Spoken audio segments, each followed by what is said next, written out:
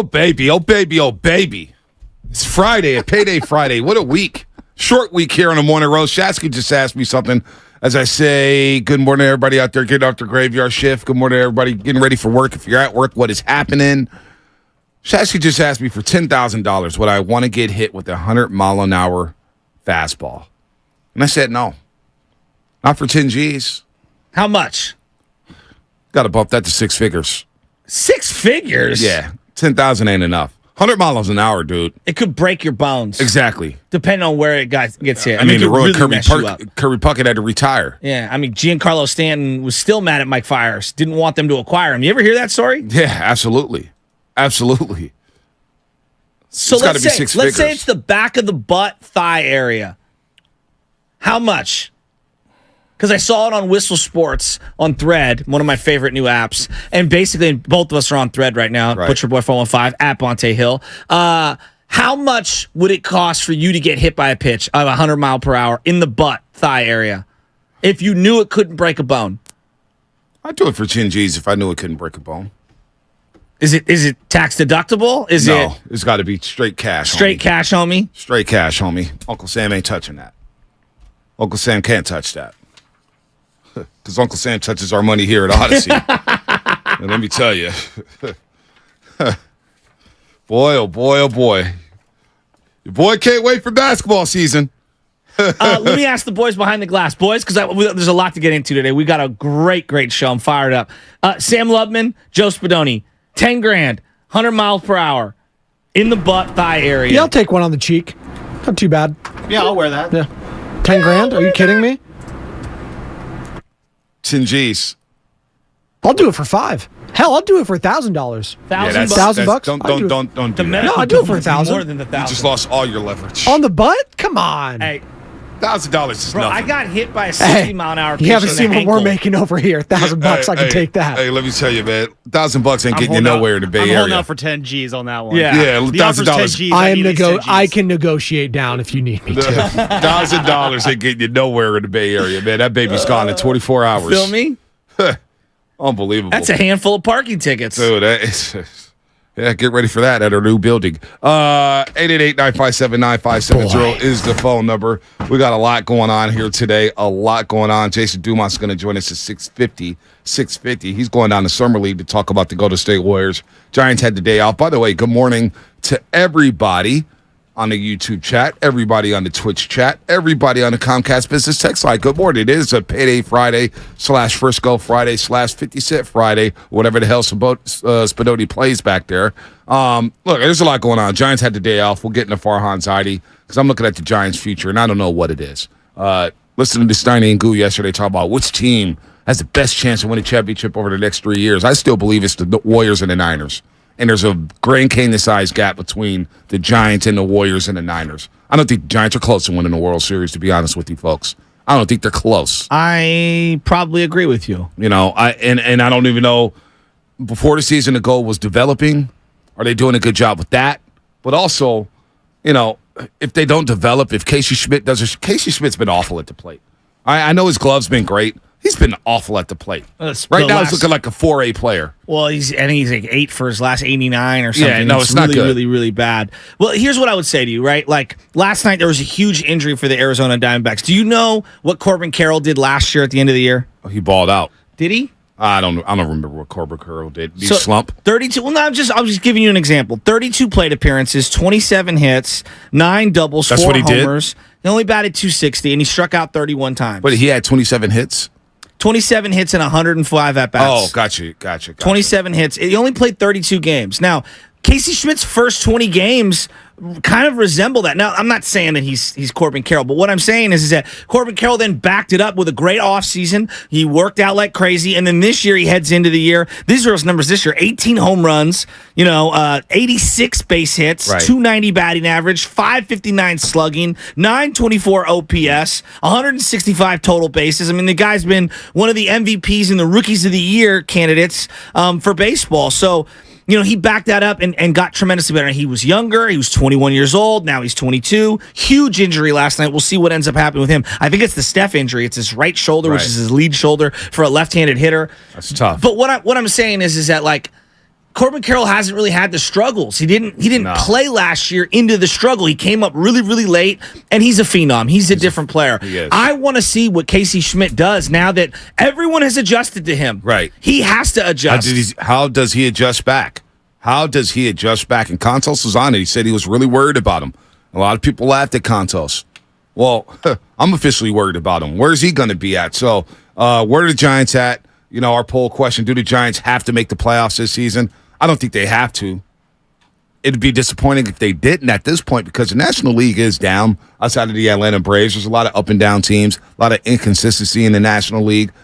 But do they have to make the playoffs? I just, personally, I want to see what they do with this farm and who comes up. Because next year, when you look at the contracts, like Sean Manaea and Ross Stripling are making $15 million each. $15 million each. And they have player options.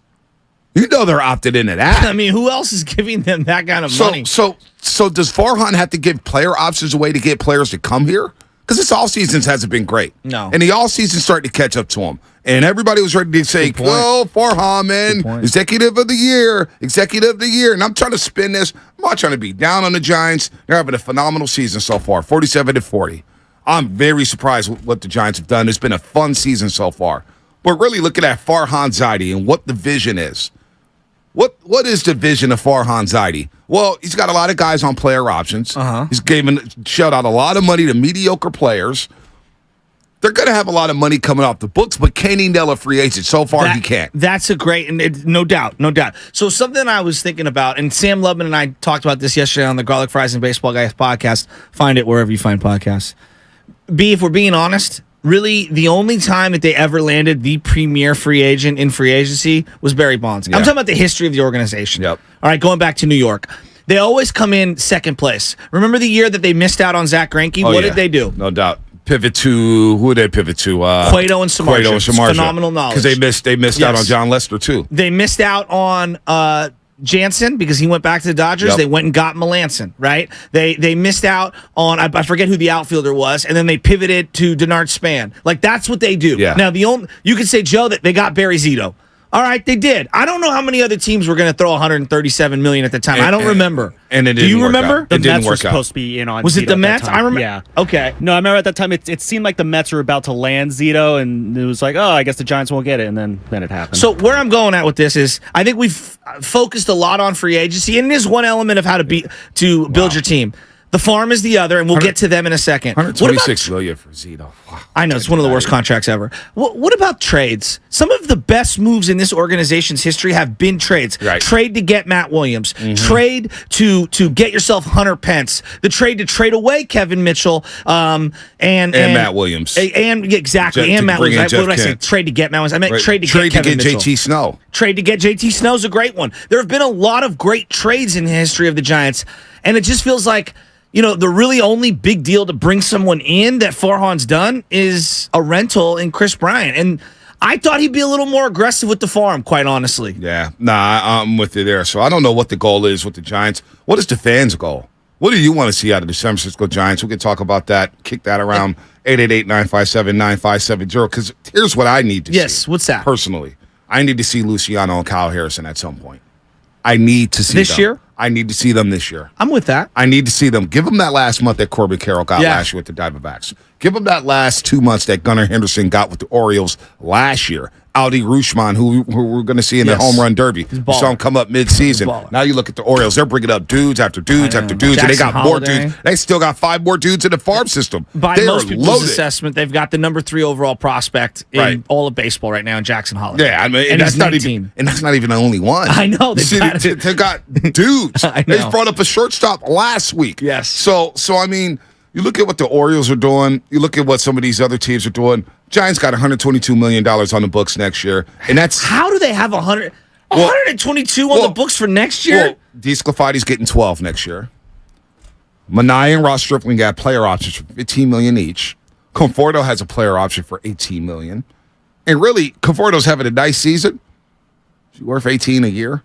Mitch Haniger, $19 million next year. Who's paying? For Mitch Haniger. And he has a player option in year 3. And I like Mitch Haniger, but who's paying Mitch Haniger? And he has a player option for year number 3.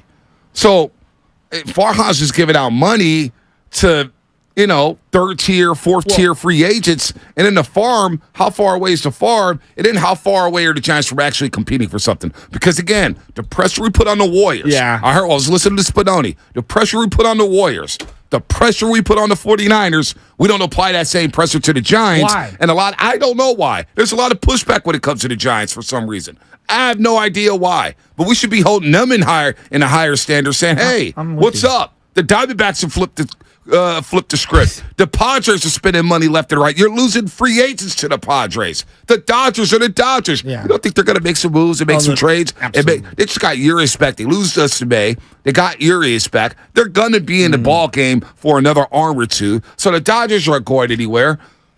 But how long are we going to accept mediocrity from Farhan Zaidi? That's all I want to know. So that's a great question. I don't have the answer to it. I've kind of done the full circle on Farhan. I've been out on him. I'm kind of seeing the vision. I'm trying to be patient. I'm frustrated. I've had all the emotions. Can we talk about the youngsters while you're assessing the farm right now? Forget Luciano and Harrison. We haven't seen those guys. A couple of years ago, when Duvall first came up, he showed very little promise in that first ever. I think he was up for like a week, 2 weeks. He got lit up like a Christmas tree. He went back down. He came back up for that month. Now, that month was great. It was great. He was not the closer. No. And then he kind of had the scar tissue of what happened in the playoffs. Right. Game 5 against Bellinger.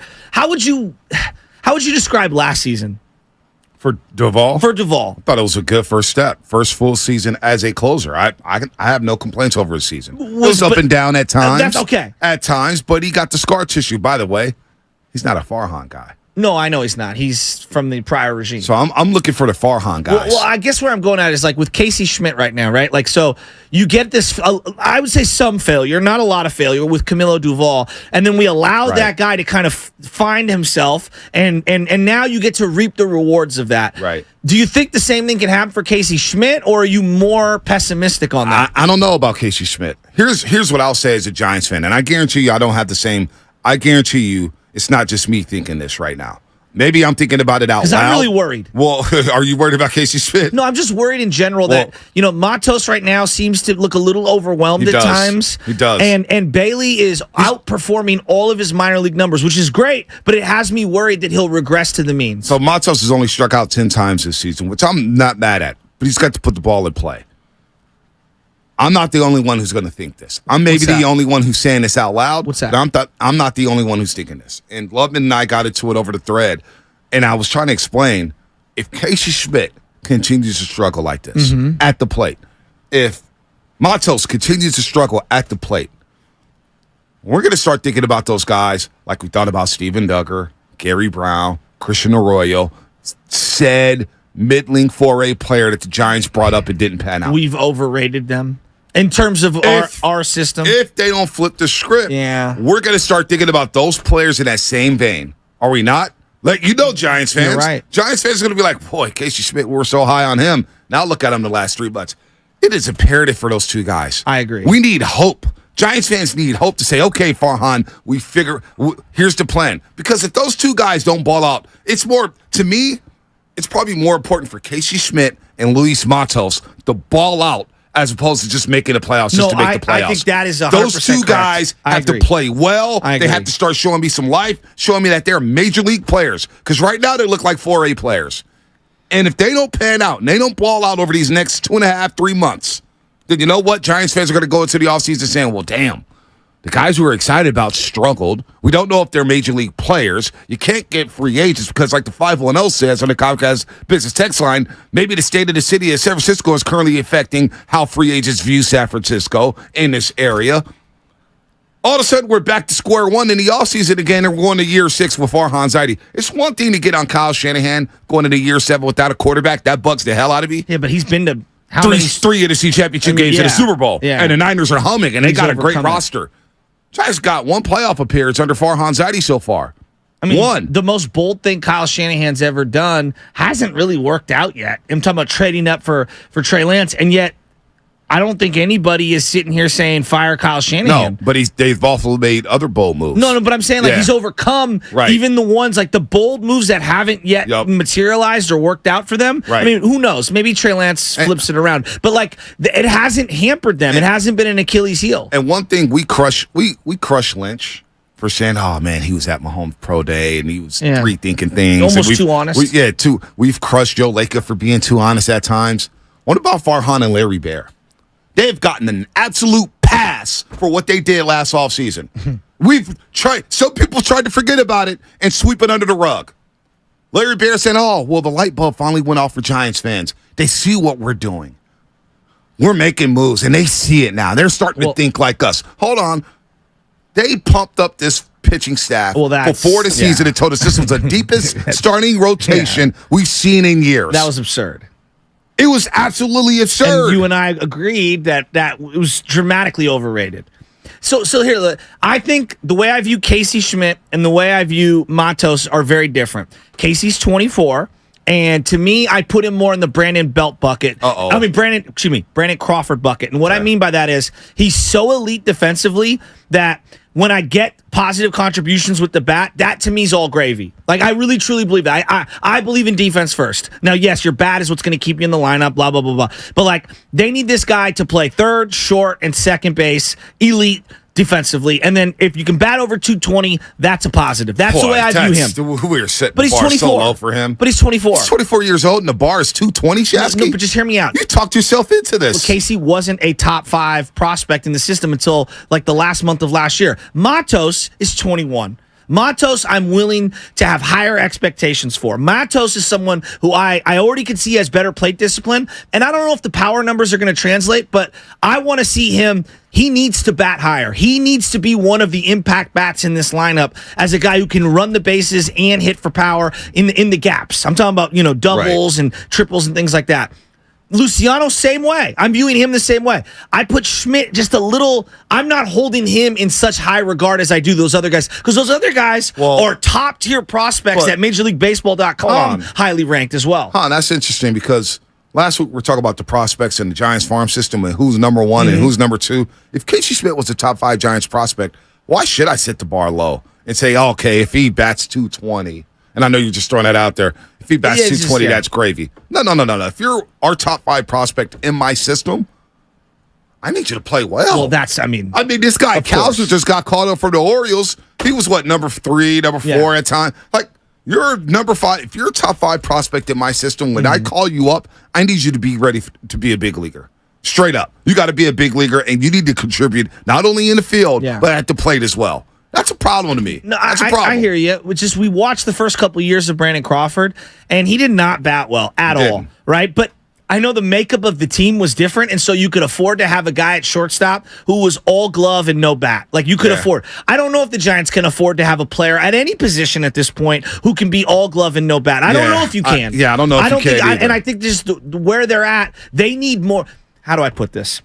Where they were at when they had Posey come up and the pitching staff, they needed less from Brandon Crawford. Yeah. Where they're at now, I think they are relying more on Casey Schmidt than they should be, and that's more of an indictment on where they are as a franchise. No doubt. Does that make sense? Yeah, absolutely. I'm hear concerned. your point, and your point is well taken. I think you're right on, but I'm holding Matos to a higher level. I just, the flowers we given Farhan yet. Hold on, let's pump the brakes here. Let's pump the brakes.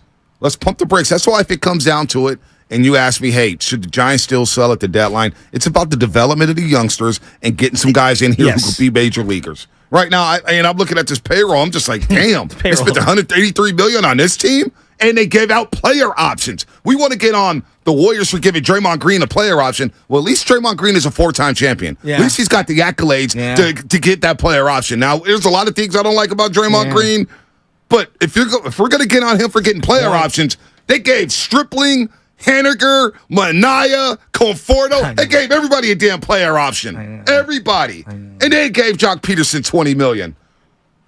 All right, this segment was brought to you by Golden State Lumber, serving the Bay Area for 3 generations. When you succeed, we succeed. Visit GoldenStateLumber.com. I told you guys before the season, I'm holding Farhan's ass accountable. Now, I've been laying in the cut, chilling. Now's that time again. And I don't care if they sweep the Rockies. That does nothing for me. nothing. Everybody's sweeping the Rockies. What's coming up in the game sponsored by Cars.com. More Giants talk. Plus, we got some Steph sound. We got some stuff to get into about Steph Curry. The Golden State Warriors here on the Morning Roast on 95.7 Game. Oh, that's the sound of a car.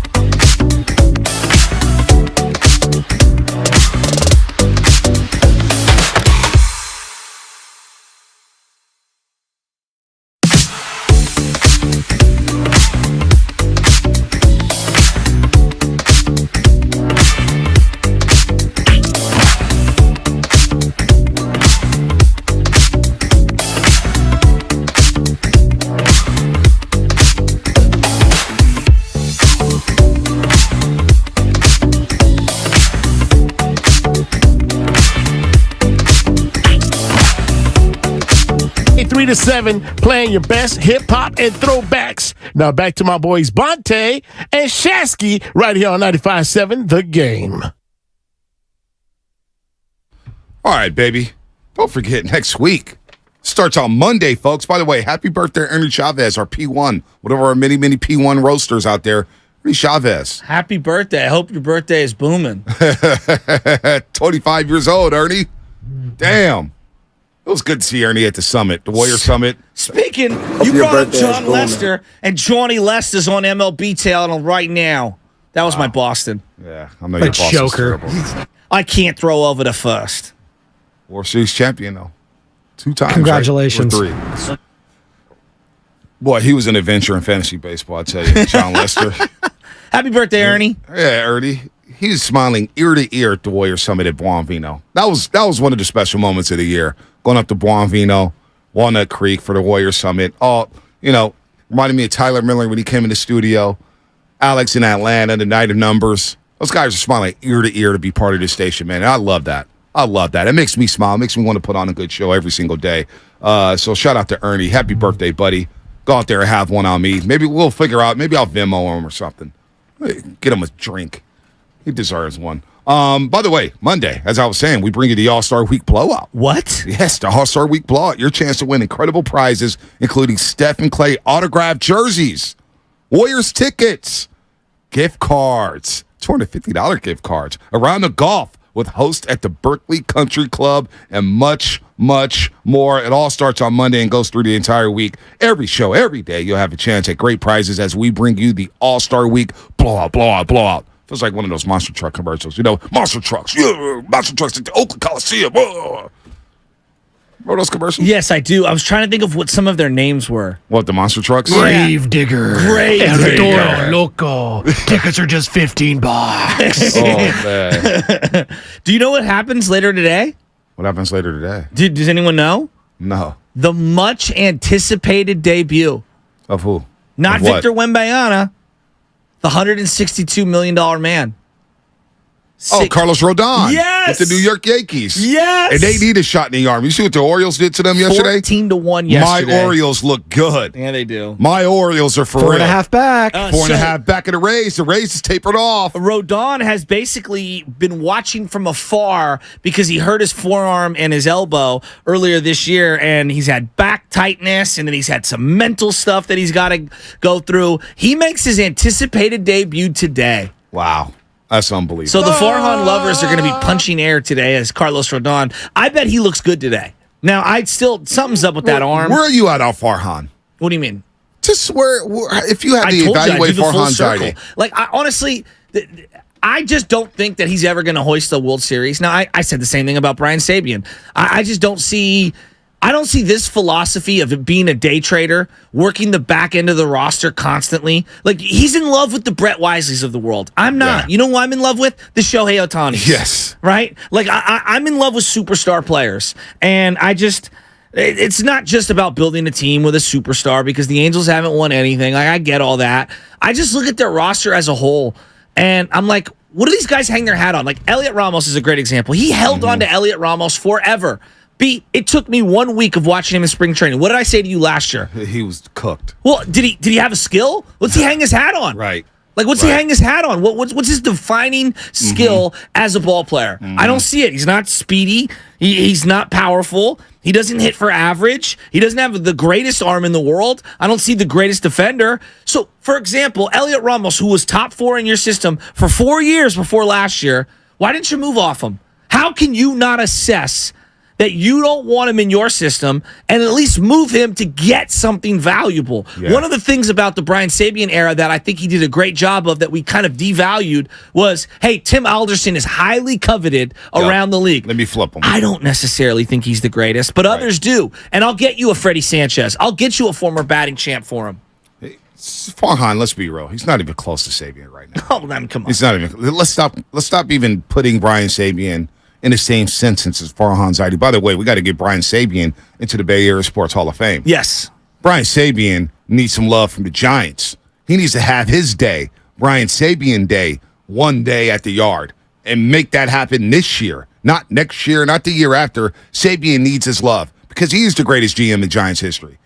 And it's not even second place, not even close. Yeah, absolutely. Not even close. So let's stop bringing up Brian Sabian and Farhan Zaidi. Farhan's got a lot of work to do. And I'm looking at the way he closes in the offseason when it comes to free agents. Do we actually have any faith in him closing a deal for Shohei Ohtani? Well, forget that. Let's This guy. Yeah. This guy went out there and said, and if I'm an owner, could you imagine Bob Myers looking at Joe Lacob saying, I don't really believe we're going to get Kevin Durant.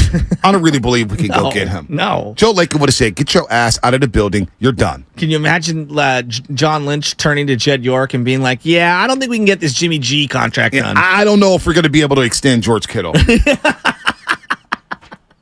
Farhan Zaidi coming out on the podcast with John Heyman talking about, I never believed we were going to get Aaron Judge. I just never. So you knew when you recruited him and you were in that meeting showing him and recruiting and pitching him all these ideas about coming to San Francisco. In the back of your mind, you were like, we're not getting him. Get your ass out of here. Well, No, seriously. If I'm the owner of the Giants, I'm saying I got a GM who doesn't believe we could go out there and sign big time free agents. This guy doesn't even believe it. Instead, he wants to turn around and give Jock a $20 million qualifying offer. Get out of town, buddy. You can't be the GM of my team. I know we're focused on free agency, and that's one element. But to me, it's also how you build your team. Yeah. Right now, why are the Baltimore Orioles? You're going to say, Joe, they've got good players. Yes, but what's the two things that they've done to their team over the last couple of years? They've injected athleticism and speed. Mm-hmm. Okay, I look at the Big Giants. Time. Cedric Mullins. Oh my God. I just look at the Giants. Their philosophy when they brought Farhan in, you could shift. Okay. And that was like what he did. Hey, we're going to shift more than any team in baseball. And it worked for them because they had a lot of older guys that couldn't move left and right. Now with these rules, in place, I don't understand where this guy is bringing value in between the margins. Because I look at their roster, and now Matos is speedy, but he can't find an athletic guy to save his life. No, he can't. He can't. So not only that, but again, I go back to free agency. I just think his baseball principles are just... I don't like it. Love and I were talking about it last night on the phone. He's like, their approach at the plate. Gunnar Henderson, you brought up his numbers hitting the first pitch. Like over 600. Just go up there and hit. Yeah. This whole philosophy on we have to wait for our pitch. Well, don't you think the scouting report from the other team is saying, well, we know Casey Schmidt likes a fastball right down the middle, so let's go to his weak spots. Wait, you're going to wait on your pitch? You're going to be waiting 2 weeks for your pitch, which is why you're struggling right now. So, the Giants are playing well, but the verdict is still out on Farhan Zaidi. I see too much praise for Farhan Zaidi all throughout the town. He's got to close a free agent deal. He's got to develop some players that are his. Now, Patrick Bailey looks like the real deal. Bailey's been really good. Bailey's been really good. But I think if they were being honest, and you get credit for this, but if they were being honest, Patrick Bailey has totally exceeded their expectations. Yep. Because if that's the case, then they would have moved off of Bart beforehand, wouldn't you have? Yeah, absolutely. I don't think you would have claimed Blake Sable in the designated 5, ruled 5 thing. You probably wouldn't brought him. Who they had last year, Chadwick Tromp and Kirk Casale. Come on, Chadwick Tromp. I mean, come on, man. So the verdict's out on Farhan Zaidi. I'm just saying, he said that about Aaron Judge, and nobody in this market said a damn thing about it. And I sat back and said, I'm going to see how long this lasts. I'm going to see how long this lasts. This guy went out there and said, I didn't believe we'd get Aaron Judge. Wait, you don't believe you go out there and get free agents? What am I paying you for? Even if you think that, you don't say it out loud. Exactly. What am I paying you for? It's like when I was saying the analogy yesterday to Sam, when your wife comes into the room and she goes, hey, how do I look in this dress? You look great, honey. Yes. You don't say, it's not your best dress. Yeah, I don't know. There's some wrinkles in that dress. I don't know. It doesn't fit here. This looks a little... flattering as your other ones. 650 Comcast business text line. We don't bat 1,000, Bonte, but your criticism of Farhan going back to the Kate Scott days has been on the money. And I'm going to continue to stay on his ass. Because for some reason, we give him flowers, and people got the audacity to criticize John Lynch and Bob Myers the way they do. Come on, man. Farhan deserves that heat. We're breaking, Lutman, damn it. We're breaking. Dunleavy's already been more aggressive. Exactly. You know what? I'll stay on the air for another 2 minutes. Brought to you by Fremont Bank, full service banking, no compromises. Well, now I know. Start screaming now.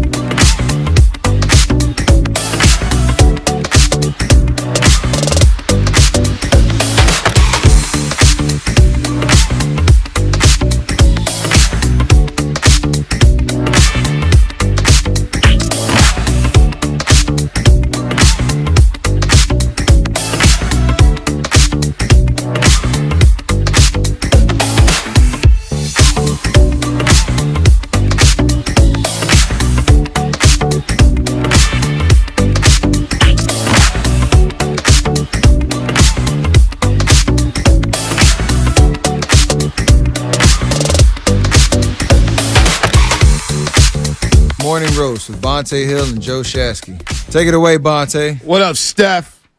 Can't call me a homer when it comes to the Giants. Not when it comes to the Giants. We keep it a buck. It ain't Bonte, it's Fronte. How's his summer going in Visalia? Well, that's mean. Does the AC work out there, 105 degrees? Hope you're doing well, whatever that guy's name was. Did you see who's winning again? Who? Your Phillies.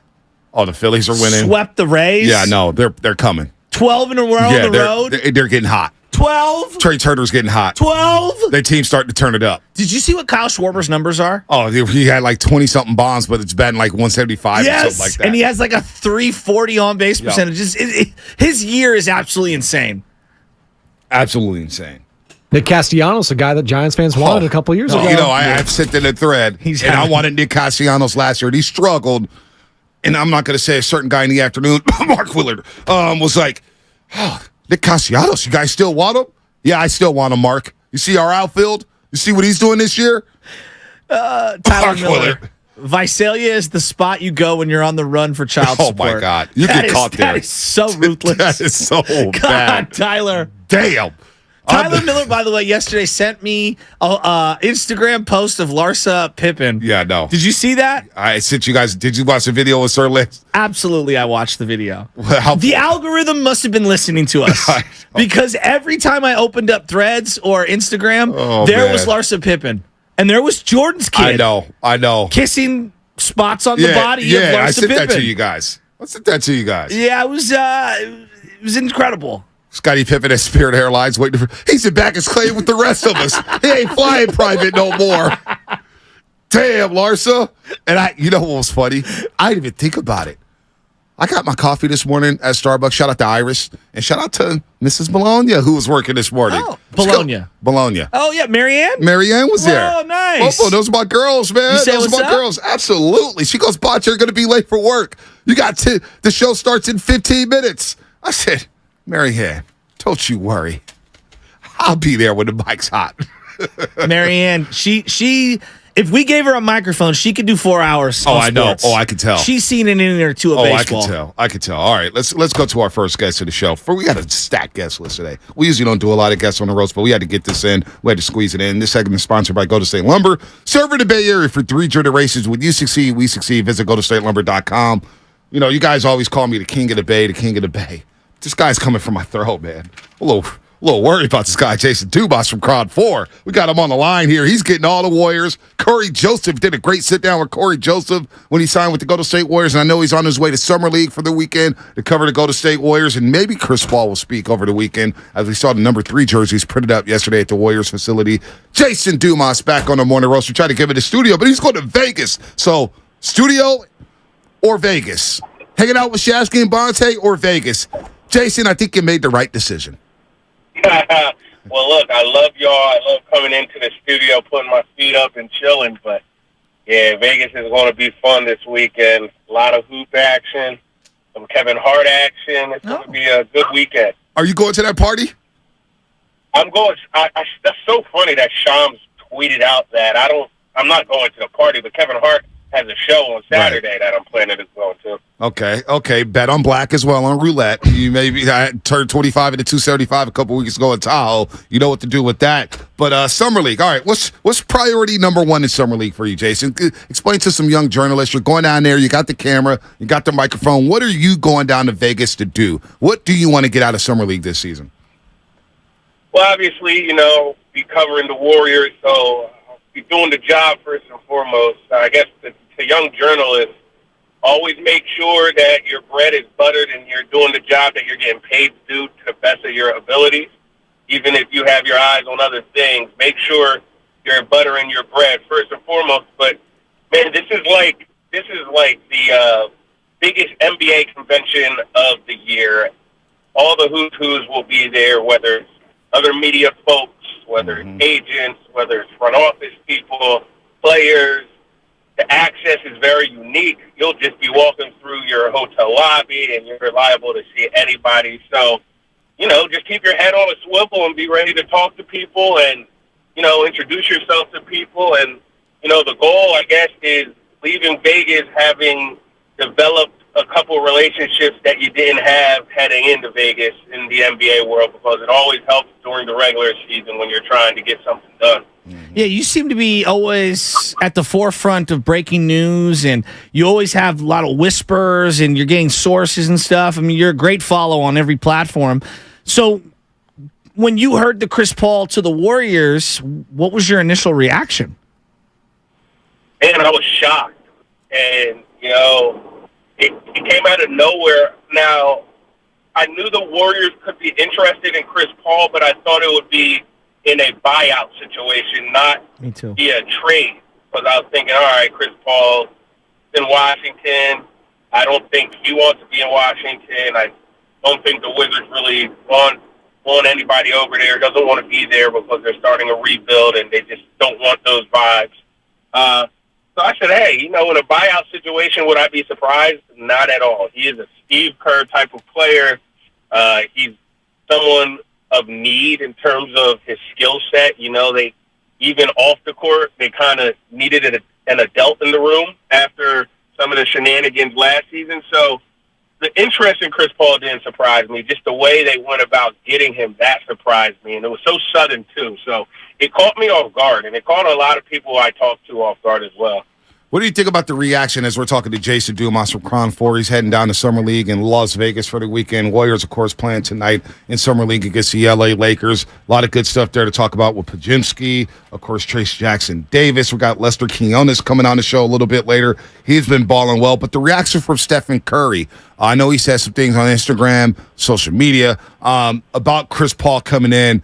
Are you surprised that the Warrior veterans, who's had so many battles with Chris Paul, are welcoming him with open arms?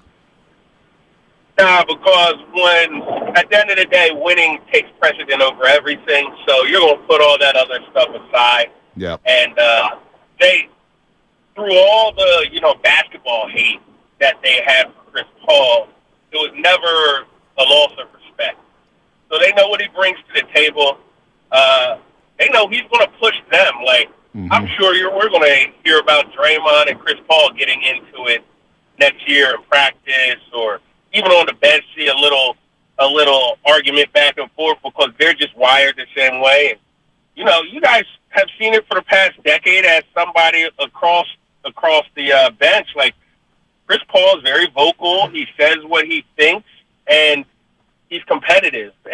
But I think it's a good competitive, obviously. I think they're going to push each other. It's like when you get a colleague that kind of makes you tighten up a little bit because he comes in and he's really good at his job, and you're like, shoot, I need to keep my minutes. I'm going to have to up my ante. So I think Chris Paul is really going to raise the ceiling for these guys just from a competitive standpoint, and I think he'll help some of the younger guys, too. I know everybody's been saying it. Draymond said it on his podcast, so it's like the popular thing to say now, but I really do think he's going to be a blessing in disguise for Jonathan Kuminga just in that second unit.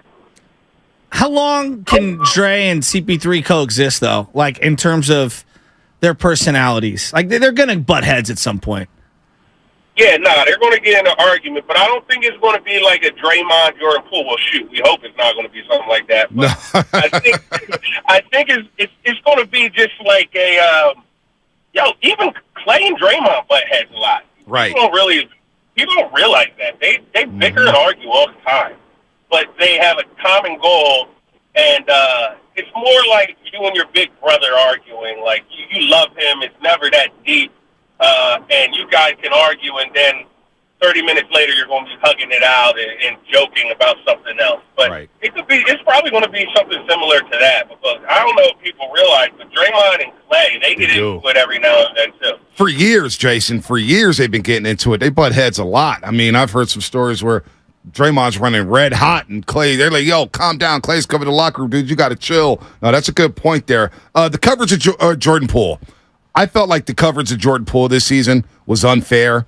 I get why, all right, he struggled at times, no doubt about it. He was unplayable in the playoffs. He did average 20 playing a variety of roles, whether starting, coming off the bench, facilitating, scoring. But I thought the coverage overall and the way he's being scapegoated is very unfair. It actually makes me uncomfortable, Jason. How do you feel about the way Jordan Poole was covered and the way some of the fans and media out here in the Bay Area are talking about Jordan Poole?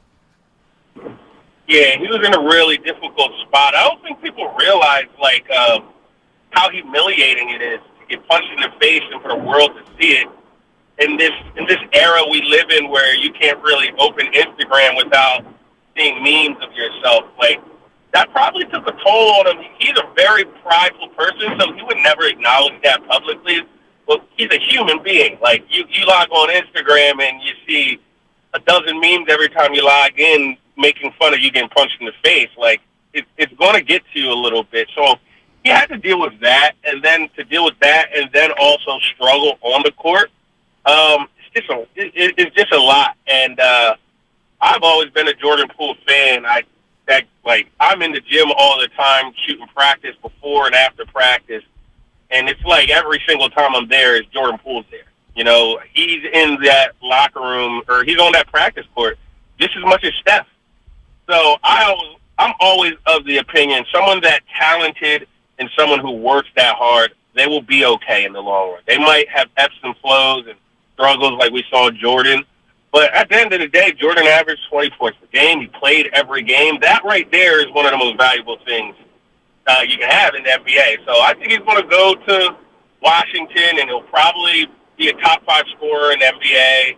And it'll be a good thing for him that he gets a fresh start, because I know he was covered kind of weirdly, and I know people probably didn't take in the human element of what he had to go through. But at the end of the day, man, if the chemistry isn't right, it's going to be hard to win. And I honestly think the relationship between him and Steve was more of what got him traded than the relationship with him and Draymond Green. I just think Steve was kind of fed up with the fact that Jordan was kind of huffing and puffing that he wasn't in the right role for him. And I think that had more to do with him being moved than that punch. No, the punch didn't help, and his and Draymond's relationship wasn't great. But I think Steve was more fed up than anything. Is Steve going to get an extension before the season starts, or is he going to do the Bob Myers and everyone's going to speculate all year long? I think Steve will probably be renewed through Steph Curry's contract. It's funny, Draymond wanted that, and I think Steve kind of wants the same thing. Everybody wants to attach themselves to Steph. But I think something will get done next season at some point. I don't think he'll go down to the wire. You hear whispers all the time that Steve is a little burnt out, and he might just retire and then he'll go eventually do his Team USA thing, focus on that solely. But I think he'll end up re-signing with the Warriors. And, you coach a person like Steph Curry, you want to ride that out until Steph is done. It would be like if Phil left Michael Jordan before Michael Jordan was done. When you get to coach somebody like that, it's such a once-in-a-lifetime opportunity. You kind of just ride that out. Jason Dumas, Cron, news director here with us, and also does hosting on 95.7 The Game. Jason, you obviously follow all the teams. It feels like to me, I've seen Dunleavy in 2 weeks do something more bold than Farhan Zaidi's done in 5 years. No, obviously the Warriors are champions currently, they're more recently, I guess, than the San Francisco Giants. Why is the coverage so different of the two teams? I don't know. Well, first and foremost, I guess just, what have you done for me lately? The Warriors, just the way they just took the NBA by storm over the last decade, it really just captivated everybody. And the Warriors, 15 years ago, they weren't close to the top of the list of value for sports franchises. Now they're like top 5 in the world. It's nuts. It's truly one of the most iconic sports franchises in the world, and that's not even hyperbole.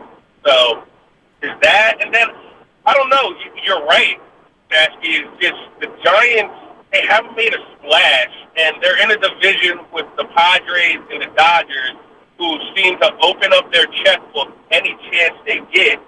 So it's kind of off-putting from a fan's perspective. You see your two biggest rivals in the division willing to spend, and then the Giants, they're just have to be this beacon of efficiency, and they spend smart, and it's like, come on, man, this is the Bay Area. This is a market where we see homegrown stars, we see stars come here, and we just haven't seen it within that Giants organization. Now, of course, I think they got some nice young guys. Patrick Bailey he looks like a guy.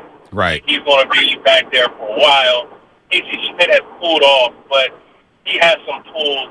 So you can be excited about that stuff. And I know June was a great month for them. They're kind of falling back on their face a little bit here in July. But, I know we've been giving them chance after chance every summer to sign somebody, but they have a chance to open up their checkbook for Shohei this summer. Maybe next summer, maybe they can do that. But in terms of just excitement and why they're covered different, is just Warriors make bigger splashes, and the Warriors have just been more newsworthy than the Giants. I think it's simple as that. And so do the Niners as well with the Christian McCaffrey trade. They made some bold moves as well. Jason, man, safe travels to Las Vegas. We'll be looking forward to your work. You're doing an excellent job covering the Bay Area sporting scene, man. We really appreciate it. Keep doing your thing at Crown 4, man. We'll talk soon and get you back in the studio.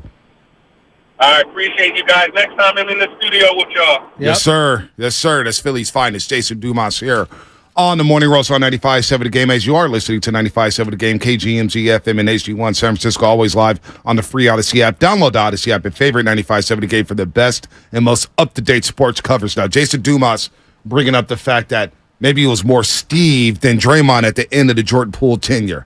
And those are rumblings that I've started to hear, too, as soon as the season was over. You hear Steph Curry, and Tim Kawakami wrote a piece about Steph Curry's speech in Game 7 was the start of the offseason, something I want to dive into maybe later on in the program. Steve Kerr joined Draymond Green and talked about guys moping, and he was gushing over the Miami Heat guys, right? They play their roles. They're about winning. They're not worried about playing time and their roles or this and that. Felt like a shot at Kuminga and Jordan Poole. And there's no doubt, I thought when Jordan Poole got reamed in Cleveland, on the night where the youngsters won that game against a tough Cleveland team. They were a top 4 team in the Eastern Conference. Donovan Mitchell, he played that game. Evan Mobley, Jared Allen. And Jordan Poole and them went out there and won it. But remember he had that delay game penalty? And Steve Kerr reamed him on the sideline. Reamed him. And I remember hearing from some people the next week. It's like, yeah, Jordan Poole wasn't happy like that. He was, a lot of guys turning over. We've seen a lot of technicals from some of the veterans. And Steve Kerr kind of gives it a pass, and Jordan Poole just gets paraded right there in front of everybody. I did hear about that Jordan Poole and Steve has soured out each other, and maybe it was more Steve than Draymond at the end of Jordan Poole's tenure.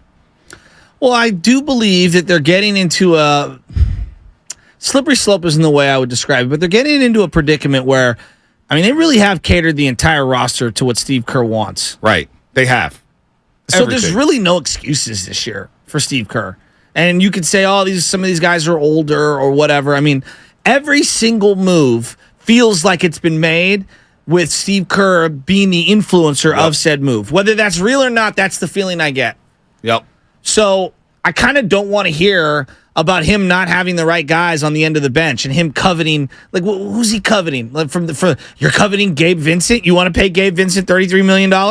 Guy had 2 good months. He's good pretty much all year for Miami, but come on. That's right. He loves those two-way players. No doubt. He freaking loves them. So I don't know. It's interesting. I'm ready to see what Steve Kerr's got cooked in order here. He's a great coach. He's an all-timer.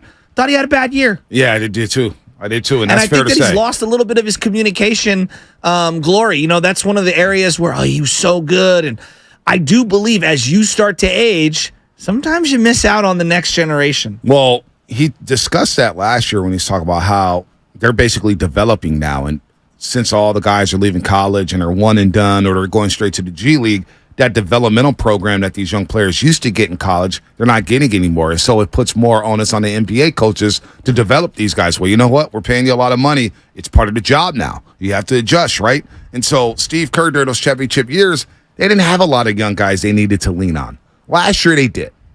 And it was a failure. And so this year, going into year 3, how does he communicate with Jonathan Kuminga and Moses Moody? Those are two. We talk about the Giants and developing Matos and Schmidt and Bailey and getting some of these youngsters up. Well, how does they go? If they want to win a championship next season, they need Kuminga and Moody to take a massive leap in year 3. That depends, and that's going to be dictated on how Steve Kerr communicates with them and how he puts them in a position to succeed. You can't mess around with their minutes, man. Well- The worst thing with young players is you play them 25 minutes one game, then you play them 2 the next game. That can't fly. Not next season. I'm going to be honest with you. I find it pretty hypocritical when it comes to Steve Kerr. And look, I'm a very complicated person as well. I'm a paradox on a variety of fronts. You know, I freely admit that.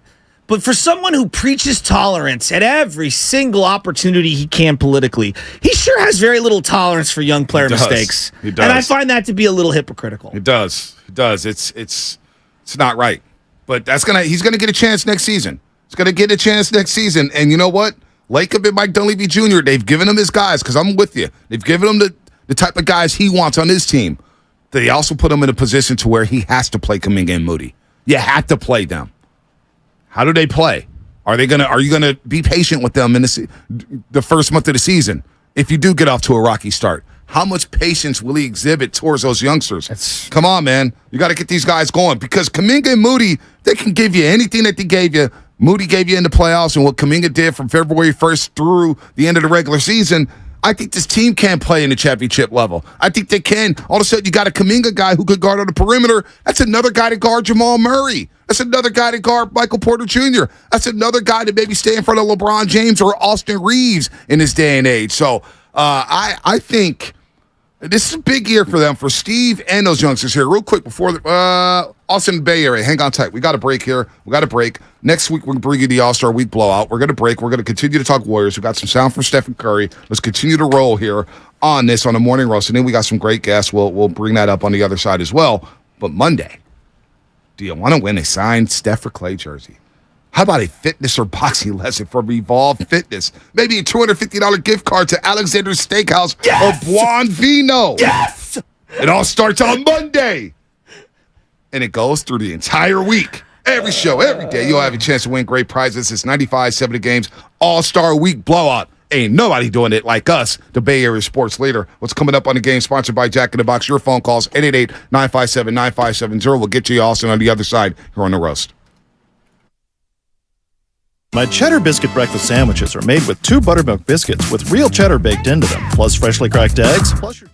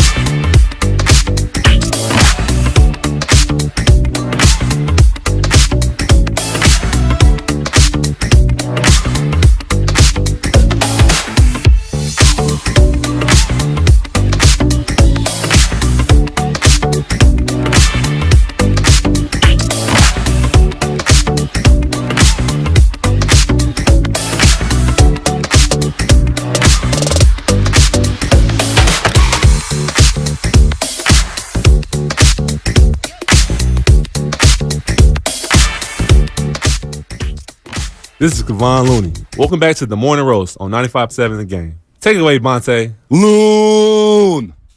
Draymond Green called him the most professional player he's ever played with. I agree with that. Kevon Looney playing in 82 games in back-to-back seasons.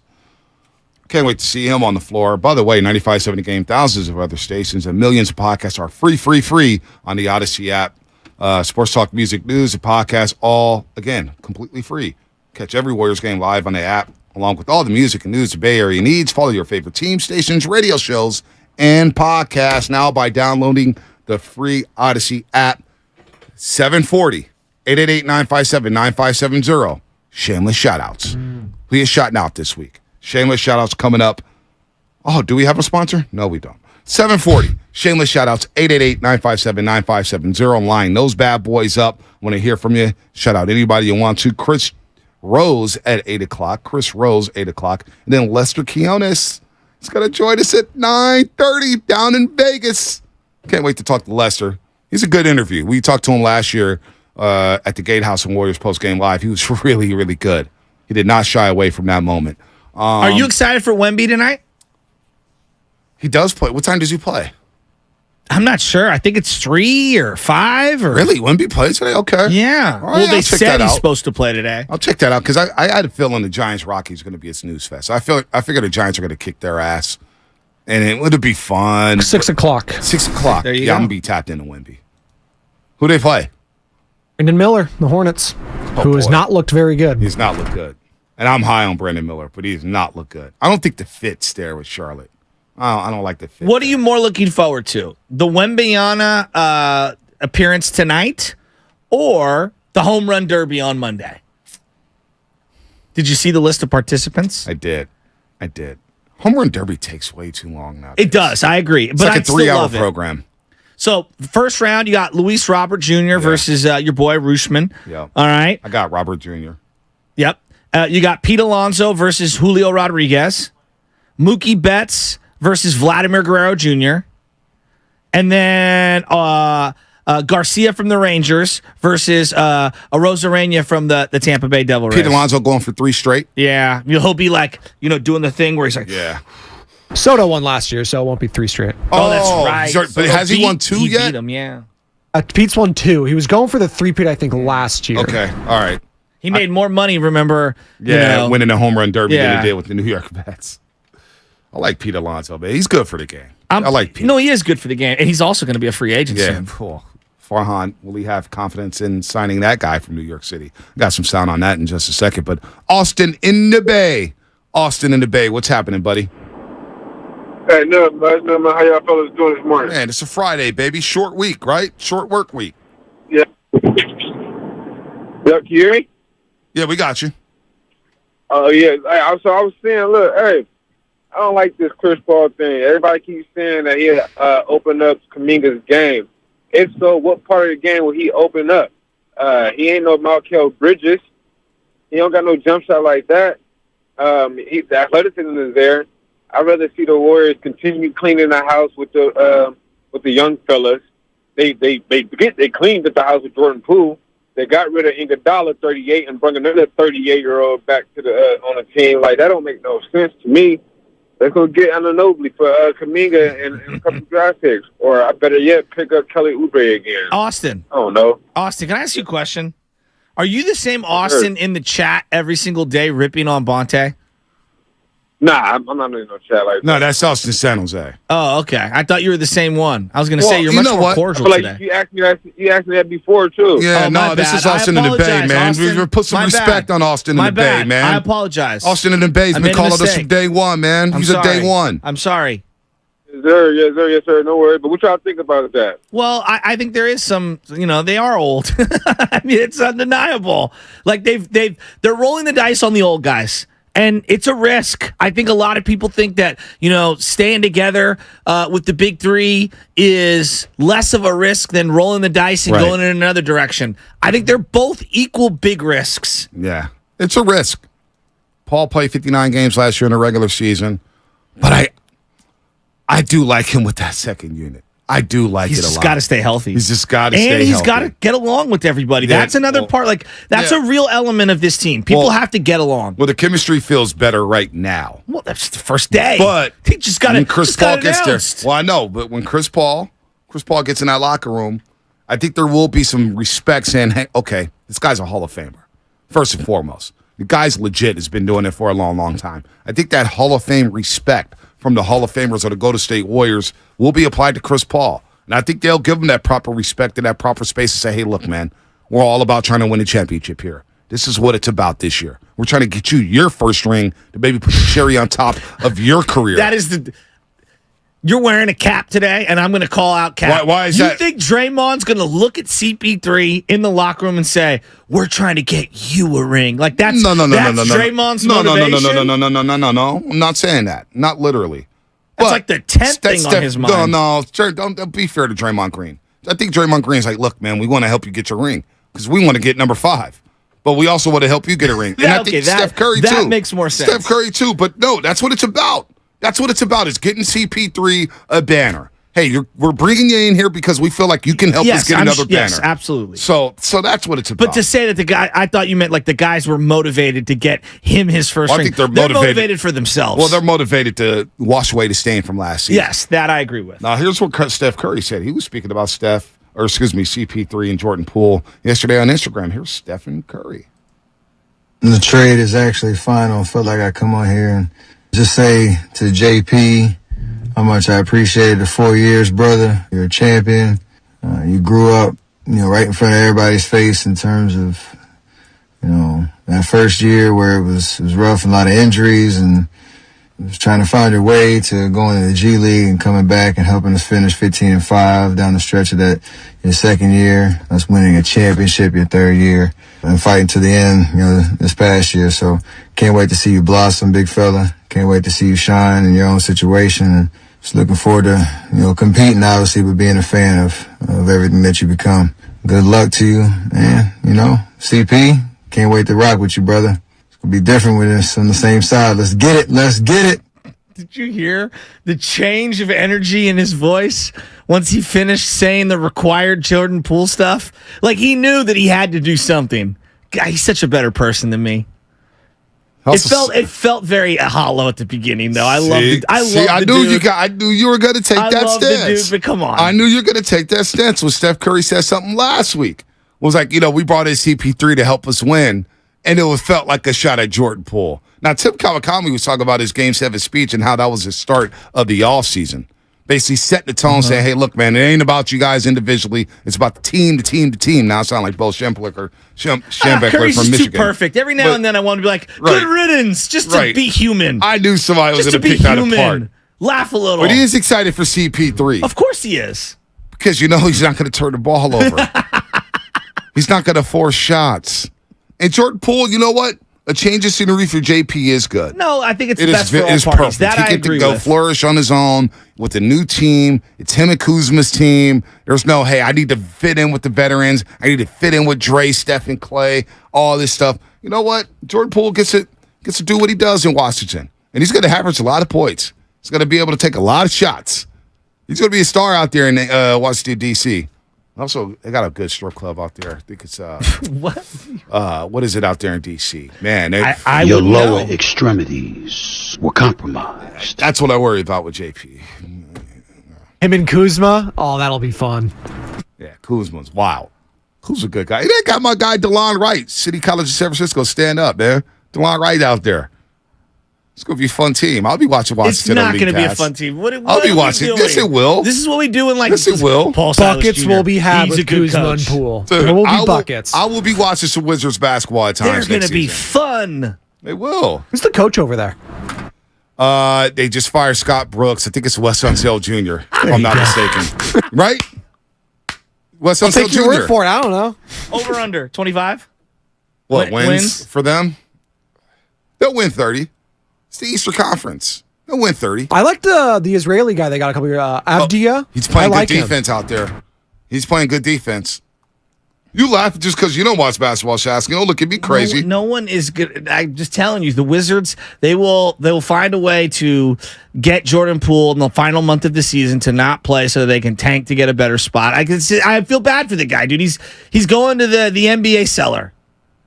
It's bad. They had all that time to edit a Washington Wizards jersey onto him, and they didn't do that yesterday. They didn't? No, they said, "Welcome Jordan Poole to the Washington Wizards." Yes, well, Sunsil. See, I told you. I watched my league pass. I know what time it is. So they're a league pass worthy team for you? We had the Wiseman watch, right? You don't think Warrior fans are going to be watching Jordan Poole? 888-957-9570. How many Warrior fans are going to be checking out Jordan Poole to see what he does? Because every time he balls out, the Warriors lose. You know the calls are going to come in. You gave up on Jordan Poole. Man. Look at 510 Comcast Business Text People Line. are crushing you on the 30 wins for the Wizards. Hey, hold on. I'll bet it right now. Washington Wizards, I'll make a live bet on the morning roast. Okay. Washington Wizards over-under win total. Okay. Let me see what it is here. Zucci Man wants that smoke. Oh, you know what? Zucci Man's birthday. Happy birthday to Zucci Man, too. Zucci Man? Win total. He was wearing an A's jersey when I met him. Great guy. He's a great guy. Zucci Man's a real one. Thank you, Zucci. He's my guy. It's going to be anywhere from 24.5 to 26.5. Yeah, I nailed it. I said 25. Yeah, I'll take the over. For a guy that doesn't watch League Pass, boy, sure tapped in on the betting lines. Oh, wait. No, wow. Look at this. It dropped. No, it went up. It went up to 28? 33.5. 33. Yeah, I'm taking the under. Yeah, I'll take the under on that one. If it was at 25, I was going to slam the over right now. Right now, I was going to slam the over. I was gonna slam the over on the 25. Thanks, buddy. Thanks, Sam Lubman. Don't forget my credit card. Dude, I didn't have my credit card for like 7 days. Thanks, buddy. And I thought everyone took Apple Pay these days, and I realized very quickly they don't. No, they don't. Some places do. Most don't. Spadoni, what do you see for win totals for the Washington Wizards? Like mine? Yeah. Oh, probably around 30s, right? So that's where I'd probably feel comfortable, but to your point, I think the addition of Jordan Poole, they'll get some wins because their offense will actually, I think, be pretty damn good. They just have no one else outside of the guys I just mentioned. Kuzma, Poole, Avdija. I don't know if I'm pronouncing his name right. Their win total's 35.5? Yeah, under. 35.5. Maybe they're going to surprise some East people. kind of stinks, though. Like, That's we what were I'm gassing saying. up the East like That's it what was I'm like way saying. better than the West last year. The what I'm West saying. is so much deeper. What are we doing? Is Come Boston on. better than they were last year? I don't think so. I think boy the Marcus Grant Smart Williams got paid. Well, Marcus Smart, that's a big trade. They're is. putting all the stock into Porzingis. I don't know about that. All right. Philadelphia, what's going to happen with James Harden? Miami. Well, I'll tell you what's going to happen with James Harden. He's going to be partying with the Fanatics owner who also owns the 76ers. He's been buddy-buddy with that dude Michael lately. Rubin. Yeah. And he's throwing the other party in Vegas, as Jason Dumas spoke about. The party in Vegas. Dude, I'm telling you. The Eastern Conference, Philadelphia is not the same. Who else? Boston's not the same. Miami's not the same. Atlanta, are they better? Knicks got DiVincenzo. Can I read a text? Sure. Undisclosed. I'm not going to get No, say the name. Nope. Why? I would love to be a fly on the wall during the first road trip with the Warriors. That's CP3. That plane ride's going to be like the first day of school lunchroom. CP3 is going to be holding his tray, looking around where to figure out where to sit. Think he sits smack dab in the middle of the core 3 table, and then the next thing you know, they're elbowing him like, nah, you're not sitting here. Yeah, I don't think that's going to happen. I think it is. I think he's going to try to position himself right there with them. I think he's going to be next to Steph. Steph will bring him in. So he's moving Clay or Dre out of the way so that CP3 can sit next to him on the plane? It'll be Steph, Dre, and CP3. Clay's always doing his own thing on the plane. What's that Always lunch table meme that everyone used to do where you'd put the different people at the lunch tables? Yeah. I remember people used to do that. Oh, no, you can't sit here. Sit in. Wait, they did that to you? Oh, of course. But I had my own crew. We had our own thing going on. And by the time our senior year came around, it was like, oh, man, Big Dog City, front office. You know, these guys have fun. They have a lot of fun. We need to hang out with them. So, you know what it is. But some people try that stuff. That's why when I grew older and I see kids get bullied or whatnot, I'm like, yo, get over here with me. I will wrap my arms around them like, yo, come hang out with us, man. I didn't like that. That stuff's weak to me. Oh, man, you're too cool. We can't sit at your table. Why?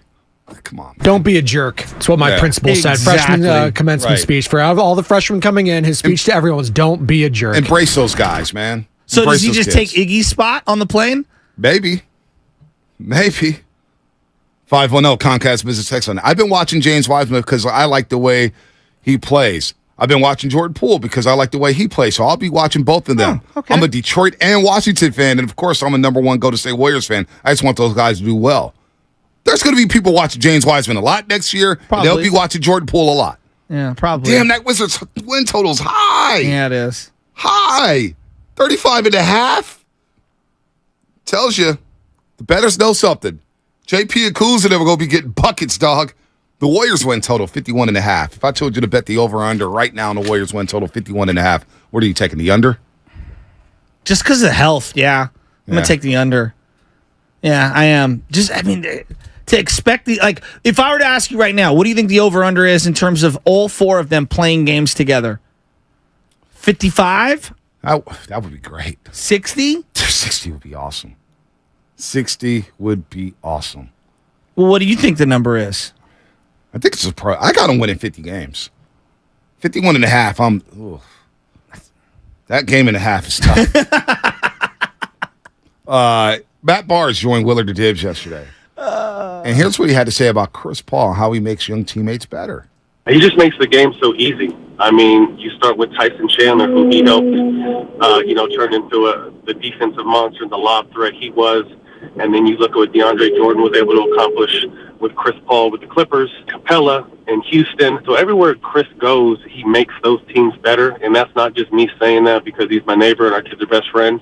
You look at the records of the teams he goes to, and they get better every time he makes a pit stop somewhere. So he just makes the game simple. He's a great passer, a great reader of the floor, a great surveyor of the floor, and he's never played with shooting like he has in Stephen Clay. Then and maybe another power forward with the passing IQ and the ability. I think obviously Blake Griffin was a great passer and a playmaker, but I think Draymond is a better playmaker and a passer. So Chris plays well with guys that know the game, think the game, and don't just play the game, the guys that see the game. And that's what, this core group does. All right. I don't think anyone denies what Chris Paul can do. The questions are not what he can do. We know what he can do. Questions is how often can he do it, meaning the health, and can they get along with everyone? Well, here's what Matt Barnes said about CP3 and Draymond getting along. I think sometimes you may think you don't like someone because of the tenacity or the way they play, but I look at Draymond and CP very similar as far as leaders. Obviously, Draymond is a little bit more outspoken, but at the end of the day, they both want what's best for the team. And I know that for a fact. That's what CP wants. I mean, he's on the back nine of his career, and I think he's looking to get into a situation that best fits him, that he can still, demonstrate what he can do. So I definitely feel like, I've heard Draymond in the past say he's not a fan of CP or whatever. But I've heard other guys say that about other guys until they actually played with them, and then they ended up getting along well. So I have no doubt that, CP and Draymond will be just fine. I have no doubt. That's from Matt Barnes. You want to question Matt Barnes? I'm not going to question Matt Barnes. I'm not going to question Matt Barnes, but to say that I have a little doubt. I mean, I think that's fair. No, that's fine. That's fine. I'm to not have that questioning him. I'm just saying, I think it's fair to have. They had a pretty tumultuous chemistry season last year. No doubt about that. For a variety of people. No doubt about that. Put JP to the side. They were like Kuminga, 4 or 5 guys, 6 guys that were frustrated with their roles or maybe just the chemistry on the team in general. To say you have no doubt, I would say I have a little doubt. Not a lot. No, I'm just not a mad little. at that. Now, the biggest question around here, because we love talking about who comes off the bench and who starts. Oh, my gosh. We love that. Even though it's about who finishes the game, not who starts the game. Matt Barnes on if CP3 would be willing to start the game PG1? Off the bench. I think at this point, Chris is willing to do what needs to be done. There's never necessarily been an ego with Chris. I think his resume speaks for itself. And again, he understands the situation he's going into and what this current team has accomplished and the standards they've set. So whether it's starting, whether it's coming off the bench, I really still feel that CP can add some value to this Warrior team. So no ego for CP3? So have we misunderstood Chris Paul? Have we done that? Because I was talking to Darrell when the trade went down. Darrell, right, I gave him a call. I was like, man, what you think about the deal? He goes, CP3 is a good dude. And I take Darrell at his word. He's not going to cape for anybody. Okay. He's not going to sugarcoat anything. Darrell's like, Chris Paul's a good dude. He's a hell of a player. Have we misunderstood Chris Paul? I know we see the antics. We see the flopping. We saw it from Boogie Cousins. We accepted him, right? There's still Warrior fans begging for DeMarcus Cousins. To this day, he may come back. Who knows? He's a guy who's 6'10". He's balling in Puerto Rico. Have we misunderstood Chris Paul? I think a lot of people are going to. The way we embrace Richard Sherman, I can see us embracing Chris Paul just like that. Well, yeah, we did. And then it ended ugly as well. You guys still embraced him, though. With Sherman. But it was year 2 with Sherman. We're only asking Chris Paul for one season. I don't know, man. We will see. Everyone has ego. This is the part where I'll disagree with Matt Barnes. Everyone has ego. Some bigger than others, right? Everyone has some ego. That's just, it's unrealistic to say that people don't have ego. And when I look at someone like Chris Paul, who has an entire marketing campaign wrapped around his split personality, Cliff Paul, you cannot tell me that man doesn't have an ego. Like, of course he does. You don't get to the height of sports. And I don't think this is a bad thing. I want to make sure this is clear. This is not a bad thing. I'm a big believer in, like, I want the ball as a wide receiver. I want the ball as a shortstop. You have to have that kind of ego. Right. To be a 6-foot point guard in the NBA for almost 20 years. Got to be a dog. Think of the confidence you have to have. I'm not saying it's a bad thing. I'm just saying to say he has no ego is just absurd. Yeah, well, he's got an ego, no doubt about it. All these players have egos. There's no doubt. But I think Chris Paul understands what the mission is. He understands what the mission is. Well, he has to play nice, otherwise he won't be able to get another. He played nice in Phoenix, contract. and they went to the damn NBA Finals. All right, we forget that. And we talk about Chris Paul like he's not a 12-time All-Star, 11-time All-NBA, 9-time NBA All-Defensive Team, 6-time NBA Steals leader, 5-time NBA Assists leader, 2-time Olympic gold medalist, and a top 75 player. The Warriors just traded for a Hall of Famer who still was efficient last season, shooting 37.5%. What was Jordan Poole's three-point percentage last year? Not good. 31? Yeah, it was Westbrook levels. Yeah, this guy shot 37.5%, and Chris Paul will probably see a lot more wide open shots. Chris Paul understands the mission here with the Golden State Warriors, and the mission is to win a championship. I think we're going to overblow this thing. I think Chris Paul is going to be, by the end of the season, Chris Paul will be the least of our worries. I'm willing to say that right now. Probably. It'll probably end up being perimeter defense and big men, which is still one of their problems right now. I don't think Chris Paul is a quote-unquote problem right now. I think we know what he brings to the table. There are just some red flags in terms of health and personality and the culture that he's stepping into that have, I would just say, red flags. They're not even. It's not even the end of the world. Let's talk about basketball though. On the court. Yeah, on the court. We know what he brings. He's a great facilitator. He's a great point guard who sees the floor and can set people up and get them the best possible shot right in their pocket so that they can set up and shoot quickly. He's a guy who can get this team a much-needed easy bucket in the lane because he can set up for others. He's a guy that can play off ball and be a catch-and-shoot guy from the mid-range. I think he's an absolute consummate pro, and more than anything, I think he can set up the pacing of this team much better, especially when it comes to the second unit. But Bonte, I'm not worried about the off-court stuff till the off-court stuff happens. Well, like Chris Paul off the court. Time out. What has Chris Paul really done off the court that's really pissed people off? These two things can't coexist. No, but you can't say that last year was ruined because of the off-court stuff, and then say, none of the off-court stuff matters. It's all about no. I'm not saying that. I'm saying for Chris Paul. That's all. I'm saying for Chris Paul. Last year, the off-court stuff did ruin its season, in my opinion. Well, I know. There's no chemistry whatsoever. So that's the thing but what has Chris Paul done off the court that has turned some teams away? What has he done off the court? I think that's been egregious. I think he's been. I think teams going up against him think he's a flopping, crying machine. Okay, a whiner. Everybody but flops. We're going to love that when he's on our team. Draymond flops. Oh, well, Poole was flopping. Duh. Everybody flops. Okay, so what else? What has he done off the court that has affected chemistry on a basketball team? No, it's health. His number one thing has been health. Thank you. Teams are over-relying so for him. why are we making so much noise about the chemistry off the court? Because he has a strong if he's never done, he's a strong personality. But he's entering a situation that had one of the worst situations that they've had in 10 years. Wasn't DeMarcus Cousins a strong personality? Yeah, but I think they were at a different spot and where Kevin they're at. Durant was a strong personality. They won 2 championships and went to 3 straight NBA finals. Yeah, well, and David West came out and said that there's some things in the locker room that have happened. So, like, And they just still won a because stuff didn't championship. get out doesn't mean that they didn't have their own, There's stuff behind the scenes. every year. But we're making so much of a big deal about Chris Paul off the court when really we look at his situations in Houston, right? Houston had their best shot to go to the NBA finals since Hakeem Olajuwon won back-to-back championships. And hell, they think that if Chris Paul doesn't get hurt, they go to the NBA Finals. I disagree. I think the Iguodala injury would have had that series over in 5, but we can't go back in time. They missed 27 straight threes. But we all know who James Harden is, right? James Harden is the dog, right? James Harden the one who runs from the grind. James Harden's the one who quits. James Harden the one who comes up empty. We out here reaching about Chris Paul off the floor when he's really done nothing off the floor. That's like, oh, wow, Chris Paul. We hate Chris Paul because of the on-court antics, because of the flopping or whatnot, and because he was a rival. But on the court, let's be real, man. That's a damn good basketball player. It's a damn good basketball player. He's never also been presented with being the clear-cut second, third, fourth fiddle on a team and having to come off the bench. And I don't know what he's going to react to that. That's all.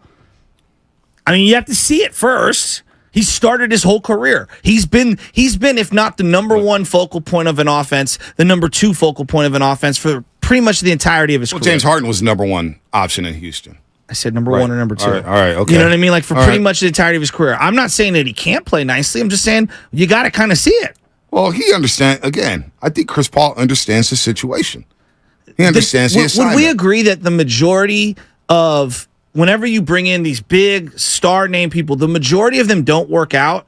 Not because the guys aren't talented on the floor, because they all can't get on the same page and they all can't get healthy. Those are the 2 number 1 questions that I have with this situation. My question is, by the way, shameless shout outs in a couple minutes here. 888-957-9570. Line them up here. We haven't done shout outs yet. It's okay if you don't like Chris Paul. I get all that. It's tough. I've hated Chris Paul for a long time, the player. But off the floor, I can't find one thing where I'm like, oh boy, Chris Paul off the floor. Sure, he's a strong personality. He's a point guard. He's a leader.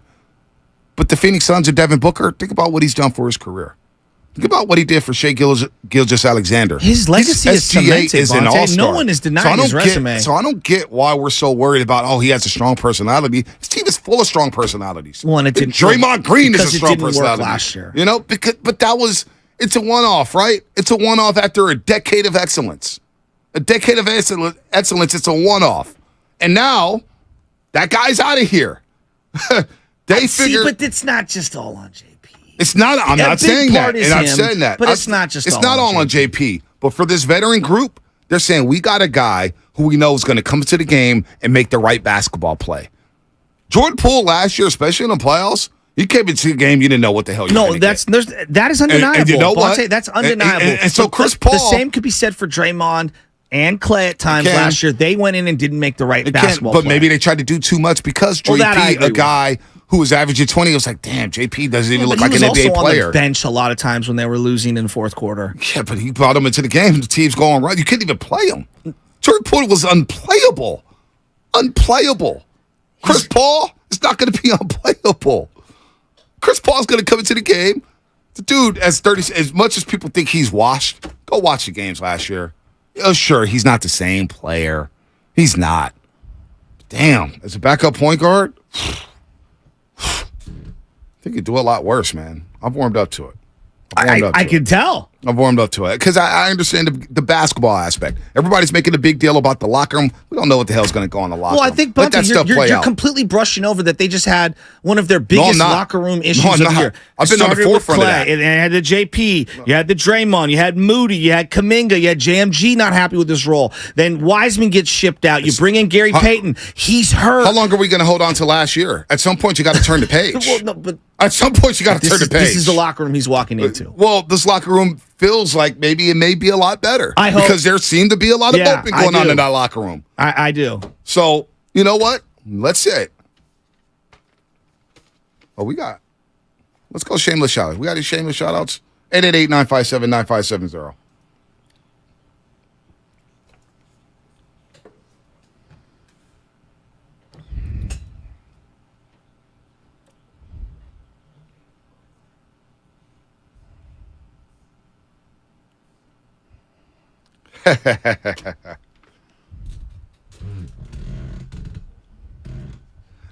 I'll do the first shout out this week. By the way, if your company wants to sponsor Shameless Shoutouts, DM us on Twitter or at the Morning Roast at 957-957. Shameless Shoutouts. I'm going to shout out Chris Paul. Chris Paul, welcome to the Bay Area. Water Bar, O Club. Do you golf, Chris Paul? Drinks are on us on the Morning Roast. Welcome to the Bay Area, Chris Paul. Shout out to CP3 and his family coming to Chase Center. Let's go. I want a cameo on that commercial, State Farm, if you're still doing them. Could use some money. Go ahead, Shasky. My shameless shout out is to Major League Baseball channel, the MLB Network. They're going to have the HBCU first ever Swingman Classic over the weekend, Blonte. Are you paying attention to this? No, I haven't. Yeah, so all the HBCUs are going to be playing in their own little baseball tournament, college tournament I like that. this weekend, and it's going to be telecast tonight on the MLB Network. So I'm going to be flipping back and forth between Giants, Wembayana, and that. I like that. I think it's really cool. That is pretty cool. Spinoni, what you got? Shout out Chris Paul, because you know what? Jade, when I told her, my wife Jade, she's like, yeah, Chris Paul's going to the Warriors. Really? I really like him. I was like, oh, really? Why? I was like, well, we got a children's book from him that we read to Benny every single night. I was like, oh, yeah, you're right. Chris Paul, shout out him. Great children's book. Basketball Dreams is really good about his relationship with his grandfather who helped him pursue a passion in basketball. Mm-hmm. So on that perspective, you know what? Chris Paul's all about the kids. I'm all about Chris Paul. Shout out You know him. what? Jay texted me that. She did. She told me about that. Shout out her. And by the way, Shasky, 925, Chris Paul was stir fiddle once Kevin Durant came aboard. And that season didn't end too well. Yeah, well, he got hurt. He got hurt. He got hurt. Again, you're worried about off the court stuff. On the court, Chris Paul, when he's on the court, he's a fine player. I'm worried about everything. No, you worry too damn much about something we can't control. Lubman, what's happening? What you got? You know what? You're right. They're going to win it all. No, I'm not saying. They're going to go 73-9. They're going to win it all. They're all going to be best friends. It's going to be banana boat time. Just take the church league, dude. Put the 757 Boeing away. Get the banana boat. Again, that's how we're traveling. You want all these guys to get along and sing Kumbaya and everything. This ain't the church league, dude. This is pro sports. Guys have egos. Guys have personalities. Guys make millions of dollars. But the guy's a damn baller. And we're all here, off the court. Lubman, what you got? I'm going to give a shout out to... Unbelievable. All right, I'm going to give a shout out to State Senator Scott Wiener, who is proposing SB 532, which will raise the bridge tolls on all state-owned bridges by $1.50 for 5 years. So, if you don't want that to happen, I would suggest finding who your state representative is, giving them a call, and asking them to vote no on that, because I'm not trying to pay more to cross over the Bay Bridge. So, shout out to that. Yeah, I'm with you on that. Yes. Wait, we're not shouting him out, or we are shouting him out? I thought that's where you were going, and I was like, it's like you're the first person ever like, raise taxes, give it a shout out. No, I want to give a shout out to him so we can all give him a call and be like, no, don't be doing this. All right. 408 here. A couple shout outs on the Comcast business text line before we get to the hotline. Okay. 408. Shout out local 104 sheet metal workers. That's what's up. Shout out to all the San Bruno 8U and 10U baseball teams. Way to handle biz this 4th of July tournament. Let's go, Bruno. Catch Coach Campos. Shout out to San Bruno 8U and 10U. Yeah, and 10U. And 10U. I want to give a big shout out to my daughters. Brian Guiney and them. I know that team. They're very good. My man wants to shout out his daughters, Ariana and Tatiana and Esperanza. They are my motivation every day. Go Giants, Warriors, and Niners. Shout out my son, Marlo Moore. Shout out to Brandon Moreno. Yair Rodriguez fighting tomorrow at USC. Really? That'll do it for Shameless. I heard there's a big UFC card. Yeah, tomorrow. Yeah. Supposed to be awesome. Brandon Moreno company. Like that. I like that a lot. All right. We got a special guest on the hotline, so let's cut Shameless shout out short. Special guest. And we got a special guest on the bat line. I don't know who it is. What's it about? Is it Papa Shasky? Boxer and Gerson. Wait a minute. Whoa. It's Hillary? It's Hillary. Oh my gosh. My morning just got worse. Hillary, what's going on? I'm calling in to lick my wounds as a Oakland fan.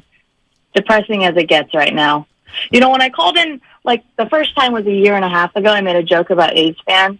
And we were the bitter divorced first wife, and Giants fans were the oblivious happy second wife.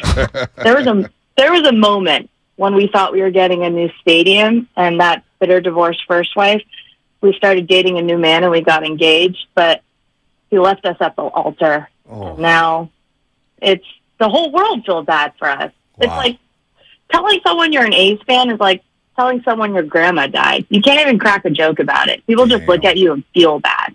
And it's horrible. It's very depressing. That may be the best start to your phone call we've ever had from you, Hillary. That is amazing. That's an amazing comp. And I feel bad for you now. I want to give you a hug. Shasky and I want to give you a group hug. Make you feel good about yourself. Yeah, man. I don't know if it could get any worse. And then the news broke that I have to start rooting for CP3. Whew. Hey, keep it real, Hillary. You're starting to warm up to CP3, huh?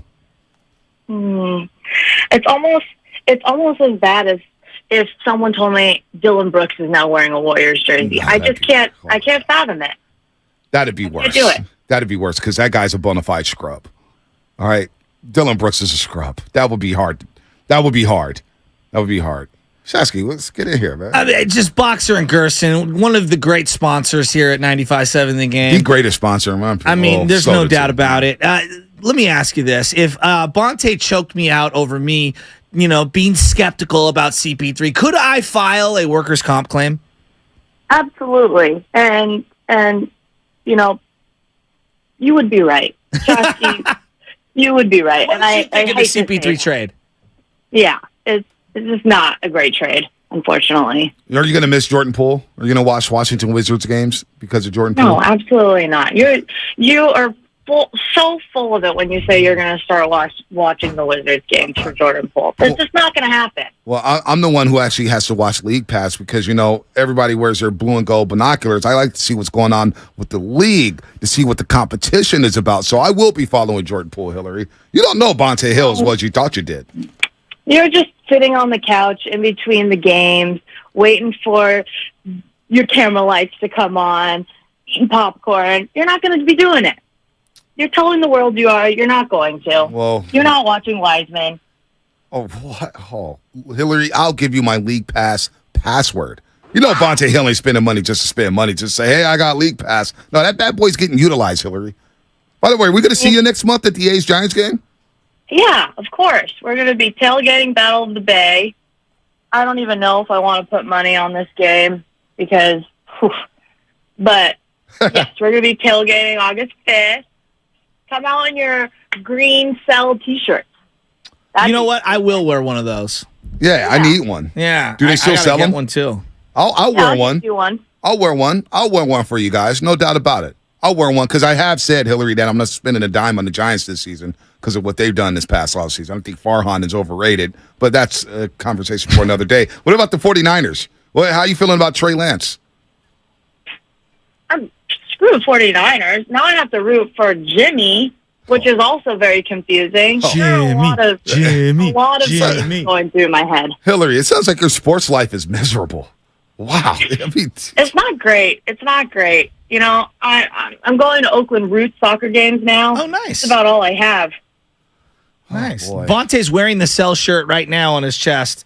I was putting it up. I can actually fit it now, too, Hillary. I've lost weight. I don't know if you heard about SWAweightloss.com soda, nationwide weight loss program. Your boy's down 30 pounds. Oh, wow. I mean, it didn't look like it when I saw you whiffing the ball playing golf the other day, but good for you. Damn. Oh, well, my swing needs some work, Hillary. Damn. It needs some work. Hillary, you're batting like 1,000 on this call. You've crushed us all. Please don't take CP3 out on Olympic Club. It'll just be embarrassing for everyone. Me, you, and CP3, and maybe we'll invite Joe Shasky. New guest, episode 2? Yeah, episode 2. Let's go, Chris Paul, baby.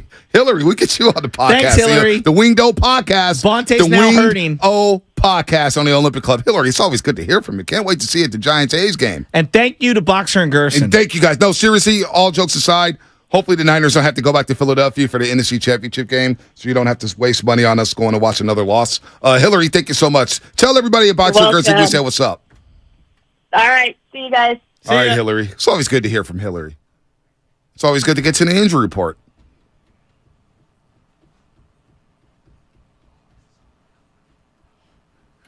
It's always so uncomfortable.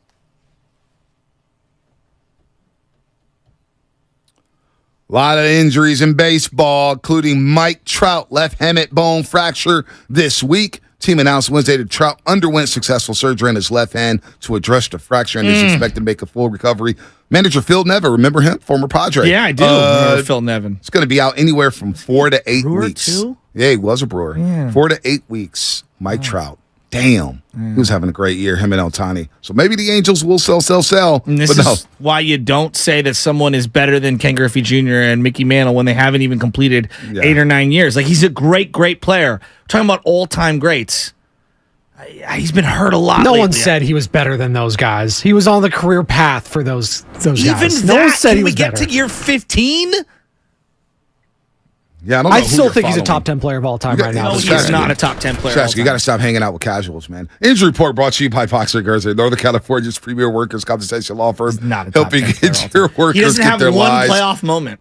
Helping get your workers get their lives back for over 40 years. Let's give Boxer and Gerzer number one he's worth. What's coming up in the game? Sponsored by Fremont Bake, full service baking, no compromises. We could ask Chris Rose about whether or not Mike Trout is better than Mickey Mantle and King Griffey Jr. Plus, we'll ask about the Giants, the Orioles, and everything about that. All right. The diet, Robert Douglas, SOTAweightloss.com, SOTAweightloss.com. Get on it, baby. You look it will great. change your life. Now your boy may take pictures on vacation with his shirt off. Prime Day is coming, July 11th.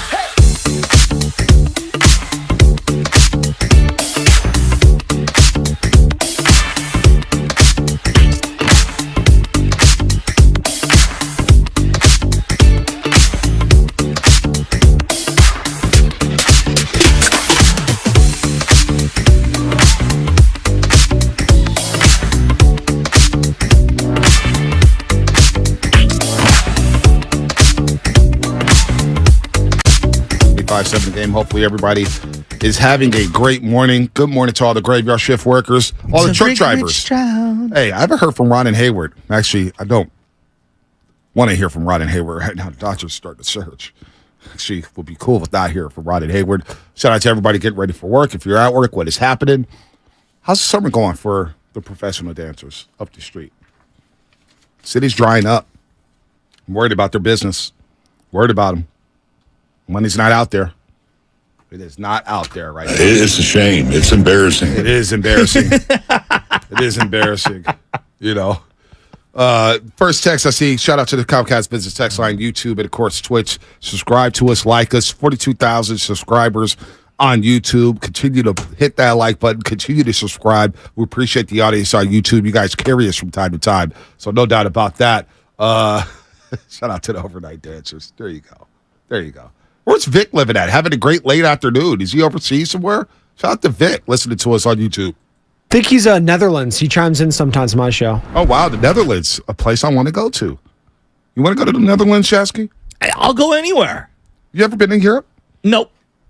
You got to go, man. You make big money. You got to go. I make big money. I mean, come on, man. I'm seeing people like post pictures or post stories from the Amalfi Coast, and I'm getting withdrawals, man. I want to go back out there. Positano. Oh, I've been to Pasatiempo in Santa Cruz. Yeah, no, that's not Positano. One of the great golf courses of all time. We are going to get into it because I know we got Chris Rose coming up in a little bit. Spadoni brought something up at the break, and I want to bring it to air because I find it to be a very passionate, fun sports conversation. What is it? Spadoni, you lay it out. Baseball? You lay it out, and then we will discuss it. Well, it just going from last break, you just chimed in that Mike Trout, we can't compare him to Mickey Mantle and stuff like that. I was like, well, he's on the trajectory and he's still on that path. I think you can compare him to those guys because I believe he'll go down as the greatest player of his generation. Then you compare him to Ken Griffey and stuff like that. I was like, okay, well, like neither of those guys had playoff success, so it's not really like comparing that part, but the longevity factor is going to be a thing. But I believe if you're comparing the greats to the greats, you just go by their generation. And was Griffey the best player of his generation, or was that Barry Bonds? Well, here's what I would say. Was it Alex Rodriguez? It was an argument. It was an argument. Because he only won one MVP. Mike Trout has won 3 already. The MVP He's 31. isn't the only thing. Like, if I just look at their But it matters. I'm saying he is going to go down as the greatest player of his generation. Would you disagree with that, Mike Trout? Is he not the best player this last decade? Let's ask Chris Rose, our buddy from John Boy Media, BattleBots, NFL Network, formerly of MLB Network and Intentional Talk. I actually miss him on Intentional Talk.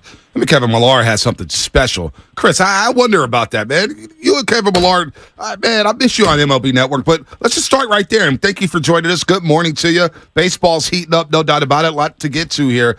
But Trout or Griffey? Griffey or Trout?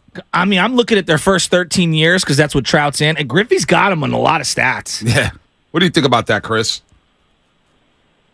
Yeah, I'd have to look and see exactly when Griffey started getting injured because that's when it went downhill pretty quickly. After a decade or so, he got traded to Cincinnati, and he still put up some decent numbers, but he wasn't close to the player that he was, obviously, in Seattle when he was tracking everything down.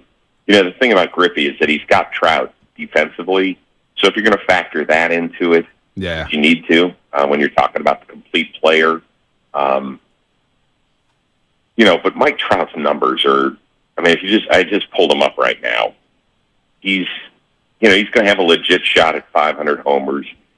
He's going to have a chance to have over a 300 career average. He's probably not going to get back to over 1,000, 1-dot OPS.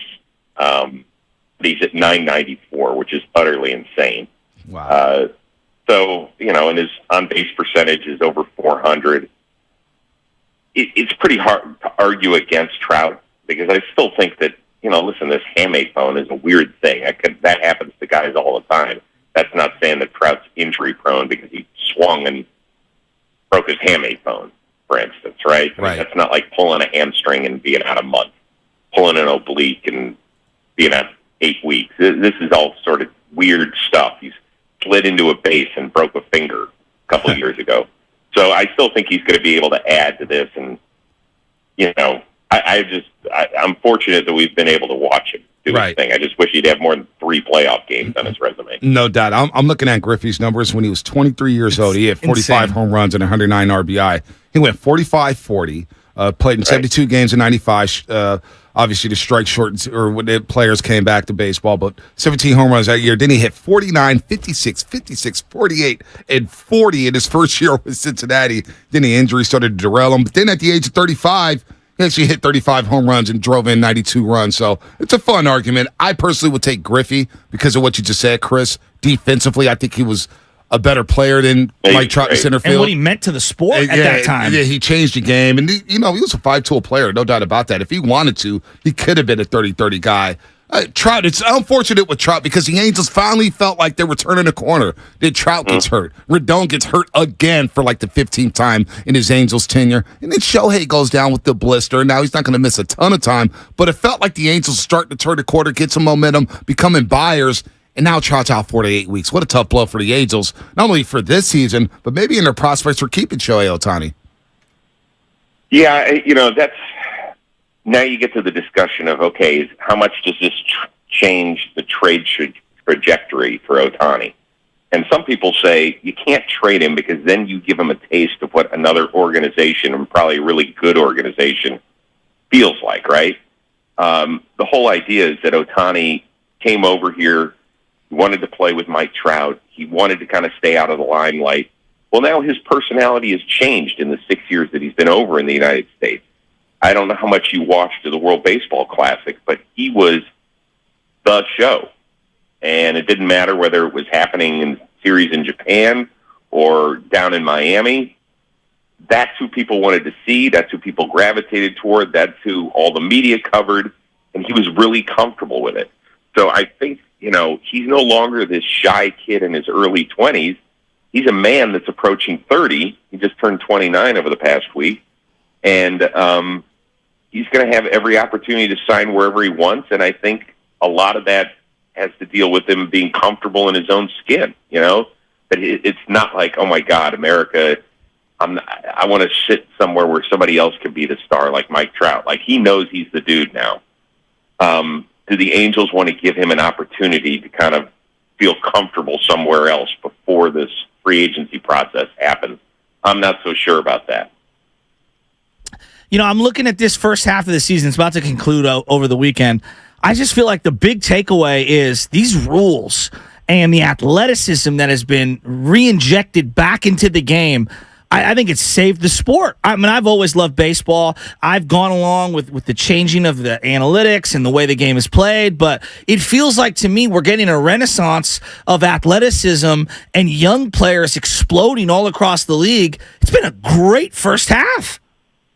It has been, and the nice thing is you got a ton of teams that are in this thing, and people watch what the Phillies and the Padres did in particular last year as the 5 and 6 seeds of the postseason. Said all we have to do is just get in, and maybe we can go on some sort of magical run.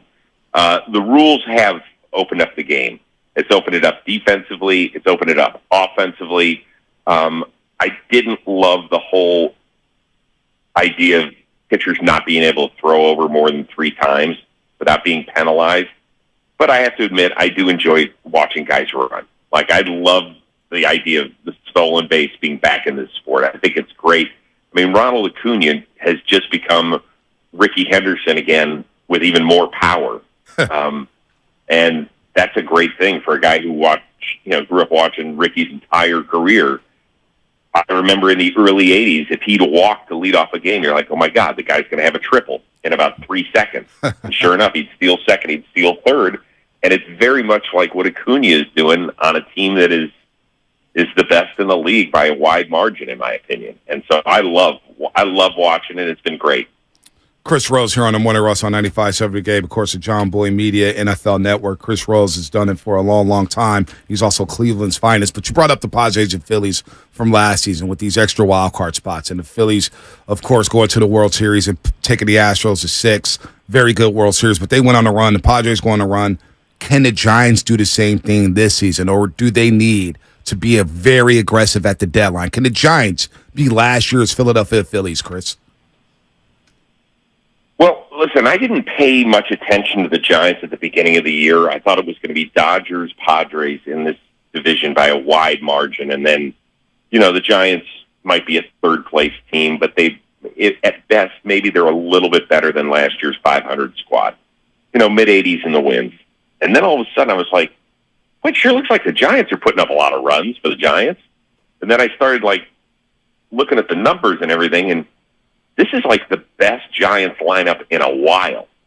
I mean, wouldn't you guys agree? Yes. Absolutely. Absolutely. Yeah. And the nice thing is they've got some really nice contributions from young guys. Like all the free agent signings that they made, whether it was Stripling or Minaya or Haniger, bringing all those guys, they've either been hurt or not as effective as they thought they'd be. So it's really kind of coming from some unexpected areas. It's nice to see Late Night Lamont kind of rediscover whatever magic he had 2 years ago and even take that a step further. You've got a young catcher who is super exciting on both sides of the ball, and it's not named Joey Bart. I think it's been a great story, and the Diamondbacks have slipped now, and they have let the Dodgers and Giants climb back in this thing. And by the way, the Padres, if they have a great weekend against the Mets, that team's got enough talent. I don't know if they have enough locker room togetherness to get it going, but they could be out there as well. So, yeah, the Giants are going to – do they have to revamp things? No, but they can't run 3 starters out there and then 2 bullpen games consistently in the second half. And that's what they pretty much had to do the last 5 or 6 weeks. They can't do that. No, they can't. But I'm looking at someone like Camilo Duvall, and he's just been spectacular and unreal. We know how great starting pitching is and how valuable that is, whether we're talking about in the open market or just how teams covet it as we approach the deadline. What's more important for the Giants, that Logan Webb has emerged, even though the overall record isn't great, or that Camilo Duvall has emerged? What's the more impressive thing to you? Well, I mean, you need a guy that every 5 days you can count on to give you 7 innings and to keep your team in a game. And so Logan Webb's done that remarkably well. I thought it was a really, really smart contract extension at the beginning of the season with the Giants. And I thought it was great for Logan, too. But to have a guy like Duvall who throws 103 and, he was my pick for Rookie of the Year, I think. Was it last year he was officially a rookie? Wasn't it last year? Yes. Last year. Yes. Yeah. So I picked him to be Rookie of the Year, and that didn't exactly work out.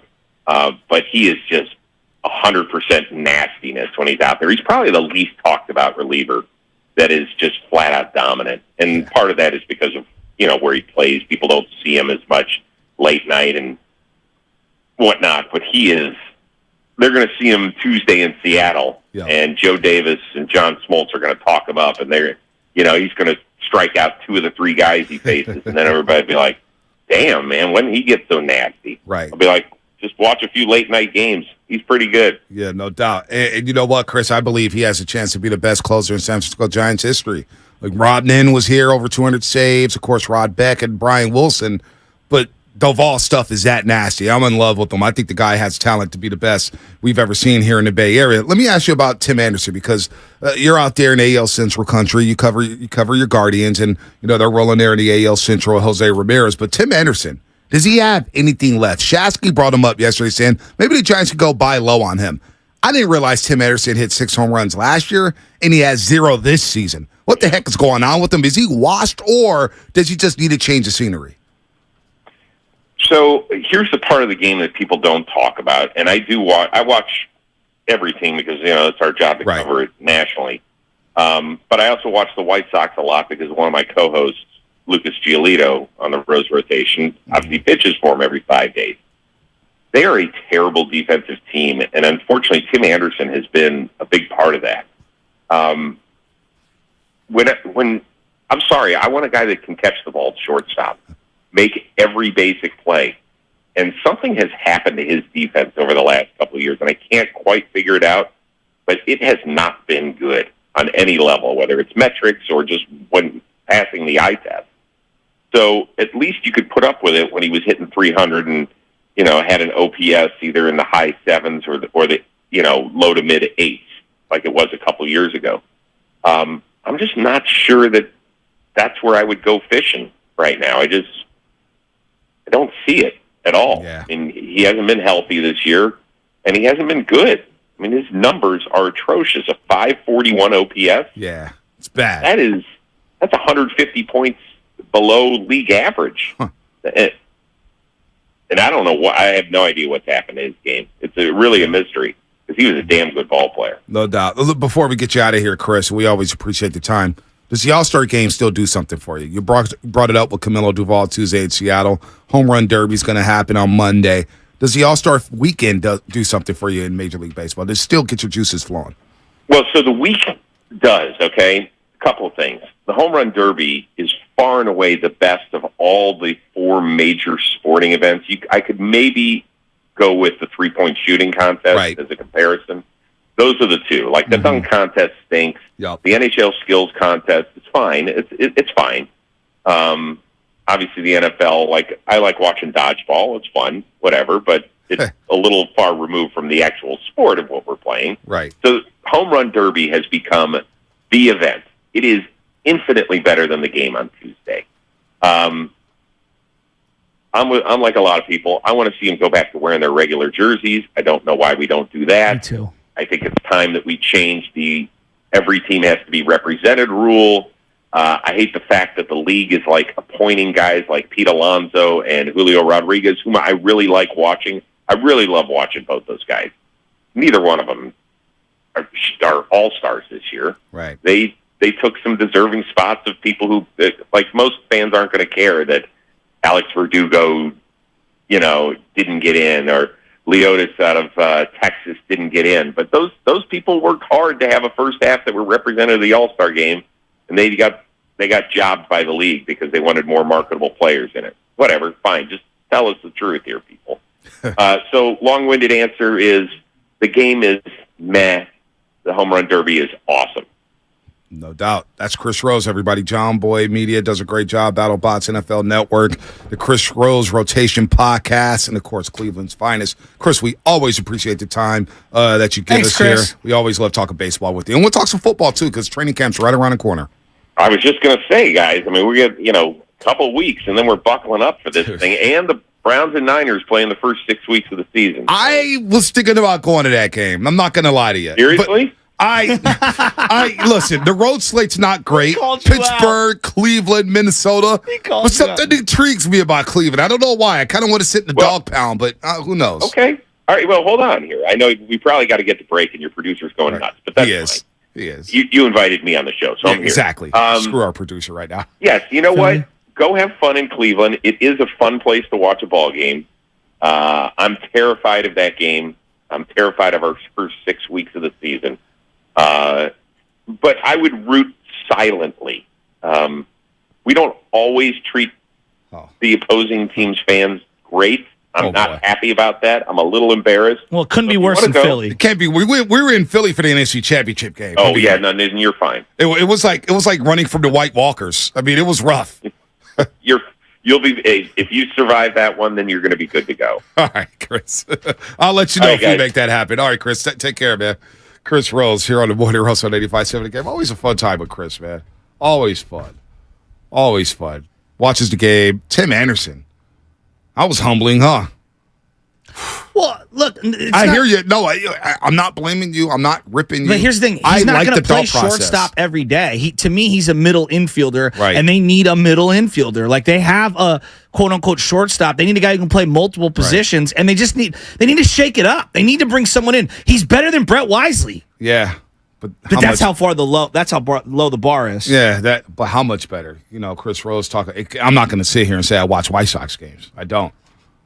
Well, if you saw his defense in the baseball classic, it was really bad at second base. Defensively, he was struggling. Then I can't deal with that. But Marcus Semien struggled at shortstop way back when. At least he's going to hit you 30 home runs. He's going to go 30 for 30. No doubt. His offense was amazing. But I'm saying he was terrible at shortstop. And then he moved over to second base, and he got better and better and better. Now, this guy's older. He's just at a different spot in his career. I really do think he needs to get out of the Chicago, though. Yeah, I would buy low on him. Yeah. But you heard that. I didn't realize his OPS is that low. When you brought him up yesterday, I was like, damn, he's having that much of... Wow. It's rough. Rough year. We get to Mike Trout and Griffey. Get back into the Warriors. We've got a lot going on here. Open phone lines, 888-957-9570 as we get ready for Lester Quiones. He's going to join us at 9:30 live from Vegas. Undrafted in the 2022 draft. 26 points against the Kings Monday night. 21 against the Hornets on Wednesday. He would have played alongside James Wiseman in Memphis. Lester's a good interview. Can't wait to talk to Lester at 9:30 here on the Roast Bowl. We're going to take your calls coming up on the other side. Whatever's on your mind here on a Friday, First Call Friday, 888-957-9570. We'll continue to react to Chris Rose, Trout, or Griffey. Come on, man. I'm taking Griffey all day. Griffey all day. And that'll be brought to you by Jack in the Box. My Cheddar Biscuit breakfast sandwiches are made with 2 buttermilk biscuits with real cheddar baked into them, plus freshly cracked.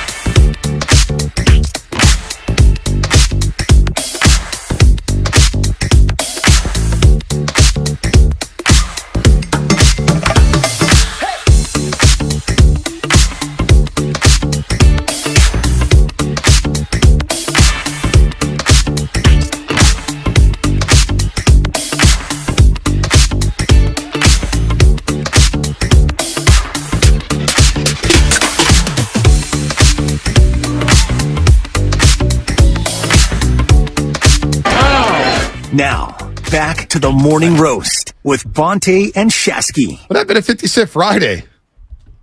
I thought it was 50 Cent Friday. This is 50 Cent. This is AO Technology. Him and JT. This ain't 50 Cent. This ain't the 50 Cent we want. I've been playing I Get Money just a little bit, Wanked into Club. Have you not been paying attention, You got to Bonte? get deeper into your bag when it comes to 50 Cent. You ever hear the Kanan intro? Do you like that, huh? Raising Kanan, that intro song. Whoo! See, Joe knows what's up. All right, so he knows what's up. Joe, you believe Mike Trout is a top 10 player all time? When his career is all done, he will go down as a top 10 player of all time. And he's on the trajectory and path of it right now, I believe, yes. He has had one of the greatest stretches in the history of baseball, the last decade. Okay, there's like 4 different takes in there. Okay, can we all agree here? Top 10. We do this in basketball. Well, his career's not over yet, so I can't say, like, he's 31. No, I don't like, even. Well, no, but like, let's. Why do we care? Because I love these conversations. No, but why do we care? So your NBA top 10? Your NBA top 10? I don't care about that right now. My top 10, I don't care about. The new age fan has ruined top 10 lists for me. It's like the quarterback rankings, right? Okay. Spadoni sent those quarterback rankings yesterday. And I look at quarterback rankings before the season, like the AP top 25 in men's basketball, women's basketball, and college football. What's that? It makes no sense. Who cares? Oh, I got quarterback X ranked 15. Well, I don't really care. Mahomes is the best quarterback in the league. All right, let's say that. But the rankings list, top 10 list, it's all subjective. I don't care. Like, I'm done ripping people for having, like, if somebody had Larry Bird at number 5 and I had Larry Bird at number 9, I'm not going to be outraged anymore. No, I'm not either. I don't care. But wouldn't you agree when we do a top 10 list in basketball, you've got people that are cemented in the top 10 for the time being until they get knocked off their statue. LeBron, Michael Jordan, who else? Right. Wilt, Kareem, Magic. So there's 5 guys that are like locked in stone. All right, locked in stone. In baseball, what would it be? Babe Ruth? Willie Mays? I would think so. Okay. Who else is locked in stone in the top 10? Don't know. Ted Williams. I think Ted Williams, too. The splendid splinter. Sure. Why not? We've got to have a pitcher in there. Do you? Bob Gibson? But see, maybe I don't have a top 10. See, that's the problem. You don't have to have a pitcher in your top 10 list. You don't if you want. It's your list. You can have whoever you want in there.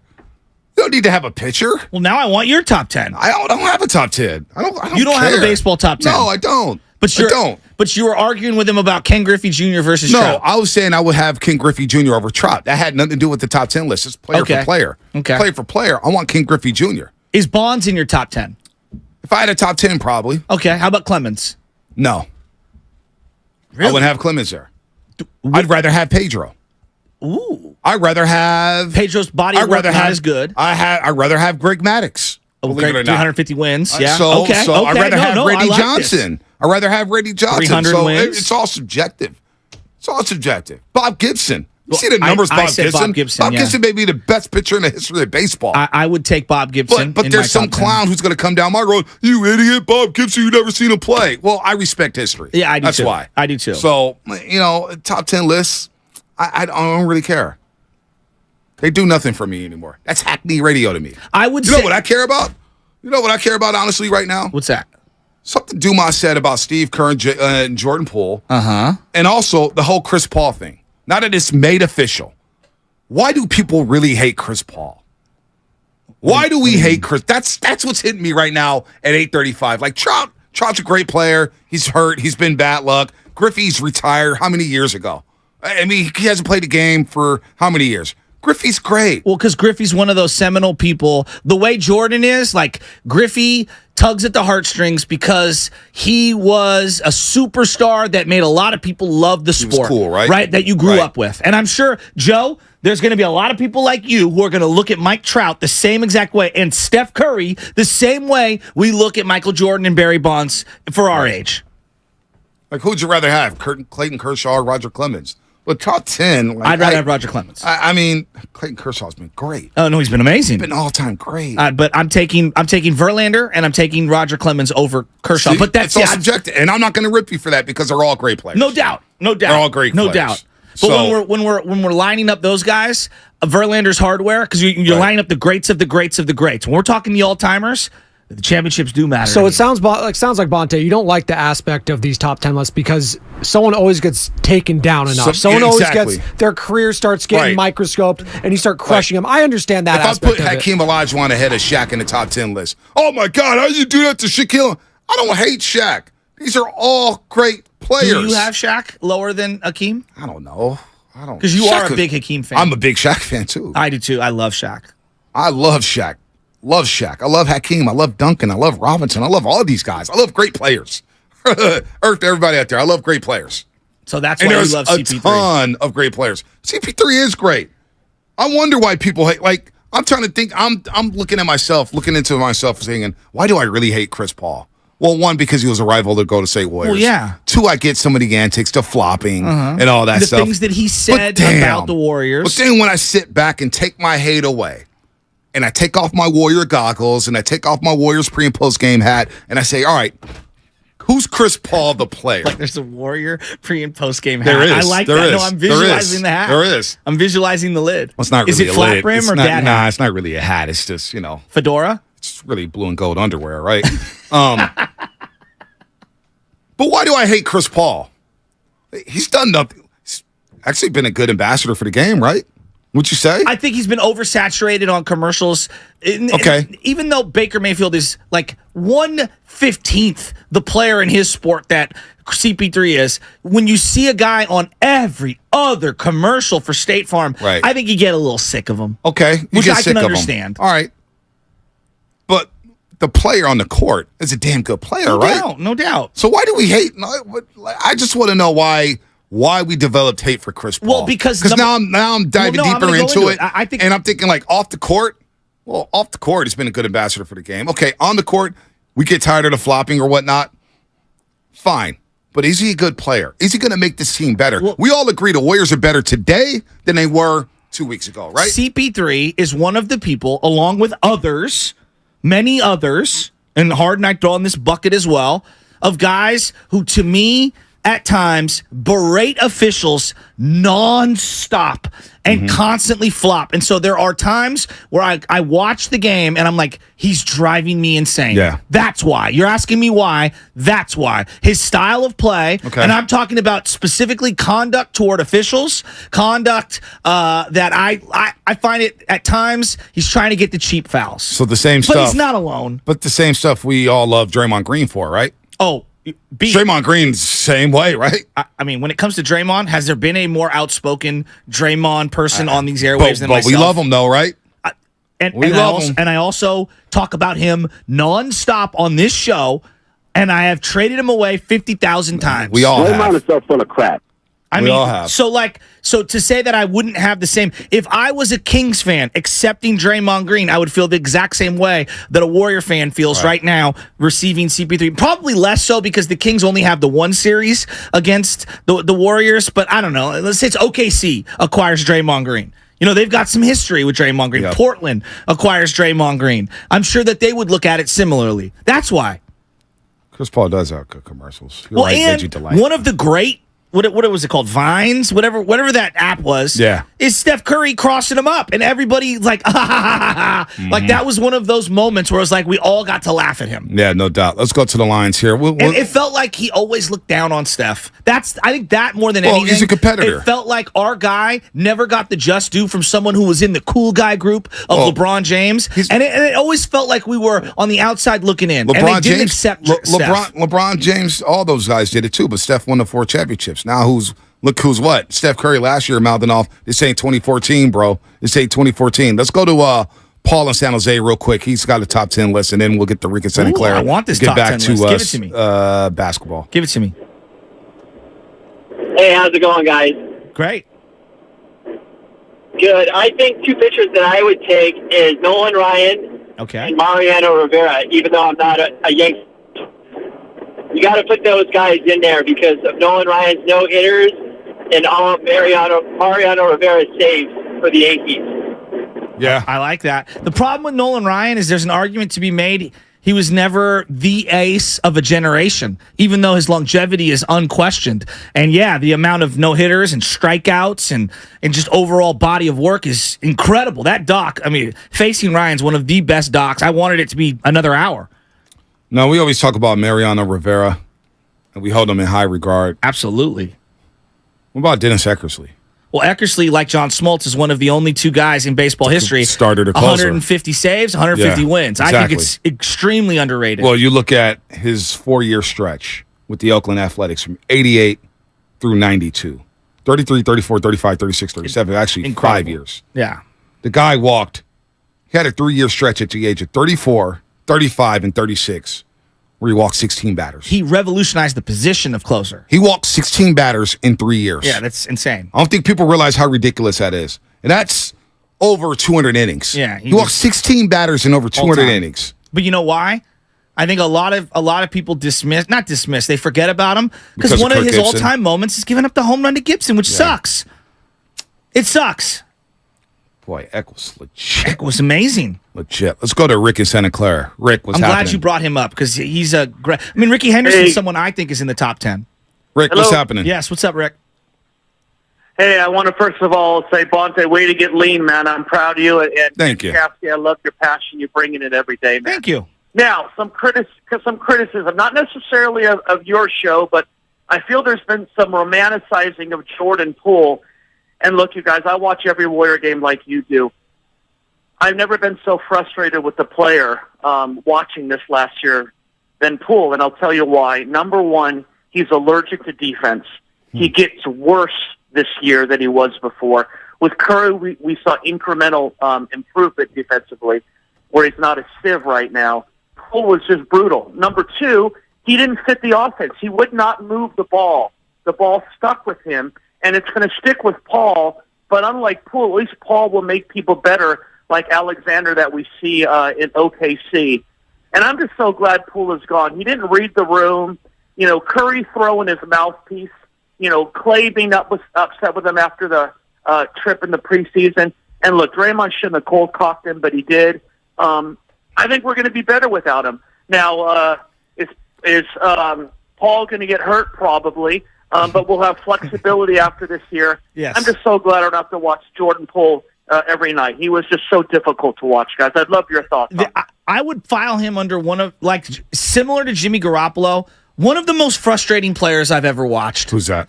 Jordan Poole. Last year? Because I knew he had talent. Same thing with Jimmy G. I knew he had talent. But, God, he would just make these mistakes that you're like, how do you do that? How? Like, I think two of the more frustrating athletes I've had watching, like, I don't think Brandon Belt's that great. I don't think his natural ability was that great. Like, in all-time, not that Jimmy Garoppolo has all-time talent or that Jordan Poole has all-time talent. I think they were both more talented in their sport than what Brandon Belt was in his, if you look around the league. And yet, Poole and Jimmy G frustrated the absolute crap out of me. Oh, boy, compared because they were good. They would show you flashes of brilliance, and then they would do the dumbest things you would ever see. I did not have you comparing Poole and Jimmy Garoppolo. Because I think they would give you a mixed After bag. wanting Jordan Would they not? Poole to start last But would they year. not? Wow. Would they not? Jimmy Garoppolo was a lot worse. A lot worse than Jordan Poole. But wouldn't I don't know, man. There you get the Jordan Poole still dropped to 20 a game. It felt like the way the playoffs shook down for Jimmy Garoppolo is the same way this year's playoffs shook down for Jordan Poole. The longer it went, the less reliable and the less like every time Jimmy dropped back in the playoffs, like, oh God, what's he going to do? And every time Jordan came flying up the court with the ball, everyone was thinking the same thing. Dear God, what's he going to do? Now, Dumas dropped the nugget on this show at 6:50. I guess it's making the rounds on Bleacher Report or whatnot. Jason Dumas says something that nobody has really touched on in this market. What's that? And I want to replay this answer. It's a long one. But I want to replay this because there's something to this. There's something we haven't really sunk our teeth into with this answer from Jason Dumas on Jordan Poole and Steve Kerr.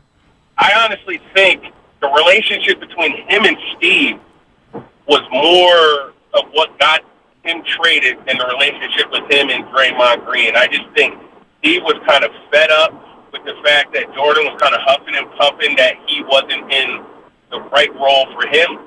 And I think that had more to do with him being moved than that punch. No, the punch didn't help, and his and Draymond's relationship wasn't great. But I think Steve was more fed up than anything. So that's Dumas right there. Steve was more fed up with Poole, and Poole was fed up with Steve Kerr. So if we were weighing these things, you're saying that Steve was the reason he's not here, Steve was most frustrated with his play or whatever. And his demeanor, attitude, play, all that stuff. Chemistry, locker room exactly. stuff.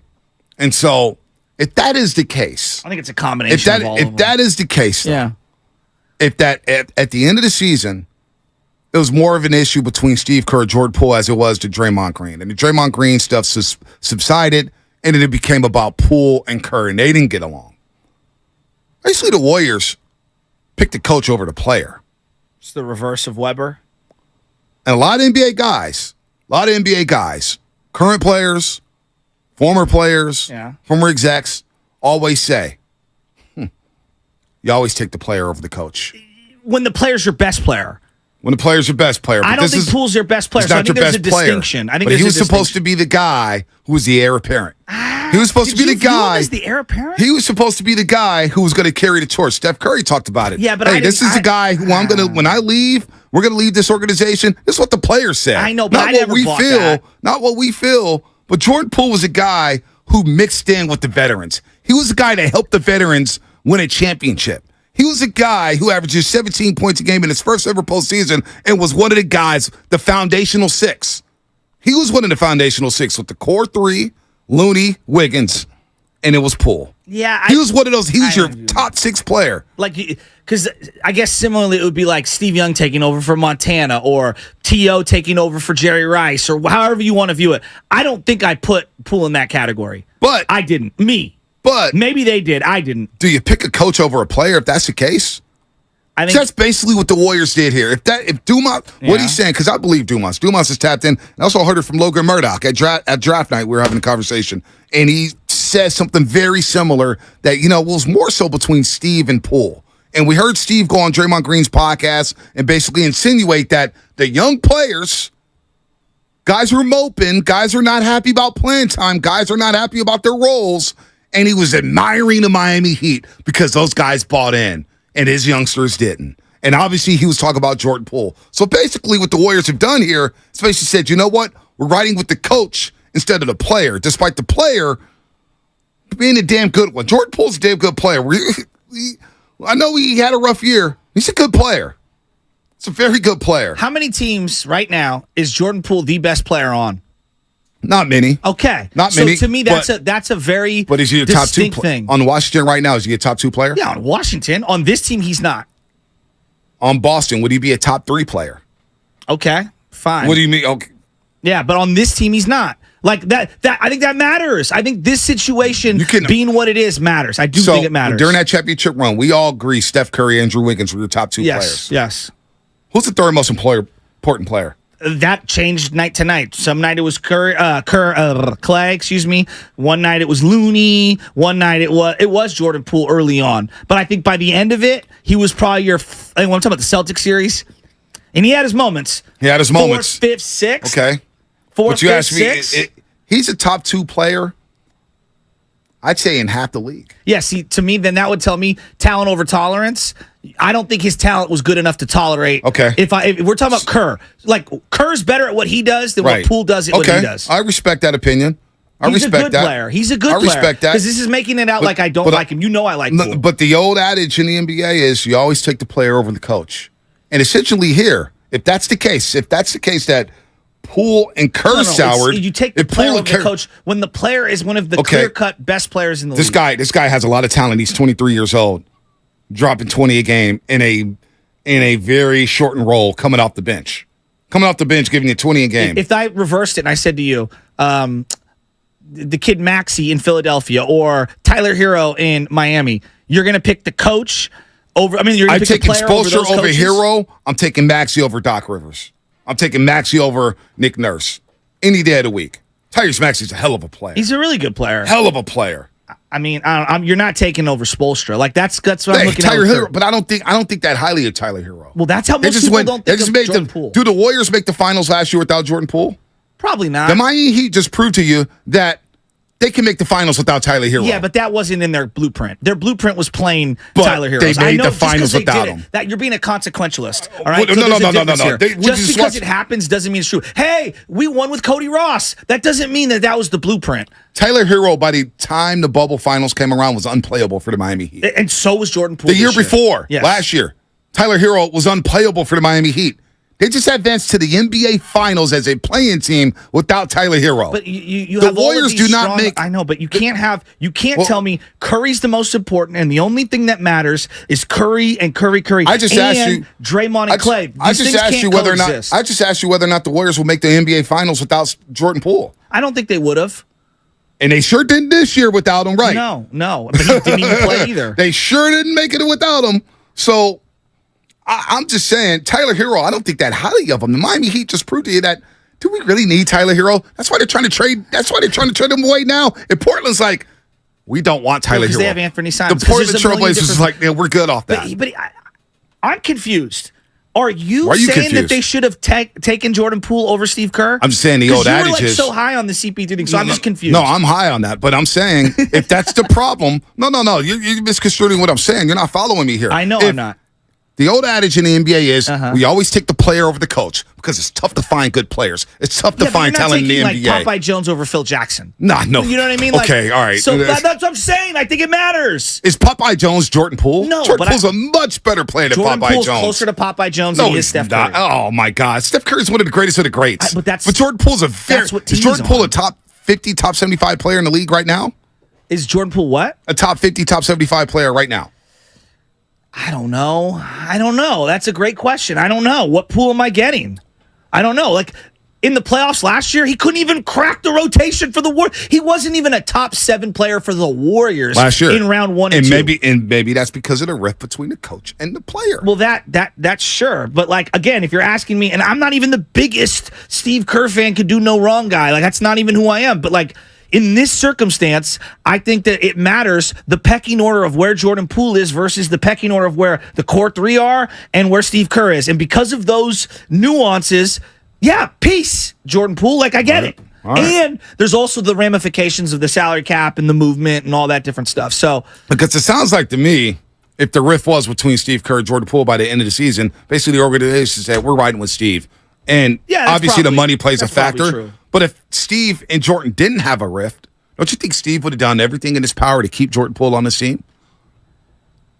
Steve had no problem going on Draymond's podcast and airing out their I don't think Steve has the equity built up like he does with the other guys. I'm sure that he appreciates Mike Dunleavy Jr. has worked this offseason to make Steve happy. No, I'm saying with Poole, I don't think Kerr and Poole ever had the chemistry, the equity. I clearly they didn't get along as much as the other guys. Like I think that's pretty obvious. That's all I'm saying. A lot of NBA guys. I don't understand what you're saying. Yeah, well, that's the problem. What I started, my point was, the old adage in the NBA is when you talk to players, current and former players, they say, NBA circles, you never take the coach over the player. You never take the coach over the player because players are hard to replace. And Jordan Poole, my point is, Jordan Poole's a very good player. Okay, so are you frustrated that they did this? No. You're missing my point. What? Marco Marin. You're missing the whole point. Yeah, Marco Marin. I'm going to have to give you guys both a timeout. That's the whole point. In the opposite corners of the room. But, hey, with respect to Poole, look, it was his lack of consistency, I think, that did him in, as well as, the other locker room antics. But I think the Warriors were doing this, too, to all the other young players, to maybe a little, message to Kuminga, too, to, hey, be advised, like, if you don't get in line with where we want to go with this culturally, we're going to move in a different direction. I think that was part of the reason, too. That's just my thoughts on that. My whole point was, Dumas said, if we could play the clip again, he said the rift was between Steve Kerr and Jordan Poole by the end of the year. It was more so Steve Kerr than it was Draymond Green. And so now with Jordan Poole going to Washington and you factor in the contract, basically what the Warriors said was we're siding with Steve Kerr over Jordan Poole, and we can live without Jordan Poole as opposed to Steve Kerr. And what I'm saying here is that a mistake? Because a lot of players, a lot of former players, a lot of current players, a lot of executives always say, and you brought up Weber, the biggest mistake the Warriors made was they picked Don Nelson over Chris Webber. And I get it, Chris Webber is a far greater player than Jordan Poole is. Now, we'll see where Jordan Poole's career plays out. We see how it plays out. I don't know if he's going to ever be Chris Webber. Yeah. I don't know if he is. I really don't. We'll see how Jordan Poole's career plays out. But basically, the Warriors picked Steve Kerr over Jordan Poole. And that can have long-term ramifications. There's no doubt. And so that is basically a no-no in NBA circles, taking a player or picking the coach over the player. That's all I'm saying. That's my whole point. That's my whole point. Well, so I'm not saying I'm not mad at that. I'm asking the question, is that going to bite the Warriors in the ass? Well, I mean, it might if he ends up having a Hall of Fame career. But what I'm saying is that given everything that we know, I think they made the right assessment. All right, that's all I was asking. And so I'm asking. I'm not saying I'm what's not your mad feel at on that. My feel on that is like, wow, I didn't think about it like that until Dumas said it, and that could have long-term ramifications if you take the coach over the player. And let's be real, Steve Kerr last year, did he have a great year coaching? No. Are you high on Steve Kerr's X's and O's? Not really. But I think that he's earned more leeway than Jordan Poole has, and I think he's more established than what Jordan Poole is. And I think given how difficult it is to construct a roster around the people that they've married themselves to, they were left with very few options to get better, and this is one of the few options to get better. So that's all I was saying. I'm not mad either way or the other. I like the Chris Paul fit. I've said that from day one. I'm not going back on that. Just because I said, oh, boy, they picked the coach over the player, that could have long-term ramifications. But doesn't the status of the player within the league and within the team matter when you're making those decisions? Jordan Poole is a very important player on this basketball team. Very important. You don't go to the NBA Finals without him last year. So then let's have we all forget about that. Okay, so Steph's more important than him, right? Let's just of course, Steph's one of the greats. Well, we all agree. That's one. Is Wiggins more important than Jordan Poole? He became more important than Jordan Poole, no doubt. So that's two. Now here's where it gets tricky. Is Clay more important? You tell me. I think you want to pull the start over Clay. You tell me. I went back and forth on that. I feel like they've already determined it for me, so I'll bend to them and say that Klay Thompson is more important than Jordan Poole. So that's three people more important. What about Draymond Green? That's debatable, right? Was Draymond Green more important during that championship run than Jordan Poole? I think they went back and forth. I think at times Jordan Poole was more important. I think at times Draymond Green was more important. So you just flip a coin in, but then I think when it got to the finals, I would probably lean Draymond Green. Draymond Green got benched for the most important stretch in the NBA Finals. I know. He got him benched for the most important stretch in the NBA Finals. And then about Kevon Looney. I think Kevon Looney right now is more important to given all of the other, roster deficiencies they have.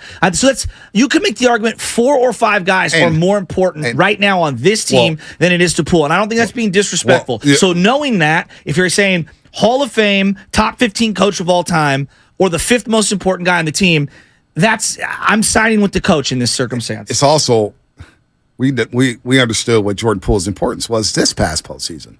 By him not playing up to his capabilities, the Warriors got bounced in 6 by the LA Lakers and got taken to 7 by the Sacramento Kings. If Jordan Poole is the Jordan Poole we have from the season ago, the Warriors are playing the Nuggets. The Warriors may be in the NBA Finals.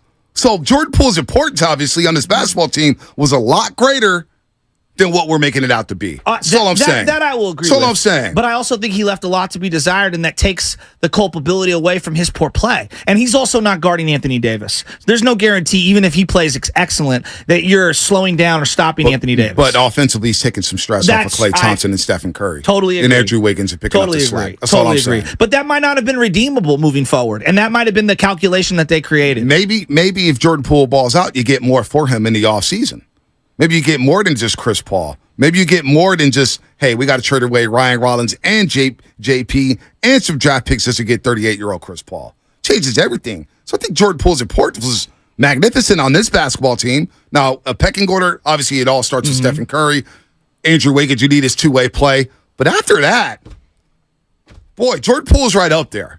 I don't think it's as simple as it's the coach or the player. I feel like it's the coach, the core, then the player. You know what I mean? Like, I hear Dumas, and I don't dismiss it. I'm absolutely sure Steve Kerr was very influential in all of these moves because it feels like they've shaped the roster in his direction.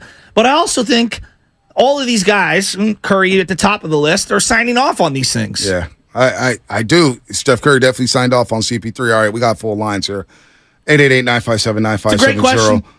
You're now listening to 95.7 The Game. Well, you have been listening to 95.7 The Game. KGMZ, FM, and AC1 San Francisco. Always live on the free Odyssey app. Don't forget Lester Quinones. He's joining us at 9:30. Great conversation here. Let's go to Dylan. Dylan Smith, the golf coach. What's happening, Dylan? Out in Marin, what's happening? What's going on, guys? How's 95.7 The Game doing this morning? We're doing all right. What's up, buddy? Awesome, my man. Well, nice to hear from you, Joe. Hope your little league went well. I heard some good things, and I heard you represented the Bay well. So thank you. To hear that for you. I'm super stoked for you, man. Thank you, Dylan. Well, I appreciate that. Yeah, man. Here's my perspective about the drain Draymond versus kind of Jordan Poole saga that's gone down. From what I really see, from the top down in our organization, is that Draymond just has that killer instinct. He has that want. He has that I want the ball in pressure situations. And I think that goes all the way top down from Joe Lacob.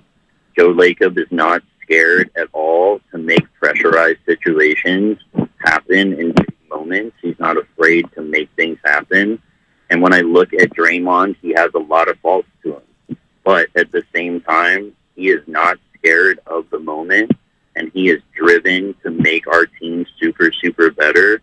And I just did not see that out of Poole, even in the year when we won the championship. So that's where I see the difference, and I just wanted to get your guys' thoughts on that. If you see that same thing out of Draymond, or if his antics kind of override what he does and his passion and his drive. Well, there's no doubt Draymond Green is a trusted agent. Draymond Green is a 4-time champ. You don't become a 4-time champ without having a killer instinct or playing balls to the wall, playing on fire. There's no doubt about that. Draymond Green, I'm going to ride with Draymond Green until he retires. Does it drive me crazy at times? Absolutely. Have I traded him? Absolutely. But I'm not mad at Draymond Green. Draymond Green has overachieved in his career after being a second-round pick, number 35 overall after Michigan State, has done very well for himself. He's walking straight to the Hall of Fame after being a second-round pick. So, Draymond, yes, no doubt he has a killer instinct. We haven't seen enough of Poole yet. Poole sure didn't have a killer last season, though.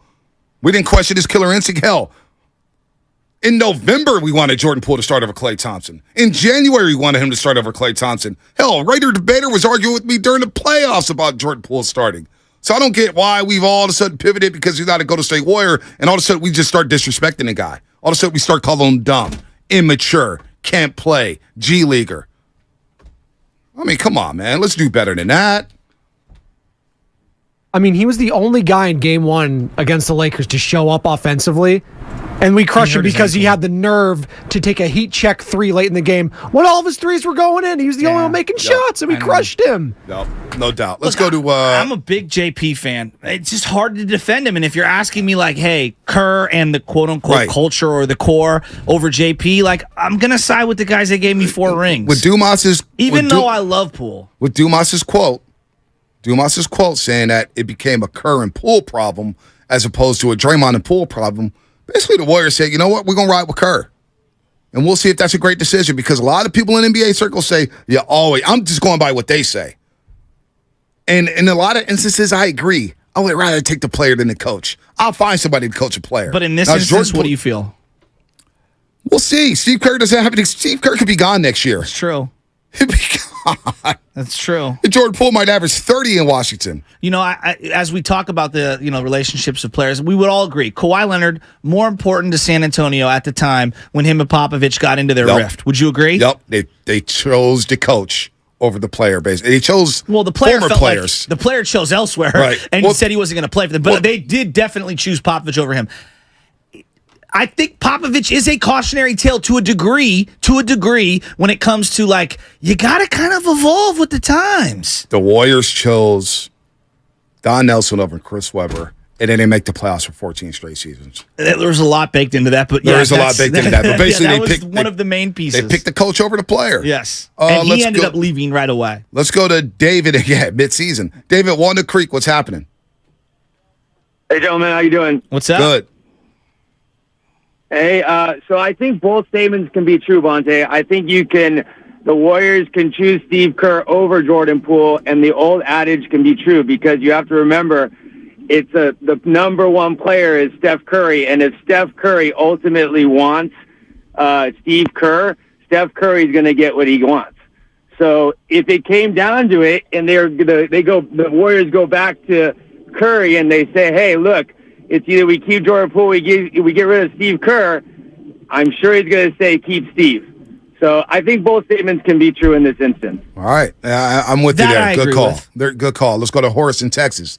Horace, what's happening? Hey, Horace. What's up, guys? How you fellas doing? Good, Horace. Good. Well, this is Jordan Poole thing, man. I guess we're going to be talking about this to the end of time. Polarizing figure, man. Yeah. I'm glad Jordan Poole is gone, but not for the reason most people think. I'm a Jordan Poole fan, and I will be watching the Washington Wizards to see how he does. I fell in love with the Warriors in 2012 for 4 reasons. I like the way they played. I like their culture. I like their chemistry. I like their decision-making. And last season, they blew it in every one of those categories, starting with the way they handled the punch. They should have suspended Draymond Green for the ring ceremony, and they should have done something to try to fix that. They did nothing. The only thing they did was they figured if they give Jordan Poole this big contract, they'll fix it. They thought they was going to fix it with money, but that didn't work. Draymond showed no remorse. The only thing that Draymond was unhappy about is that he lost the locker room, he lost respect of his teammates, and that was the only thing Draymond was concerned about. He continued to be a lunatic on the court with the referees, jumping on Sabonis, acting a complete nincompoop after he did that while Adam Silver was sitting right in the arena watching all of this. Talking about Poole being childish and immature. What about Steph throwing his mouthpiece because Jordan Poole took an ill-advised shot? And Jordan Poole hits that shot a lot. So he gets mad, so his mouthpiece gets a technical. Draymond Green gets mad at Jordan Poole because he didn't throw the ball to him at the top of the key. Instead, he deferred to Klay Thompson. He gets mad, throws his hands up in the air, which caused him to miss the hockey pass Klay Thompson was trying to throw to him, which caused a turnover, and he didn't even pursue the guy who got the turnover. So, and then he uses his podcast to go at Dylan Brooks, and Dylan Brooks clowned him afterwards. So it's like, I'm glad Jordan Poole is gone because they fractured that relationship with Jordan Poole so bad that it couldn't be fixed. So for Jordan Poole's sake, I'm glad he's gone. That's the only reason I'm glad Jordan Poole's gone. That's a hell of a phone call, Horace. Call us back. That's a hell of a phone call. It's hard to disagree with a lot of what he said. It's hard. Trying to find a reason to disagree with him, but it's hard. Jordan Poole is an easy scapegoat for a variety of reasons. I could see people interpreting his style, interpreting his attitude, however they fit. They can interpret the young man's, the way he talks at a podium, his on-court demeanor, shot selection, lack of defensive effort. There's a lot of interpretation of Jordan Poole that does not make him a victim. Like, he is someone that deserves to get criticism. I just think we've gone way over the top and basically identifying him as the sole reason why they lost this year. And I think you and I are in lockstep that no doubt he's a big part, but there's many reasons. No, and the talk after the season about him being immature, to talk about him not being a smart basketball player. Like Rick Bucher said something the other day. Here, I'll play it. Well, I'll play what Rick Bucher said the other day. Where's your cut at, Spinoni? Rick Bucher on the Warriors giving Jordan Poole, because this is where certain people don't understand certain situations. When you get socked in the face and you get embarrassed the way you have, and then you're supposed to be the guy who makes amends, you're supposed to be the guy who says, you know what, let bygones be bygones, let's just play ball. That's crap. That's crap. I still hold a chip on my shoulder for people to disrespect me 5 years ago. I'll never forget that stuff. Now we're expecting Jordan Poole to do it after he was embarrassed worldwide? True. Come on, man.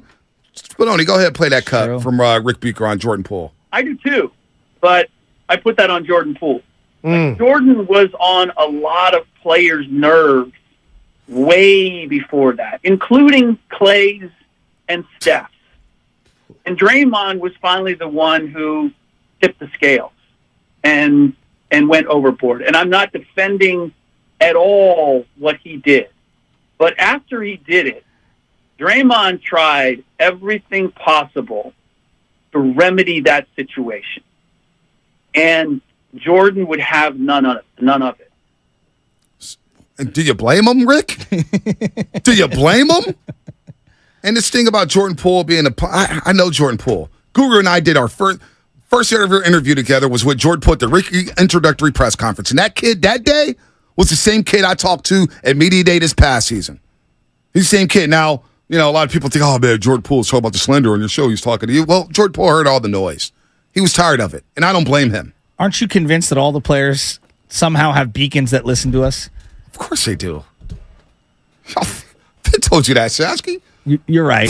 Pitt told you that. Players. We got a text message yesterday from somebody who goes, did someone call in who's related to a player? Of course. And we were like, we think so. They all listen. All right. What's coming up on the game? Sponsored by Fremont Bank, full service banking, no compromises. Marcus in Oakland, Devon. We'll get you on the other side. Then we got Lester Quinones coming up at 9:30. 9:30. What an end to the show. It was a lot of fun here. So let's go ahead and break Spinoni. We need My one. cheddar biscuit breakfast sandwiches are made with 2 buttermilk biscuits with real cheddar baked into them, plus freshly cracked eggs, plus your choice of bacon.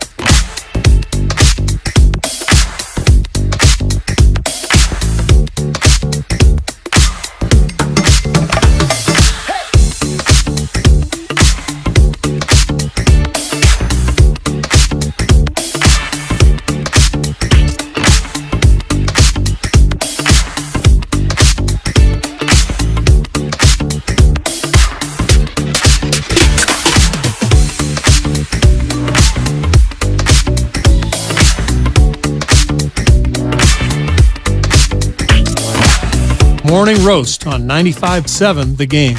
All right, Guru is in here for a little soda crossover, sodaweightloss.com. What's that about? What's soda? SOTAweightloss.com, the number one weight loss program in America. It's not about appetite suppressants or pills or anything like that. Okay. It's about a healthy living lifestyle, eating right, eating in right portions, and losing that weight and keeping the weight off. And Guru told me he was at 269. Wow. He's down to 248, just like that. So 21 pounds for the old goo. What's more shocking, the two of you losing all that weight or this headline? Here are Britney Spears and Victor Wembanyama's comments after the incident at a Las Vegas restaurant. I guess that's a little shocking. Oh, boy. I mean, anything Britney Spears related, I just don't click on. Well, I'll give you the quick it's summation. just too much. For those that don't know, one of the stranger stories out of the NBA, and I'm reading verbatim from Uprocks, happened earlier this week. Britney Spears reportedly filed a police report alleging that new NBA star Victor Wembanyama's security guard hit her. Now, both Spears and Wemby have shared their perspectives about what's happened. And I'm not going to read it, but basically they came across each other, and now Britney's claiming she got hit by one of the security guards. Yeah. Hey, I know that there's a lot, like a Bayhive out there. The Britney stands are kind of crazy, too. Yeah, I'm going to leave the Britney Spears stands alone. You know who worked closely with her for a while was your boy. That's right. Was that before or after the motorcycle accident? He was writing for Kevin Federline, wasn't he? Yeah, exactly. He was hanging out with him tough. Now you know who he hangs out with? Your boy? Kawhi Leonard. Who are you talking about? Who's your boy? Are Who you wanna go serious? 16s His with name me? is your boy. That's his. Yeah. He's a rapper. Who Yeah. want to go 16s with me? Yeah. I mean, we say your boy was so for a lot of confusing. things, Yeah, like- that Oh was. no, your boy. He got one of the tightest songs ever to come out of the Star city. Wars remix, actually. Who want to go 16s with me? What's his name on Instagram? We follow each other. He was popping wheelies on a motorcycle. I remember the last time I saw him. I hadn't seen him in 10 years. Yeah, I've seen him not too long ago. But he was hanging out with Kawhi Leonard on his birthday. And he did the Frisco stand-up intro for San Quinn's. Rich Rocca. Rich Rocca is his name now. Rich Rocca? Rich Rocca. Yeah, he was hanging out with Kawhi Leonard on a private jet for Kawhi's birthday. Interesting. Him and Kawhi are tight. Yeah. Rich Rocca. Yep, there he is. My guy, Rich Rocca. Shout out to Rich Rocca. Good dude, man. Love Rich Rocca. He was a good dude. Let's go back to the lines. We got Lester Quiones coming up at 9:30. Talk about the Summer League and what his game is, talk about where he's at with this game. I think he won Most Improved Player in the G League last season. So let's go to the lines before we get to him. Let's go to Devin. Is it Devin or Devon in the Uber car? Yeah, it's Devon. It's Devon. And Devon. Uber. How y'all doing? What's up, Devon? What's How up, you Devon? doing, man? Thanks for calling. Hey, I'm all right. I wanted to speak on a little bit. I know you brought up the your pal that spoke on the Steve Kerr, Jordan Poole situation. And that's baloney, man. The way I look at it is this, we know Jordan Poole didn't play the best. We know there was a rift with Draymond. There was a rift with other players. And if there's a rift with the coach, it's not as simple as you pick a player over the coach. If you're not the top guy, you're not going to get picked. At the end of the day, he's a sixth man. And I don't know how many sixth men are going to get chose over a coach. I agree. I think that if you have so many issues with so many players, I think they just look at it like, hey, man, maybe you'll be successful. You want more minutes over here anyway. Why don't we just make this happen? I do think we're a better team with Chris Paul. Because I think Chris Paul's IQ is better than most I agree with point guards in the league. I agree with you. you. Yeah. I just wanted to say I just don't agree with the cliche thing where you pick the player over or the coach. That's all I wanted to say, gentlemen. All good. Let's go to Marcus in Oakland. Marcus, what's happening? What's going on with y'all? Good morning, Shaq. Good morning. What up? With y'all? Good morning, man. Oh, nothing much, man. I've been listening for a little bit, man. Is this Boz?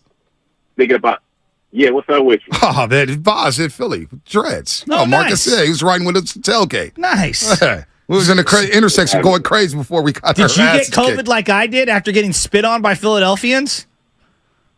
Nah, man, I didn't catch none of that. Lucky dog, you. Hey, it's almost that time. It's almost that time anyway, though. I feel you. But back to JP though, man.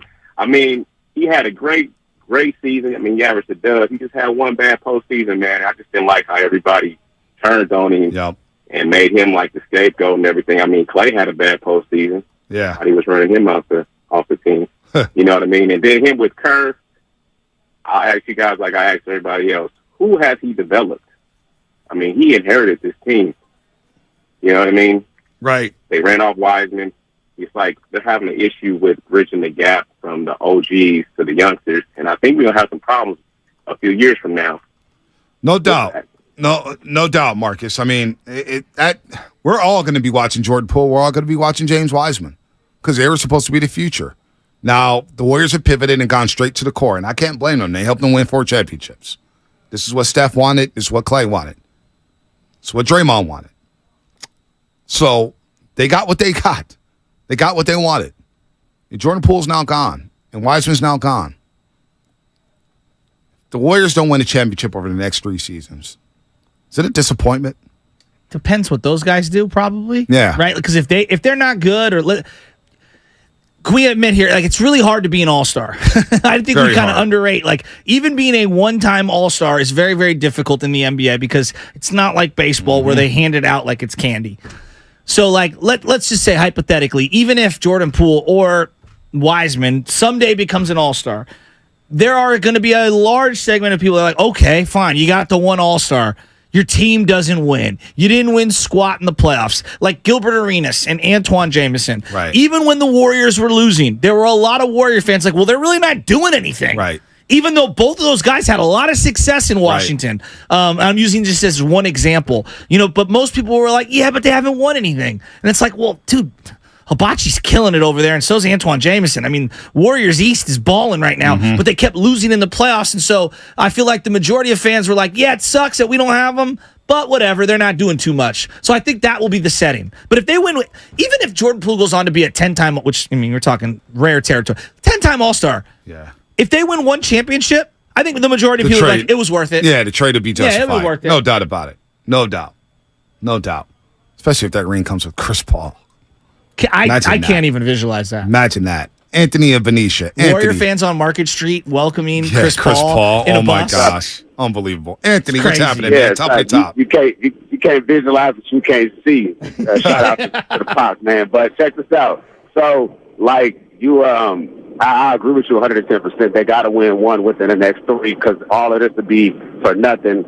But I just kind of want to, I really want to stop fans from calling. Uh-oh, Anthony, give us a call back. Give us a call back. Give us a call back when you can.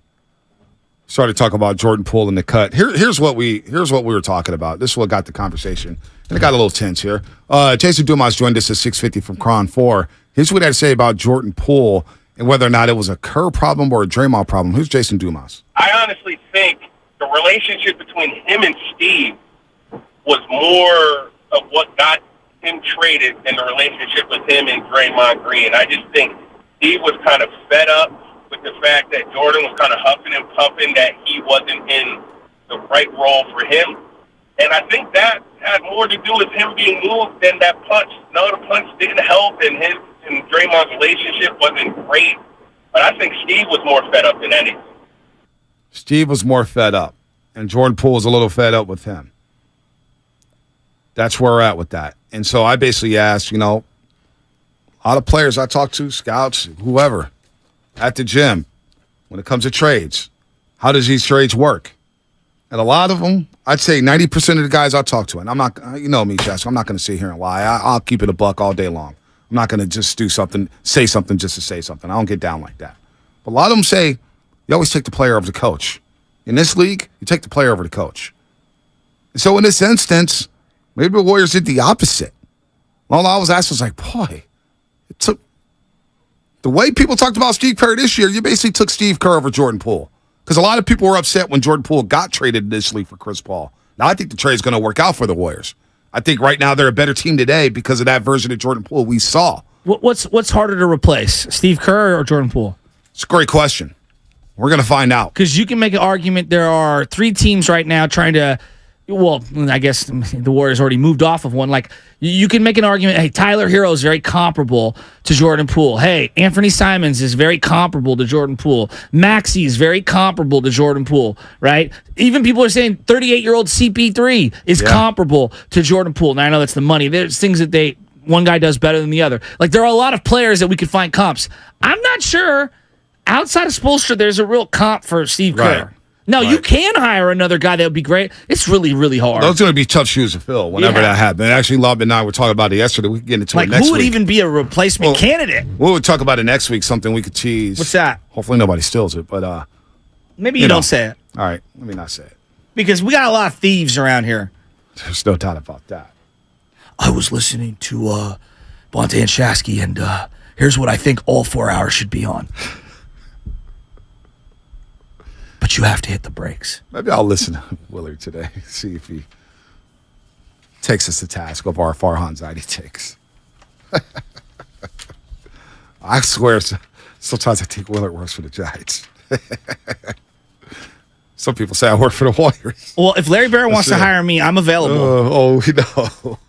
Larry, Greg Johnson. Oh, man. I am available. Oh, that's where you're supposed to go. Every inch of my body. That's where you can put that one in there. There you go. I would love to work for the Giants. That'd be great. Boy, Every inch of my body and anything that comes out is for sale. Before we get to Lester Quinones, it is fascinating to me as I sit here today at 9:29. How just last year we just celebrated a championship going down Market Street. Mm-hmm. And we're all having pool parties. Couldn't get enough of Jordan Poole. Could not get enough of him. And in just over a year, hell, even less than a year, it totally flipped. It totally flipped on him. Get him out of here. Not worth the money. He deserved to get punched. He's immature. Yada, yada. I just cannot. This is on par with Jimmy Garoppolo. That's the comparison when it comes to Jimmy Garoppolo. And Pablo. And Pablo won 3 World Series. I know. I would put Brian Wilson in the same category. Yep. Brian Wilson was hated for what he did. Hated. So, yeah, no, I'm with you. It happens quick. I will say this. For as casual as the rest of the country makes Bay Area sports fans, we will run a guy out of town in a heartbeat. See, that's a big misnomer about Bay Area sports. Oh, it's casual. It's just not that passionate. No. There's a lot of passion here. There's a lot of anger, a lot of hatred. Ask Jim Tomsula and Chip Kelly. Ask Jet York. Yeah. Ask Dave Cavill. Bob Myers helped the team win 3 as the GM of the Warriors. And if he didn't get that 4th, oh my gosh. People were ready to fire him. Remember before that season, they were ready to fire him as Steve Kerr because they felt like they didn't go all in during the play-in year. Yes. They didn't go all in. They signed Kelly Oubre. They didn't go all in. They wasted a year of Steph's prime.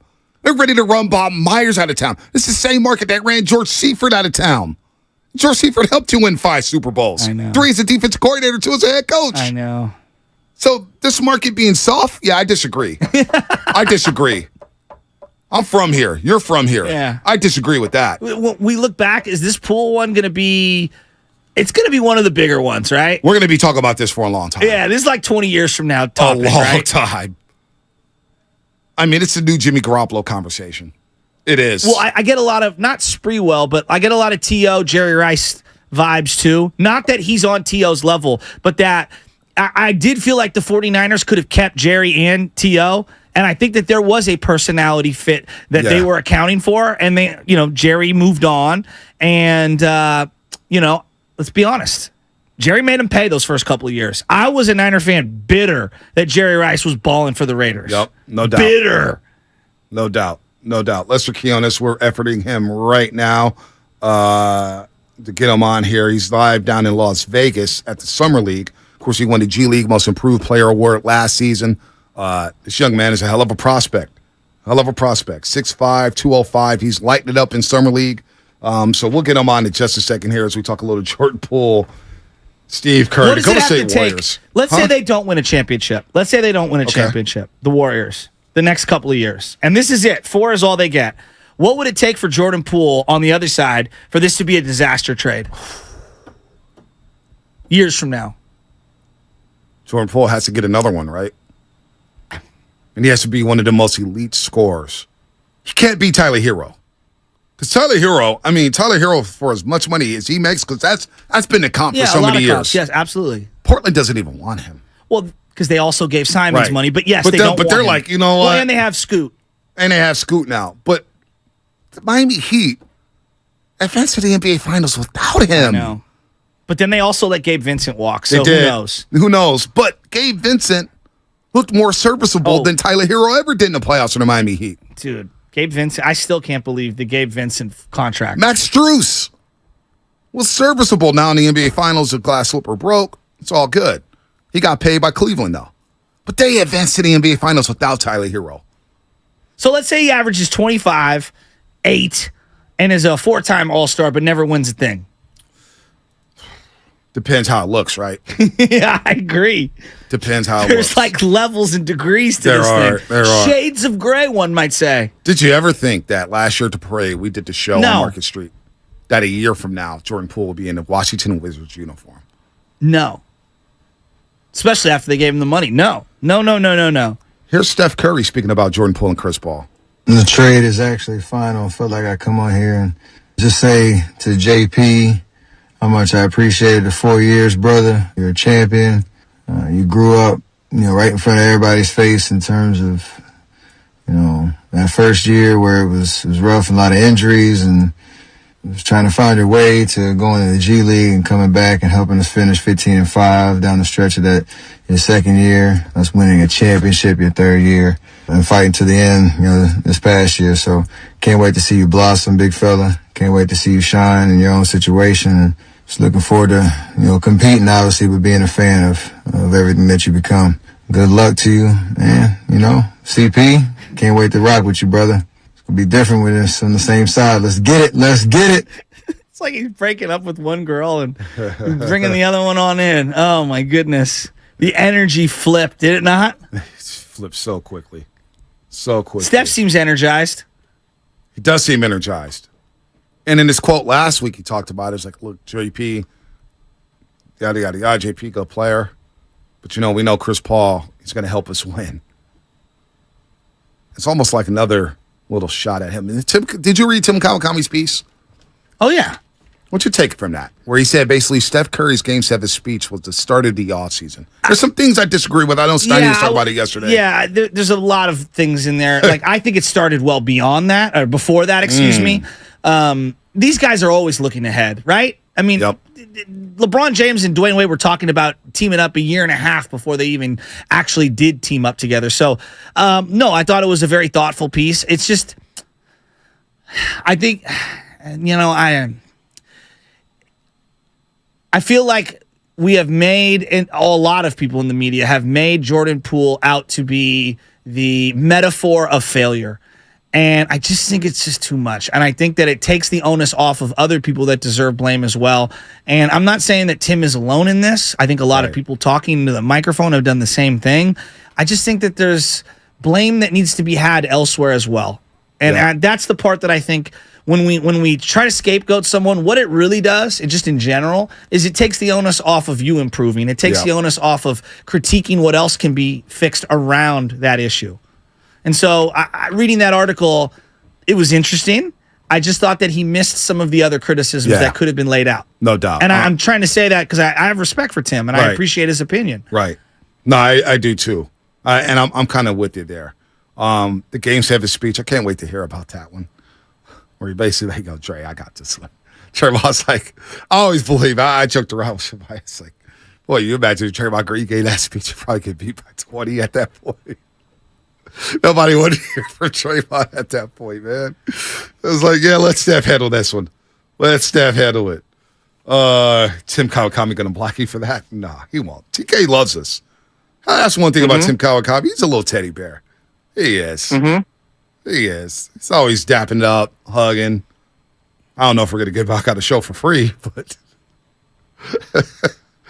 did say it was a one-time thing. And apparently it's a one-time thing.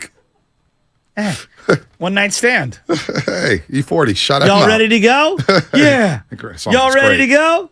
Let's go, baby girl. Elite alloy, candy-coated custom paint, Verizon wireless phone, Jacob Watch when you're Chamberlain bands in 5 time zones. All right, we got Lester Quinones.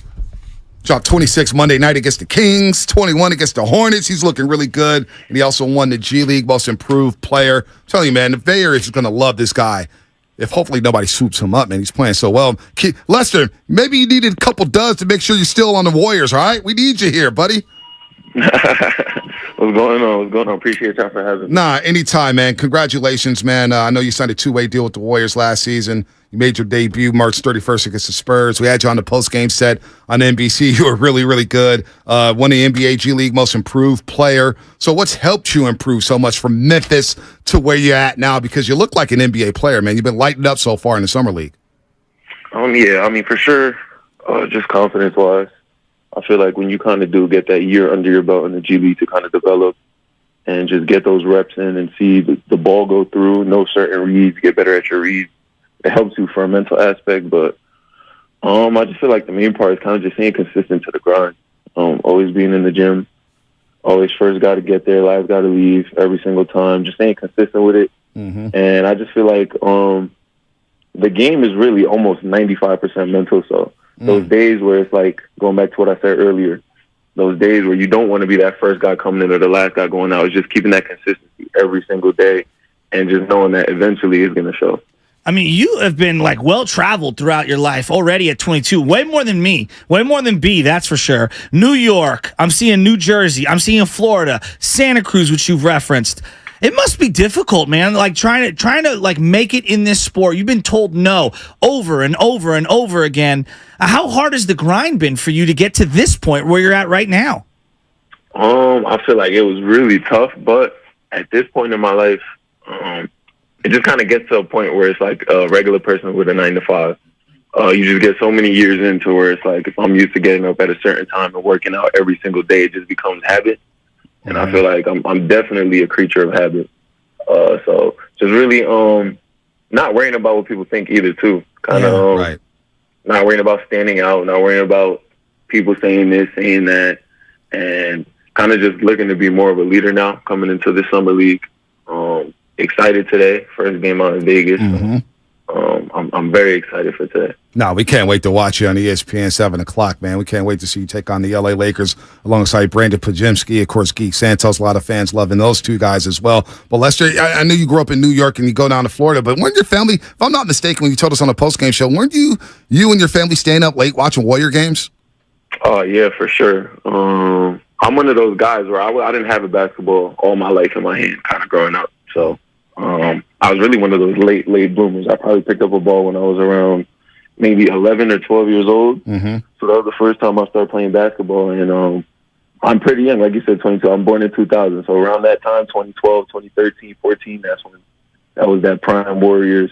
Well, not prime, but the start of it with that first championship in 2015, kind of going there and starting the prime. But really seeing that build up and watching Steph, Clay, and Draymond just get drafted there and kind of just stick there and watch that whole kind of really dynasty just go through that whole process, being my favorite team, to actually kind of now just be a part of it. It's just surreal. What sports were you playing if you weren't playing or did you not play any sports then growing up? Nah, my family is actually huge on wrestling, so I was actually a wrestler. Like real wrestling? Yeah, not the WWF stuff, right? My cousin's a wrestling coach here in the city. It's physically demanding. So do you have that cauliflower here? I got to check out for the cauliflower here, Lester. Yeah. I told you I stopped early. All right. And at like 11, 12, it helped me with that. But I for sure feel like playing that my whole childhood definitely helped me have that kind of that dog and that just confidence in me to know like playing is different when someone plays a solo sport growing up versus a team sport. For you know sure. what I mean? You're kind of used to kind of always having the loss on you or the win on you. So having that competitiveness, I feel like that for sure brought that drive in me. Now, you mentioned how it was surreal to be on this basketball team playing with Steph, Clay, Dre. How do you get over that mentally to be like, okay, I'm one of them now? I'm not just a player who's watching them from the outside. How do you trick yourself into saying, you know what, I'm a teammate of Steph Curry's, Klay Thompson's, Draymond Green's, and I'm not here to just be a spectator? Oh, yeah, for sure. I feel like that kind of went out the window probably like the first week. I mean, obviously, of course, the first week I'm there, it's like, man, I'm really here with these guys. And like just sitting back and I really, this past year, being with them, going through the whole playoff run with them, it was just amazing to be there. I just soaked everything up like a sponge, tried to learn as much as I could from them. And like you said, it was just sometimes I call myself, but like at this point, it's like it's my job now. These guys are my coworkers, my teammates. So I have a job that I have to do. They have a job that they have to do. So at the end of the day, it's a business now, but it's definitely a blessing. And like you said, surreal is the perfect way of playing with these guys now. Are you a video gamer? Oh yeah, for sure. What's your plan? I play everything. I play all types of games. I just actually, I'm huge on Call of Duty, of course. Of course. I went through a Fortnite phase. I played 2K, all of that. But so wait, are you Xbox or PS5? I started Xbox. I transferred. I'm P5 game. Okay, you made the right move. So when you're playing 2K, are you doing like creative player or are you playing as yourself? Like do you upload the rosters when you get on there? Like, tell me the experience on 2K, bro, because I be making myself. Yeah. I play as myself. I'm trying to get on. I make myself on there, play with myself. But knowing how to play with Steph, come on, that's the easiest, man. I'm like you said, like I said, I've been a Warriors fan all my life, so I'm kind of used to playing with them on 2K too. So I love it. Even having myself on there now, it's just I got to see who I want to sub off for myself. Who's the wackest on the team right now in terms of video games? Let me see. Because JK told me that he was the greatest ever. Yeah, when he we don't first got believe in, I that. said, young man, pump We the brakes. don't I've been believe playing JK. since longer than you were born. So he thinks he's sweet. Is he good? See, I haven't played JK yet, but the worst from last year's team, I had to go Andre. I don't think he probably even knows the controls on 2K. Andre Iguodala's a Nintendo baby, Lester. Come on, man. He's playing video golf. Right, he's playing Atari, exactly, playing Pong or something. Hilarious. Lester Quinones here on the Morning Roast on 95.7 The Game. We're pulling for this guy. He's playing alongside Brandon Pajimski and, of course, Guy Santos in the Summer League. Warriors really had a good showing against the Hornets. Actually, I think you guys have played well both times. But I want to ask you about playing for a guy like Penny Hardaway, because a lot of kids these days, Lester, don't know how good Penny Hardaway was until the injuries. Kind of like had that trajectory like Brandon Roy. Penny was special. So what did you learn from Penny? What was it like playing him before you signed to Memphis? Did you watch any of his old highlights? Tell us about playing for Penny. Oh, so it was so special playing for him, man. And it's crazy because I was actually one of those kids. I wasn't. I didn't kind of grow up watching him. So really being there for 3 years and then actually realizing as you go how great of a player he was and just like his knowledge of the game, it was different for him kind of being. So I would say he was one of those guys who was a 6'9" point guard. So he kind of comes out and he's coaching you and teaching you a move, and you could just see him hit it like it's nothing, or kind of just hit a backdoor pass on the money still at this age, and just showing us like his reads, how he was just so advanced for the game. It's just, I feel like anybody who goes there, any guard that goes there for sure should be using him as much as they can, because he's also one of those coaches where he's just going to tell you anything you want to hear, any questions. He loves to answer that and teach you. So I feel like he's just very good, a good person at heart, and he's really in it for the players. So kind of playing for a coach like that is always fun, and it's always a great opportunity. So I feel like my time there, it was definitely special. Grew close with him. I actually texted him like a couple of days ago too, so we still keep in contact. But that's good. Yeah, we're for sure. That's my guy. How good would you guys have been if James Wiseman had played that year? I know that's the biggest woulda, coulda, shoulda. They know how good we would have been, man. My God, man, James, we would have did some things that year. What was your moment where you stepped onto either the facility, the floor, and you're like, "Damn, I'm in the NBA"? Like, what was that moment when you looked around? Oh, Japan last summer. We were in Japan, checked in for a preseason game, and I believe it was about 50,000 fans out there. Yeah, it was packed. Wow. And they had it sold out, so kind of just looking around in there, that was that moment for me where it was like, man, like this is what it's for. Like this, everything I did was for this. And then you come on under Seth Cooper in the G League, and you win a Most Improved Player award in the G League. Tell us what that meant to you, and what was the biggest? What do you think you improved on the most during that season last year in the G League? Yeah, I mean, before they explained the award to me, I was 100% confused when I first with myself being a rookie my first year in the league. I was kind of confused, but then when they kind of explained it, I could see the difference between the start and the end of the season. But like I said earlier, it was really just getting those reps in.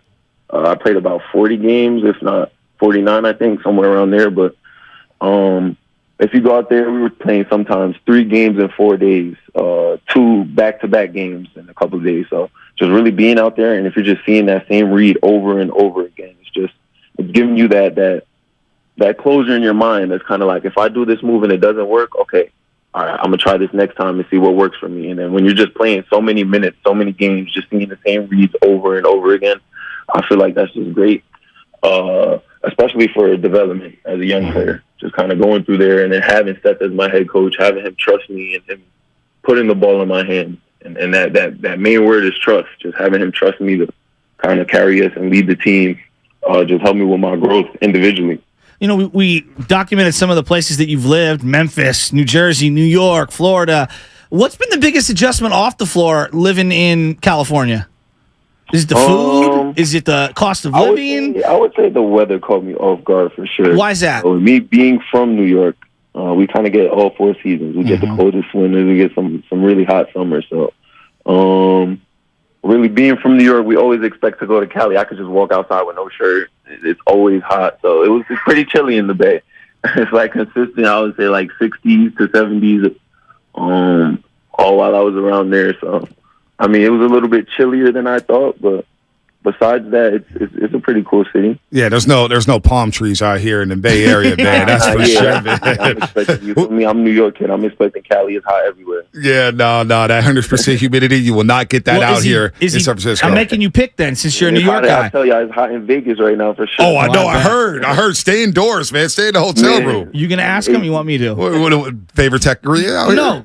Is it Biggie or Jay-Z? You have to choose one. Ooh, you have to because I was just like a couple months ago starting to lock in on some more Biggie, but I did grow up listening to a lot of Hov on my pops, so I'm gonna have to go Jay-Z. But I'm young, so I do have a bunch of Biggie that I don't even know about that I do want to tap into. Nah, you definitely have to tap into New York, man. King of hip hop, man. I'm so jealous. You got Jadakiss out there. You got Wu-Tang. You got Busta Rhymes. You got everybody out there. Cameron. Do you guys watch the Cameron and Mace thing? Keep it real. You guys watch that? It is what it is. So, Lester, take us through Summer League here, because I know you're excited about tonight. What is the one thing you want to work on and accomplish this summer with the Summer League team? Really just to work on being a leader and just having fun out there. Like you said, it's Summer League, so just preparing myself to be ready to be out there with those guys and focusing on those small details that I probably can get away with here now because of Summer League, but that I for sure won't get away with being out there with Draymond and Steph and Clay and guys like that. So just really locking in on trying to be a leader here so I could just prepare myself for when preseason comes or training camp comes. I'm going to just have the right mindset going into it. Well, you have a great mindset as it is. You feel very mature. And I'm watching you on the floor, and you do a lot of the same mannerisms as Jordan Poole. The little in and out, the step back, the sideways threes. Were you emulating him? Were you training with him? Is that just coincidence? Why does the game so mirror his in terms of the perimeter stuff? Yeah, I can say, I mean, he showed me a couple moves. I worked out with him a bunch this year. I mean, everybody kind of knows. He was probably one of the closer guys one of the guys that I was closest to on the team. So we were for sure in the gym all the time. But like I told you guys earlier, I'm one of those guys. I just try to learn from everybody, take from everybody's game. So I for sure got some stuff from him, but it wasn't just him. It was everybody around, a little bit of Steph, a little bit of Clay, everybody. Real quick, Brandon Podziemski, Trace Jackson-Davis, Guy Santos. Give us your impressions of these fellas, man. Everybody's loving Podziemski and Guy Santos right now, but give us your impressions of those two guys early on in the Summer League. Man. Guy, I just love how Guy's been coming out so aggressive. His first couple games, he's been very efficient too. He's been real efficient with it. He's been rebounding well. I just like his overall mindset this year in Summer League. He's just playing with that different step to him where he's kind of just, I would say he's in kill mode, really. I love how he's playing right now. He's playing with confidence. He's playing aggressive. And for Brandon, I'm actually pretty impressed with his IQ. For him to be a rookie and be so young, he has a pretty good basketball IQ. He has playmaking ability. He has pretty good size for a guard. I still feel like you guys haven't seen him really shoot it as well as I've seen him in practice. He can really shoot it. So I'm excited for these Summer League games for him to kind of show that out. But I feel like he's a very well-rounded player. He kind of gives you a little bit of everything. He can give you a couple of assists. He can get you some rebounds. He can score for you. So I just like that he's just a basketball player. He reads the game. He knows the reads. He has a high IQ. So I'm really excited for his growth, too. One last one on your way out the door, because you're talking about how things are a lot different out here than they are on the East Coast. What's the one thing that we need here on the West Coast that you cannot find, that you're accustomed to finding in New York? Man, a deli, a bodega. The chopped cheese? It's one of those on every corner in New York. You can't find one in Cali. Well, hey, you know what, though? We got chopped cheese out here. My boy Adam Ramirez, he lives around the corner from my guy Shasky. He dropped one off to me at Chase Center last year. Chopped cheese, my first ever chopped cheese. I had to give half of it away because it was so damn good. And I'm trying to lose weight too, Lester. Chopped cheese will deliver something to you. One of those. I need one of those. Well, what's your order? Like, are you a Cats guy? Like, you get? I'm a huge breakfast guy. Like, I can eat breakfast any time of the day. Yeah. All those delis in New York is breakfast all day, so I can walk in any time, get me a little bacon, egg, and cheese, grab me a little egg, and that'd be cool. Little schmear. We're getting a Lester. Before it's all said and done, we'll get you the chopped cheese next year for training camp. Now, I know you're on a weight plan, and Raymond Ritter's probably like, no chopped cheese. He's got the meal plan. But we'll make that happen for you, Lester. Yeah. Hey, this was a lot of fun. I can't wait to talk to you again. We're 2 for 2. You were really good on television. Everybody's raving about you. Our roasters here on the radio, they're loving you right now. They hope you stick with the Golden State Warriors. You're having a great summer so far. So I know you got to get to shoot around and get on that bus, man, and stay out that hate in Vegas. But we'll be watching tonight, and good luck tonight against the LA Lakers. All right, thank you. Appreciate it. Anytime. Lester Quinones. It. Man, that was a lot of fun. Like he's on Call of Duty. Chopped cheese. We got to get him to chopped cheese. Yeah, we do. Well, I always think that somebody needs a real burrito experience. They do, too. Right? Like, that's the big thing that I think you absolutely have to do. The one thing, when we went back into the Philly cheese experience, it reminded me of our taquerias. Yeah, no doubt. You know what I mean? Where, like, you walk in, you place your order, you sit down, you wait for your food to get ready, and then you smash it right then and there. I mean, that's the one thing I did miss. That's just good. I want another Philly cheesesteak. I do, too. Those are hitting. I might have to get one. What was it? Ishkabibbles? Ishkabibbles was off the hook. It's off the hook. All right. Quickly, fast 5. I'm surprised he didn't go.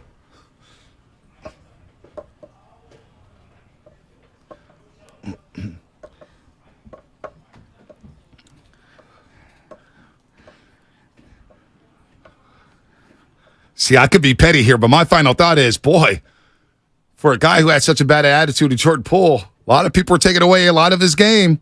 Lester said he was around him a lot. Picked up on him. He's a gym rat. We're going to miss that. Jordan Poole, the gym rat. That's my final thought. Sorry. Okay. What? That's my final thought. No, I'm glad that you had that final thought. My final thought is I'm betting on that guy. This is the Warriors team who's had JTA, GP2. Ty Jerome just got a contract. They have a long history of turning these two-way players into guys that stick around in the NBA. No doubt. Boy, Lester feels like one of those guys. Just listening to the attitude and the mindset. I like his mindset I think I'm rolling with this kid. Yeah, no, I like this kid a lot. Go ahead, You know who I'm not rolling with? Victor Wembanyama. All right, this guy has gotten so much hype. I'm the only one with the guts at the station tell you know what? He will never live up to this hype. He will never be a top 10 or top 20 player with that frame. Forever, ever? Never. Forever, ever. Forever, ever. Forever, ever. Sorry, Miss Jackson. me with that. Victor Wembanyama. Get better security. How dare you hit Britney Spears? Come on. Yeah, man, just leave Britney alone.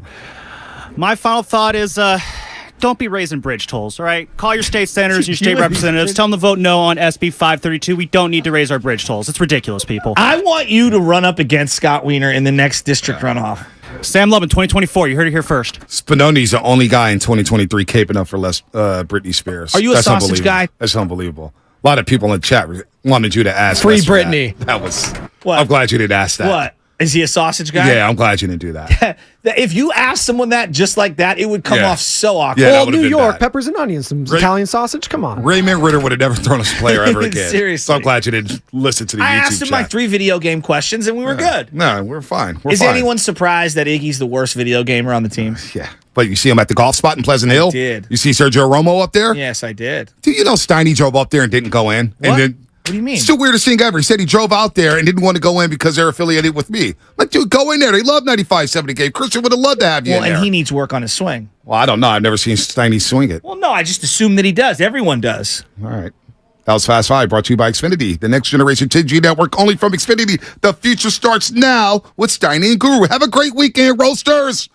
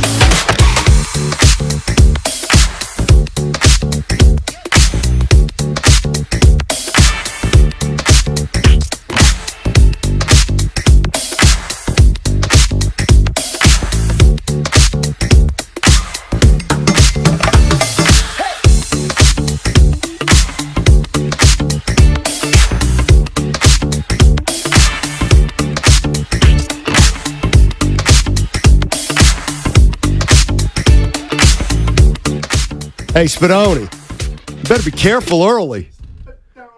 What's up, Bay Area and beyond, baby?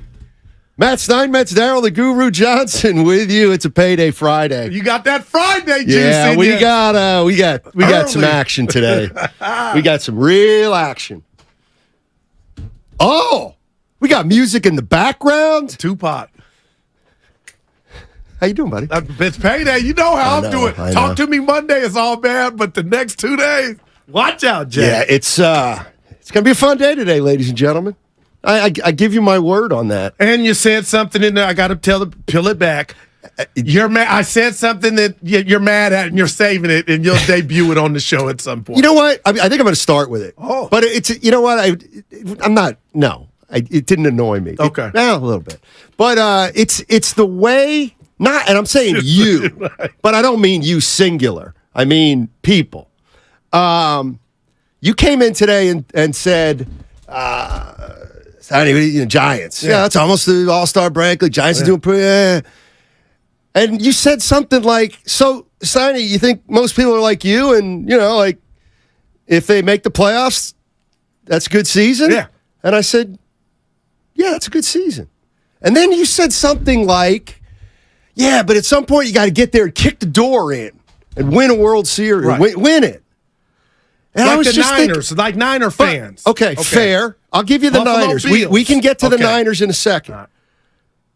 But why do you think World Series instead of playoffs now? Because as a fan, who I am is short for fanatic, Steiny. They want that ultimate prize in the Cracker Jack box. And that's a parade. That's a ring. But you can't win a World Series until you first make the playoffs. So I almost feel like with that mindset, you're almost never going to be happy. Wow. You know what I mean? Right. But isn't it true in sports that there's only when it's all said and done? And I know how to have a nuanced conversation about this because I know my shortcomings. And I speak for all the fans. There's only one team that's ever happy in every league, right? When it's all said and done. Right. I really live by that. Like, miss me with all the, little Johnny, we got close. Steiny came over, we had nachos, we went to the game. It was a great season. That's not the earth or reality I live in as a fan. And that's why I cite Niners, Steiny. Niner fans. I'm willing to acknowledge the Niners they're ready. Like, come on, Kyle, we got to get it. Right now, I'll acknowledge the Niners are a little different because they've been to 3 NFC championships in 4 years, right, and a Super Bowl. That's a little different. Because you're right on the Giants. I had them dead men walking. If they do get in and lose in the first round, Steiny in the wild card, I would say to you that's a good season for the Giants. I can't Hell yeah. front, I can't front like I would look at that as Exhibit A on, oh my God, knock over the computer and pour out the coffee. You didn't win it. I know that's how low they've been. But the other thing is if you like once you get to the playoffs, okay, you'll be one of 12 teams in baseball. Okay. You're now in the playoffs. So at that point, I think you say, can we win this thing? Right. Can we evolve? Right. And let's say you don't. Let's say you don't win it. Say you lose in the first round. I don't know. Like it doesn't. Okay, here's where I'll go. Yeah. I'd love to know what Warriors, because I'm going to use the Warriors. I'm going to use the Warriors example for this because this one's always stuck with me. So the Golden State Warriors in 15-16, is that when they won 73 games? Yeah. Okay. So that year, the Golden State Warriors started 24-0 or something? Oh my gosh. That year, how long's a basketball season? 5 months, let's say. That entire year, the 73-win team was a party every single night at Oracle. It was a party. It was the most unbelievable season I've ever seen from a local team. I think I can say that confidently. Doubt. Half of We Believe's half season was interesting, but the whole year, everything went right. You won close games. Records were being set. So now you go to the playoffs, and you're saying we're going to repeat. Okay. You win. Now you get to the finals, and you get up 3-1. Oh, my God. Okay? Yeah. All right. Then we all know what happens. All right. So now they lose, and they just lost in 7 games to Cleveland. So you're devastated. But why are you really why was that one worse? That one was worse because the whole season was incredible. So what I'm saying is, I get that people look back on that year and say it was they don't a even failure. want you to talk about it. And that's where I, even though they were defending champions, and even though they lost the 3-1 lead, I don't think that year was a failure. Okay. They had 6 months of it was unbelievable. Right, but you can't I love it. Those feelings you can't just take away from somebody. But even though when you look back and say, God, we shouldn't have won. Like we blew it that year. Yeah, you did blow it that year. But do you remember what the 6 months were like leading up to that? You were the best team in the league. So it was almost a given. But that enjoyment doesn't get taken from you. Well, the 6 months of enjoyment does not get taken from you because when you were enjoying the season, you had no knowledge that you were going to be devastated down the line. So even though you're devastated, but you had no knowledge it was going to be a party either, and it was a party on the road. How many people would call 888-957-9570 and say, and I love it, Steiny, with your energy that it was a success, and this is why I can differentiate where you're going. Not a success. You did the party is over.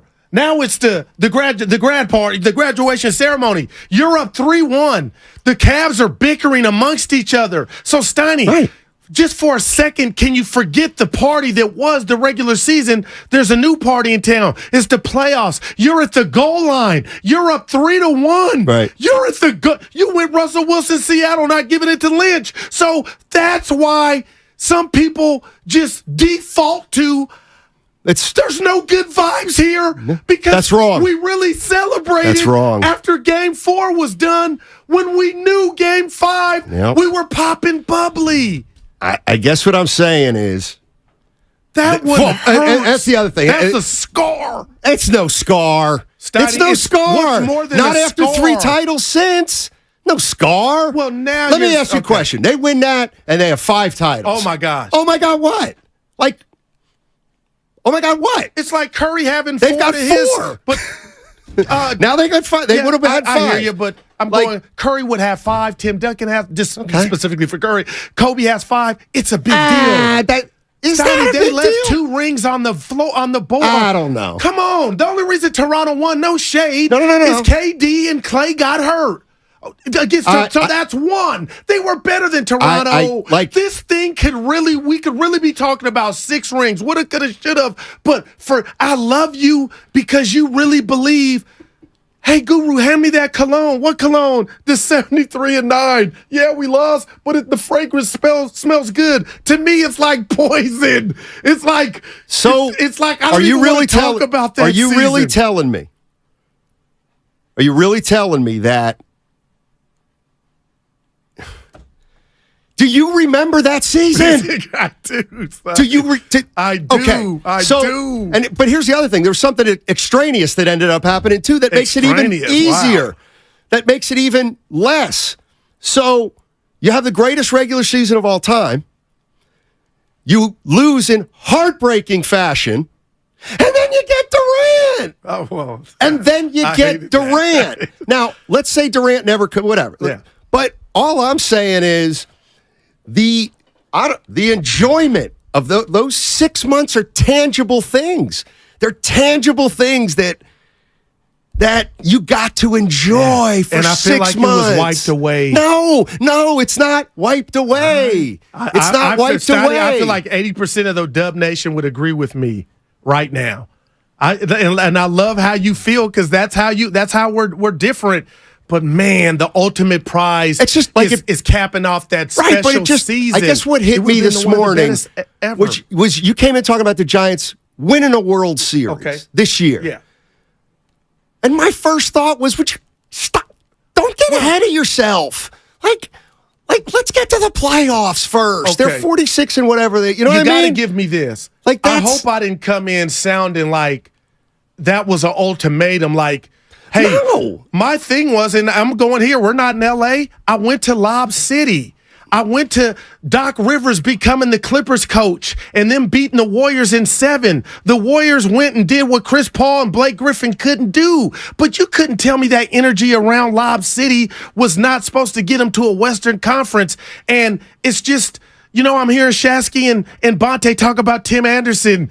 He was a stud years ago, Steiny, and now things in sports change. He don't even look like himself. He can't even hit the ball at the park. So you got to cash in when it's hot, because I think too many times in sports and life. But just we getting to the assume- playoffs doesn't make it hot. Well, you know what I'm saying? The Giants make the playoffs. 12 teams and are I'll in. come in So it's here like, and guess say what? They that got was a great 1 in one. 12 seat But also, chance. I know where the Giants have been and what's not been expected of them. They've already shocked me. I don't know where it's going, but I hope you're looking at me and believe me that I say if the Giants just qualify, wild card, I don't care which one, that's a success. I can have perspective in this. But 73-9, the party that was, they were the Beatles on the road. You're up 3-1. You're the best team. And for whatever reason, you couldn't get it done. Steiny, that is a stain. It's a But now here we scar. are 7 years later, and my question is, what difference does it make? Just one you could have added to And, this and I great know Spadoni run. was going to jump on Oh, this, yeah, but go I ahead. I reject this. Like, Uh-oh. okay, so Steph Curry's got 4 titles, and my guy Bird's got 3. I don't care. Like, that doesn't make me. But like, can we I forget love, Bird for a minute? Okay, give me somebody else. Duncan and Kobe have five. I think Magic specifically Okay, too. well, Like good that's the call. conversation. If Steph gets his Didn't fifth, I even think mention people put Magic. him over Magic Johnson as Man, the greatest point and I guard do of that all time. already. But it matters to the players, though, That doesn't- Steiny, does it not? It does matter to the players That to get good- that fifth. wow. And being with those same guys amongst the Duncans, the Kobes, the Magic. It matters to a guy like Steph if he gets his fifth, I think. Oh my gosh, great. May not matter to I'm you, not- but it matters to I'm Steph. I'm not saying. Okay. I'm not pondering that it doesn't matter to Steph. How would Steph feel about that 73-9? He's probably like, oh my God, why'd y'all bring that up? Because he knows that's the one that got away, and they had it. Right, but people put on 25 pounds partying that year, drinking, Right. smoking, Oh, right. doing everything under the sun because it was like, that's kind of what I mean, like in a weird kind of way.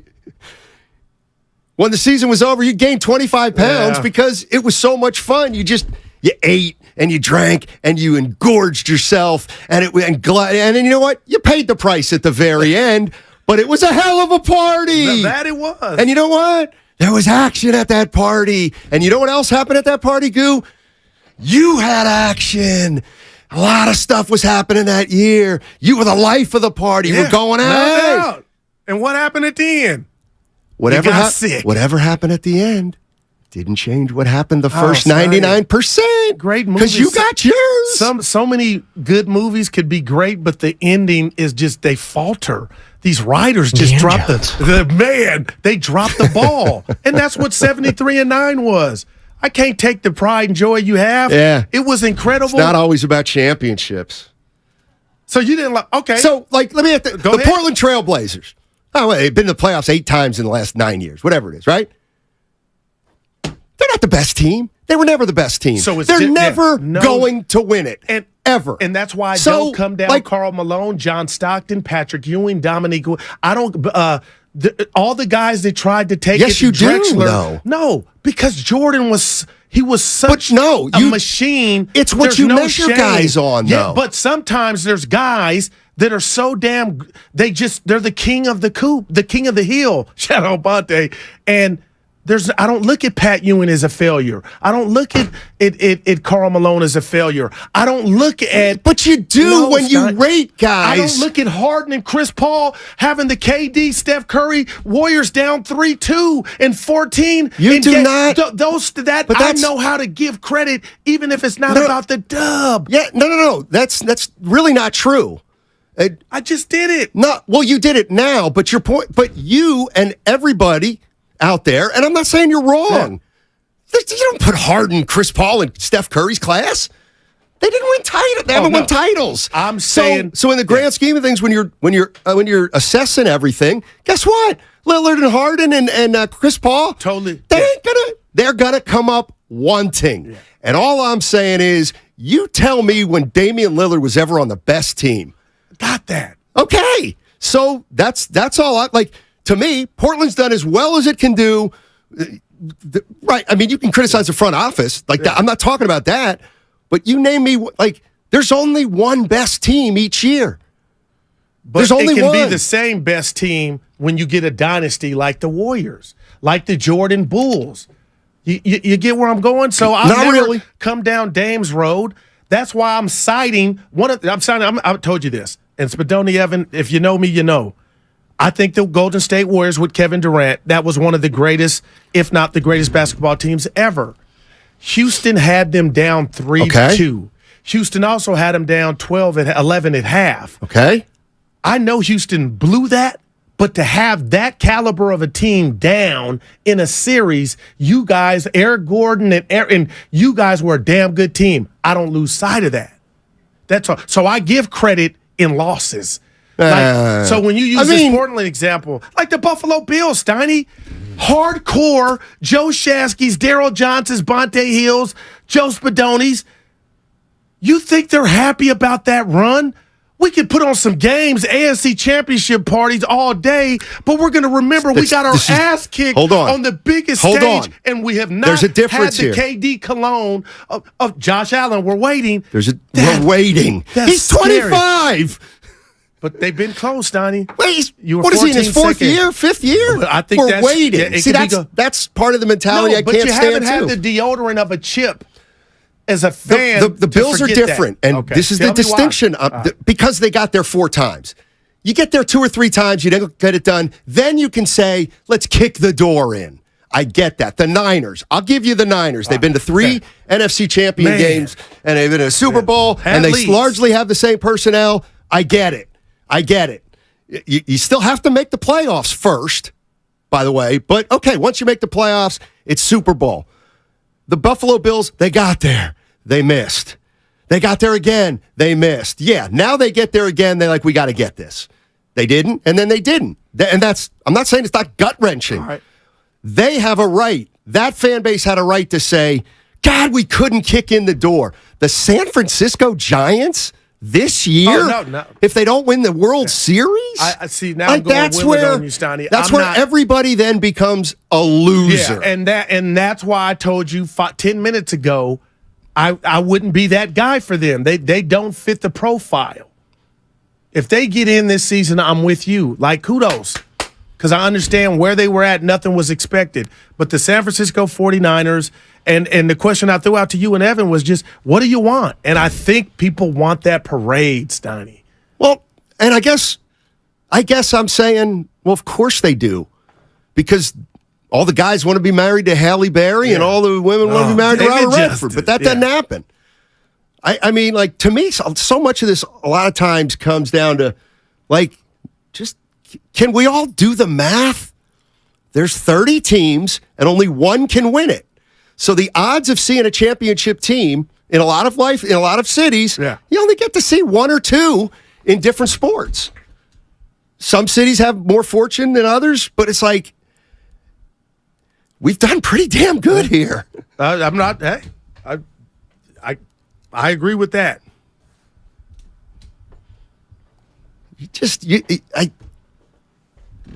Sometimes I feel like you put the cart ahead of the horse. No, I'm just. You know what I'm saying? I got a big heart. I love hard, Steiny. And next year. Okay, Warriors. Yeah. What are you? Championship or bust next year? No, hell no. Yeah. Oh, come on. I think. Listen, okay, hold on. Those are the I believe you, standards, but I think most Warrior fans would say yes. It's championship or bust. Yeah, but they're nervous. Good. Okay. No, you know why? Because now there's arguments that they're better. Did they get better? Did they not? We don't know. Is there dissension? We don't know. Is there residue about all this stuff that they didn't have to deal with that was known to the public? And now we're going to get into sound and Poole and the slander that's following him out the door. So I don't have the confidence in the Warriors to where I know Steph Curry, his ultimate goal, and Dre and Clay and Steve are to try to win it. So was this year a failure for the Warriors? I'll say yes. Okay. Following up a championship year. Okay, yes. so next year, your expectations for the Warriors have lowered. You're not expecting them to win a championship. See, I got to be careful. No, see, you got me going. I got to be careful here.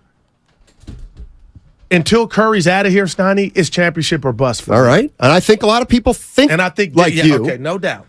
I'm being honest. But what I'm saying is, you realize the odds next year the Warriors winning it are like 25-1. Right, but also the feeling in the heart, in my blood, in my heart that's pumping right now, I don't feel like I can hope, but I don't feel like basketball-wise, you could go up to a chalkboard and tell me the Warriors got major action in winning the title next year. So I'm trusting the organization, and I'm sitting back with my popcorn like Michael Jackson, Steiny, and we'll see. But on paper, and I'm not Hubie Brown, I don't feel it like I felt it last year.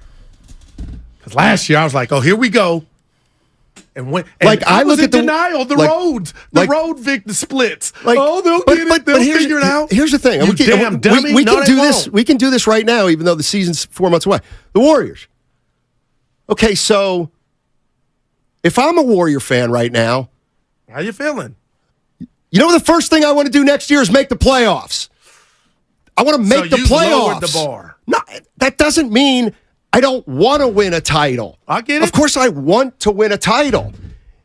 And we might be able to if things fall into place and we do that. But how about making the playoffs first? Like, is that just a foregone conclusion? And if so, why?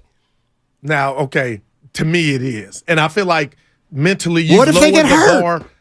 Okay, and we could do that with all the other 29 teams. But if they don't get hurt, I think the nucleus of the big three still and Chris Paul and the IQ, which I am starting to, okay, maybe they are smarter, but is that going to, can you guard?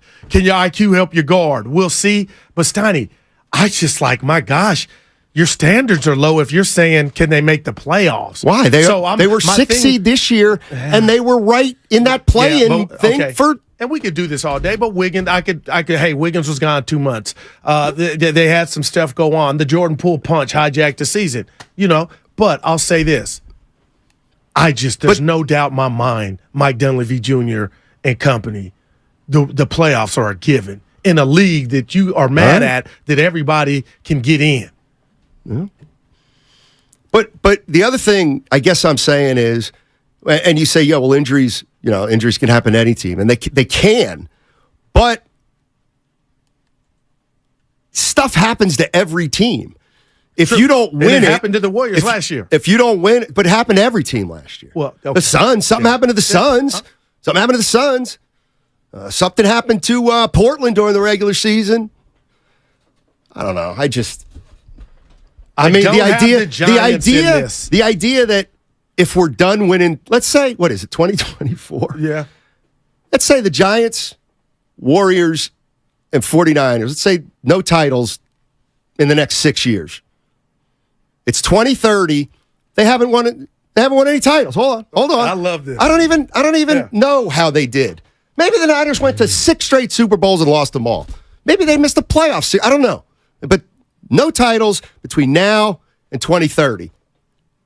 That would be like you're sitting over there like incredulous. Oh no, I'm like, see, this is where because it's more likely that happens than one team wins it one more time. And you know whose road I wouldn't come down if and I'm a fan is Dub Nation. We were fed that this is when perspective kicks in now. Okay, yeah, it's been 6 years, but damn it, we had a run. But the Niners, that would be that would feel like, and I know it's not Steiny, Buffalo Bill-esque. Like that window, you guys were there. You got Bosa, Ayuk, and I know you're skeptical of the multiple quarterbacks, but that one would hurt the most. And for the Giants, I just say, okay, the Giant fans would be like, we're disappointed, but we were never the best team and didn't get it done. We were trying to reinvent what I'm saying is ourselves. I think fans are way too critical. But their fans are crazy. They throw things, and I'm not defending that. There's some timey, Steiny. Everything you hate about them, I get, because you're not one. No, and that's not I am one. When I was a fan of the Boston Celtics or of the Philadelphia Eagles back in the day, like when the Celtics lost to the Lakers, I was pissed. You should be proud, though. because you also beat the Lakers. And you know it was give and take, like you ain't going to win them all. Okay. All right. That's right. I knew back then in '86, we can't win them all. So don't think you can now. But people think you can win it every single year. 888-957-9570. Just get a little more realistic, everybody. Do the math. 30 teams, 1 title. 29 teams going to be annoyed. Sponsored by Cars.com. Oh, that's the sound of a car being added to Cars.com. And since up to 50,000 cars are added per day over the course of this ad,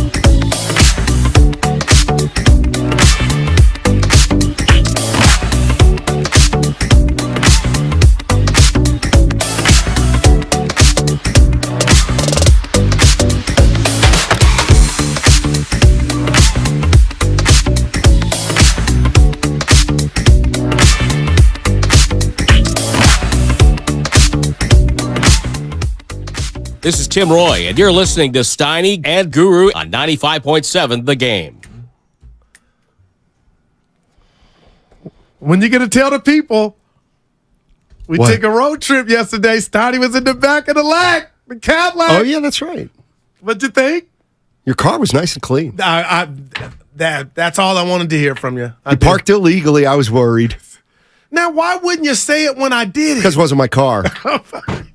And then You parked in a yellow. You parked in a yellow zone. Towed. I'm like, dude, no, I didn't. But Well, how about it was one of those things where you let me. Guru You guys and set I- me up for failure, and now you want to correct me. And I was No, waiting no. for you guys to say, "Hey, Goo, it ain't worth it." Your asses just got So- out there like cattle and walked up there knowing I didn't left my ass hanging in the Well, street. we shouldn't have driven. Is the first problem. This city in cars. Well, So Guru and I took a tour. We're moving And the boss. studios. It was Yeah, us we're moving three. studios. You let him get shot good. He's got a bad. He's He's got a bad yeah. wheel. So we toured the other studios. It's nice. It's nice, but Guru drove there. We said it was a 15-minute walk. That was too much for Goo. No, please. So I'm hooping tomorrow. So of course we drive there, and then it takes a half hour to get there and find parking. I almost wanted to drop you off. And then, hey, how long is this going to take? Yeah, we're just going to go up and tour you. Oh, it's actually shorter than I thought. What? Yeah. He said about 30 minutes. It We was- were at about 18. It was like 45. And the good guy I am, Evan, they were walking back. That was the plan. I said, get in. I did not want to walk back. Yeah, I know you did. Oh, by the way, thank you for the ride back. Happy birthday to our Ernie Chavez. Oh, it's Ernie's birthday? Yeah, I follow him on Facebook. That's how I knew. Ernie! I think I follow him. And he always messes with me about my age. How old are you, 60? Gene's on the phone. Gene in P1, Oakland. Yeah. What's up, Gene? How you doing, buddy? I'm doing great, guys. Yeah, I love your discussion about expectations and whether to appreciate or enjoy a season or not.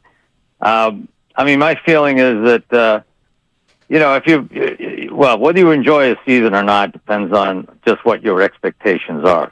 Even if they're modest or moderate, just as long as they're not unreasonable. And your team meets or exceeds those expectations, then you'll enjoy the season. But Goo, you make an excellent point about how did it end up? Like 2016 being an excellent example. They came off of the 2015 championship. We were all expecting them to get to the championship and win again with more seasoned and even better team. Then they had and we expected to have a great regular season. We didn't. I don't know how many people expected 73 wins. I didn't. So that was wonderful. It was a hell of an experience. They got to the playoffs. They had the OKC comeback, and they got the 3-1 against Cleveland. We all expected them to finish the job, and then we all know what happened. And that was devastating. So when we look back on that season, I mean, I think we all feel devastated by what ultimately happened.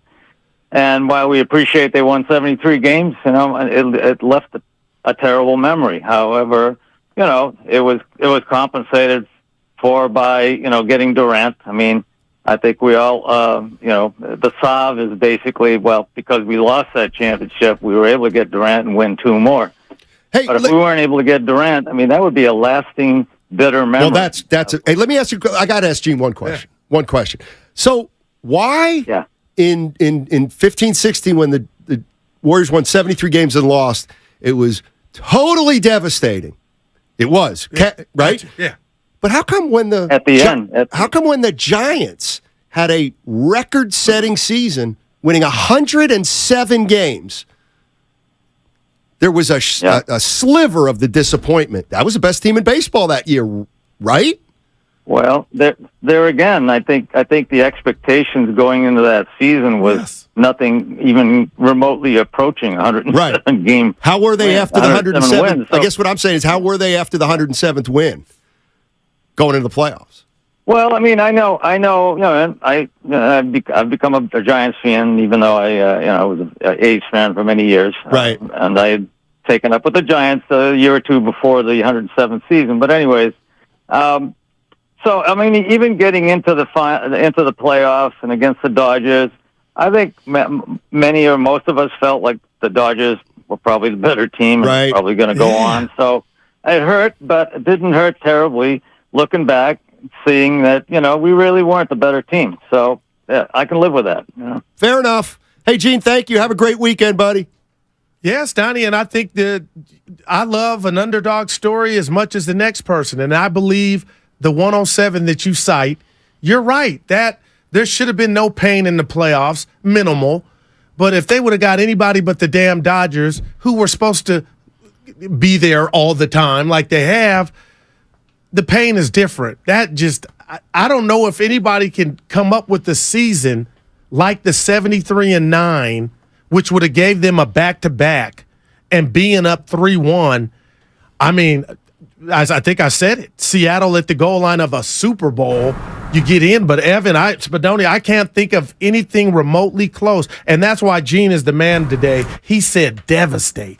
Yeah, but I also think, I do think there's a lot of people that were disappointed when the Giants lost. But it stings less, number one, because it's in the first round, but also he lost to a team that won 106 games. So if the Warriors lost or blew a 3-1 lead to a 72-win team, I think that might be a little bit different than a team that you were an overwhelming favorite against, if that makes sense. Well, 510, I think, kind of agrees with you on the Comcast business text line. Giants did not get to the championship. If they would have got to the World Series, that would have been different, man.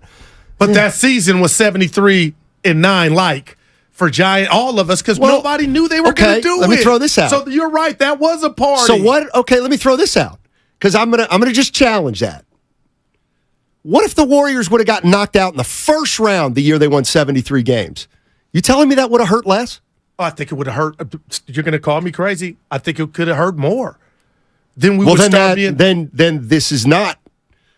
See, he's saying the Giants did not get to the championship World Series. Had they gotten to the World Series and lost, that would have been devastating. But because they lost right away to the Dodgers, it wasn't as devastating. So I think people would disagree with you, but I don't know. Yeah. Uncle Looney. You know what I'm saying? Said what Evan said. Who did they play in the first round that year? Who, the Warriors? Yeah. In 16? Yeah. Oh, geez. Probably Portland. I want to say Memphis. Yeah. Probably Portland.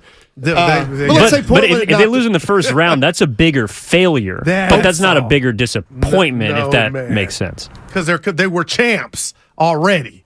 So we've been to the mountaintop. We're going for the three-peat. You come in as two-peat back-to-back, and then you lose first round. It ain't got a Niner feel to it because the Niners are getting there. They're, Yeah, like I don't know if you can look at last year or the year before for the Niners as a failure, but you're certainly frustrated and disappointed by it because you got so close. Yeah. Trucker 23, Guru, you better hope Purdy is his. Where did he come from? First time I met you, Brock Purdy. So let's see what Trucker 23 has to say. I'm reading on the fly. Guru, you better hope Purdy is as good or better than last season and stays healthy. Because apparently that Trey Lance guy you're so high on thinks Kittle is the hardest person to throw to in the league. That bothers me. It's a shame. Dude, that's great stuff back there, guys. Can I tell Way you to go, this? Trucker 23. It's Friday and people say you look dapper. You do. Thank you. Golfing? No. Okay. Drinking. Yeah, there you go. No, I'm not. I don't be ashamed of who you are. If you're going to have a sip on that a might be a little Friday. too much of who I am these days. Right. No, it was just a one-liner. Had a little conversation about that yesterday, if my ears serve me correctly. What's that? You and the boss about the watering holes. I didn't like that, actually. I felt like I was back with my sister Tina, and Daisy said something to my sister that was raw and uncut, and I had to mind my business. But I said, boy, I played along with it. The big guns. I played along with it, but it was noted. I noted what he said. I couldn't believe. You know what? I was like, how long have you been holding on to that? Well, by the way, now I do have a question I want to ask listeners because, so we toured our new building. I think we were walking in. And it was kind of near our old building.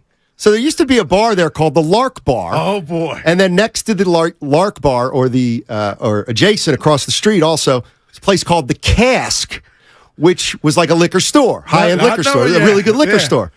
So we walked by that. And they were both closed. Yeah. And I was like, oh, look at that Lark Bar. I like the Lark. It used to be Dave's. Yep. But I'm like, oh, look like Lark Bar and Cask are closed. And then we turned the corner, And sure enough, you're the only one that like there was the Lark Bar, see it, yeah. and there was Cask. Apparently, they've moved a block or two, and they've and upgraded. You say, it looks it's nice. right there. I go, that's yeah. I'm like, check it out. I guess. And the boss goes, dude, what is it? Like, are you just only about watering holes? The way he said it in the What an ass. I was like, oh boy, yeah. What's he saying? What's it to you, boss? I'm like. There used to be a place here. There's not a place here. Oh. But he knows your hobbies. That's pretty much what he was. Maybe that's what he was saying. But Steiny, my head went down like, oh no. Yeah. I mean, hopefully this is an apology. Right. For what? For insulting me, basically calling me a lush. No. That's Turn your mic on. Processed it, boss. I don't like it is, correct? Sometimes. Yeah. Okay, no, all the time. Sometimes you're a little gutless, but oh boy. Week to week, we have about, I would say, we gotta turn your mic on. Interactions, maybe for like 2 minutes at a time. Yeah. So 6 minutes. My point was about 75% of those involve.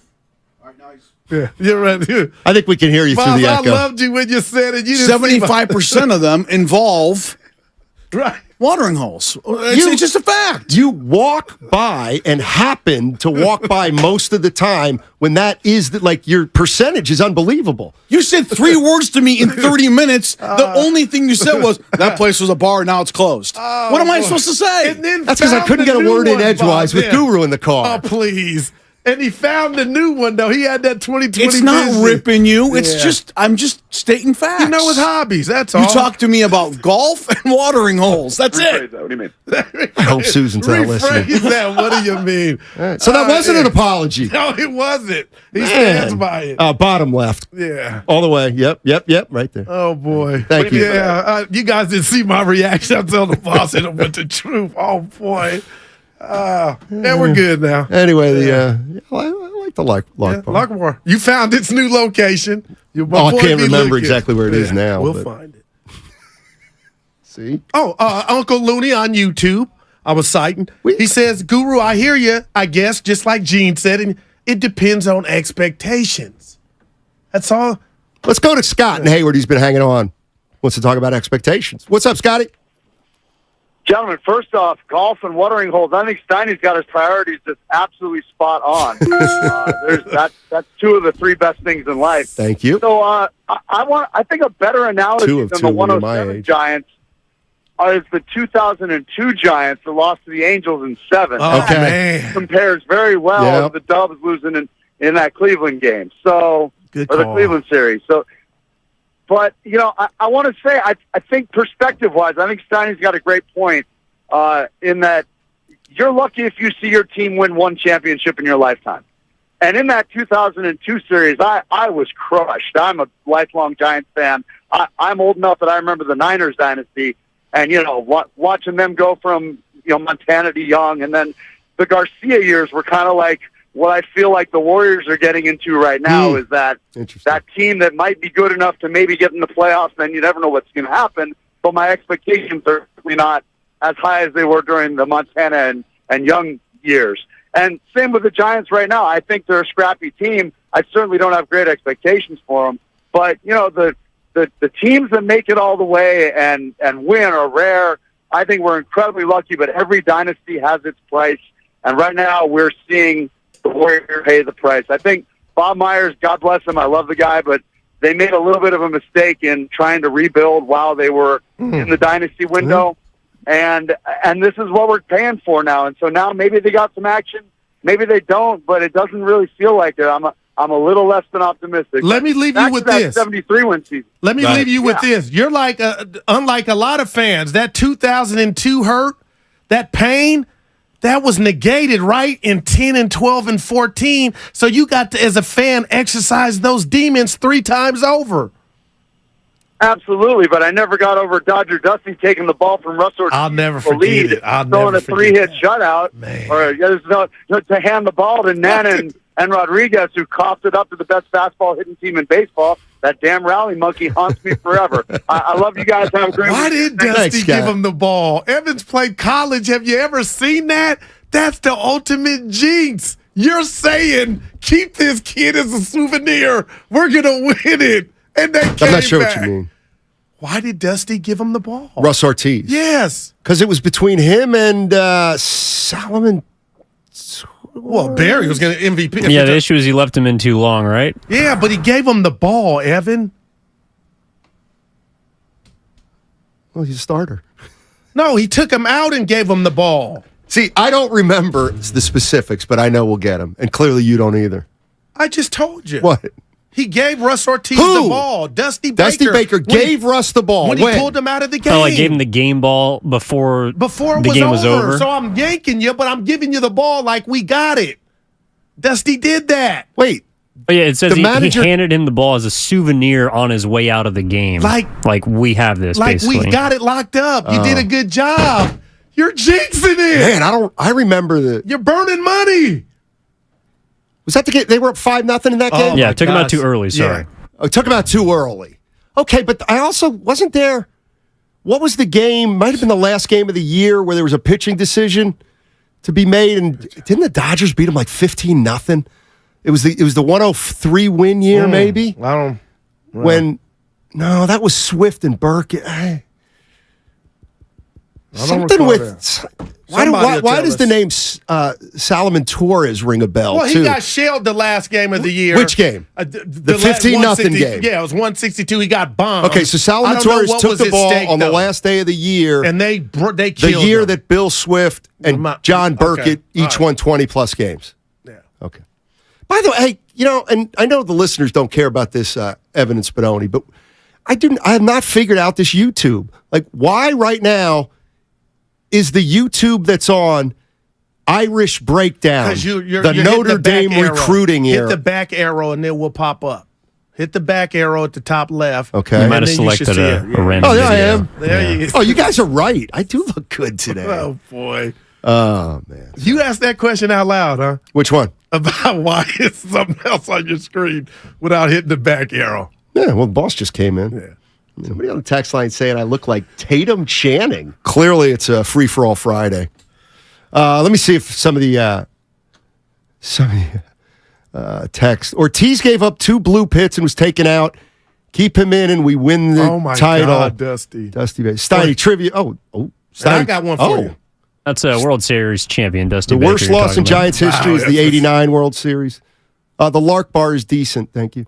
Steiny, trivia for you. Do you know the only player to play against the Bulls 72-10 team and the Warriors 73-9 team? I know him. Well, hold on. This ain't for me, but I know him. Well, hold on. Who the year? So we're talking 2015. Spadoni, Evan, I know this. It has to be Adonis Haslam, doesn't it? No, tell me when you're done so I can give you my answer. No, hold on. So it's when did the Bulls? 73-9. When did the Bulls win 72? What year? 96. Okay, so 96. So the guy retired in 15. I Apparently. have the answer. Do you really? And I think you're wrong with my answer when I don't think he retired in 15. Oh, okay. Evan, I'm gonna give you. Go ahead. So the question is, Allen what player Iverson. began their career and then ended the same as the Warriors?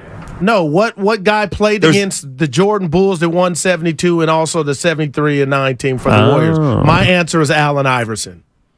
I don't have the answer. Yeah, we don't have the answer. That's all right. 707. Give us the answer. I'm seeing Garnett. Ernie Chavez saying KG Garnett. got drafted in 95. I think it's Allen Iverson. Was he still around in 15, Garnett? I'm sure he was. Well, being Allen a jerk Iverson to I thought somebody. retired in like the early 2010s. 510 saying Kevin Garnett, but he's not the originator of the question. When was Iverson's there's another Denver Kevin Garnett. Nugget stick? Looks like it's Kevin Garnett. Confirmed. Yeah. Kevin Garnett. Yeah, he was Properly drafted- rated Kevin Garnett. What mechanism of my personality? Why was I so confident it was Iverson? Now, had I just said Iverson, nobody would even But the fact that I did the 360 windmill. Well, a lot of times you just say the first thing that comes to your It mind. was the year after, though, to your point, Goose. So No, it was 96 was Kobe. That's my dog AI, right yeah. there. I was close. You're truly no filter. That's why you would say something like that. I don't know. Kevin Garnett, the 5th pick in the 1995 draft. Who Mr. Overrated to you. Yes. You would tell it to on a Number podcast. 1 pick in the draft that year. It's a bad boy. You remember? Yeah. Out of high school. No, who? Who was? Oh. What year are we talking? 95. Kevin Garnett was the 5th pick in the draft. Can you name the 4 players selected ahead of him? Da, da, da, da. Number 1 was a Warrior. Da, da, da. Chris Webber. No. I shouldn't have said it like that. Nope. Joe Smith. Joe Smith. Jump shot Joe Smith. You never called that to his face. I did not. I like Joe Smith. Oh, he was a great guy. Yeah. Number 2. I might have some of these out of order, but. You go,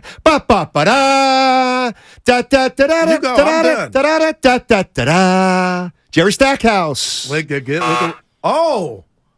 You might not have been the second. I'll tell you what. It's one Hey, answer, Spadoni, bud. I just said these might be out of order. Oh, this is... Redo the buzzer right now. I'm not on the board, and you can see who's on the board right now. It's Stackhouse was one of the 4. That's all I said. This is where my language is precise, and I should not be penalized for it.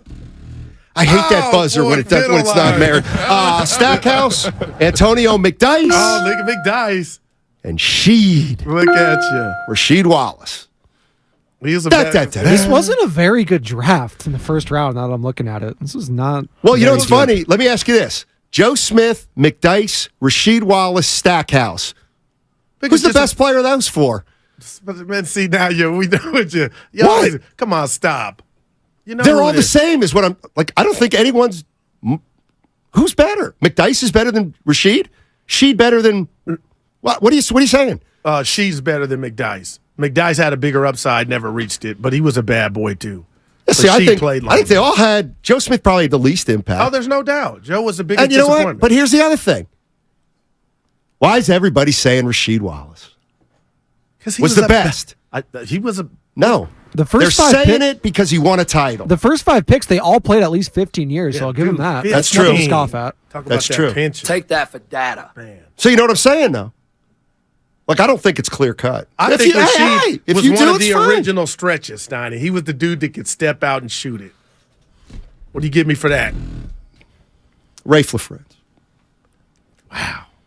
You went there. Well, I just didn't want to agree with you. No, Rasheed was bad. You know what?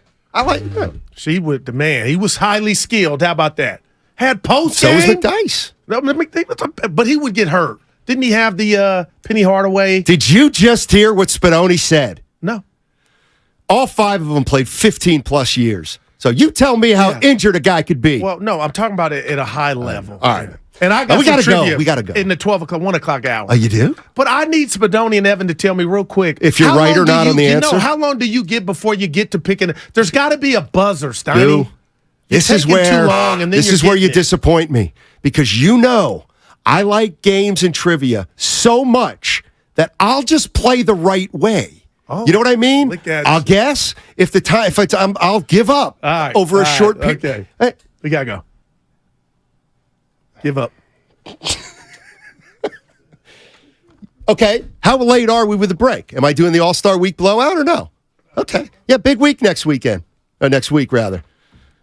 Seriously, All-Star Week blowout. We're giving away a lot of stuff. Steph and Clay autographed jerseys.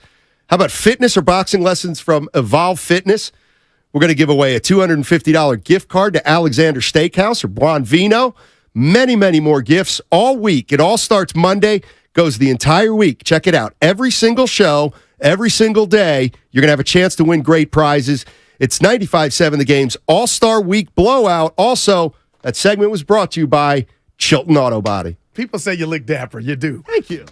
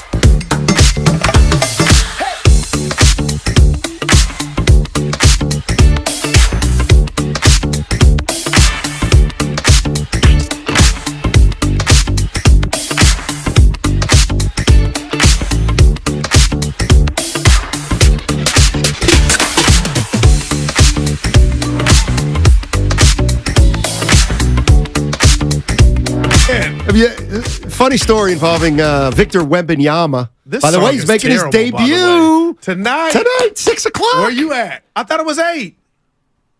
6 You're o'clock. Go probably ahead. wrong. Go ahead. Hey, I looked up the times, and of course, he's playing at the T&M, baby. They don't put him Thomas at Cox. and Mack. They don't put him at Cox. I seen Isaiah Ryder when You he don't even know what I played mean, do you? You just gloss over. You don't know what I mean by they're putting him at the T&M, not at the Cox. Thomas and Mack Center, and I know about it wasn't that funny. So It's not funny. It's okay. material. No, it's not material. It's just the truth. So they wouldn't put him at Okay. Cox. What do you? I'm not into that sophomoric stuff, so I don't. You pull are my finger, sophomoric. please. All the Steiny stop. Cox Pavilion Chubby Cox, is adjacent. Cox Pavilion is adjacent. You don't know this, and listen. A lot of our listeners don't either.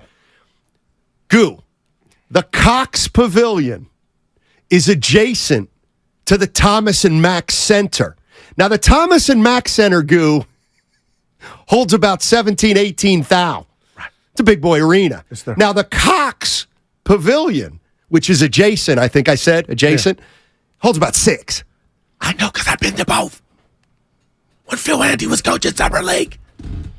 So, like Phil coached at Cox because he was never coaching a prestigious team. Shout out They Bobby put the big Cox. boy, like Curry.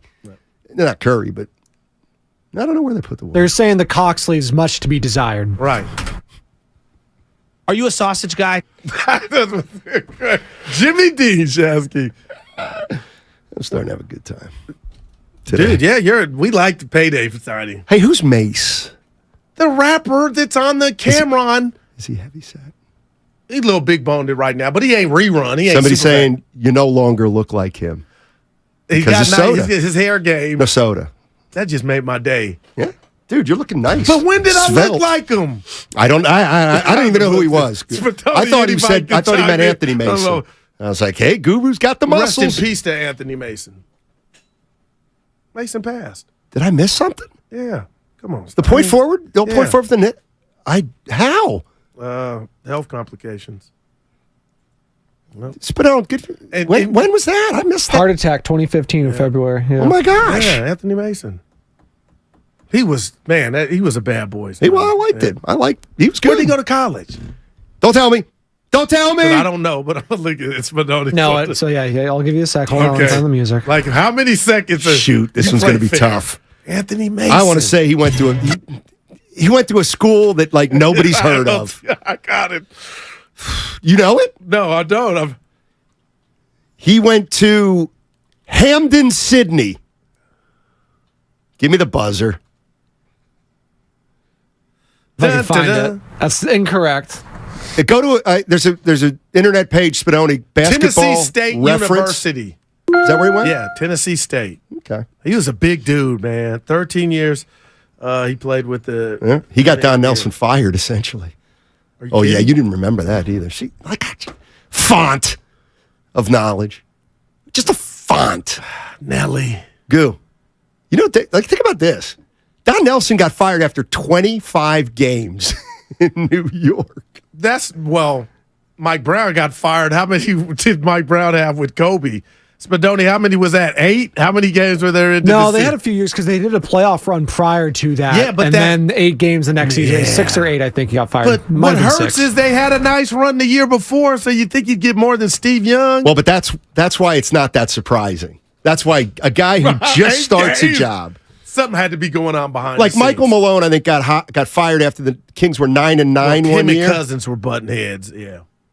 Well, what happened with the Lakers is Jimmy Buss was running the team at that point, and he had this beef with Phil Jackson, who was dating Jeannie at the time, I guess. my goodness. And there was a deal in place for Phil to come back and take over that team with Dwight, Steve Nash, and Kobe.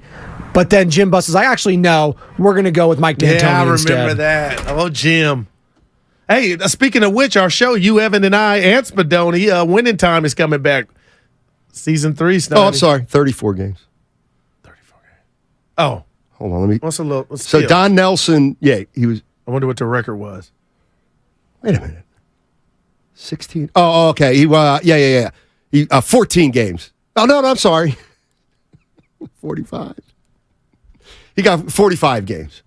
He got fired. 14 and 31. And I said Malone and Cousins. See, It was look at me. Jaeger. It was Jaeger and Yeah, Cousins. because who got Michael into it. Malone and I. Yeah. So I was right giving you the side eye there. Yeah. Well, you give it to me all show. You know. But dude, this trivia I got for you guys. Oh, you got another one? Well, that was organic, but yeah, I got one for you. All right. And I got it Sunday.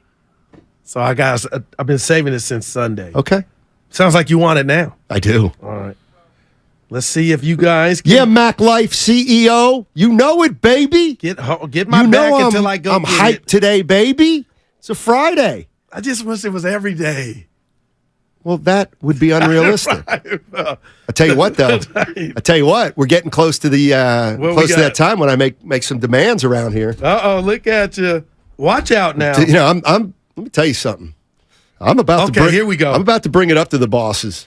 We got it. We need to get to the European model. This is who I 4 really days want a to know week. if who I'm working with. 10 weeks vacation. What? Spadoni, Evan, you guys are a part of this. This was Sunday. I stopped my day to hit like because I found it interesting, and I said, do my three buddies know? Okay, so here we go. Give me the music. Da, da, da, da. Oh, the real music. All right. These are the most minutes played in the NBA over the last 11 seasons. Can you three name the top 5? I'll say it again. Most minutes played over the past 11 seasons, obviously regular season. So, Evan. LeBron James. Evan's not back here right Okay. now currently. You got one? LeBron, Check. okay. Wow, you got- Westbrook? Boom. That's a good what one. am I God? That's 2. That's 2. Is it total minutes? Yeah, total minutes in the last 11 seasons combined. You guys just knocked off 2. See, and now there's I- only 3 left. I wonder if we're talking playoffs. No, regular season's down. Oh, here. just regular Yeah, season. Look at that. Yep. Shout out Ball. Damian Lillard. Damn, you got it. Ah, yeah. 2 more. See, that's why I'm not going to And say I don't Steph. think you're going to get one of these next 2. Either one of you. What are you talking about? Just getting warmed up. Just getting warmed up. Last 11 seasons, regular season, you guys got 3. There's 2 on the board. I hope Spadoni, I trust him. He ain't Googling it. Da, da, da, da. Tell me when you want me to give you one that I think you guys won't get. Uh-oh. How about James Harden? Dude, you got it. Wow, I'm going to have to hell credit of a pull. DG. I got to credit DG. I looked Okay, at the thing all right. and it. But he don't said look for Harden. this one. You got one more left, guys. This is the reason I hit like because I didn't know. Is it Chris Paul? No. Okay, I That's thought you were. That's I thought, a good ass okay, guess. I thought you were going to sneak. What around conference? Well, right now he's in the Eastern Conference. Oh, he's still playing. Yeah. there. Al Horford. No, good guess. Da, da, da, He's da. from L.A. Home to L.A. DeMar- is his home. DeMar DeRozan? You got it. Oh, That's yeah, the a one good that one. I didn't. That's a good one. But damn, you guys blew through that like it was general math. Yeah, DeMar DeRozan. Damon Cheng, European style only works if you work 4 10-hour days, Steiny. I'm at the I couldn't do that. 410? Western European model, though. They only have 8-hour days. Well, quietly, we're working 5 with the change of the crossover. Time you get to the car, no, you laughing? I'm for real. Well, you always get down early, and then you look at me. Never met a Mike I didn't like, Snotty. I know that, man. All right, should we get into it? Let's. By the way, I'll just. You know what? I'm gonna. You know when people say I'm not a real host, and I acknowledge they're right. I get so mad. He said traditional, but go ahead. Like I don't play as much sound as other guys. I'm starting to realize. And, Well, you're busy talking. Well, I've been. I give you a 4 for that. But go ahead. You know, you're not long-winded. Like nobody knows about Britney Spears right now. So apparently, Victor Wembanyama's in Las Vegas. Okay. Debut tonight, 6:00 at the T&M. Yes, but no. So the video just got released on TMZ too, and it clearly shows that Britney, she just tapped him on the shoulder, never grabbed him like it was stated before. Just a little tap. So, Then what happened? Well, I'm trying to watch it now, and Did he give her the? let's see. I'll give How him, vicious was it? I'm trying to see. It's loading. My Will So Smith Wembanyama. Well, he didn't. Britney do Spears was walking behind Wembanyama in Vegas, and I guess she was Touching being him? followed. Yeah. You know, she was in a swarm of people, I guess. Oh. And I guess she knew who Wembanyama was. He's 7'7". And apparently she tapped him on the shoulder to get his attention so as to perhaps either include him in this or give herself a little break from him. I don't know. Right. So I'm looking at it now, and Sana. it's Brittany. She's so much smaller than him. She's really short. She's like 5'4", 5'5", and this guy's like 7'6", obviously. So it's just her, and she's running up, scurrying up, just taps him on the back. You can clearly see 2 security guards right behind him, but it wasn't anything malicious. A little tap tap. He turns around. The security guard's not even looking behind who it is. Just does a little smack with his left hand. It was very quick, not super aggressive, but enough to where it could startle someone and maybe give a little bruise. But yeah, very, very interesting. TMZ has this release just now. All right. So that's Britney Spears tapping Wembanyama and then getting a backhand. Wow. She filed charges. That's how he found. Wembanyama didn't know it was even Britney Spears. He found out a few hours later she'd pressed charges against the security guys. So here's what Wembanyama said about it. We got everything. Hold on. Give it to us. What happened last night is I saw the news, obviously, this morning. I woke up to a couple of phone calls. And there was something did happen a little bit when I was walking with some security of the team to some restaurant. We were in a hall. There was a lot of people, so people calling me, obviously. And there was one person who was calling me, but we talked before with the security. Don't stop because it's gonna make a crowd. So I couldn't stop. So that person is calling me, sir, and that person grabbed me from behind. So I didn't see what happened because I was walking straight and we told don't stop. But that person grabbed me from behind, not on my shoulder. She grabbed me from behind, and so I just know that the security pushed her away. I don't know with how much force though, but security pushed her away, and I didn't stop to look, so I kept walking and enjoyed a nice dinner. That was fun night with you guys. All right, so there's Wemby. So she's not pressing charges now. So it's all good. Somebody's saying you can't count the time you spend walking to your car as doing the show. But you have to park around the block. Yeah. See, I didn't like where it was yesterday when we went to get it because you walked with me. Like I park in the garage. Why was the car outside? Oh. I don't want to be I didn't know. Oh, yes. Why is it outside? Oh, Not please, Aunt Will. See, Aunt Will, you don't They know. run material. What did he say? Spears' privilege got her smacked up. Come on. And they're saying she's too short to reach his shoulder. She is small. She is a diminutive. Yeah.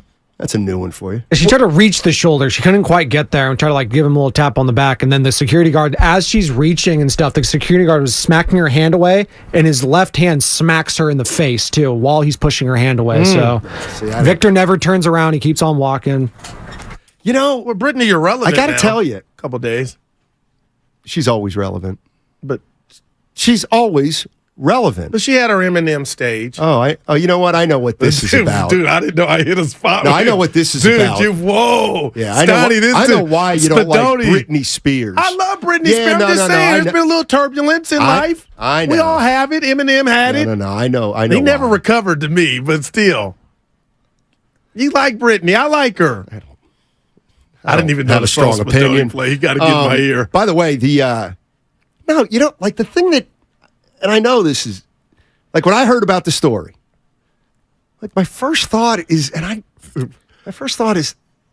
so this guy can't even, this guy's 19 or whatever, he's 20? Man. Guy 19, he can't even walk around by himself. No doubt. This is his life, Steiny. Going to get something to eat. What are we doing? 19 years old, 7'5". 7'5", and he's got probably 2 team security officials that got to follow him around. Never be able to go to a movie theater by himself anymore. He can't sit. He's got to sit in the back row. He has to. And if that's how you know if he's a jerk or not. Where does he sit in the movie theater? Oh my gosh! I just don't. You feel bad for him. Well, you feel good because I would change. Believe it or not, I would switch spots with him in my life right now. But no, you don't get that quiet time. You can't just go to a restaurant and have a steak like he says he's going to. Why not? Because what's wrong we're with fuck- us? We That's love, what I'm getting at. We love celebrities. Okay, Donnie. so you see Oprah, Wemby Jordan, walking down. Dan Rather. Like, why? Curry. Why does he need security? Because people are going to flock to him. It's a compliment. Steph I Curry know, the same. You think Steph you Curry can go to Walgreens and get some deodorant? Hey, Who fans. buys Steph's deodorant? Steph's only like 6'3", so he can put a hat on, Right. put a Well, zip wow, up. but He could they'll definitely. find him. Yeah. Hey, But they're right. Look at fans, you're not in this one, all right? You're not in this one, fans. It's You celebs, see a Donnie. celebrity, let him alone. Or you know what? Do what I do. Just be inconspicuous and go, Wemby, what's up? And he'll look over, give him the check, and then keep walking. I mean, Like Steph did I'm to us seeing on George the float. Carlin at an airport. Yeah. George, looks over. What's up, man? And he just keep walking. You don't bother him. Yeah. I mean, But it comes with the territory, Stoney. I know. Oh, I know. It comes with the territory. And not every fan's a groupie. Your boy has trouble sometimes walking down the street in Vegas without mob scene. It was Sopranos. It's mob scene. Dude. Tell You're him. ready for the improv tonight. It's not, but Donnie, we got to get Let's him hope there. it's better. I didn't say that, did I? No. All right, now what I do, because it's 11:20, and I wanted to play this The sound. best TV show ever. By the way, series. You see the bad news? The way I'm feeling right now, there's none, but no, I didn't. Something happened yesterday. Warriors are done. Jonathan Kuminga wished Jordan Poole a heartfelt goodbye.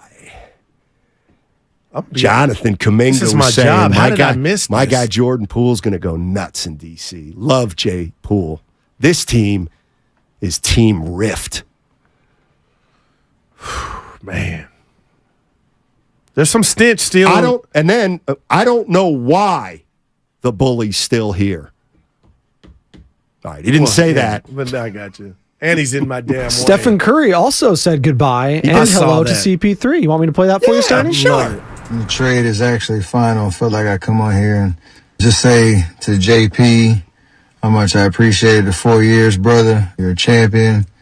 You grew up, right in front of everybody's face in terms of, that first year where it was rough and a lot of injuries and was trying to find your way to going to the G League and coming back and helping us finish 15-5 down the stretch of that your second year. Us winning a championship your third year and fighting to the end, this past year. So can't wait to see you blossom, big fella. Can't wait to see you shine in your own situation. And just looking forward to, competing, obviously, but being a fan of everything that you become.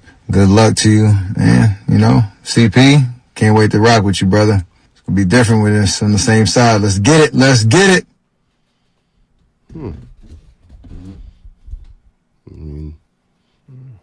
Again, Team Rift.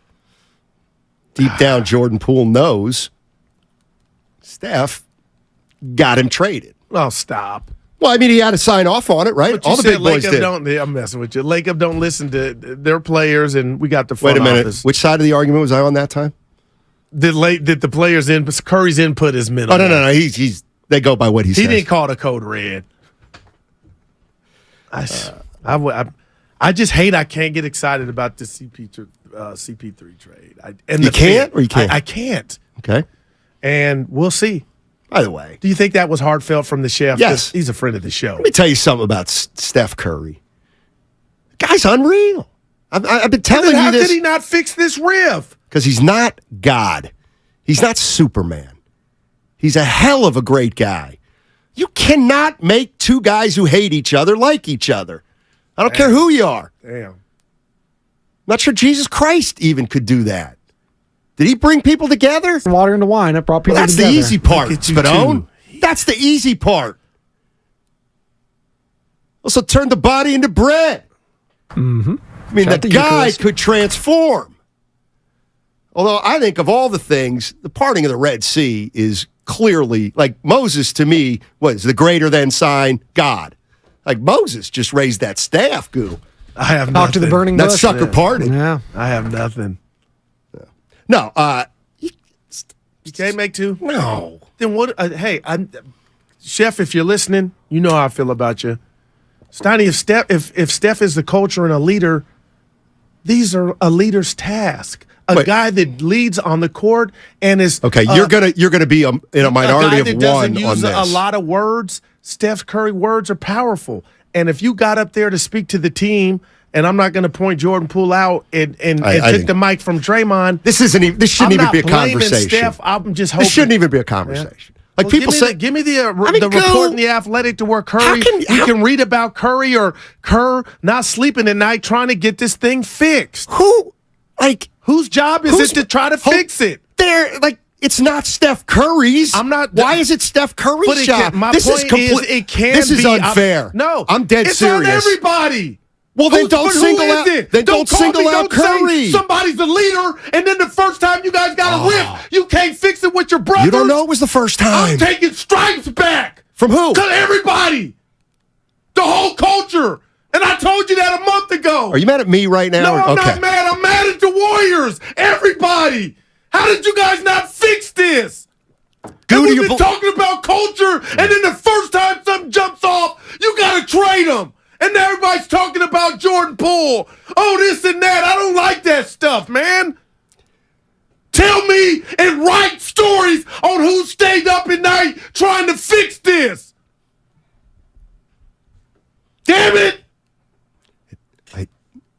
That's where I come from. That's what I'm about. We hear about this culture and team and brotherhood. Show us. What athletic story has anybody written about somebody trying to bring these two in a room? That's what I want to read about. Always tricky when to jump in here. Oh, I'm done. All right. We got to go to break, but I think we've got a tease for our next segment. I think that's how I feel. I think you're being a little unfair, but I hear you. But it's to everybody, Steiny. You know what? We'll talk about it on the other side. We'll talk about it on the other side. And if somebody, Fremont Bank, you know them. Their money, almost literally their money. Full service banking, no compromise. Coming up next week, we're giving you a chance to win some incredible prizes on 95.7 The Game, including a round of golf with the hosts. That's right.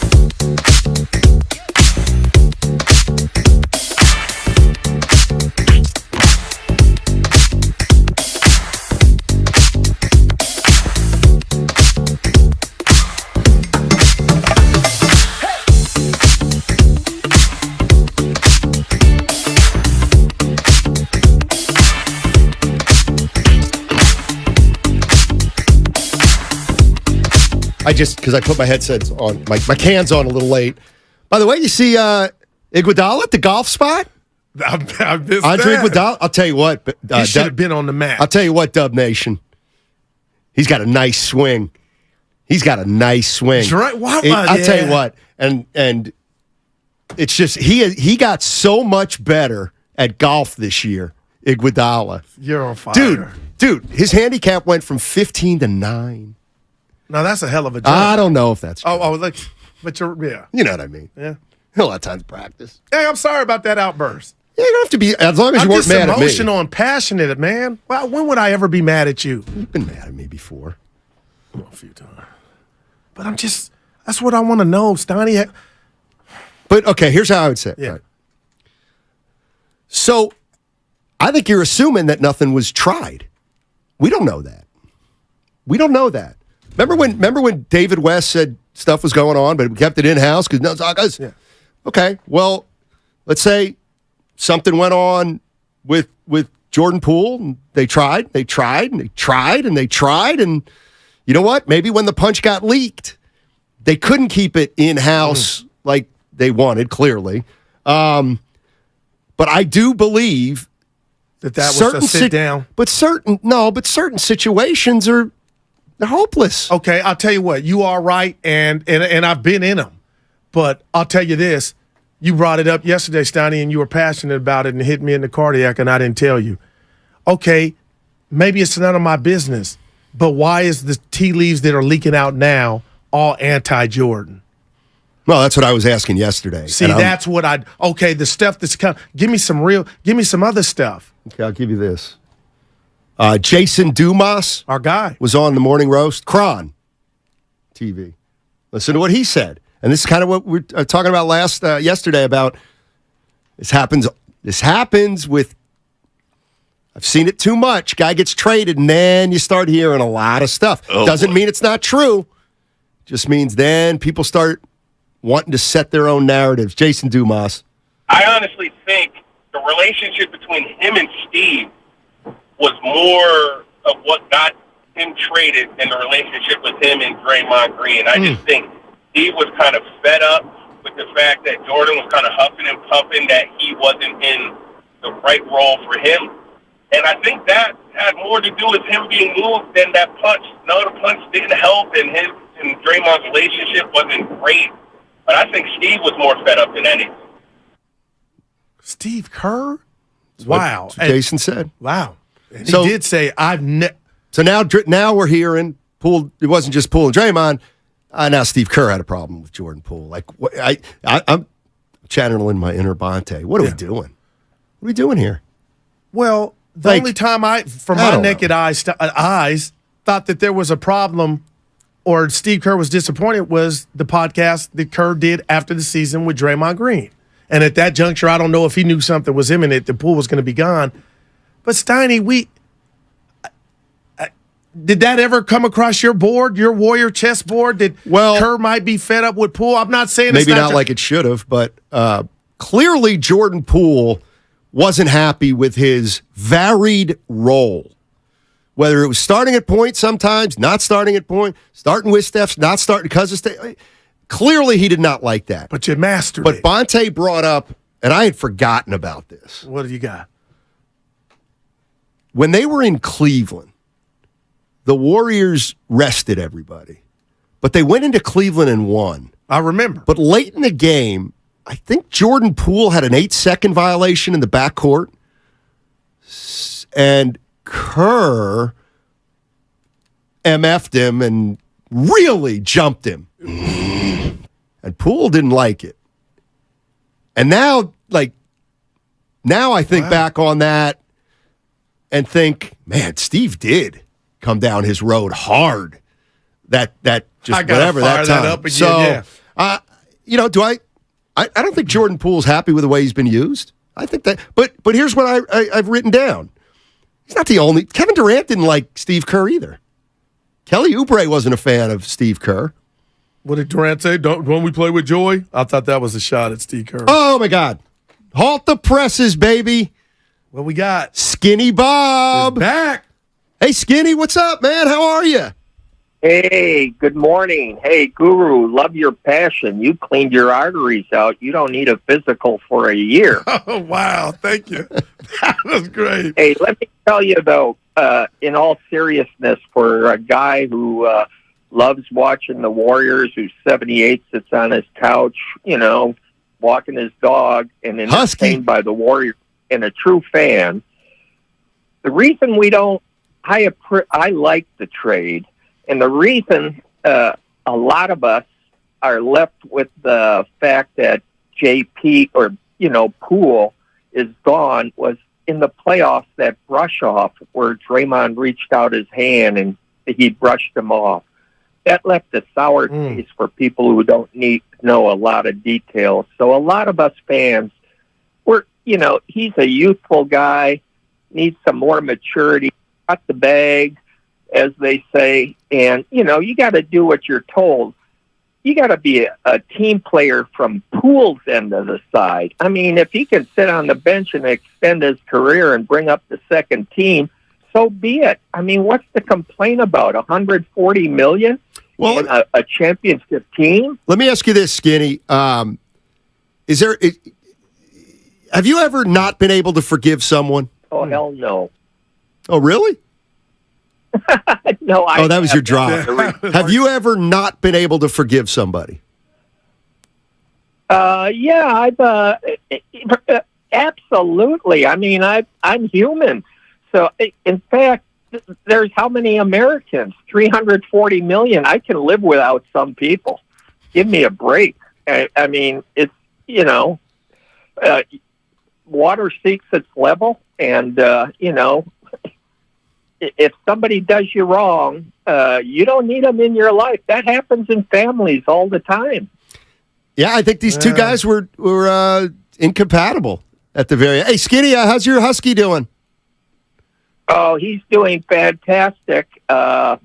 We were out at Mavericks today. Oh. We're living it because he's got a thick undercoat, and it's cold, dreary, and a foggy, rainy, misty day out here, and we love it. I couldn't be happier. Same way with my dog. I love huskies. One of my favorites. Oh, wait till you see them. By the way, have you guys ever played any of these coastal courses we have, like the Not Rips me. or whatever? Which ones? Oh my gosh, you can do a $70 round after 2:00, and that's perfect for you. Where? The Ritz-Carlton. They got Half Moon Bay. Ocean. Oh yeah. Yes. Yeah, they got two courses out there. Wow. Hey, Skinny. They're beautiful. Have a great weekend, and don't be a stranger.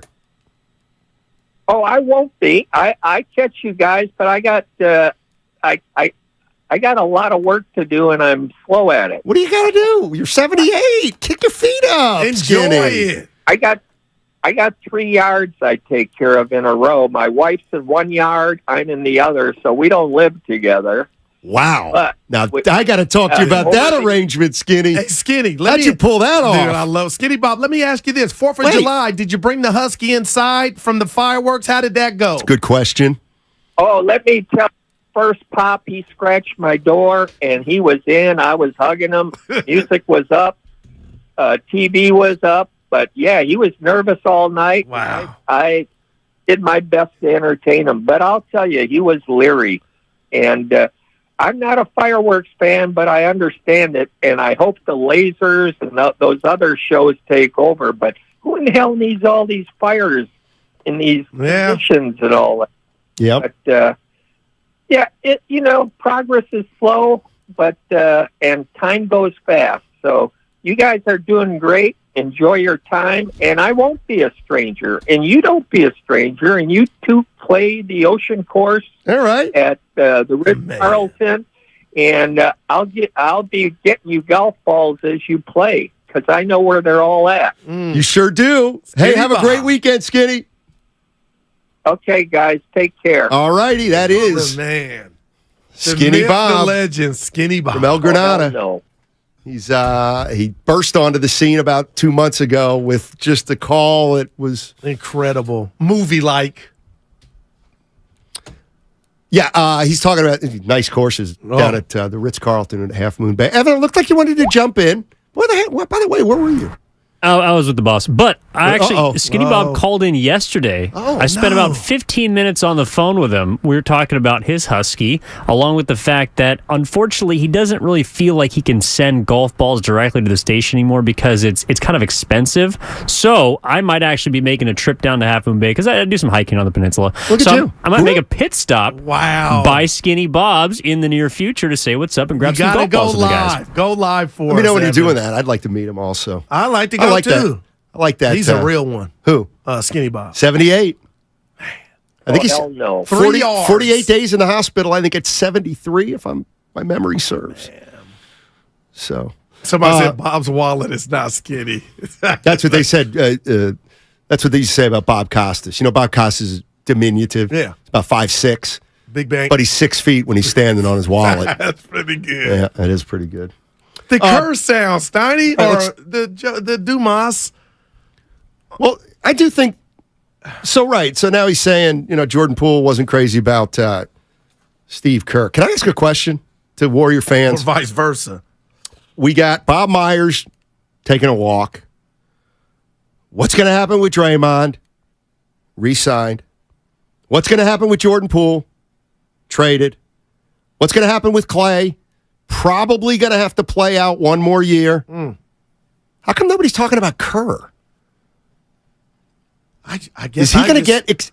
Is he? Where are we with Steph? I'm sorry, Steve Kerr. Where are we with Steve Kerr? Well, I'll tell you where I'm at before you go. All right. I was 120% sure that he was going nowhere because he told our own Willard and Dibbs that he had a lot left in the tank. But who joined us yesterday? The great Larry Beal. Take a listen. All right. I know Steve has some other aspirations that I cannot reveal, but that go beyond coaching. Just he and I have been friends for a while, long before he was coaching the Dubs. But I still see him being the coach during the remaining Curry days, or years, whatever that is. I think it would be hard to change. Too much change is not good. Now here's Rick Bucher, FS1 analyst.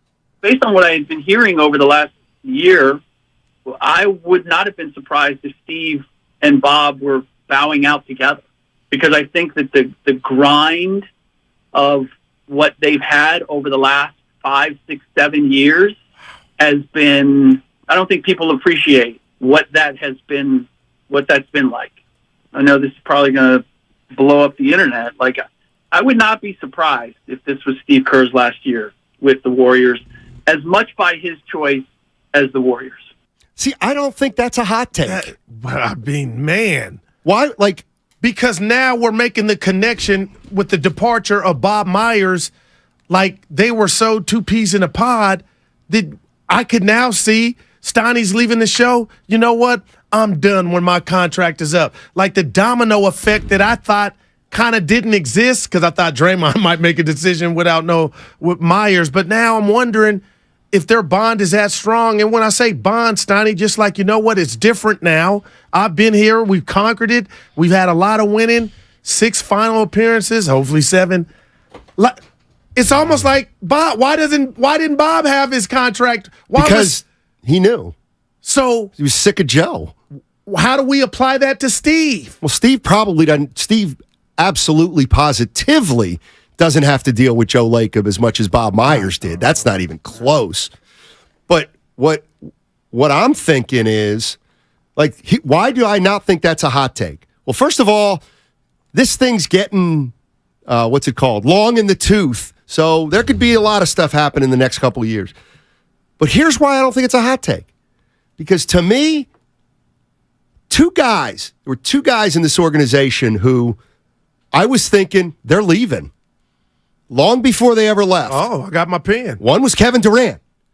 Kevin Durant's last year here, it was November, December, and I'm like, the league doesn't think he's coming back to the Warriors. All right. Okay, he didn't. Ditto with Bob Myers the minute we found out that he was on the last year of his deal. I mean, and that's the part about Joe Lacob where if I ever got him alone, Yeah. I would ask him, like, how did you not think it was possible Bob was leaving when he didn't have a contract? Like, you know what I mean? Yeah. Like, so That was a wow. So Bob leaves. So I could absolutely see a scenario in which Steve's done after the next year. That wouldn't. I don't know. Do you think it's a hot take, Warrior fans? 888-957-9570. Is it as simple as long as the big three's here, Kerr's got to be here? I think that's a lot. That's how I feel. Right. And I've taken Steve for granted. And I've got to tell you guys something. You always brought up the fact that Kevin Durant said, "I'm not going to share with you where I'm going," or just tell the media, "Don't ask me." It was a cloud that followed over the Warriors. Why was it a cloud that season? Because people wanted him to stay. He was that good. I believe that same thing didn't happen with Draymond Green this season, Steiny, because the punch superseded that. Like, I think that naturally would have been a distraction. So if I'm running a business or a corporation and I want to signal to everybody that things are good, I don't want my head coach on a one and done. A guy of Steve Kerr's caliber. So to me, you do it because you want him coaching your team. But if everything's good, you get this.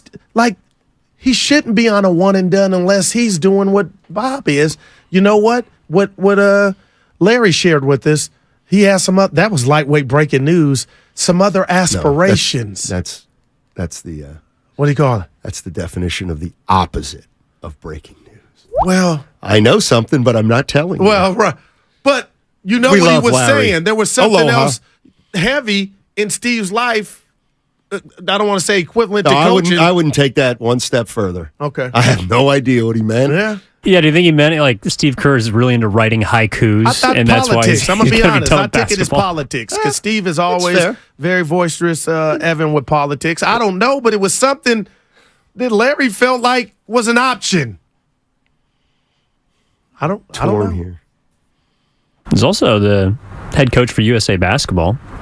Although Larry did say things beyond coaching. I'm assuming USA applies to that. Yeah, I don't know.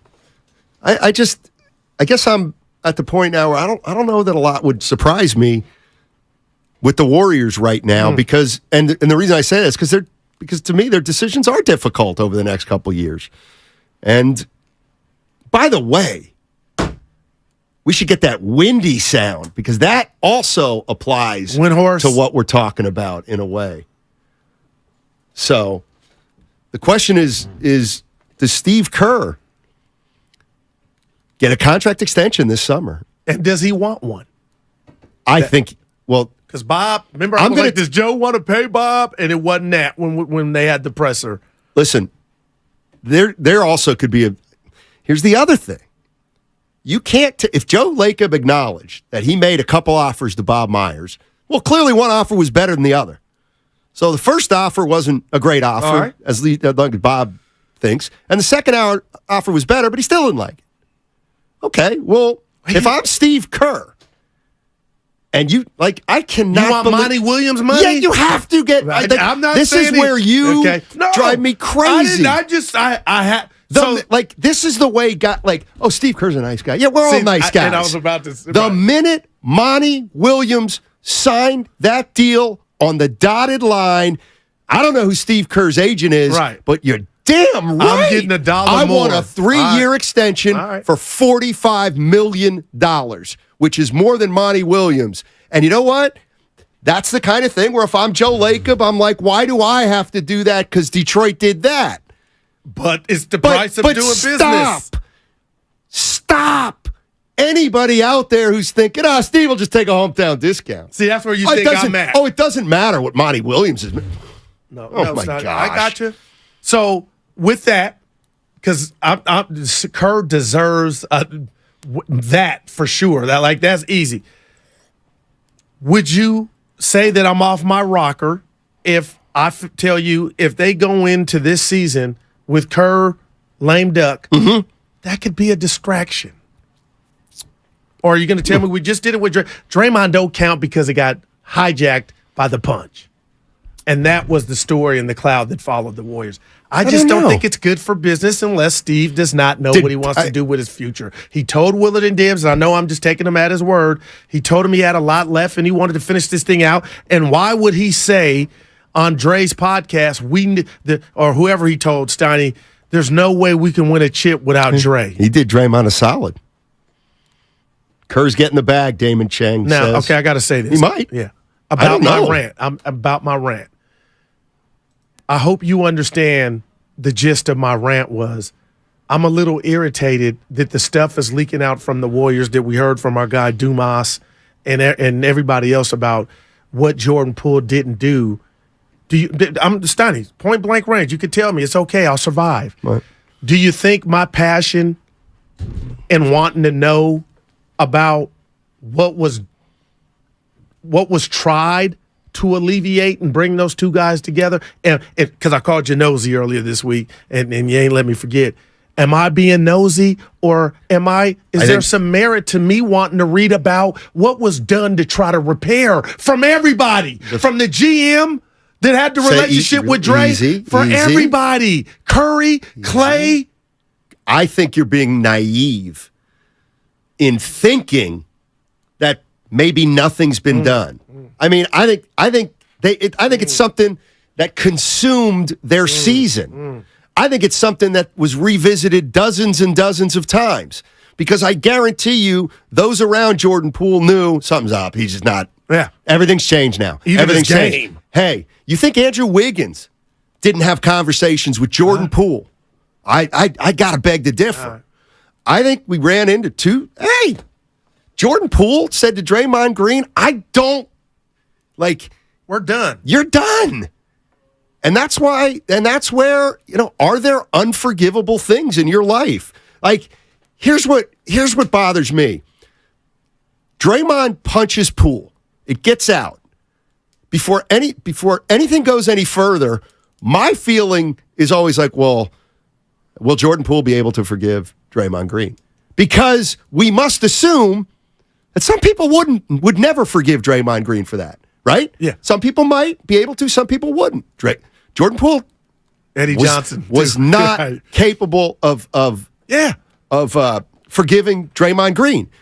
That doesn't make it Jordan's fault then, because Jordan wasn't willing to meet Draymond halfway after he got slugged. Right.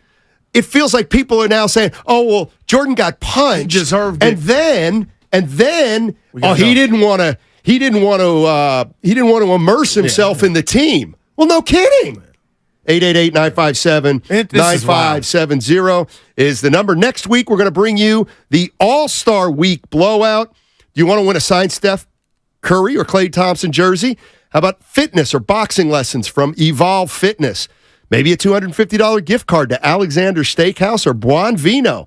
It all starts Monday and goes through the entire week. Every show, every day, you'll have a chance to win great prizes. It's 95.7 The Game's All-Star Week blowout. 888-957-9570. That's the number if you want to jump in. Steiny with the 1, Goo with the 2, and if you ain't listening to 95.7, you's a damn fool. Off clean feel, so I can...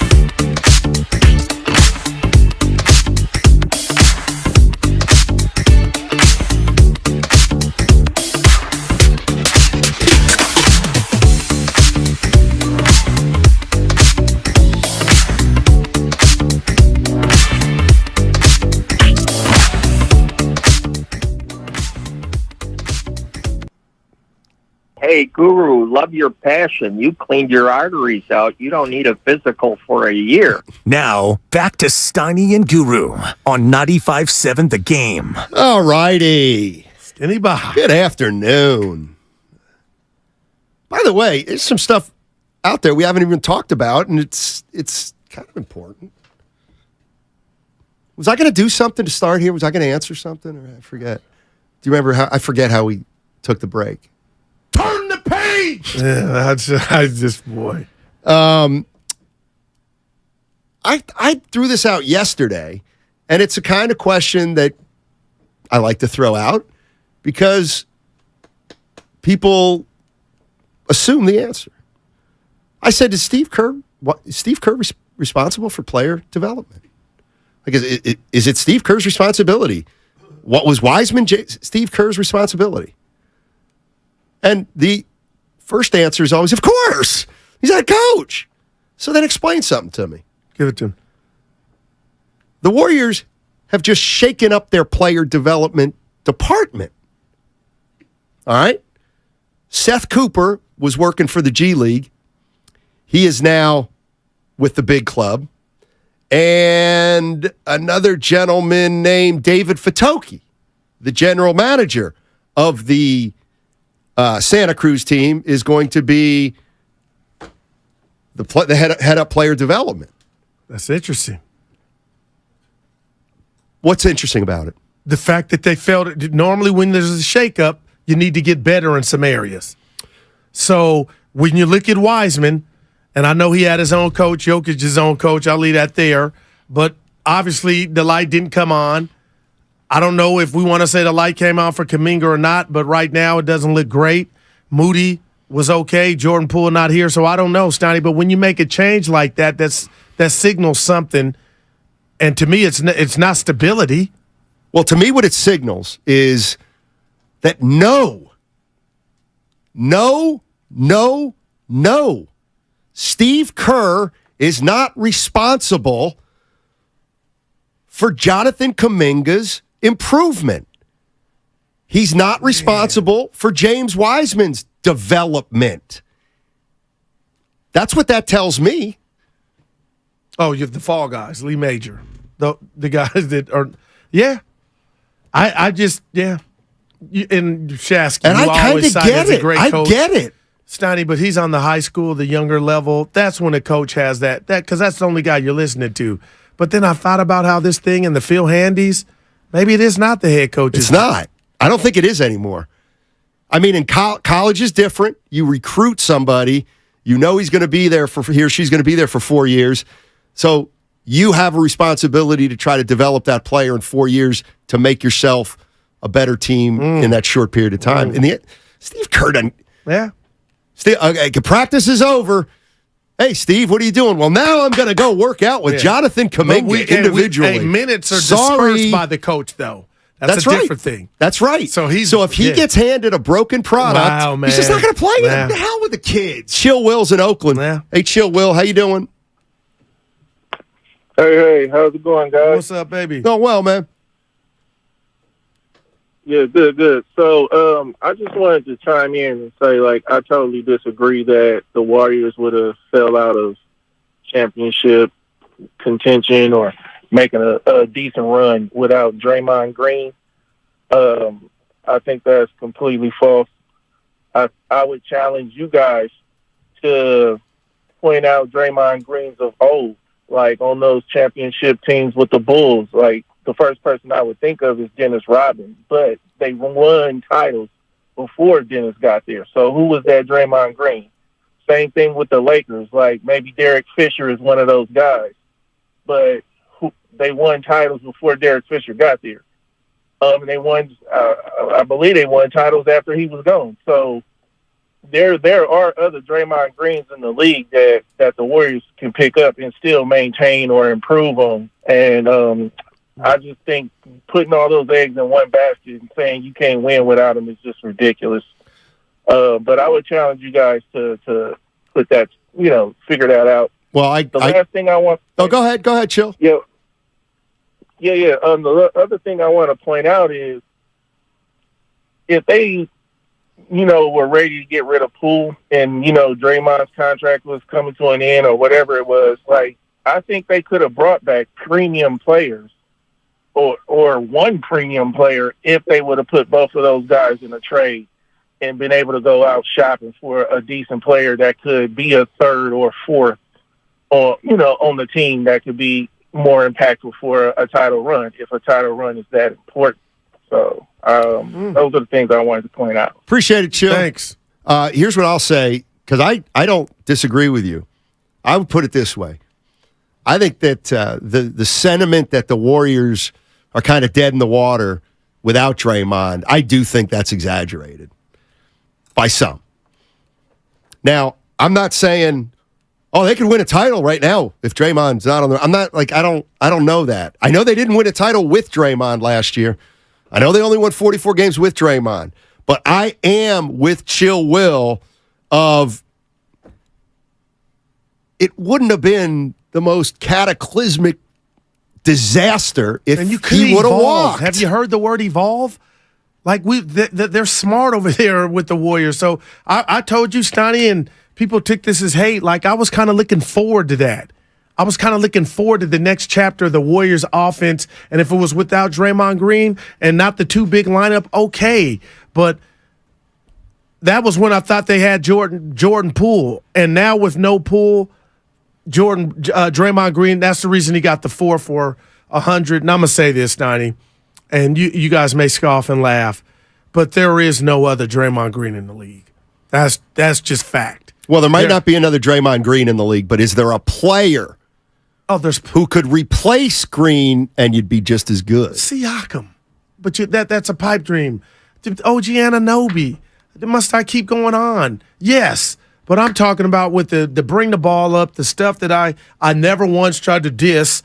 I'm just like, Curry could figure it out. But, I mean, I understand the 4 years for Dre because, man, you still are not going to be a favorite to win it with Dre here. Let me throw this one out there because it's something that I kind of has been on my mind a little bit too. So I'll bring it up and credit the 415 by using his text on the Comcast business text line. And I'm not saying it's an issue. Yeah. I'm asking you, you think there's anything to this? Why would free agents want to come to the Warriors when if things go wrong, it's never going to be the big three's fault? Look at JaMychal Green. He just signed with the Rockets, I believe, for 16. And he's saying, looks like Dario Saric is taking caution. I don't know if there. I certainly think there's something with young players now. Well, how do you define now? Because it's been beautiful in paradise, with Bielitsa and the Porter Juniors. No. And I understand now the caution per se, right? Because of Wiseman and Kuminga. It ain't been year after year after year. No, but it's been 3 years now. No doubt. Wiseman, Kuminga, and Moody. Right. Wiseman 3. I get it. He traded Wiseman 3 years. Kuminga and Moody 2 years, and they really haven't helped as much as people thought. Well, those are young guys. We're talking free agents, savvy vets. Right. But what I'm saying is, look, you want to be drafted? That's a different story. Of course, I just where you go, not to sit. If I'm a youngster, it's not. I'm still a blessing. There are blessings and curses. But if it wasn't the best thing in the world that Wiseman got drafted by the Warriors. Hell no. If you're a young player, you don't want to get drafted by the Warriors. Not right now. Do you think this is how much fun of an environment is this for Jonathan Kuminga?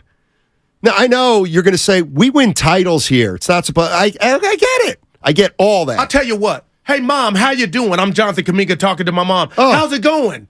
How is your relationship with Draymond Green? Well, Mom, you know what? I don't know him. He ain't got time. They don't got time. They got kids and yada, yada, yada. Yeah. That's what bothers me. Mom, they got to make time. That's part of their job detail is to make sure the youngsters, okay, if you're not seeing the floor from a personal standpoint, we connect, Steiny. And the man told us he had no he forgot about him. So if I'm Jonathan Kuminga, Mom, it ain't going that great. You going to say miss me with that? Miss me with that. No, that's it. I wouldn't say it then, but man. Xavier W. says Jonathan Kuminga's mom is very tall. Both of his mom and dad. Yeah. You would figure. Yes, you're right. Good call. My bad. Yes. It was Jeff Green. Jeff Green. But Dublin Marge, our girl, saying, Guru, it's not their job. It's not. He said it was something he wished he had back, just Dre in this instance. So I can't say Curry didn't do it, but I just, maybe my whole life, what I've learned and what I was taught. Are you backing off? Are you backing off your rant? No, my rant is my rant. I'll never. Do I mean, do you want to take that back? No. Who said that? Well, I think you should. Oh my I think you overstate.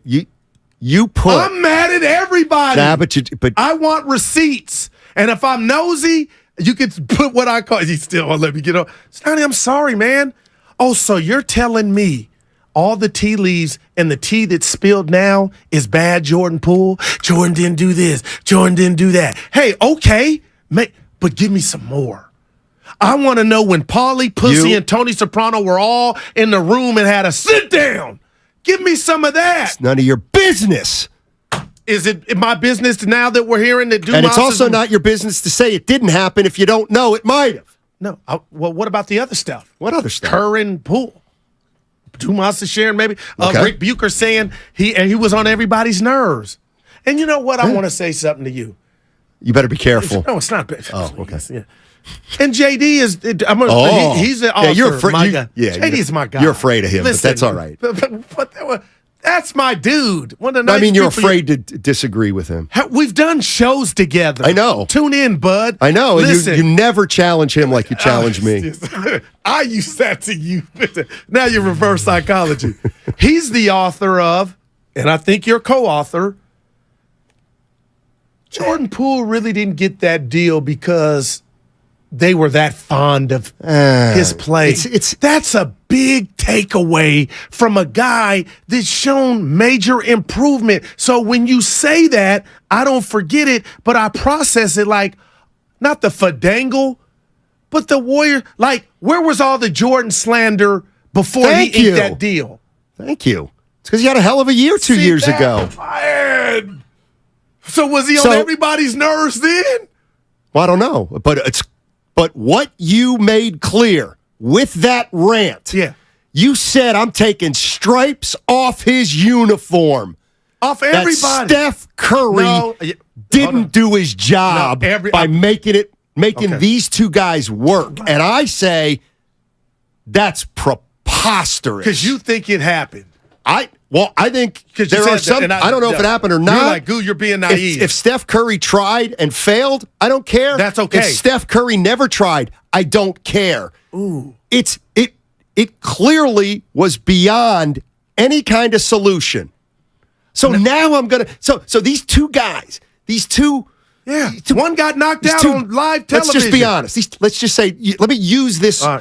These two jerks right now who can't get along and are messing up the team. Talk to me.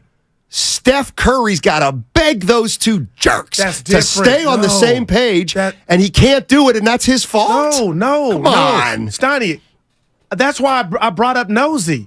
I just would like to read more about those come to Jesus meetings with either Lacob, go have a beer with Bob, and Draymond. Yeah, you can have a beer with Bob tomorrow. I've been talking to Bob. You know what? Go ahead. I'll bet you would answer that. All right. And you know what? I met you halfway with you saying that I might be naive because it probably happened. It tried to happen 50 times. But let me tell you, I don't like when bullies get rewarded, and Draymond got rewarded, okay? I can't take anything away from Draymond and his tenure here. But what I don't like, Dre, is you bump your gums on all these podcasts, but you didn't talk about the time Jordan Poole in the playoffs threw your hands off of him. What popped off then?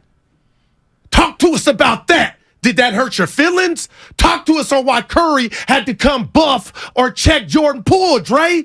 See, I'm so tired of, it's all Jordan's fault. I want to read, Dre, what did you think when Jordan Poole told you to get his hands off you and wasn't listening to your leader?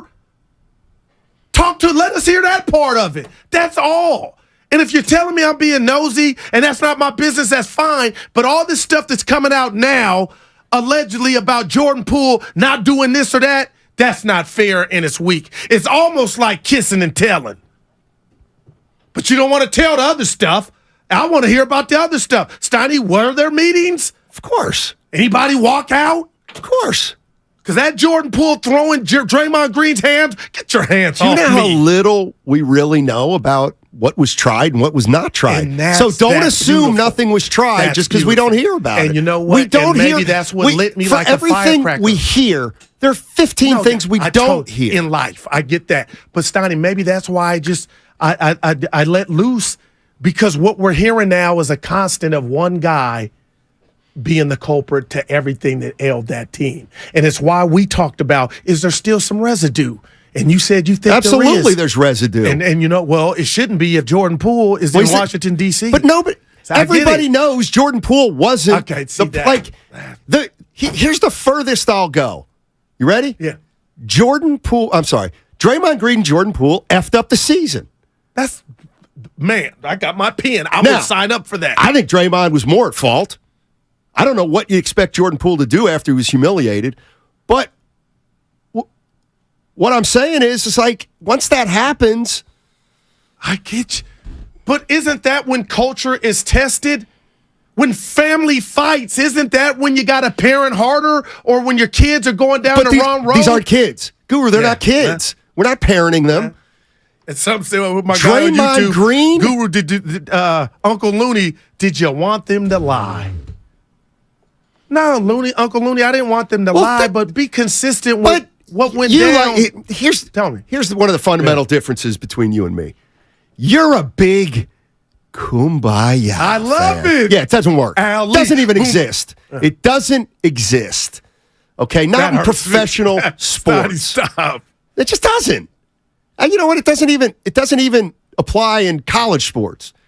Then You what's the think I word culture mean to you in you sports? You liked every player you ever played with on any team you've ever played with? Or work with, no. Exactly. But we got along. So is it your responsibility to fix everything under the sun?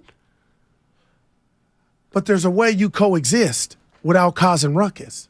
They couldn't. And it ruined their season. Right. And all I'm And you questioning can't is blame okay. anybody outside Of those two Wow, guys. man. Come Let on, me ask you Goo. this, Donnie, real quick. What's the word culture mean to you in sports? I told you what it means. And I don't mean to It's get just mad. a word? How they have no culture? The culture is Steph Curry until proven differently. Okay, I'm the being Golden smart. State Warriors were nothing until Steph No Curry doubt, came. no doubt. He came. Joe Lacob came after Steph Curry. It's now 15 years or whatever into Steph Curry's career. I need to see 3 years after Steph Curry before I'll ever say this culture thing's real in Golden State. Okay. That's all. And I'm not saying there's not one, but somebody's got to show me it's not just Steph Curry. Because that's all I think it is right now. Because I don't buy the whole culture thing in the first place. Now, do I think Miami's got something? Yes, I do think Miami's got something. They got. So do you think if this would have popped off in Miami, they would have been able to get these that's a great question. Magic Johnson But and the Kareem-led Lakers, Bird and Parrish and McHale. See, I'm saying yes to that. We saw Jeff Kent and Barry Bonds get into it in the dugout, but they coexisted. And I don't know who to give the credit to. Maybe it's those two guys, Ronnie Lott and the Niners. And do you think and Charles Haley was going haywire? Do you think they didn't try to have interventions? Not just like, what are you talking about with Ronnie Lott? I'm not comparing Curry and the culture to those guys, but in a sense I am. Steiny, I think some teams in leadership and culture could have fixed this thing with Poole and Dre. I don't. Somebody saying I need to hold Steph accountable as well. He threw his mouthpiece because of Poole, but that's mouthpiece because remember the trivial Poole, compared to what we're talking about. Yes, I'm Steiny. I refuse to take the onus off first Draymond Green and then to a lesser degree Jordan Poole. Listen, I am not. Jordan Poole, Draymond Green was wrong, flat out. Yeah. Flat out wrong. So once he punches Jordan Poole, the bottom line is Jordan Poole's got a decision to make. So does Joe Lacob, because I thought Draymond might get traded. It was that heavy, Steiny. And go ahead, and I'll cut you off. I thought that was on the table. That was so hideous. Why didn't you say it at the time? I said it at the time. Come on. Steiny, Nobody was we're on the saying trade interview thing. Draymond. What?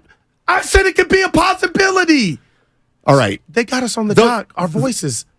What? The Draymond doc before the TNT thing with Okay. Draymond. They got our voices. Monte, our voices. And Okay. we said, is that on the table? Willard, you and Dibbs and I had talked. Everybody said no. No, it ain't about everybody. No, I'm just telling you that was on the table. You wouldn't have been blown away because it was that I would have heinous. been. It was that heinous of an act. Did him get Well, traded? then how could they have overcome it? He would have been gone, Stein. How can you overcome it if it's heinous? You can't. Oh, okay, right. Like, Well, then you no should- culture could fix this. I don't like. It's those two guys, and it's Draymond more than Poole. I'm not going to fault anybody else because I believe everybody probably tried their best to fix the situation, whatever it was.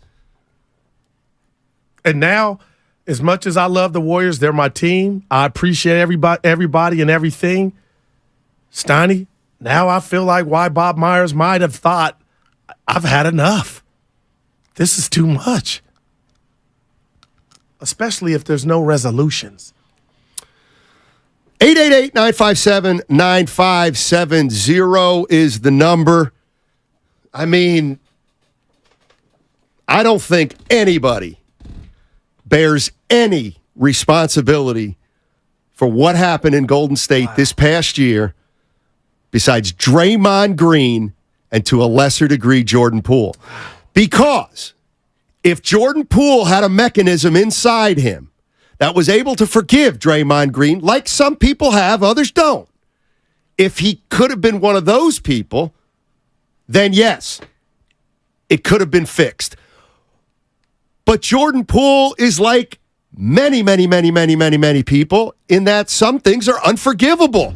And once he says it's unforgivable, that doesn't put the that doesn't make him responsible for what happened. Like, is he skip to my loo? I just come in the next day and be nice to everybody. No, you lost. Why was Jordan Poole lost? Because of Draymond Green. Well, he's not strong enough. Fair enough. But many people would not have been strong enough to deal with that kind of embarrassment from a guy like Draymond Green. Steiny, your gospel, but why are you omitting the functionalities of a team? The team did not lay down the law. You don't know to this. Draymond Green. We don't know this, Steiny. But we don't know. Okay, he didn't get suspended. Gotta go. Okay, he didn't get suspended. Gotta go. Right, I know. Okay. Hey, we gotta go, Steiny. We'll be right back. That's on me. The Envelope.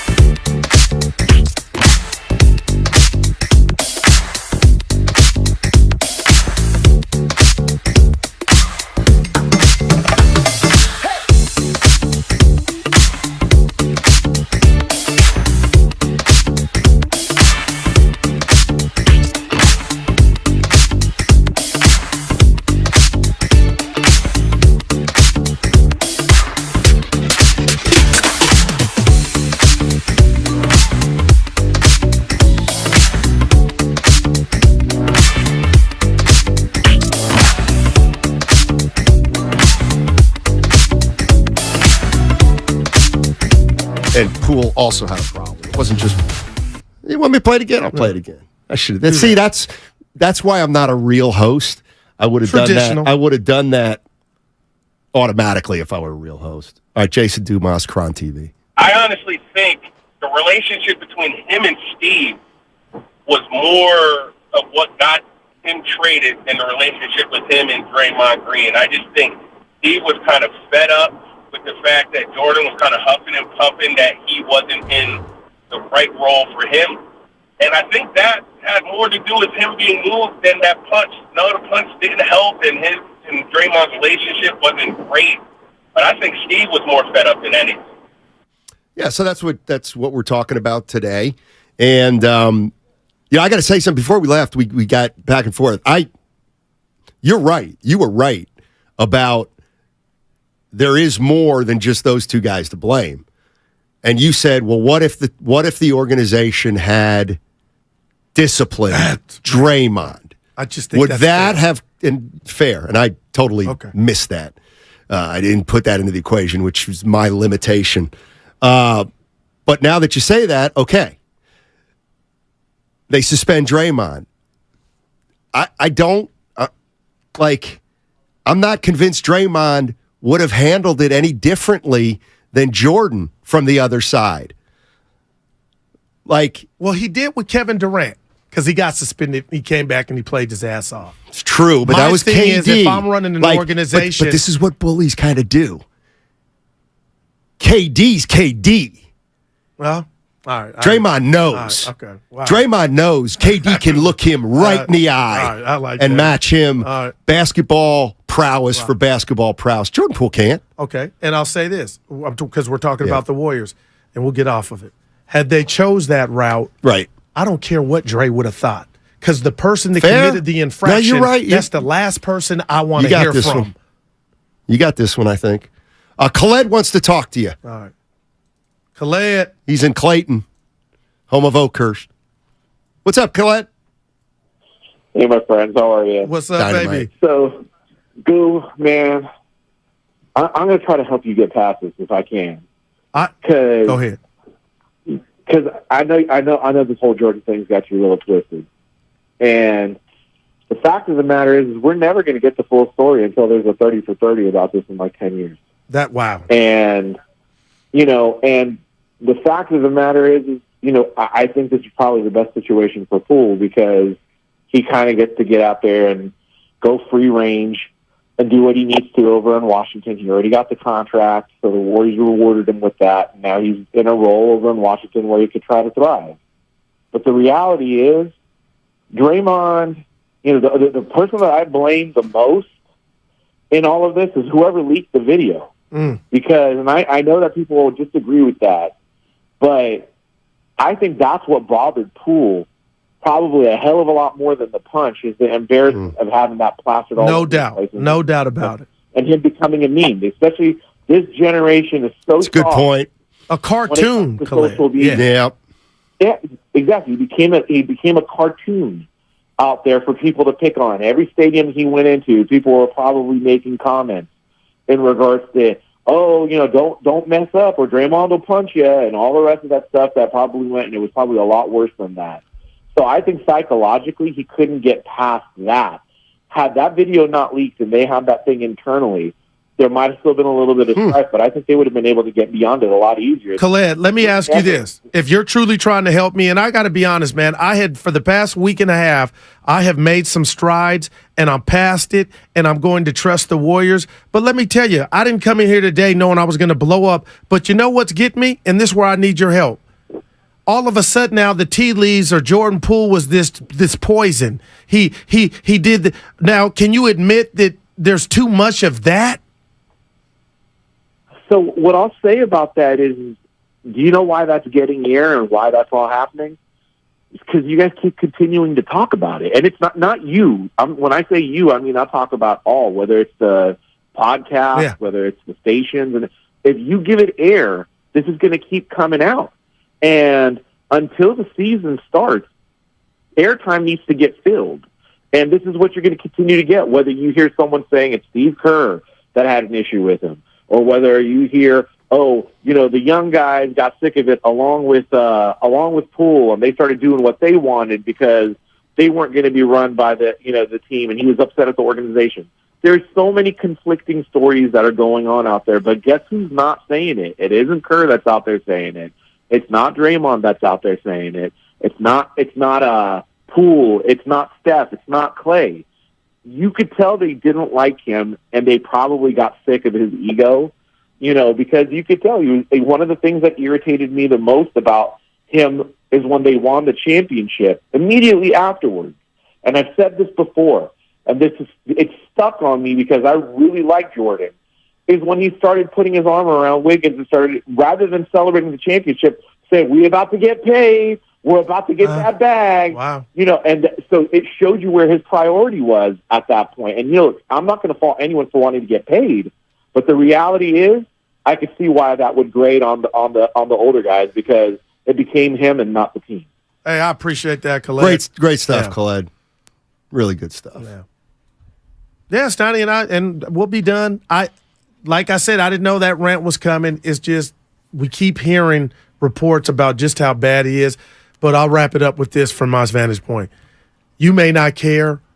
Do you ever think a day will come that Jordan will tell his story? Why do you call me nosy when you are so infatuated with this stuff? Well, that's not personal nosy. Like my feeling is, will we ever really know? Like, really know what? Like if he'll do a sit down and just say his side of how he was treated. Don't we know his side? Well, no, I think Curry had his back more than people are giving Curry credit for. I mean, what's to know? Draymond punched him. Jordan Poole checked out. They couldn't stand each other. Like, he said something about his wife. He said something about his daughter. Okay, who cares? Like, well, obviously it was something important. Courtney's in Mississippi. Hey. It's a man. Hey, man, I'm a long-time Warrior fan since Monte Ellis rookie year. What's up, baby? There you go. That's his hometown. Mississippi Missile. No doubt, man. I think it's a lot deeper than you guys are looking at. I got a little theory about this whole situation. I want y'all to hear me out. Okay. All right. I think everything started with Bob Myers and Steve Kerr. I have a real good feeling that Steve Kerr has an issue with inferiority and stubbornness. All right. So here, let me play this out. All right. Bob Myers, he drafted Wiseman, Kuminga, Moody, and all the young guys. So you got the young versus old timeline. And I think the young guys and Bob Myers was on one side, and you got the Steve Kerr and the older guys on one side. And a lot of this stuff festered way before the punch. And I'm thinking, think about it. How do you think it made Bob Myers look that Kerr never played his young guys on a consistent level, and he playing Lamb and freaking Ty Jerome over Kuminga and Moody and Wiseman when Wiseman was there? So it made it look like, he's drafting these guys and they're not panning out, and it reflects on his legacy. So as a result, eventually Bob Myers leaves. And then you think about Kerr's who are Kerr's guys? You got overachieving Steph, unathletic, went to Davidson, always underestimated, overachieved, kind of like Kerr was. You got Draymond, second round pick, unathletic, high IQ, underachiever, that kind of evolved into this masterpiece of a player. You got Klay Thompson, unathletic, just kind of shooter, just like Steve Kerr was. Then you got his favorite player, Looney, unathletic, can't jump 2 inches off the ground, high IQ. These are Kerr kind of guys, and it seems like he frowns upon the explosive, blue chipper, athletic guys like a Kuminga or the Wisemans of the world. And I think he rubbed Bob Myers the wrong way that he wouldn't play his guys, and the whole young versus old thing kind of festered inside of the locker room, and as a result, Poole was the leader of the young guys, so he was the most outspoken. Right. So I think him and Dre being the kind of the leader of the most outspoken of the older guys, it came to a head and it ended up resulting in a punch, and here we are. That's my theory.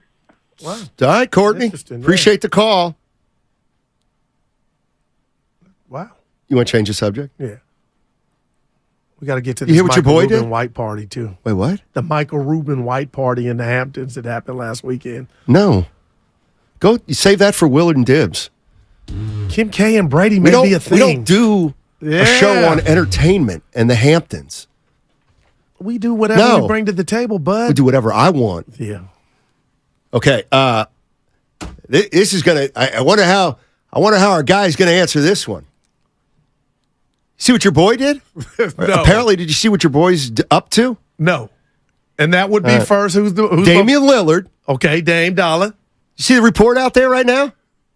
Give it to me. Great. Noble. It was a noble gesture almost in your mind for Dame Lillard to say, I went out of Portland. Okay. Damian Lillard will not report to any team other than the Miami Heat. That's your guy. Wow. Yeah, but Portland owes him everything under the sun, don't they? Yeah, but what that tells me, Steiny, is what does it tell you? I won't call it a retreat. He requested a trade, but when you add that caveat, Dame don't want to leave Portland. That's what that means to me. Because how can you want to leave and get up out, and Miami's the only locale you'll go to? That means by default, wants to win. You're going to read. I get that, but there's some other places. You saying you wouldn't want to go to Boston? He doesn't wouldn't want to go. No, that's not how it works, Dame. No, it is how it works. You watch. The franchise has the leverage. So what do you do? Oh, they do? Oh, they do. Oh, if you don't get traded, what are you going to do? So I'm the LA You're Clippers. You're going to be in a Blazer uniform. So I'm the LA Clippers, and okay. I have the best, by far the best deal for Damian Lillard. But Portland wants to trade him there, but the Clippers can't go through the move because they know that Lillard ain't coming. So if Damian Lillard puts it out there, he ain't coming to anywhere. Why would you trade for him? I mean, that'd be I get why you still might, because you feel like you could still win him over. But do you feel me though? Meet me halfway in regard to when you put that on there, that you put that in there, you know that you're limiting yourself to not get to Miami. How would a play? So you'll end up eventually and remain in Portland. Well, we'll see. But you'll get I requested a trade. Yeah, Dame, not to all 29 other teams, but to one. Oh, this is going to get ugly. I'll tell you what, right now, Stoney, you think he's playing for the Heat come November? I think he'll be in a Portland Blazer uniform. I said it yesterday to you. I think he's going to be with the Heat. What if Portland doesn't like the package? They don't. They don't. Apparently, Lillard's agent said if Damon's playing for any other team than Miami, he's not going to be a happy guy. Wow. Like, you can't do that. I mean, you can do it, of course. Right. But you wonder why sometimes I don't. That set you off? No, that didn't really set me off. But it gets back, it's once again, ain't no kumbaya. These guys are killers. Kumbaya. Well, he stayed Damian in Portland Lillard didn't 3 or 4 years too long. It's like Damian Lillard didn't just say, hey, I want to go. Damian Lillard's like, move me there, or I'll F up your season. Man. I mean, not seriously. The Dame I know, but... And then if you're Portland, damn, Steiny, sometimes the Jordan Poole thing, there's an addition by subtraction. If we got a guy or a seed that doesn't want to be here and be around us, good riddance. And maybe we don't get the best thing in return, but we got some damn good young talent already, so we got to get something. But I'll say this, if I'm Portland and I'm running things, Dame is everything right now. He's got a lot left, Steiny. We're getting the King's ransom. So we can't just be Miami, because Miami now knows, okay, he only wants to come here. We'll give you a little Happy Meal. Nah, I want the extra large double quarter-pound cheeseburger. How would know McDonald has that? I have no idea. But, yeah, I want the whole enchilada. So you ain't Team Dame now? Nope. Wow. I want him out of Portland. So you think that the way a situation like this should go is Dame says, I want out, and then they say, all right, well, you're going anywhere we can put you. Well, let's be honest. If you're the Charlotte Hornets, do you really want Damian Lillard? No, you don't. Okay, you're because that far. Even if you do want him, you're going to have to give up LaMelo Ball. You're not doing okay. And you're going to be Portland with them. So the reality what about is, like the Houston Rockets, who have just acquired some I just think it's big too name soon player or for big Houston. cash players. But they aren't going to be a contender next year. Like, they don't fit in the Miami Heat category. So Dame wouldn't want to go there, though, right, Evan? No, well, it sounds like he only wants to go to He should Miami. have to go to Houston. The funny thing is is the trade for Damian Lillard in Houston's for Fred VanVleet now. Who's getting paid. And I'll tell you what, if I'm Portland, I'm thinking, you know what? What can you get for Dame? VanVleet. Maybe one of those young guys who I can't even keep track of. Jalen Green. Nah. Somebody else. Sengun. Martin. Sengun. Well, yeah. But when you say you want out, to me, there should be 10 teams he's willing to play for. No doubt, man. He should be willing to play for both LA teams. Boston, Philly.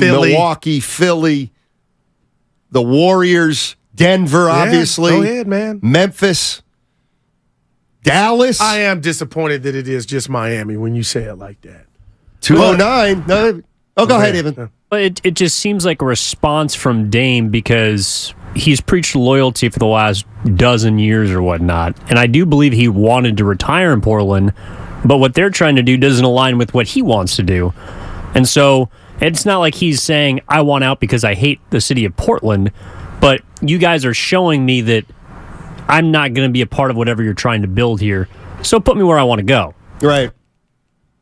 Huh? Evan, Steiny, it don't work like that. It might. Well, how did all this crap work for Iguodala? Well, he's a different tier, but exactly, he's lower. Ask George Karl. He's lower than Lillard.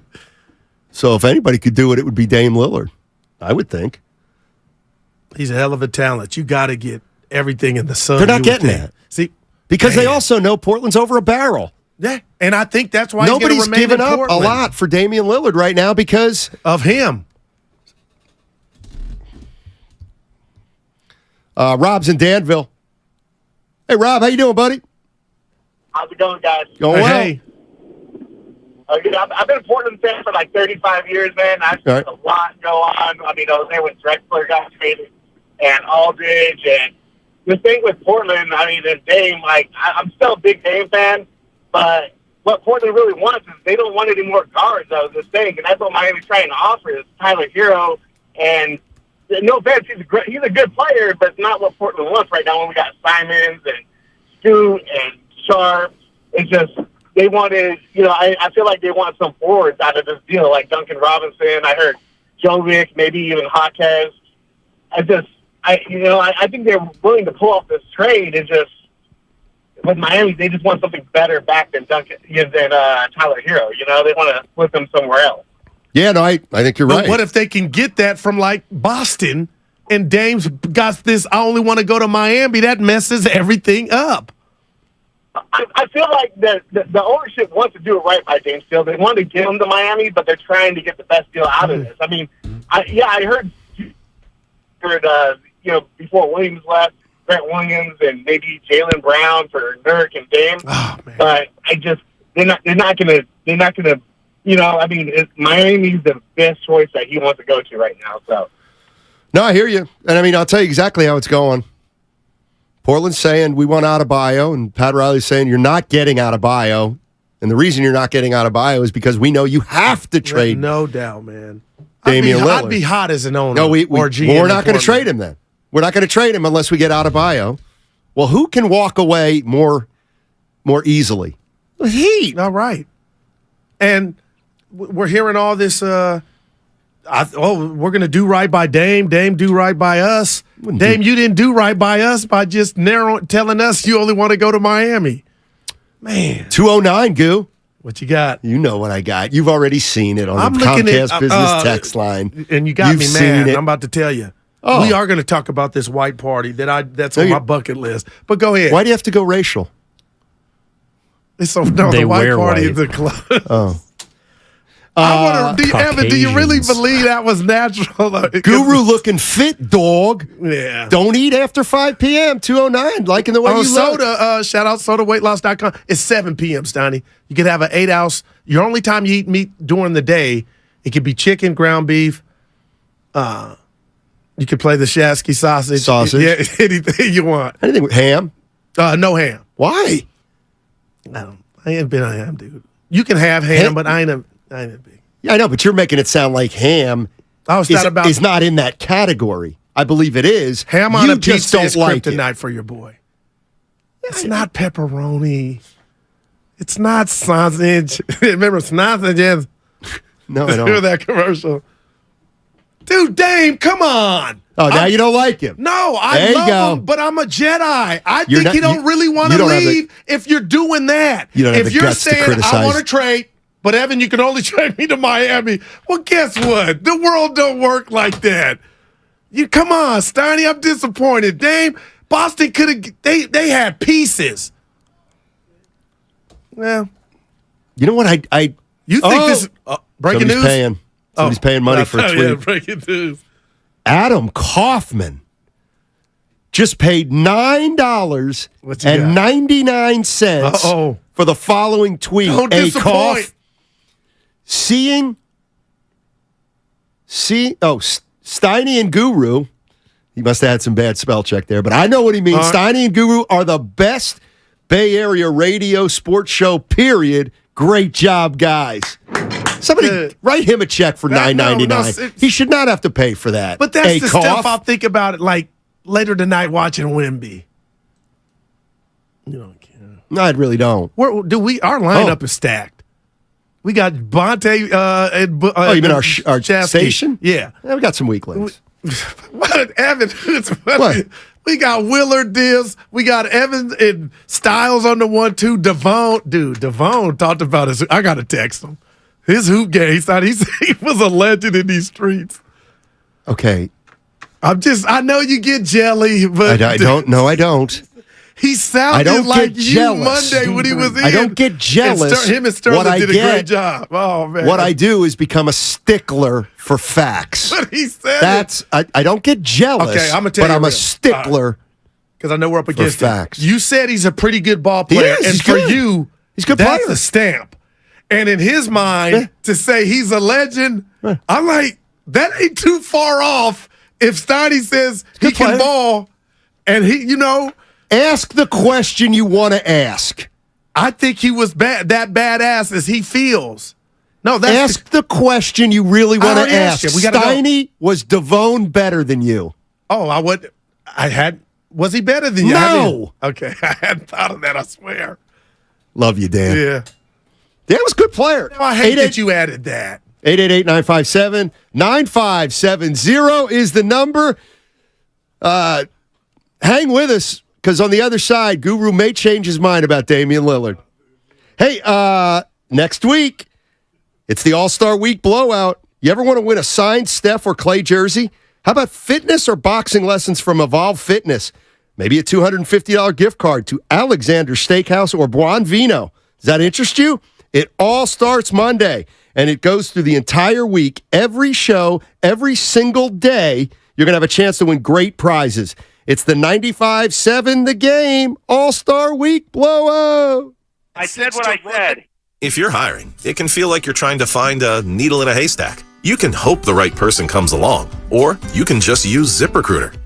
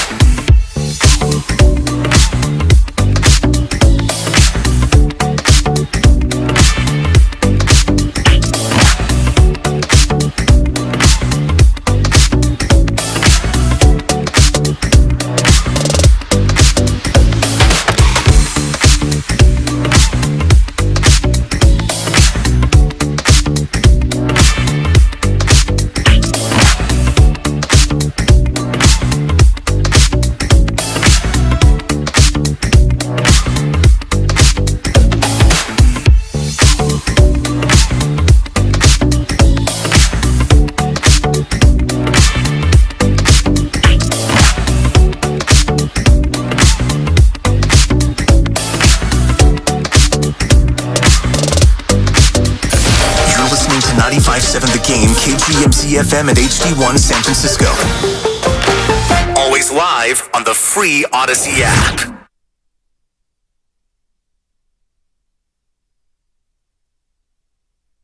This is Matt Steinmetz, Oakland, California, in the hizzle. There's a surprise. Now, back to Steiny and Guru on 95.7 The Game. All right, Steiny and Guru with you. 95.7 The Game. See, you do this. Like, I have my train of thought. I know exactly what I'm going to come out to say. My bad. And I got to see histrionics over there. Yeah. What's going on?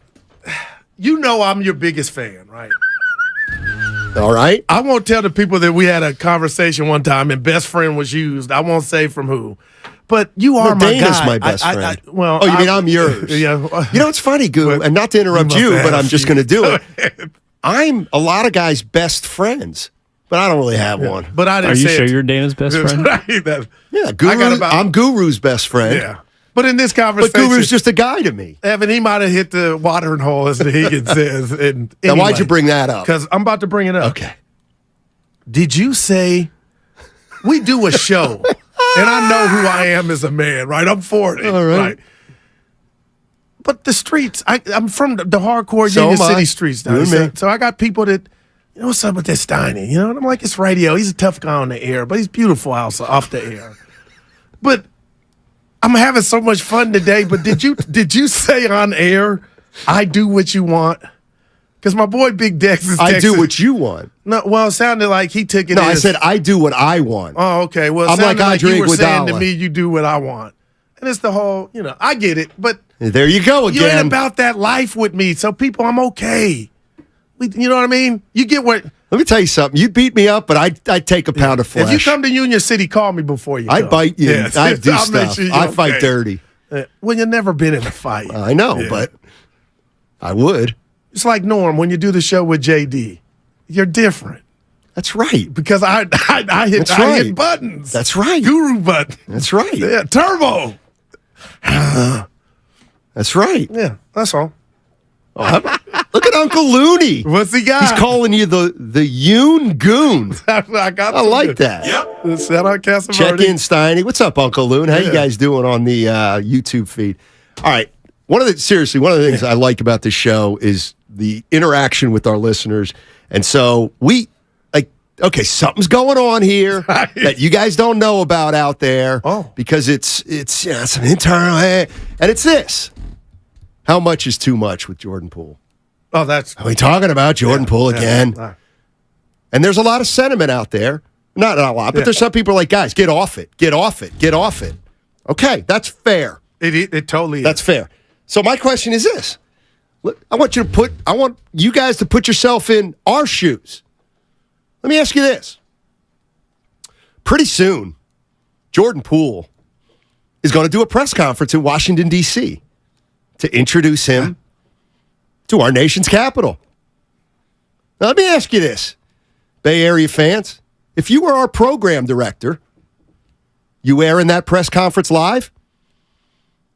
Well, damn, let me Are go. you airing PD Guru, the press conference live? No. Why? You're gonna. He's you can not get, our property You anymore. might get all the answers you want, Goo. Jordan will. That ain't the venue.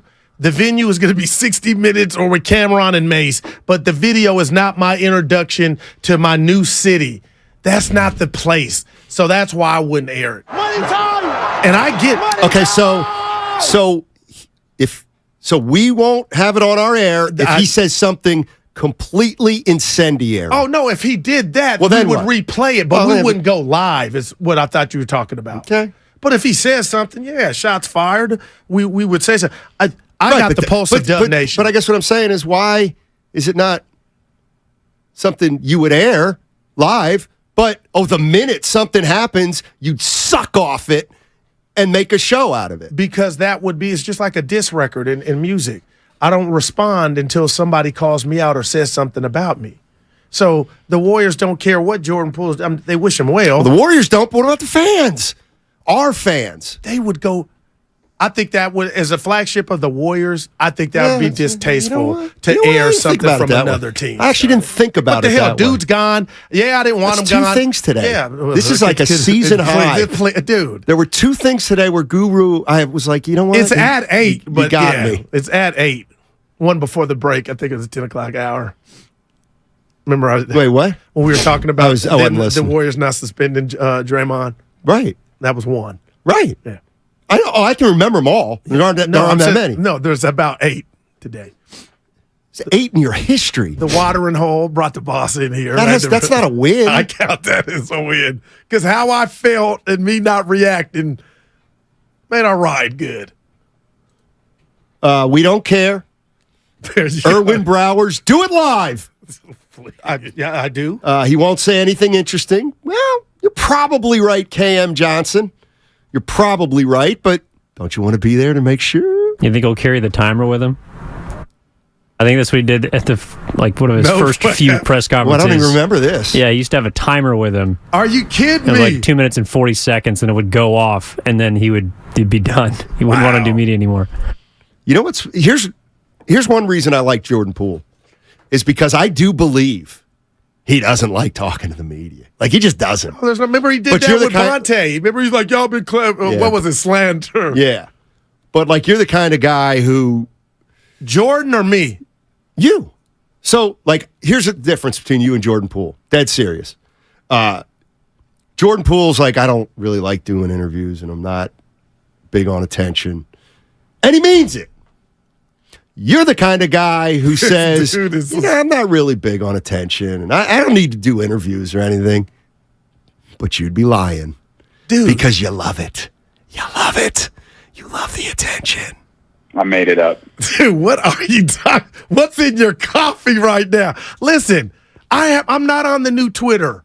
So that tells you I'm not about that. I'm taking a step back, man. That ain't true. What's it called, Evan? What's the new Twitter? Zuckerberg's Threads. Threads. And people are taking pictures of them on Threads. It's okay. See, we get it. don't But talk wait till about I get there. Don't talk about this right now. I'm going to talk about whatever No, because I you wanna talk only about. know half the. I guarantee you only like what's going on with Twitter and Threads. I bet you don't have all the details. I bet you got some facts unlike wrong. you, So let's wait till we really get it under control. I call my other coworkers from the station on the phone. We talk about other stuff. There's nobody you don't talk to. Now, see, I didn't like that. Well, you know what? Where you You know going what I with don't that? like? People As long as call you're on the me. stuff that you don't like. People call me. I don't like you running material by Dibley that you just ran by me 7 minutes ago.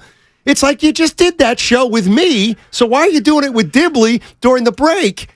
So But why he did might you be have able- your sirens so he on? might because is the fan police to come see what we were talking about? That's why you're nosy. Hey, let me be me. I just, yeah, no, but I know why you do it. Let me breathe. Because then when you talk to Dibley, and he maybe has a different opinion than I do, Where you going now? then you Be can come careful. and try to stick it to no, me. See that? It's always about you. Hey, Steiny, I couldn't make a. So you're telling me I couldn't need make new a good material. argument, but let me tell you what Dibley said. That's a diss right there. That was, I know, that was cold. I didn't like that. But it was actually funny. Dougie's in Berkeley. Guru's not too nice. Deborah D.A. Val M.A. What's M.A. mean? What's up, Hey, baby? Doug. Yeah, I'm here. I love you guys. Thank you. I could just listen to you guys for hours. I mean, it's great. This is like the real knowledgeable sports stuff. You guys go back and forth. It's awesome. It's awesome. Hey, I got a couple of things to say about Dame. Number one, this is so out of character with the way he has been for his whole career and the way he talked about Portland. I think that the agent is involved here.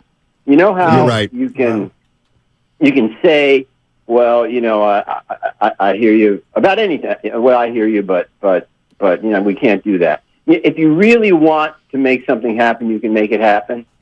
I think his agent, who does deals, understands that if they really want to make it happen, if it's got to involve 3 teams or whatever, this is what you say. You really put the pressure on all parties involved to make it happen. I don't think this is purely Dame. I think it's the businessman, the agent, whoever does the deal, really putting the pressure on to see if they can make it happen. Because it's just really out of character with Dame himself. I think that's the other thing I want to, Go ahead, all you. Just the other thing I want to say is just a word about what not the previous caller, but a couple of callers ago, Courtney said about his theory about, the Myers and Kerr and stuff. I think Myers really wanted to be more with his family, and he'd won 4 championships, and I think that's a lot of it. But I also think that some of what Courtney had to say rings true. Thanks for taking my call, guys. Yes, sir. And that was a great great Courtney, call. Courtney, to boil down what Courtney had From said Mississippi, earlier, right? Yeah, it was just that he might have thought there was something there. But everybody says Myers and Kerr are tight, and I'm sure they are, but Steve didn't play Myers' guys. And he played Lamb and Jerome over him. So if you're Myers, they could be super tight. But didn't Myers... That's the first time I had the thought of... But isn't Myers responsible for Lamb, too? If he's responsible for the roster, then he found 2 guys out of nowhere. You got to get, you know what I mean? Right, but my big boys are my draft picks. No doubt. No, I'm not disagreeing our with you. Future. The youngsters, or was that a bunch? That was We Are the World. The children are... No, it's not. That was... No, it's not. I believe We Are the World. Steiny was everybody.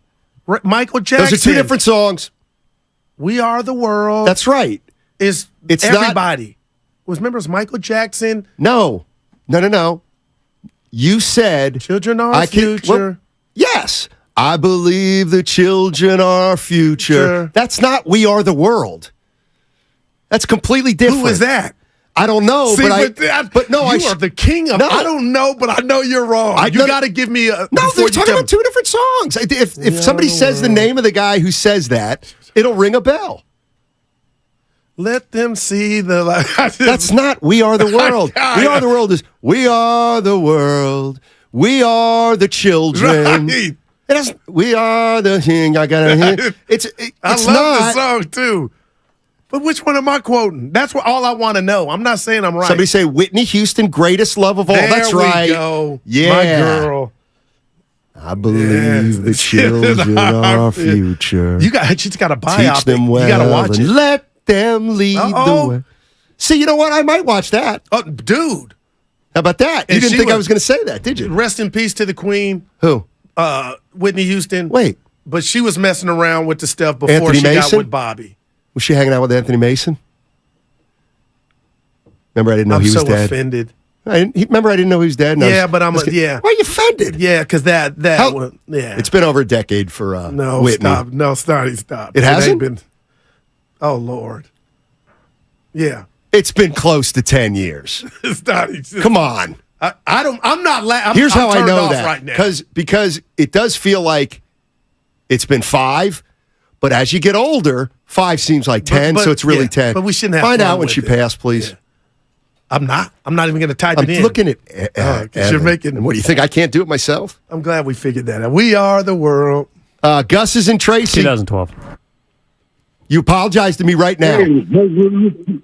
Hey, Guru. What's up, baby? How you guys doing? Oh, Dynamite. I'm not tabling this. I'm all not. You, Gus. I didn't like the material. Go ahead, Gus. Okay, so I was doing my lawn. I had to just jump in on this Damian controversy here. There's no loyalty. I mean, the team doesn't have to be loyal to him, and he doesn't have to be. I don't care if he's been there 12 years. Yes, he doesn't have to be loyal to the team. The loyalty is he comes and plays basketball, and the team pays him $37 million a year. Now, that's all the loyalty they need, and he shouldn't have to hold the team hostage, saying, "Hey, I want to trade. I want to go to Miami, or you guys are going to have a terrible year." Well, you know what? If you're going to play the terrible, then we're not going to pay you. If that's the way you want to play the game. So I just don't think in sports there's no loyalty. I mean, what do you guys think? You guys actually think there is loyalty? No, of course not, Gus. You're absolutely right. Of course not. And that's why this guy drives me crazy. Who's sitting across from me? I'm not saying it's 100%. Joe Montana left. He was pushed out. Emmitt Smith was in a different uniform. We could keep going. Michael Jordan was with the Wizards. I mean, it's all kind of examples, but exactly. this Warrior thing is different, and that's why Because it's the Warriors. No, it's because the homegrown and the story of the big three arriving essentially at the same time. You can't tell me that was not a part of why Draymond got 400. 400. Can you repeat that again, please? You can't tell me Draymond's journey with Clay and Steph and the fact that they were all homegrown, they've had a great run, that was a part of 400. From Well, it what had to you've be. made. Of course. Yeah. So that's why they're going to pay Clay, even though he's a shell of That's just an himself. example of Not shell. loyalty. But yeah, this is cutthroat. They'll cut your ass. I know that. Some people saying I'm losing my card. What card? The black Oh, here we go again. The black card. I mean, can we go a day without this? You know. Oh, please. Same reason you don't like Britney Spears. Yeah, I love her. Yeah. You know what's funny is you don't know this, but we'll be doing. I'll be like feeling pretty good or whatever. Yeah. You can't see Evan and whoever's back there now. What Grandy. are you about to break my heart? Every once in a while, I look over and Evan is like he's not into it. I can just tell he's like, that's stupid. Steiny, you're stupid. Evan, can you you don't have to see that, but I got to battle through it. Now that's Evan. That's big. It is big. Because that I have a hard time lying. Oh my goodness! Get in my ear. Well, I'm laughing right now. Oh, look at you snitching. The point is, you have no idea what I have to work Dude, through. but if in the new studio, I'll be able to see Evan. Barely. Yeah, but now, Yeah, that's what I'm looking forward to the most. Being What's able that? to see Goo. yeah, that's finally. my guy. That's true. What am I? Even if you were running material, I'm trying to think if you look at him and see that, yeah, that could throw you off. Like definitely. And I'm thinking I'm Red Fox at the Most of the time when he does it, I know he's shaking his head at you. Please. But no, he wants a redone, or he wants us to get out on time. There is a lot of pressure in that because Steiny will make a joke he thinks is funny and will look at me for confirmation, and I feel pressured to give it to him. Oh, I don't need anything to kind from of you. stroke his ego. I don't need any response from you. The truth comes out, Jack. By the way, Deborah Duval, yeah, she says Steiny is jealous. I'm not saying she's wrong, but what in particular is she talking about right now? That's pretty great. People say we should do karaoke. No, we shouldn't. What's your karaoke go to? Let's get it on. Marvin Gaye. That's my ringtone. Dude, that's my that's a mother-in-law never gutsy. write that ringtone. That's a gutsy song to. It's going down. We're gathering timber. That's a gutsy song, Goo, to karaoke. Let's to. get it on. It is. Steiny, Seriously. you have drinks, so you're impaired partially, and you're not taking it seriously. So there's no bad song in karaoke. It's the fake wannabe. I couldn't live my dreams out and be a singer that take it so serious. Oh, you really nailed that, Bob. What time you go into work tomorrow? Back to reality. Get out of it. Karaoke's for fun, for the people that can't sing. I agree with you. That's why I can't stand the serious karaoke person. It's the worst. They're out there. They're out there. God. It's like, and then it's the perfunctory. Nice job. Oh, wow. You were great. I've seen ways. You were like, great. Please. God, go somewhere and sit you're down. really good. Wow. That was nice. Yeah. There's no part of you, Goo, when you're up there and you hit a note that you know is about 3 rungs too high on the ladder and you fall short. But that's my job, Evan. I want to make it as bad as it can be.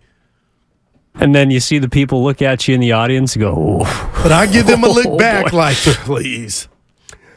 415 Steiny, you're not a fan of any team. Don't speak for Dub Nation. You know what? Ooh. Yes, I will now. Because that's kind of my personality. That bothered me, your text. Right there on the Comcast business text line. That text bothered me. It gets to me. It got to me. And now I will speak for Dub Nation. Some of you all out You there sound don't like get Durant, though, Steiny. Some of you all out there don't get it. Like you, 415. Don't let it get to you, bud. It doesn't. And Durant admitted he uses a burner. What are we doing? 707 with a great text. You have to admit, Goose, Steiny is having a hell of a year. But if they, like, see, this is what bothers me is you think What it's bothers true. you? It is true. It's not. It is true. It's Our absolutely job is true. to have a take. Some are you're gonna hit something. What's the clock is right 2 times a day? Broken clock. Blind squirrel finds a nut. That is my man. See, but here's the everybody thinks you're the nice guy and I'm the jerk. I am. No, okay, well, how about this? Like, you're so self-absorbed. Why didn't you ask me what my karaoke song is? That is. Well, you know why? Because you don't care. You know what? I'm All gonna tell you do is care about yourself. Evan played it, and in my mind, that was you up on stage, dude. That's not. So, what is your go-to? No, for I'm not karaoke? telling you now, dude. I want to. You couldn't. You can't get it out of me for. I think I know it. In the Air Tonight, Phil Collins. Doo-doom, doo-doom, doo-doom, doo-doom. Dude, remember that day? That was unreal. I'll never forget. I barely remember that day. If we ever get called in for a raise or to find out if we get one, I just want to play that audio. Hey, by the way, you about to do it? Come on, man. You've changed. Okay, bro. I hear you. Come on, Steiny. When does the word start? Dude, you are. I can't. Man, that's why the boss was saying the watering hole. I can't do that. Because you would have did it there. Dude, that really hurts me when you just freeze up. I was just gonna. Oh, I don't know what we got going this weekend. You got a big weigh-in. Oh my! Big tomorrow. weigh-in. Yeah. Weigh in tomorrow. Hoop. Steiny, I feel good. I'm hooping, man. But I want to say something to you and Evan and the listeners. I don't know why I can't I was stand when he hooping talks at the about- weight that I started. That could have blew an Achilles out just by carrying that weight. I was Mahorn. So, in my mind, I'm Eddie Jones, but the body, I love my body because it didn't give up on me. You got a big Now Johnny Lightfoot's tiny. Wait for this Warrior World Tournament. I don't like that. Nobody knows what that is. Sheed's Warrior World Tournament where Again, you're nobody banned. knows what you're talking about. The Warriors World Annual Tournament. And you know what? I don't want you to tell people I'm what going it to say it. is. Sheed, we love you. Bonte Farhan. I was going to ask you about your weigh-in and what you're doing this weekend. I don't like when you and Evan ask me that because I feel like you're judging me. You know You're what I'm sick. doing. You're sick. I'm Al Bundy. I Something's got the wrong damn with you. remote and the bet on one game, some game that's going on. That's what I'm doing. I think you're projecting, Goo. No, the other time. What He's are you just pissed doing? he's got nothing. No, I'm not. You got nothing. Admit But it. I'm consistent. That you got nothing? No, that I love ball. I'll play it and sit and watch. Hey, Deborah Del Val, you're starting to make an imprint, and it's not a good one. Deborah. I like this one, Goo. You're you're like Danny Fortson. That's a great one. But please, You play very, very close Cincinnati, to the ground. And he was like, what? No, I can. And Dibs, I don't know when I disappointed him, but Steiner, your boy still can get the boards. I can go above the rim. No, you can't. Danny Fortson wasn't no high flyer. Steiny, I know he wasn't a high flyer. That's why I compared your games. Yeah. Mm-hmm. Hey, I'm kind of a bachelor this weekend. Dude, you got it good, man. What do you mean? That's not good. No, like, I mean, what was she's the gone last this holiday weekend. where your family I mean, was she's gone? gone. Like Easter, and you were solo dolo. I was jealous. Rephrase that. What do you mean? No. I always want my family by my side. What do you mean by that? You boy. You know what I mean, CJ. Yeah. Well, anyway, you're golfing. Then what about after? I'm only see. We can talk about this. My strategy you can for the talk about it because all you like to do is talk about yourself. We don't care. Did that come out? I'm just playing. No, I'll tell you, but yeah, we're up against it. Got a break. Oh, let me see what I got here. Oh, it's already 1:30.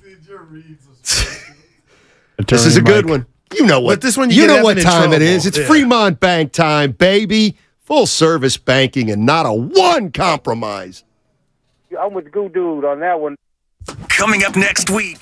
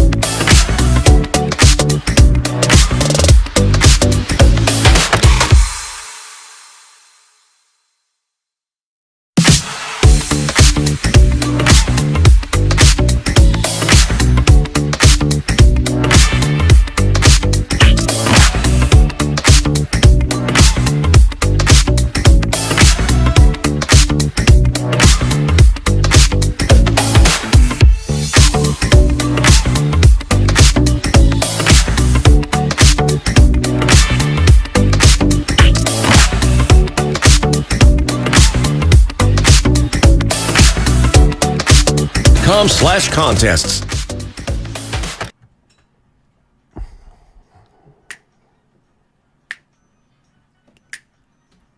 I love my body because it didn't give up on me. Now, back to Steiny and Guru on 95.7 The Game. I mean, who is this?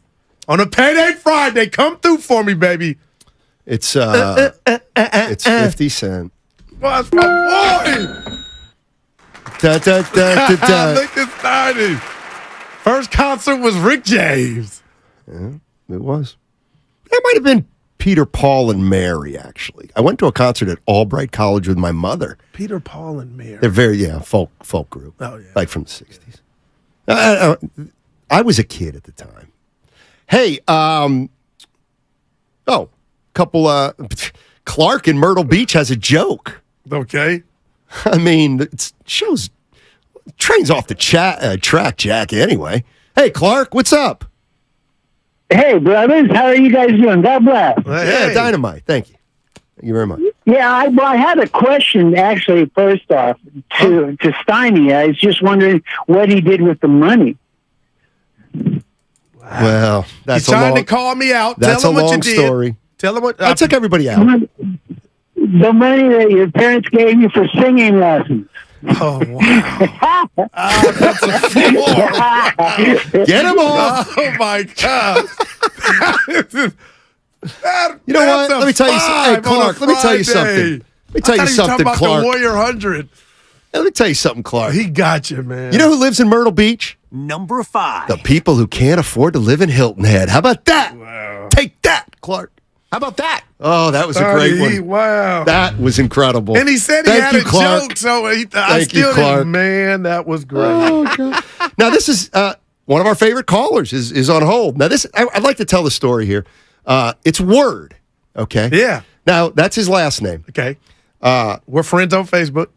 His first name is Leonis. Yep. But don't get him mixed with up. The government, Stein. Yeah, I told Shut you. up. I can't stand that. Like, But that's it's the kind real. of crap I Steiny, can't. it's real He street. doesn't care. I know it. Oh, okay. Right, okay. And anyway, don't confuse him with Ted Leonsis, who's the owner of the. Yeah, guys. Word, help me. You don't care, do you? Leonis. What's up, fellas? So funny you mentioned Leonsis. When Jordan first joined the Wizards, they introduced Ted Leonsis. Every time I hear his name, I would think I was hearing my name on TV. That used to bug me out. That and your boy Jonas Cespedes. I used to always sit in the bar and be like, "Dang, somebody just say my name." But anyway, I don't mind that name. It's funny. Here's a funny story. I'm actually the third Leonis in my family. Nice. So my mom and my brother were really close growing up. So she said if she had a boy, she'd name him after him. So she did. 7 months later, he had a son and named his first son after him. So we're both all named Leonis Word. We just I have a different middle name than they do. So they're junior, senior. I'm Christopher. So anyway, what I called for was you guys were talking about the Greatest Love of All song when you were confusing it with We Are the World. Steiny, you might be interested in knowing that George Benson actually made that song famous, The Greatest Love of All, in the 1977 movie The Greatest. Do you mean George Benson? Yeah. Playing George Benson. Oh, I thought you said Jordan Benson. Okay. George Benson. Gotcha. Song is The Greatest. We're talking the song Greatest Love of All. That's right. But it was for the soundtrack of The Greatest, and it was a movie about Muhammad Ali. Wow. Yeah. And it was played by Muhammad Ali.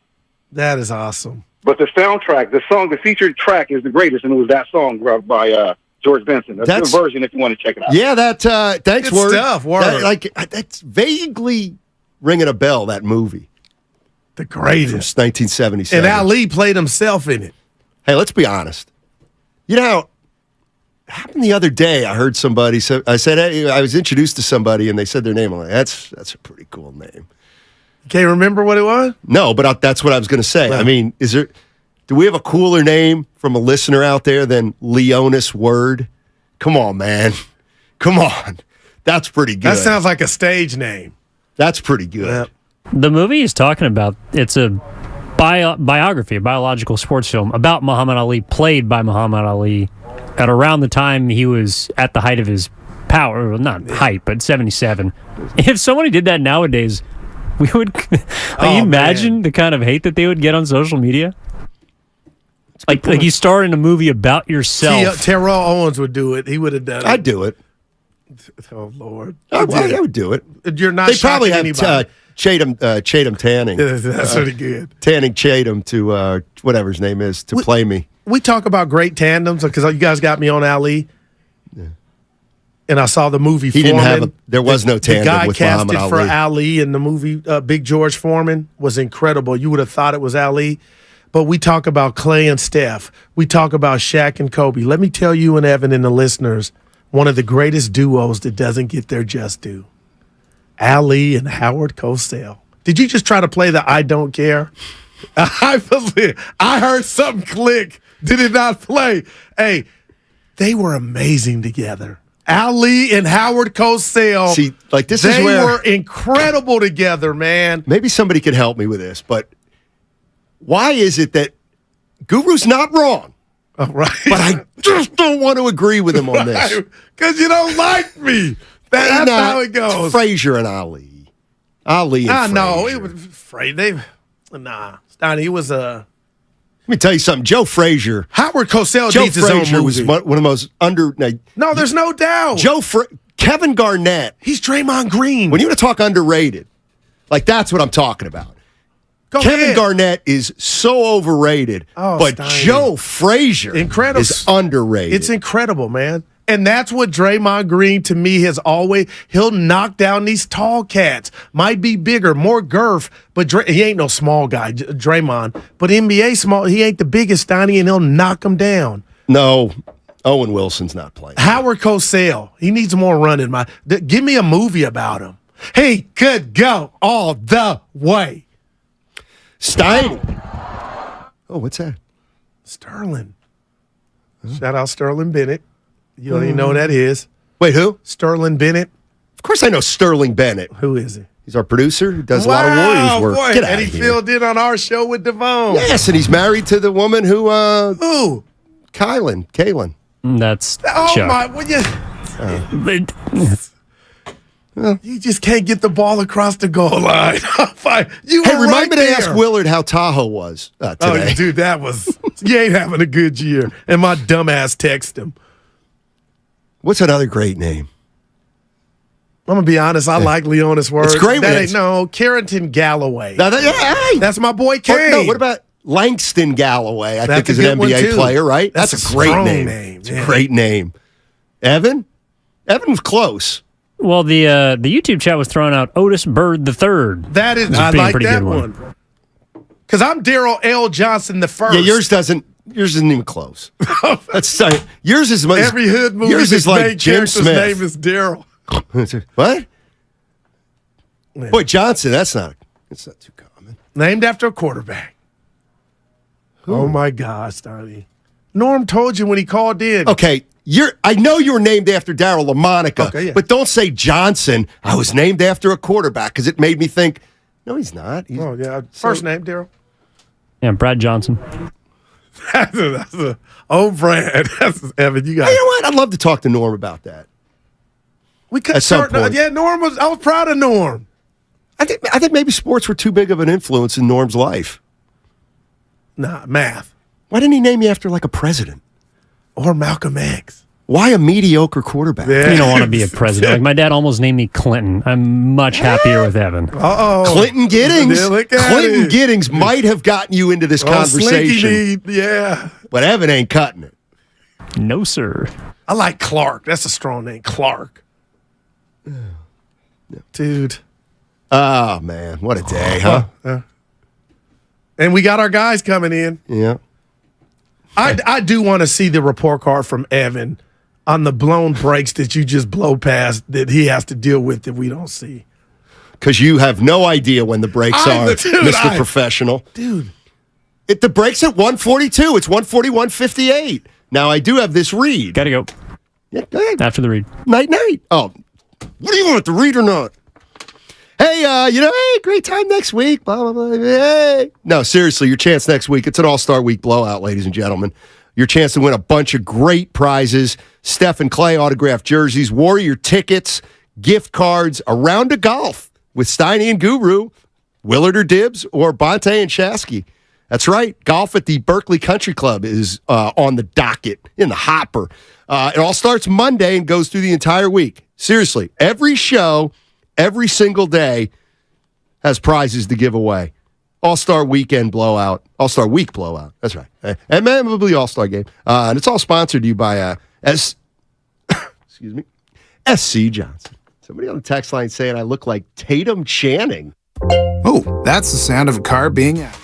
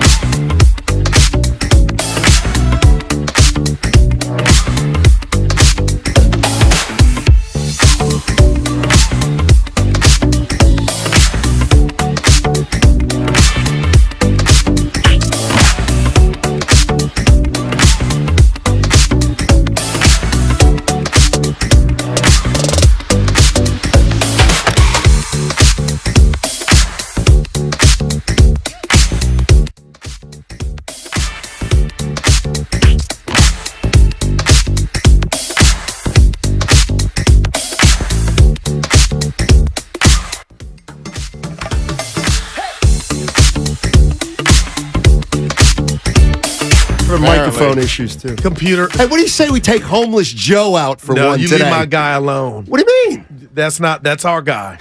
The boss in the mines. You leave him alone. You and Shasky. You know who we're talking about? No, I don't. Is he out there? There he is. He's right there, Nick. All right. That guy.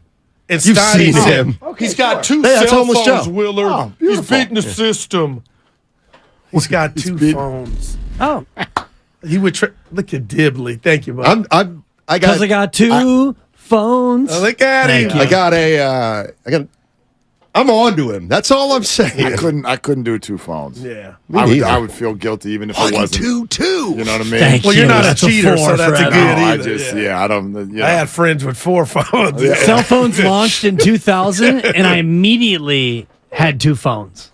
I had one. Look at Dibs. Well, I had one because I had my personal, and then I worked for a company called VarsityOnline.com, which was a high school sports website. Like Max Preps. Yes, You were so- an inputter, right? Well, before you put in information. No. Before I did that, because I did work for Max Preps. Shout out Ned Freeman and Andy Beal, who helped to launch Max Preps. This is pre-Max Preps. There was back when Cal High Sports was a thing, and it still is in the Tennis Brothers. Gotcha. But all these rival companies started to launch into that space to try to compete with Cal High Sports.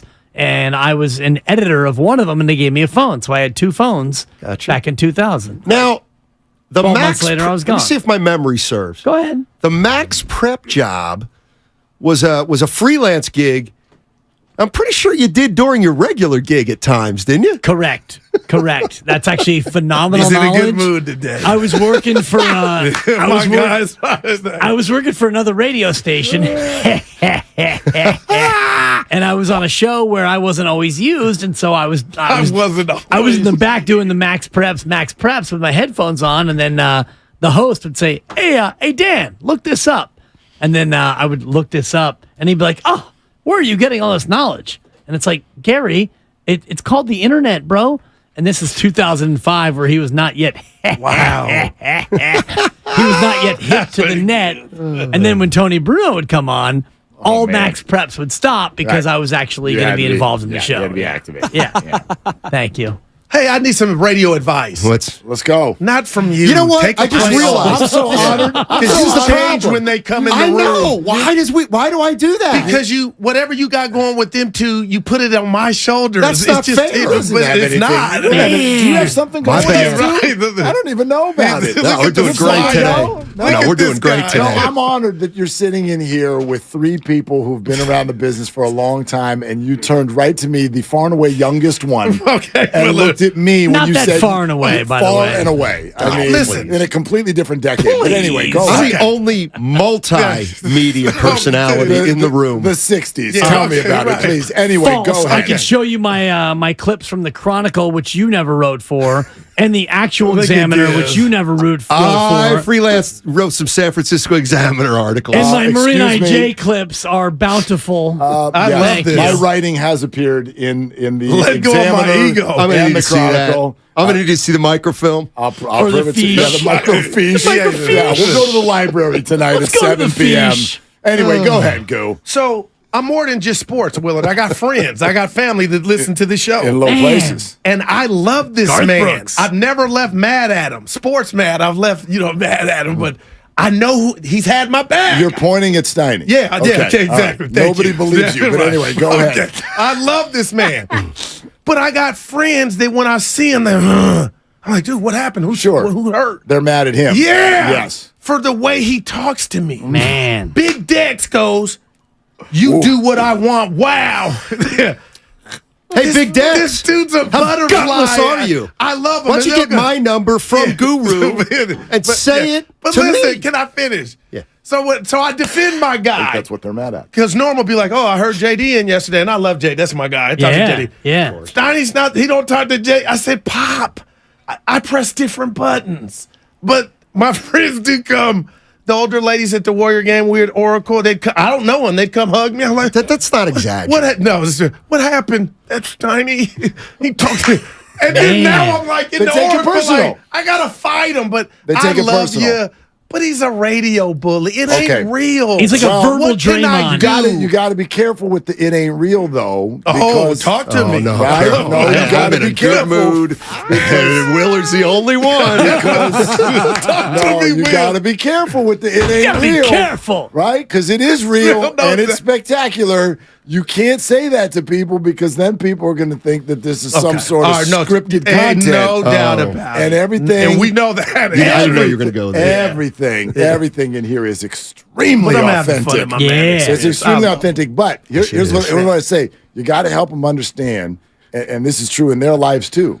Every relationship has got its own dynamic, right? Right, its own dynamic. Even better word. Yes, it's got its own dynamic. And that's you two. I'm happy, by the and way, he don't like it. Well, what other? Here's what but it's you could, natural. It ain't him hating. Sure, there's right. But here's what you could say to them. You say, "What relationship do you have in your life where you speak to another human for 4 hours a day?" Wow.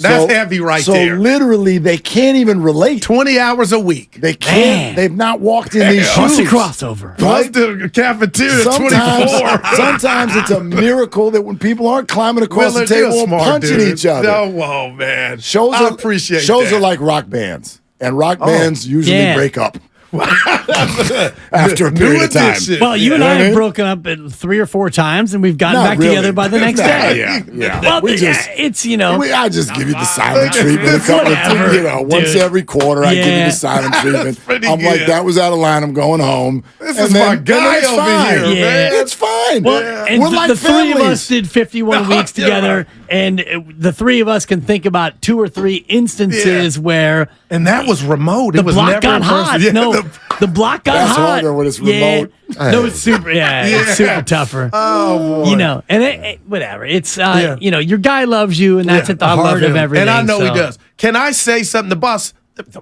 We say it's our show. We do what we want. Look. But I had a moment. I had Tease a rant, the envelopes and it was a next natural. week. It was a natural. Dude, there's some stuff in there. I can't wait. It was a natural rant, and I'm gonna flush all this Jordan Poole out of my system after I lay this at your guys' doorstep. I wish you would have had it be a Guru's Gripes because it But I becomes didn't a know it was sponsor. coming. I didn't know it was going to happen. So we're hearing all these tea leaves just about Jordan this, and I know where you guys are at on Jordan Poole, the player. But Jordan's this, and he didn't do that. Now we got Dumas saying, Kerr might not have been on board. And I feel like that's a part of kissing and telling because now that's too much for me right now. I want to hear Draymond speak on when Jordan said, "Get your hands off me." And Steiny and I were talking, and Willard, I mean this, and this is closure. I'm disappointed in everybody with the Warriors. Whatever position, because you couldn't get these 2 dudes in a room. Not that you didn't try. Stein was like, come on, Goo, they probably tried. But you couldn't get it rectified. Could Magic and Kareem had got it fixed? Could Bird and Mikal gotten it fixed? I don't know, but I'm mad that I don't know I'm mad at everybody. I mean, is that fair, Mark? I think it is. I don't. The Warrior culture? I don't, but because in this case, it's these individuals, and it's what up my to man the. I said. mean, how are Michael Jordan and Scottie Pippen doing? How are they doing? They're the most iconic. Well, it's duo in years history. later. It's But in fact, even more so. Like you guys can't leave each other alone in your 60s. Yeah, how about your boys, Kobe and Shaq? I mean, well, they've hashed it out. They were, did, but not They while did. maybe Jordan and Draymond will eventually. This is a good point. I can tell you from working down there, like Los Angeles absolutely still feels, man, you left a lot on the table. Oh, there's for sure. Shaq and Kobe left a lot on the table. Just gave the Pistons So a ring. and I can't speak to this. I don't think any of us can. I can't speak to what was tried, which personalities. What about the end result? Well, they couldn't. Someone or multiple people couldn't get over it, and I don't know. I don't know if that's because they didn't push the right buttons, or if it's because Jordan just refused to get over it. They didn't do the right things to help him get over it. We'll never know that. Okay. And by the way, this. I feel like this has been the conversation of the year. Like when you say, I want Draymond to speak on this. We always want people to speak on these things that they're not going to, nor should they. The people been speak on. Yeah. Andrew Wiggins is never going to tell us what happened. That's different. That's different. It is. Because he doesn't talk. Draymond Green pods on Podcast P. But that and my was- podcast, new media, old media. But that was Talk about it, Draymond. But that was the example I just threw out. There are tens of these. No, you're right. Farhan is not going to tell you Fine. about the final hours before the Correa press conference. But he doesn't have his own podcast. Give him a few minutes. Maybe he will. He's got that great laugh. This My to me point is different because this guy talks about everything under the sun except the one thing. And That's a great point. Speak on it, Draymond. But what's in it for him? In it for him is What's in it? transparency and maybe clarity for the fans. Exactly. Again, we're asking for these things for selfish reasons. Each time, ask, is it in that person? I did this. Remember the conversation? Jordan needs to come out and talk on this. We've not even heard him say hello. We've not even, and he's not going to. You're not wrong, though, because it would definitely help. If he came out and said, look, these are all the things that Draymond either did or didn't do. This is what the organization did or didn't do. I would respect it a lot more. Right, but remember, my point was actually if he wanted to remain a Warrior, which I don't think he did. He never did, no. Or he knew that Yeah. he wasn't going to, so it was irrelevant. But we asked, do you want Steve Kerr to come out and address what Jason Dumas said? No, that I don't, because I don't believe. He's not going I don't believe. He's not going. No. Nobody. Yeah. The only person, and I brought this up actually in my what's becoming now my daily practice, which is to start running things by the lovely Christy on the way into work. Love it. You guys go to commercial. I call Christy. We talk about what's going to go on, and this is what came up today, and we didn't agree. But how did you guys feel watching the organization, followed by Steph Curry, give these, hey, pound, brotherhood, tearful goodbye, thank you so much, That's Jordan what Poole. hurts. It just, I get why they did it, but he spoke publicly and I watched it and I went, ugh, that's a bunch of BS. Who are you referring to? Steph? Yeah, That's what it's a bunch of BS, and I get why he did it. I get why he did it, and he's the only one who stepped up and did it, and that's probably good for Jordan. But if you're Jordan, are you looking at this like, dude, that trade doesn't happen unless Right. you essentially drove me to the airport? Man. So that's what happens when people speak publicly. You're listening to 95.7 The Game, KGMZ FM at HD1 San Francisco, an Odyssey station.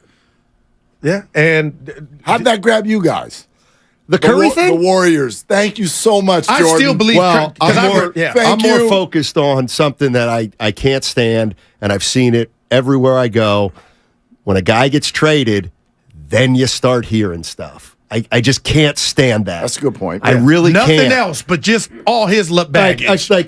But they didn't say it. No. What I'm It's saying coming is out from others. correct. Rick Bucher on this very show. Yeah, Jason that was Dumas bull. said, I think it was more to do with Kerr and Poole than Poole and Draymond. Okay. He heard that from somewhere. He didn't just make it up. true. Right. The point is somebody's saying that. There are people out there who just want to get the word out that Jordan Poole wasn't. They want to make sure people don't think he was some angel. Right. You know what I mean? And we've talked about it this week, and, Mark has made the points of where, before the punch, there had to be enough there to where the punch didn't come out of nowhere. And I think, you're not wrong, and I agree with you to that extent in terms of Draymond doesn't walk up to Jordan Poole in that moment because Jordan said, man, your gym socks are really smelly. Right. And so then Draymond walks over, and that's what happens. It was a culmination sensation of a number of different things. Years, probably. Or even at least a weeks, year. Whatever, it was money time at the end of the year, whatever it was. But when that happens and then it gets leaked and then the team does nothing, that's like Jordan Poole getting hit 3 different times. That was well said. What happens is, to me, it feels like puzzle pieces that just start getting filled in. Yeah. And you're right. Exactly. That's the way I look at it, So, too. so in other words, when you hear Jason Dumas say that earlier today, my mind goes back to, okay, now I go back to Steve Kerr on Draymond's pod talking about people accepting their role. Now I go to Dunleavy Jr., and every move the Warriors have made has been like, let's get the smart guy who will fall in line. Right. And so it adds up, and that it does. And I think it gives the statement credibility. And yes, to your point earlier, this is not good for Jordan. This is embarrassing. It was an embarrassing year. And it has become more embarrassing since the year ended without him even participating in anything. Yeah, and well said. And I'll go one step further. This ride has been magical for the Golden State Warriors with the four homegrowns with Loon Dog, Dre, Steph, and Clay. And this is my fault because when we hear about Warriors culture, I bought it. I signed up. But a lot of the times from afar, everything's been good in the hood. Our guy told us that we don't know what we had to overcome. Who was that? David West. David West. Yeah. And that was fascinating in itself, but it never revealed itself. So, okay, no harm, no foul. In my world, the junkyard dog and the heart and soul of your team and the talkative one is Draymond. So to me, Draymond was raising these young pups, Wiseman, Moody, and Kuminga. But when I hear Dre the other day say, I didn't know him, now I feel like it's my prerogative to question Bobby Brown, the culture that I thought existed within this organization. And now Steiny and I talked about it yesterday. We touched on it. Is there any residue? Are there some guys, looking sideways that Poole is in D.C.? I'm like, well, you know what? Maybe the stench, which is Jordan Poole's gone, it's all lovey-dovey. Maybe it's not that. And now when I hear Draymond say, a responsibility that my stupid self put on him, or I thought Curry would do, is not being exercised. Now I just got questions now. Let me jump in here because you said something about we're putting together a puzzle backwards, but that's kind of the way I look at it too. And so I hear Jason Dumas today say, Kerr and I come in and I'm like, okay, I can see that. Well, first of all, his role changed all year. Okay, and that's coach, and so I could see that from a practical basketball standpoint. But I come in, and Bonte reminds me of the game in Cleveland. Remember when the Warriors management? They went to Cleveland. The second unit won it. Yep. But late in that game, Jordan committed an 8-second violation in the backcourt. You remember? And Steve Kerr went crazy. Yes. Yeah. So, in one thing, but now you look, not like that. No, at all. Now that makes you say, interesting. And there are 12 of those. Exactly. From Steph, from Clay, from Dre, from Steve. And that's why I sort of went back to before the punch. And we've certainly we've had reports of this now. Like, they were clearly fed up a long time ago. They were clear. And so to your point now, Goo, this is the way I look at it. I don't question the Warrior culture because that culture won 4 rings. I lean, and this is the basis of my points all year about Jordan. May not be right, but I lean in the direction of, Jordan, you join this culture. You've got to find a way to fit in now. It's not just the culture means we welcome everybody. It has to be a right fit, and not everybody fits into a culture. And that's a thing. Haven't we all experienced that? Go back to a year and a half ago for me. I come over here. You guys you've established a culture. You've all been here, and that takes a while. That takes a while to find your spot in a culture, and you have to be welcomed in. Then you have to do some of the right things, and it's on both sides for sure. I'm not going to denigrate the entire Warrior culture to mean now nothing because this one young player didn't like it and didn't fit in. Right. We're all parents, and we're still waiting on you fitting in. I mean, the jury is still mostly how long's out. It been? It's been. I asked him that yesterday. Not as long as it feels like. It's almost 2 years. I was going to say year and a half. No, and the best way to mark it is when the Giants faced the Dodgers in that best of 5 postseason. He was here, not there. Right. I got 107. them. I got them to the 1 seed. Yeah, and then they fell apart. Yes. Oh, wow. So when they got 107, which was October of 20, I have all 20. I got all 107 of those 21. wins. Yeah. But, Yeah. So he's coming up on 2 years. October. Gotcha. 2 of the longest years of some people's lives. Yeah. We had an interesting caller from Mississippi. What was his name? Courtney. Because remember, you went, hey. No, it's so funny. And I said, it's a man. Stunny's like, let's go to Courtney in Mississippi. And Goo goes, hey.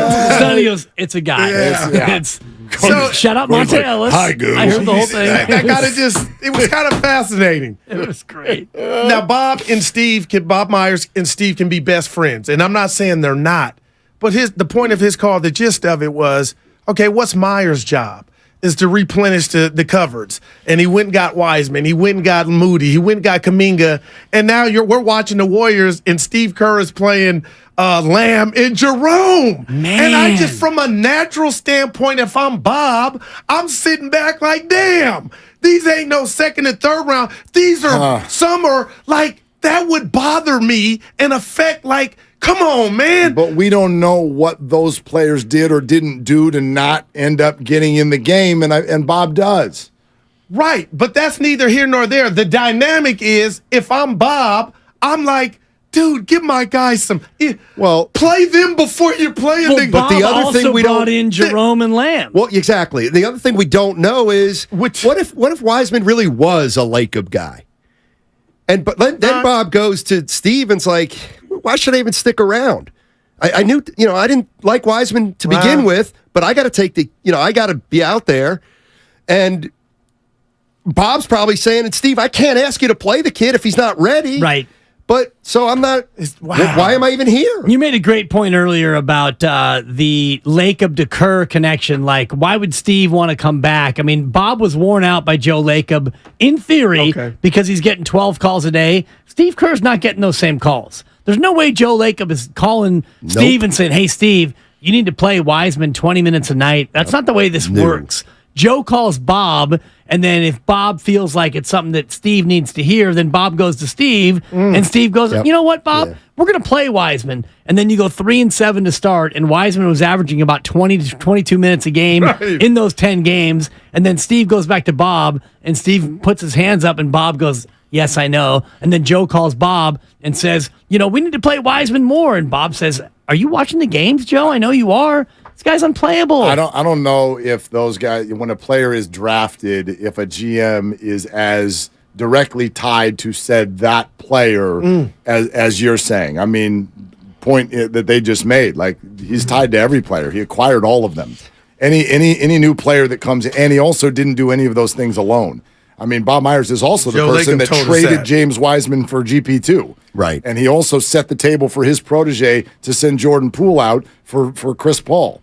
And a bunch of other assets, by the way. The one thing Joe says a lot, and this is the one thing where I feel like I disagree with him, is people do want to know whose guy it was. Like, whose responsibility was Wiseman? On the table. Well, and Joe says, doesn't matter. We have 6 guys in our ownership group. That's what we came out with. Right. Yeah, wow. But that's not practical. Well, it's a collab. When the pick goes bad, it's a collab. When the pick goes well, then we're all going to, it was me. Believe me. But no one says that. Who's ever said it was me? Like, I would love... No, but they'd be more likely to do that. But when the pick goes bad, Joe Lacob says, well, it was a group. It was a group thing. Right. Don't you think... How many decisions have there been where they had maybe a consensus and Joe said, we're not doing that? I don't like just the one. Does it happen? None. Always, never, or in between? I would bet never. Really? I would bet the one time where they're sitting on that pick and, upstairs, Joe's like, Wiseman.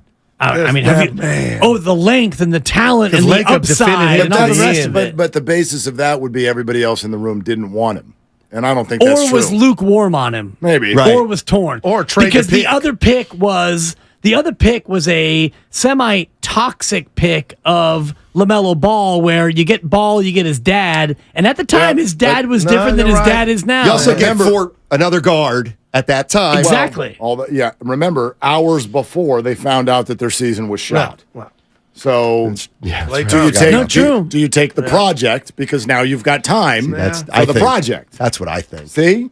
Right? Because and they want it, because we all look at the Warriors and we go, why would you, if you didn't have time for a project, why would you draft a project? Well, that day, you they had did time have for a time project. for a project. No, you're right. And I also think, to take it deeper into Conspiracyville, the veterans feel like the front office and maybe Lacob gave up on him a little bit.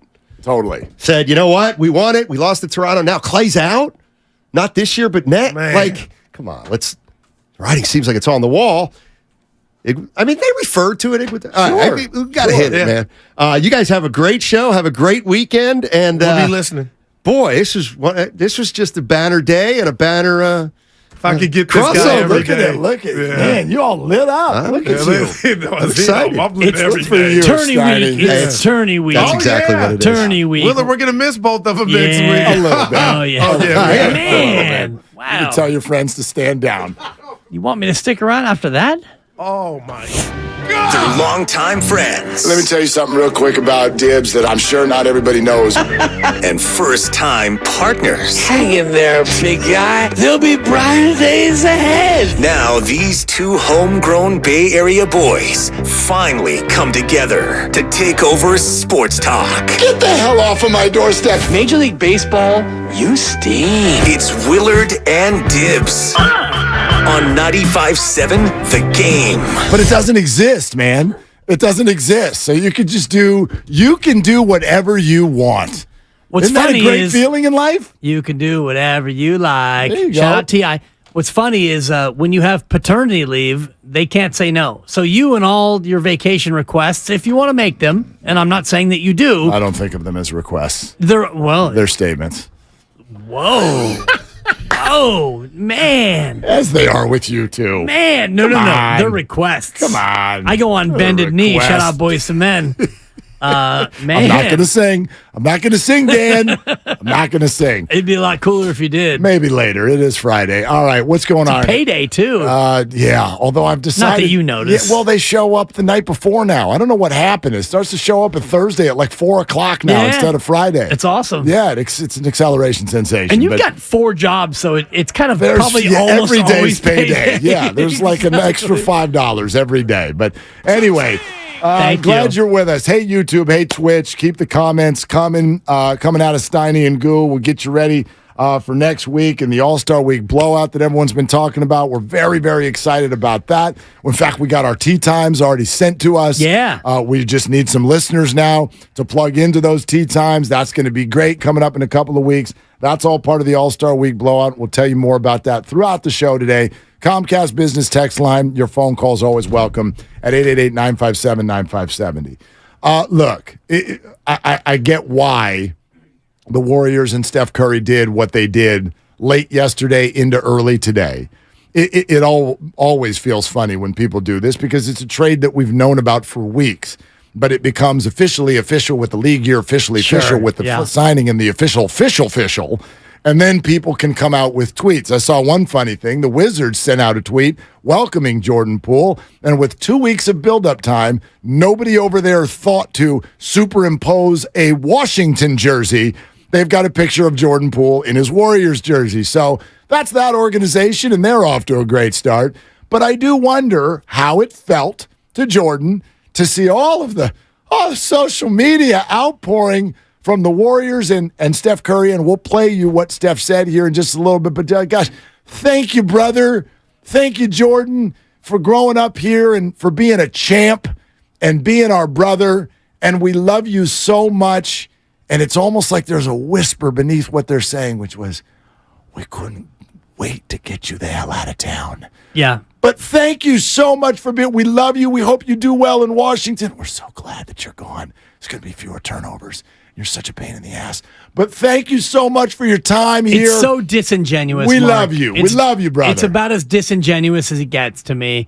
And, you've got whatever. The trade's been final now for a couple days, and it happened a week or so ago, or even actually 8 days ago, the trade happened because we were doing the draft back in June at the Chase Center. Even longer ago than that, actually, because you missed all last week. So it's been 15 days since the trade That's correct. actually happened. So just now, we feel like we need to, now that it's official, we're going to send out our video, our thanks for being here, Jordan video. It feels very disingenuous. And you know what it feels like? It feels exactly like that, like you just did. You were impersonating me and my thanks, which was when I actually was thankful, more thankful than it feels like Steph Curry is. Well, but that's what it feels like to me. It feels like a thanks. I wonder, though, because let's look at it this way. If I'm Jordan Poole and I see all this, there's two ways of looking at it. It's like Steph is sitting here talking, and truly, we'll play this for you here in about 2 minutes.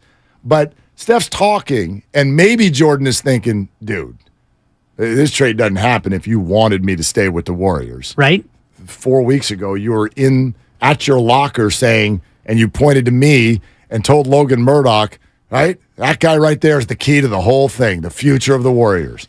And then you walked over to Mike Dunleavy Jr.'s office and you signed off on trading me. Or Jordan might be thinking, dude, you're the only one. No other Warriors come out and did what Steph did.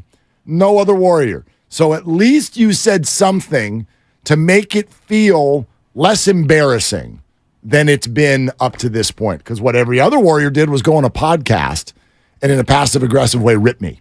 Well, you don't know privately what other Warriors did. And if I'm Jordan Poole and I'm a private individual and we know that he's a pretty private guy, he's not outgoing, he doesn't have a podcast, he doesn't speak very often. For me, if I'm Jordan Poole in that sphere, it would mean more to me if Kavan called me or Wiggs called me. And you had Kuminga, actually. Kuminga had a couple of tweets. Or he Instagram, had a post whatever it was. Whatever, might have been a thread. I'm not sure where we are in this day and age. Of a snap. I don't know what he threaded. Might have been a TikTok. I'd have to Google it to find out. But there was that. For me, if I'm Jordan Poole, it would mean more to me if somebody actually reached out personally, offline, direct, man-to-man. And I bet a lot of them did. Right. I don't think all his relationships. I bet you Draymond didn't. I bet you Wiggins did. Yeah. And I bet you, even DiVincenzo is not even on the team anymore. I bet you Bob Myers did. Maybe.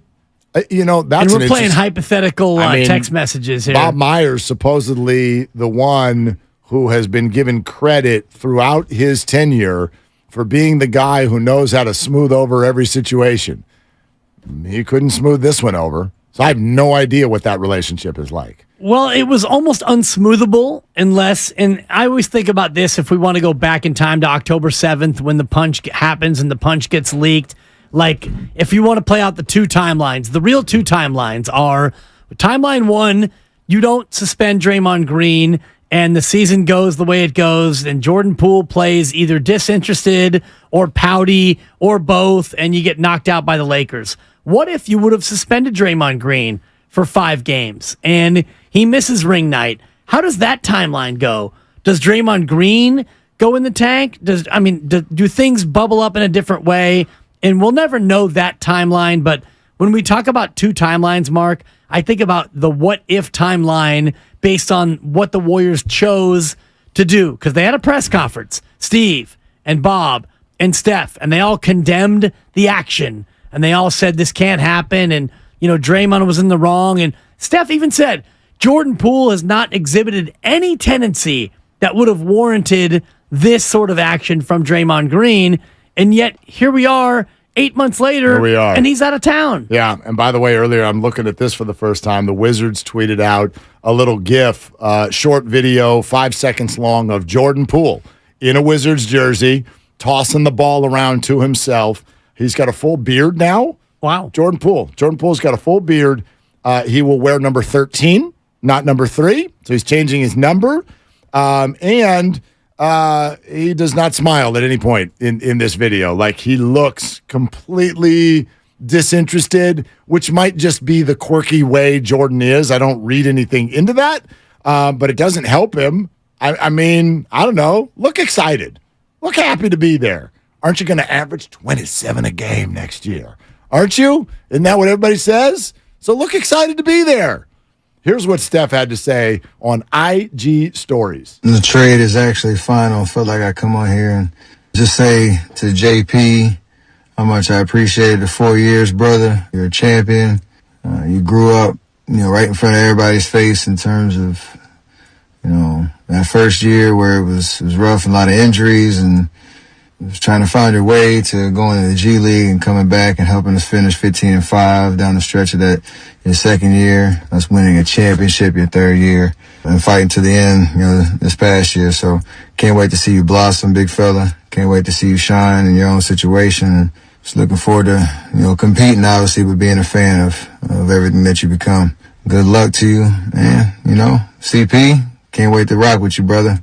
Be different with us on the same side. Let's get it. Okay, so there's Steph. Wow. You want to talk about enthusiastic. Is that the first time you heard that?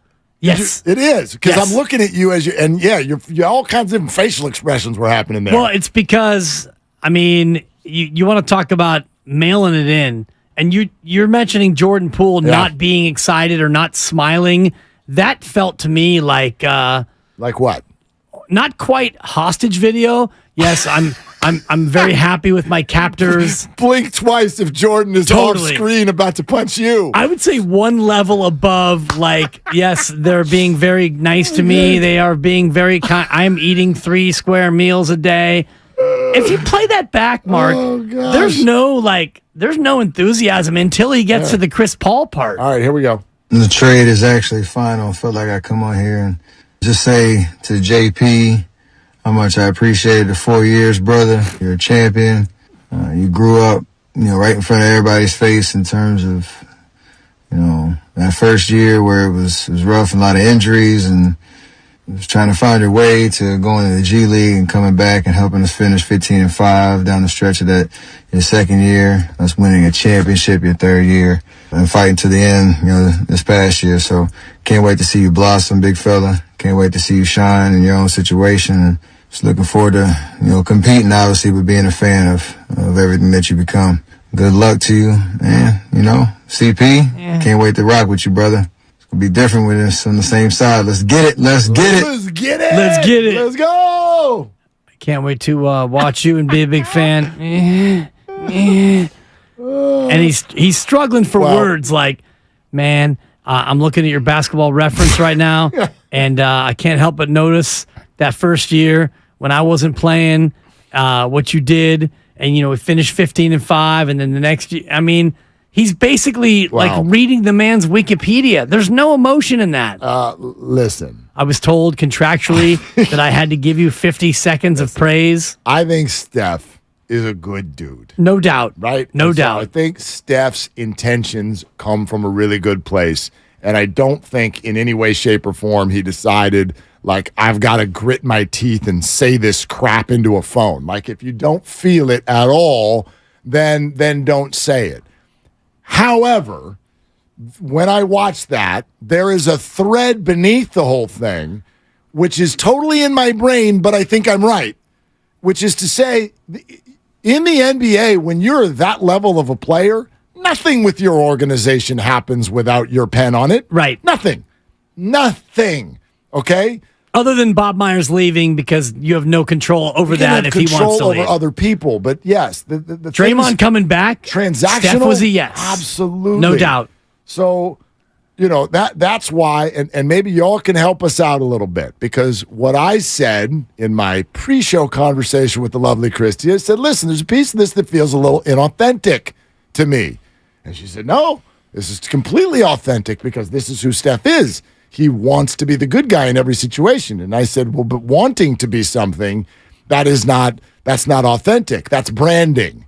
That's branding. So, you know me, I hate sounding this cynical, but I had a hard time viewing the Warriors as an organization and Steph Curry hit the internet as quickly as possible to be, brother, big fella, man, and it's time for you to shine. Right. No, it was time for you to go.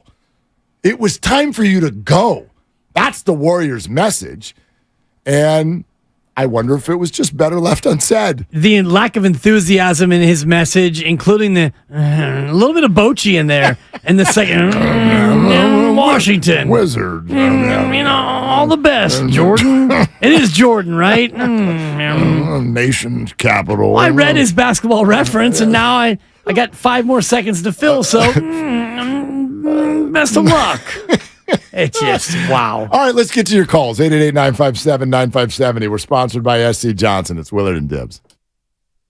This can't keep your loved ones protected from pests, but Raid can.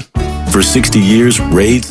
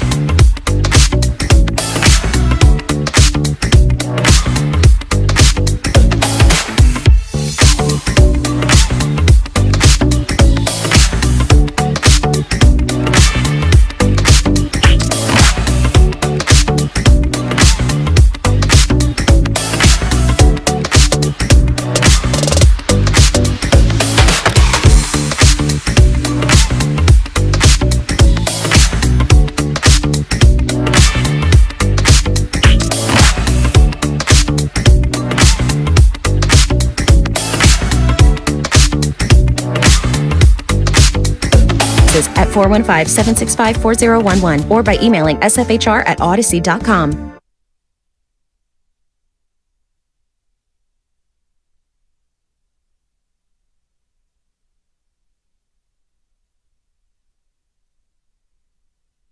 Now, back to Willard and Dibs on 95.7 The Game.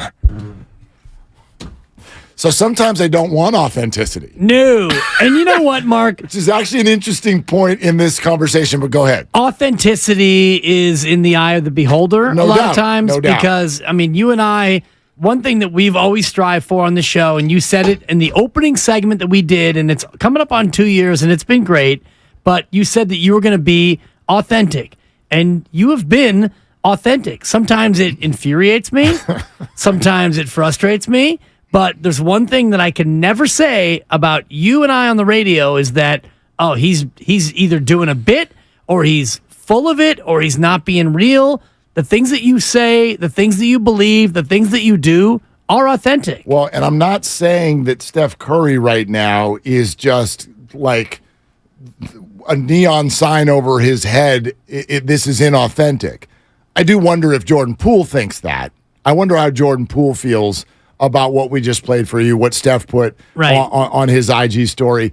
I mean, authenticity, there's all kinds of different lanes when it comes to that word. For instance, whenever you go to Grandma and Grandpa's house, you don't want authenticity. Hey, Grandma, how you doing? You know damn well my bunions are killing me, Mark, and my liver hasn't been the same since second term Reagan. I haven't been able to poop in 4 days. Oh, God, just say you're fine. I want you to be inauthentic. That's true. Say you're fine so that we can sit down, have some stale crackers, and get the hell out of here as quickly as possible. I haven't pooped since Easter, honey. Grandma, no. So, right, we don't always want authenticity. That's even true when you run into somebody that you haven't seen in a while at the coffee house. You don't want, like, right, there's social cues. Like, I got somewhere to be. We can't sit here. Hey, dude, how you been? It's been a long time. Yeah, how you doing? Well, I lost my wife in a fiery plane crash 7 months ago, and my dog died this morning. How are you? Right. Oh, boy, now I got to spend 20 minutes with you. Here we go. Yeah, exactly. So I get it. Sometimes there are things that you feel you should say, and so you do, even though they're not truly from your gut what you're feeling in that moment. So we all do that. When we talk about it in the terms of a radio show, what I've always sort of promised, like I think people cruise around sometimes and they listen to shows, even, talk about Skip Bayless, Stephen A. Smith. Oh, God. And you're like, gosh, do they really feel those things? And my contention is a lot of times, no, they don't. Like when you get that wild, crazy Bayless opinion, no, that like there's a show going on and they won't even approach something if they can't at least feign disagreement. I don't really personally dig that stuff. You can hate my opinion, but know that when I'm saying it, it is my opinion. So I'd rather sort of play around in that space, but I get it. Steph felt like this is simple. I'm not criticizing him. He felt like this was the right thing to do. Yeah. So he did it. And I'm fine with it. But all I can do is now give you my authentic reaction, which is when the whole Warrior organization goes to every platform that they can find this morning to thank Jordan Poole. It's like, well, you also said don't let the door hit you on the way out. Right. You found the quickest taker as quick as possible. Had to throw a bunch of other assets in. Like you begged someone to take Jordan Poole. And then it's like, oh, man, your brother. Well, yeah, you were at one point. You weren't this year. Look at their behavior. They couldn't win a road game. They're not brothers. Brothers would have been able to stand one another on the road, but they couldn't. So that's all. It just feels a little wonky to me. Well, it's authentic to the extent that what he said in there is mostly true, and there was nothing too emotional about, Jordan, I'll never forget that time back in 2022 where you and I did this, and it really struck me, and those things you said really moved me. He basically read the man's Basketball Reference and talked about what he did, and he wished him well. And then he got to the Chris Paul portion of it, and boy, did his voice pick up and the excitement over CP. Let's go, let's get it. And, when you combine a goodbye and a hello, it's always going to be a little bit wonky. Well, that's interesting. I mean, Matt Nahagian popped in here during the break, and he was like, PR 101, don't do those two things in the same video. Don't say goodbye to Jordan and hello to Chris Paul in the same video. And I get that. It sort of felt to me you remember the show we did where I was like, I really something made me feel kind of yucky about Joe Lacob's performance at the Bob Myers Sayonara presser. Yeah. Because I was like, by the end of the presser, Bob is just awkwardly sitting there sharing glances with his wife while Joe's talking about how the Warriors are not going to miss a beat without him. Oh, well, that's not what you want to say at somebody's retirement party, right? Nobody shows up with a cake. We got a party of 15. We booked the back room at the restaurant.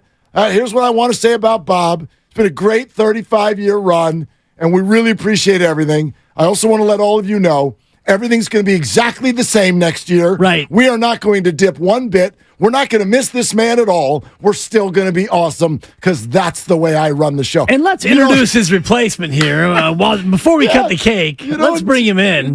Can we have a separate day for that message? That's all. And really the message for Jordan Poole, I know that you had to wait for the trade to be finalized, but the message to me would have been more powerful back in October when his own teammate punched him in the face, and that would have been a time for a more powerful, definitive statement about, Jordan Poole and about the situation and Draymond Green, and maybe those actions back then would have changed the course of events that we ended up going through until early May. And actually, that's an interesting sort of conversation point, because one of the reasons Jordan never got everybody on his side the way you would think when someone gets punched out of nowhere is because the rest of the organization had a hard time looking authentic when they said what they said. Oh, we are all on Jordan's side.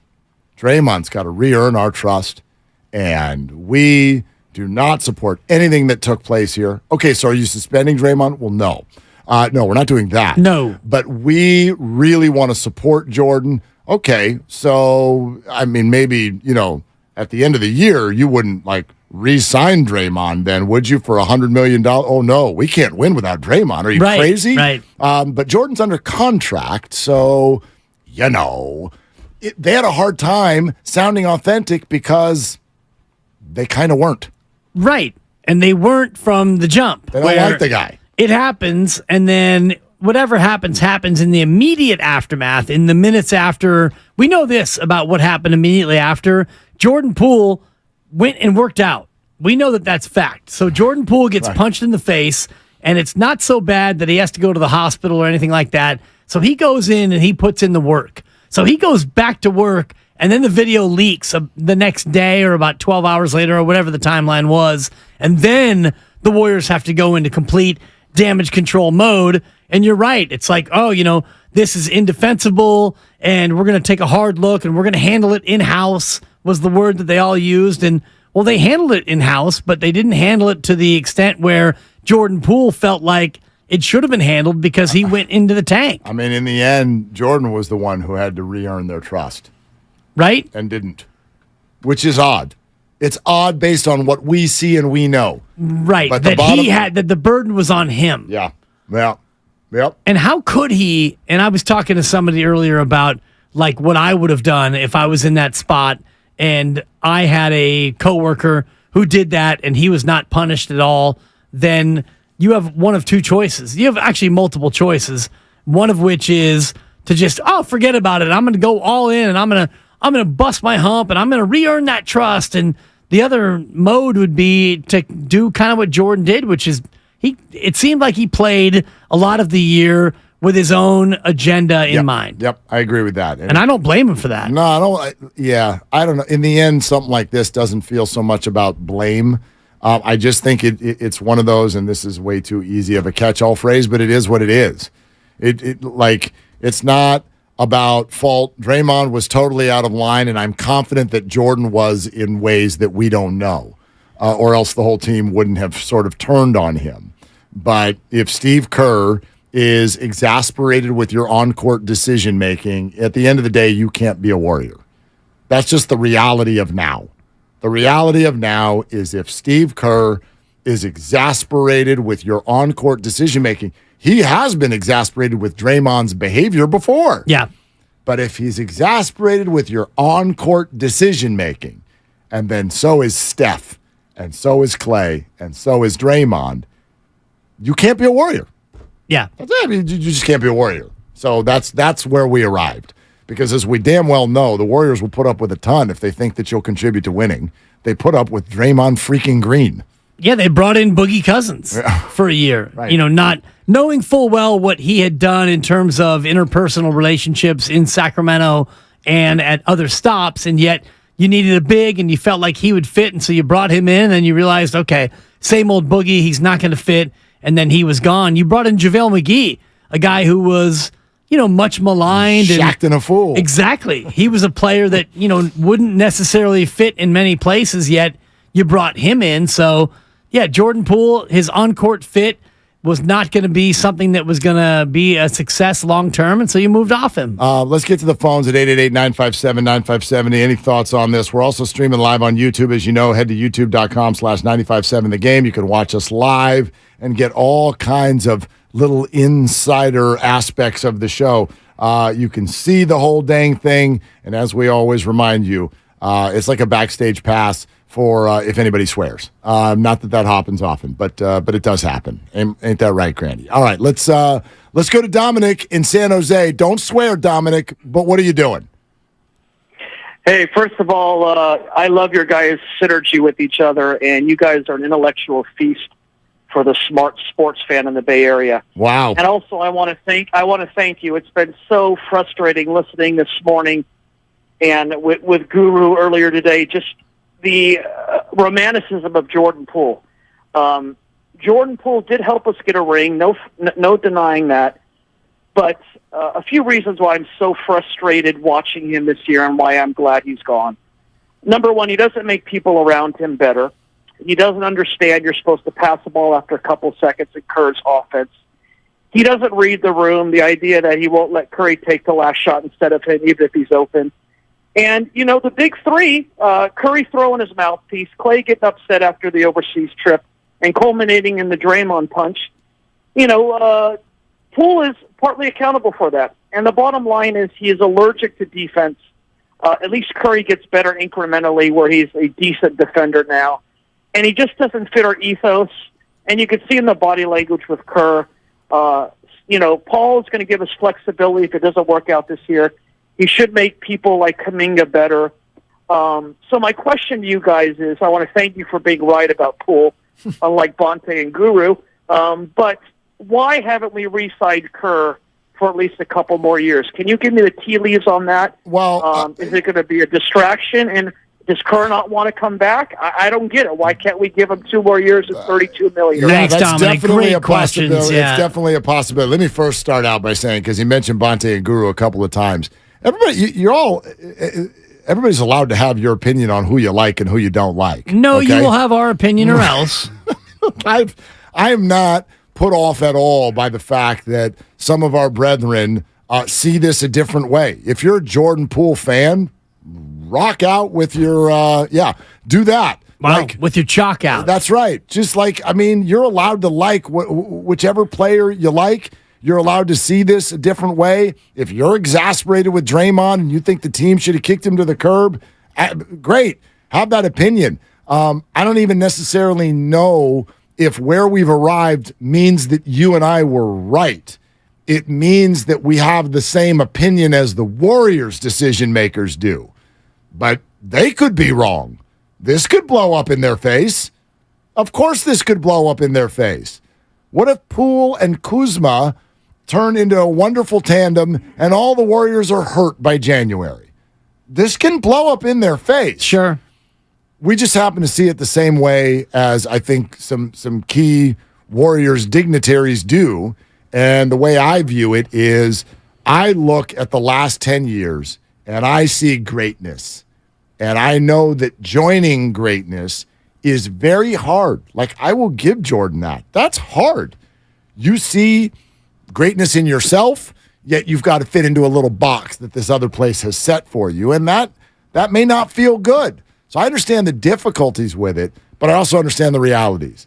And the deal is, you're joining greatness, so you've got to do it kind of their way. And he did. He did do it their way. For a while. Yes, but I think the interesting thing for me, Mark, and I appreciate Dominic's phone call and the kind words, and I love the fact that here on the station we do have different opinions, and that's what makes our station the best sports station in town, because we have a wide variety of people, personalities, backgrounds, and opinions, and that's what makes our station so good. Jordan Poole did do what was asked of him, and then he got to a point where maybe he was feeling himself too much. It was money time. It was going to be a bag alert, a major bag alert. Whatever happened led to it not working any longer. And, you know, I'm always fascinated by the Draymond Green part of this, because Draymond Green has been on the record loving trash talk, and he loves when people talk trash to him. Yet somehow Jordan Poole was able to get under his skin to the point where Draymond took it to a whole different level, because Draymond Green thrives on his trash talk. But something about Jordan Poole, and forget the Steph and the Clay part of it for just a minute, something about Jordan Poole got to Draymond in a way that no one had ever gotten to Draymond before. You know what you're making me think of? Like, I've always wondered sometimes, you know, in times of really difficult politics in our country's history, you'll hear the phrase war crimes. Some country committed war crimes. Yeah. And I remember always thinking, well, that's kind of, are there rules to war? Like, the idea of war. There are. Apparently. But But I also am like, well, that's a crazy place to set some rules. Right. Like, you're allowed to just take a chopper over to someone else's country and start killing people you never met before that have nothing to do with anything that you got going on. That's legal. And that's inbounds, but apparently somewhere in that process, but you can't do that. Chemical warfare. You can't torture prisoners, but you can bomb a civilian hospital. Right. So I'm like, what? I have a hard time adding up here, but take that now to something a lot less serious, and that's trash talk. There are rules here. There are rules. Trash talk has to stay in a certain spot. If Kobe Bryant and Michael Jordan are on the floor together and they're getting in one another about their handle or about their post-up move or about their or old versus young, you old, brother, you getting all into this stuff, that's all inbounds. How would you feel if Kobe Bryant, during a trash talk session on the court with Michael Jordan, started talking about how his dad got murdered? Yo, out of bounds, dude. Is it? I think so. I bet Michael would think so. And that's how I view this. I'll never know what was said. None of us do. I've seen all the things that are on the internet of people who think they know what was said. I have no idea what was said.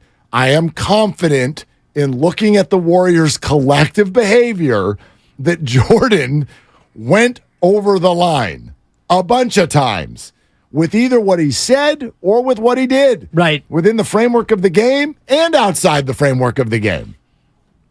There are rules. Sure. There are places you don't go, even with people you know well. Well, and that's always to your point about war crimes and the nebulous nature of trash talk. Who's to say what is over the line and what's not over the line? Draymond's fist, now, apparently. Well, exactly. Yeah. So mentioning Michael Jordan's father's demise, to me, feels like that's over the line. Agreed. But if I'm in a Game 7 situation, what about a crowd chanting blank you Draymond over and over and over? That's not over the line. But if one individual who is courtside stands up in the Spike Lee seats and points his finger at Draymond and says, blank you Draymond, that fan's ejected. Maybe. But no, without a doubt. Well, usually. Without a doubt. But usually it comes down to something special that was said. Right. Could be racist. No, but to my point, if the whole crowd does it, it's like, Boston, the hostile Boston crowd. But if one individual stands up and is pointing his finger,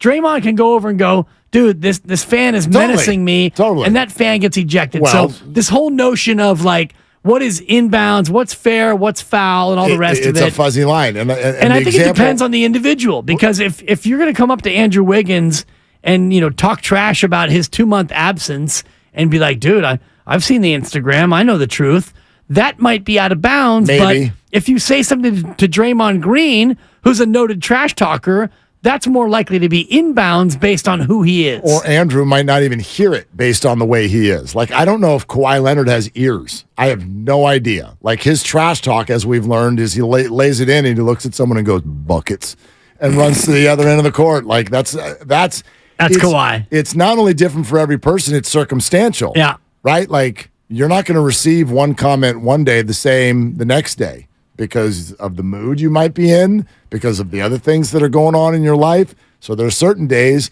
where you laugh it off, and the next day you punch someone in the face. I mean, who hasn't experienced that with their loved ones, right? Or you're just like, oh my gosh, I overreacted.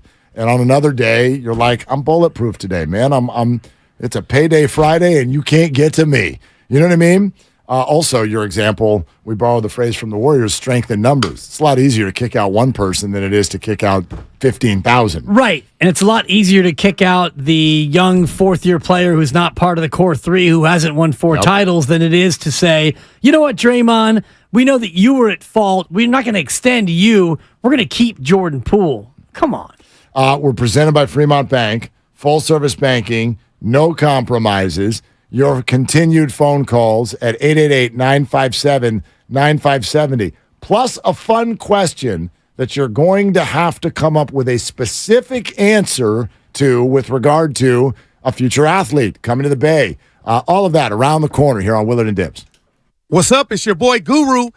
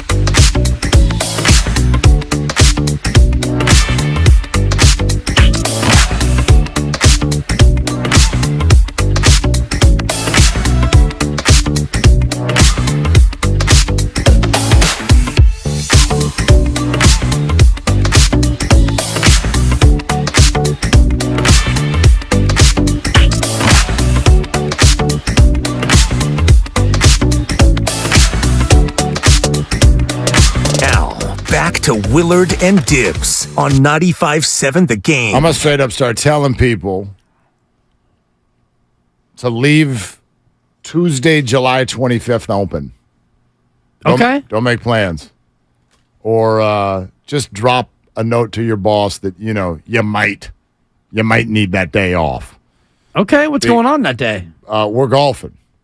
Like you and I? We're golfing. Us? Us. We, as a tandem. Bonte and Joe are golfing. What? Well, Joe's golfing. Bonte's going to try to make contact with a ball. Man. Steiny and Guru golfing. Everybody's got a tee time. Those tee times will work around our show hours, and all 3 shows will represent one of the things given away in our All-Star Week blowout in terms of a prize. Now, there's going to be a prize every show, every day next week, Monday through Friday. All 3 shows, every single day. So all kinds of prizes. The All-Star Week blowout. Golfing with each show. Those are 3 of the prizes, but there's much more. Jerseys autographed by Stephen Clay. Fitness or boxing lessons from Evolve Fitness. Or major gift cards to places like Alexander Steakhouse or Buon Vino.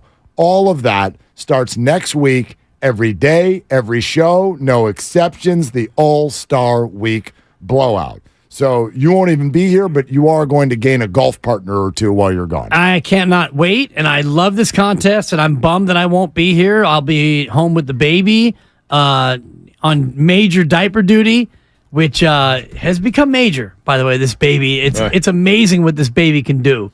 This baby's a machine. Food in, food out. Yeah, is all I'm gonna say. That's a healthy human condition to have. Yeah, and good she'll for the baby. She'll hit you with the face. Like sometimes I give you a face of frustration and my cheeks get red. I learned that from my daughter because she'll hit you with the red face. And she often looks at daddy, too, when she's about to make a big movement. Wow. I think it's like, girl, can you point that somewhere else? It's adorable that as a girl dad, you're giving her credit for things that are not actually hers. You've been able to do red face since well before you had that baby. No doubt, but she's a chip off the old block. I'm a fat red pumpkin. Exactly right. Exactly right. By the way, those golf outings that are coming up on Tuesday the 25th, Berkeley Country Club, okay?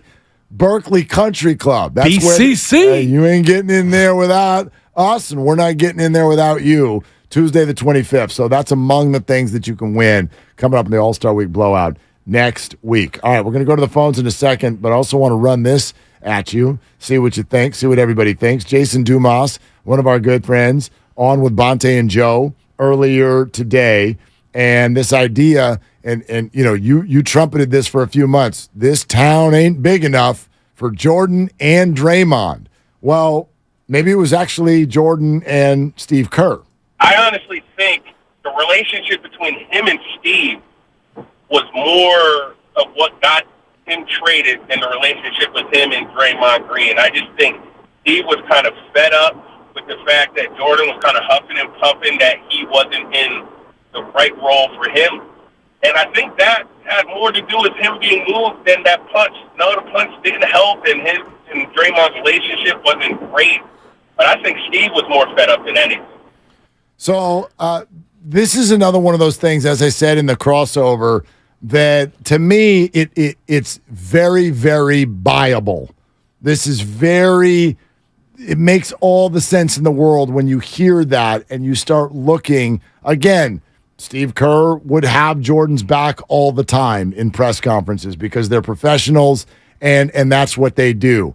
But Steiny points out that game in Cleveland when Jordan took an 8-second violation, or any of the outbursts that we've watched from any of the players during games. Then flash forward to Steve Kerr going on Draymond's podcast and talking about how you don't see any of Miami's role players having a problem with their role. They're singularly focused on one thing. And then you watch the Warriors go out and sign a bunch of people who all the reporters have called Steve Kerr type players. Yeah. So what does that tell you? It tells you whoever's on the way out is I guess not a Steve Kerr type player. And so what Jason is saying makes all the sense in the world. It makes sense that Steve Kerr is a piece of it, and I don't know if Steve Kerr is the one voice in the room, and Draymond and Clay and Steph are all saying, let's give the kid a chance. And Steve Kerr, darn it, no. I'm fed up with Jordan Poole. I think that Steve and Draymond, Clay and Steph, and whatever front office players or people are remaining, and I know the coaching staff is turned over a little bit. Jama Malalela is no longer there. Nice job. I appreciate one last time. And I know that there's been some turnover, but I would imagine that organizationally, there's a level of frustration about Jordan Poole and the way he played, not the way he worked. And I mentioned this earlier. He got punched in October, and he went out and finished his workout. Anyway, even after that embarrassing moment, before it got leaked, he was putting in the work. But I don't think that Jordan Poole was necessarily sold out to play the way that Steve Kerr wanted him to play. Yep. And the frustration from Clay and Steph, we know Draymond was frustrated and Steve Kerr was frustrated. And so you get to the end of the year and you realize, okay, we need to make changes going into next year. What change could we possibly make? Well, we want Draymond back, and Wiggins is going to be back, and Looney and Steph and Clay. And if we have Dre back and all that, well, who's the odd man out? It's pretty obvious. 888-957-9570. Let's go to Jay in Oakland. Hey, Jay, you're on with Willard and Dibs. What are you doing? Just making it through Concord. Happy to be through the traffic. Good luck, man. Nice, northbound 680, probably backed up from about Geary. Go ahead. I just wanted to say, when it comes to trash talk, like anything outside of the game, I feel like you're rolling your dice because you never know how someone's going to react to a personal attack. And Jordan rolled the dice and he lost. That doesn't excuse Draymond, but that's kind of just, you played the game and you lost type situation. I agree with that. Like, I do think, I don't know how to write them down with words, but there are rules. There are rules. So, like, to say Draymond enjoys trash talk, so that means, like, you should be able to say anything you want to him, and he should be able to just nod his head with a smile, like, yeah, keep it coming, and I'm gonna take it the same way I can dish it. No, you can take it too far. It's just like anything. Anything you're joking around with in life, you can take it too far. But we don't know that he took it too far. Well, I'm not even talking about that specific moment. I'm talking about the full picture of Warrior basketball over the last year and a half. And, yeah, he took it too far. Absolutely, he took it too far. Oh, Draymond took it too far, and Draymond let him get to him. And you cannot be the most noted trash talker around and allow some 23-year-old whippersnapper to get to you. I don't agree with that. See, I do agree with that because you're the OG. You're the one who's like, you're the trash talk king. But you're making it sound like that means that anybody can say anything to him and you can't have feelings about it. Like, we don't know anything about where this went. And we don't know what he said, but we do know this. If he said something to Draymond so inflammatory, he doesn't casually stroll over there and get in his face. If he would have said something about Draymond that was so personal, you go off like a firecracker. But you're making it about that moment. And my perception is it's not just about that moment. This, to me, based on all the evidence we have, if I'm in a court of law, we've got a build-up situation. And Jordan is almost creating a brand within that locker room. And the brand was, I can take on the culture because this culture is holding me down. I need to spread my wings and fly. Right. And if he did actually start talking about, I got a contract and you're not going to, in other words, if these guys felt that tucked within the trash talk is Jordan Poole actually starting to erode their chances at more rings, oh, hell yeah, you're out of bounds and they'll punch you. Because that's not fun anymore. That's not trash talk. Right. That's messing with people's money and legacy. But if you're a leader, you handle it in a different fashion. Of course, and we did this show a few days ago. I don't want to revisit it, but yes, there are things that you could say that cross the line. But to me, talking about how I'm paid and you're not, that's not punch-worthy. But I think you're right in terms of there had already been a collective number of things that have been built up over whatever period of time. And then you hear the Jason Dumas comments from earlier this morning talking about, Steve Kerr was even fed up with him. And if that's where all this led, then of course Jordan Poole is going to be elsewhere. All right, got plenty of time for your phone calls. 888-957-9570 is the number. Also coming up next, raise your hand if you want to hear the first public comments from Jordan Poole. Oh, I do. In a Washington Wizards uniform. Would anybody like to hear that? because we've got that for you. Coming up next, we're sponsored by Chilton Auto Body, and this is Willard and Dibbs. The envelopes are sealed and sitting in the studio. Let's go.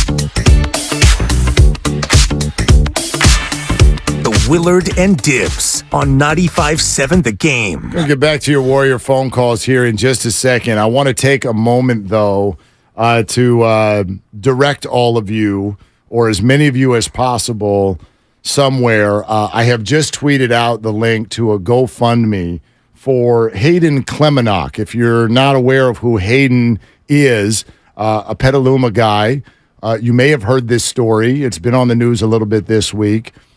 He was hiking with friends earlier this week in Yosemite, just outside the Wawona Hotel, where I actually stayed just a couple of months ago. I know the area well, where he was hiking, a local waterfall, and Hayden has come up missing, and there is an exhaustive search going on for his whereabouts. It is a search mission. It is a rescue mission. It potentially is a recovery mission, whatever it is.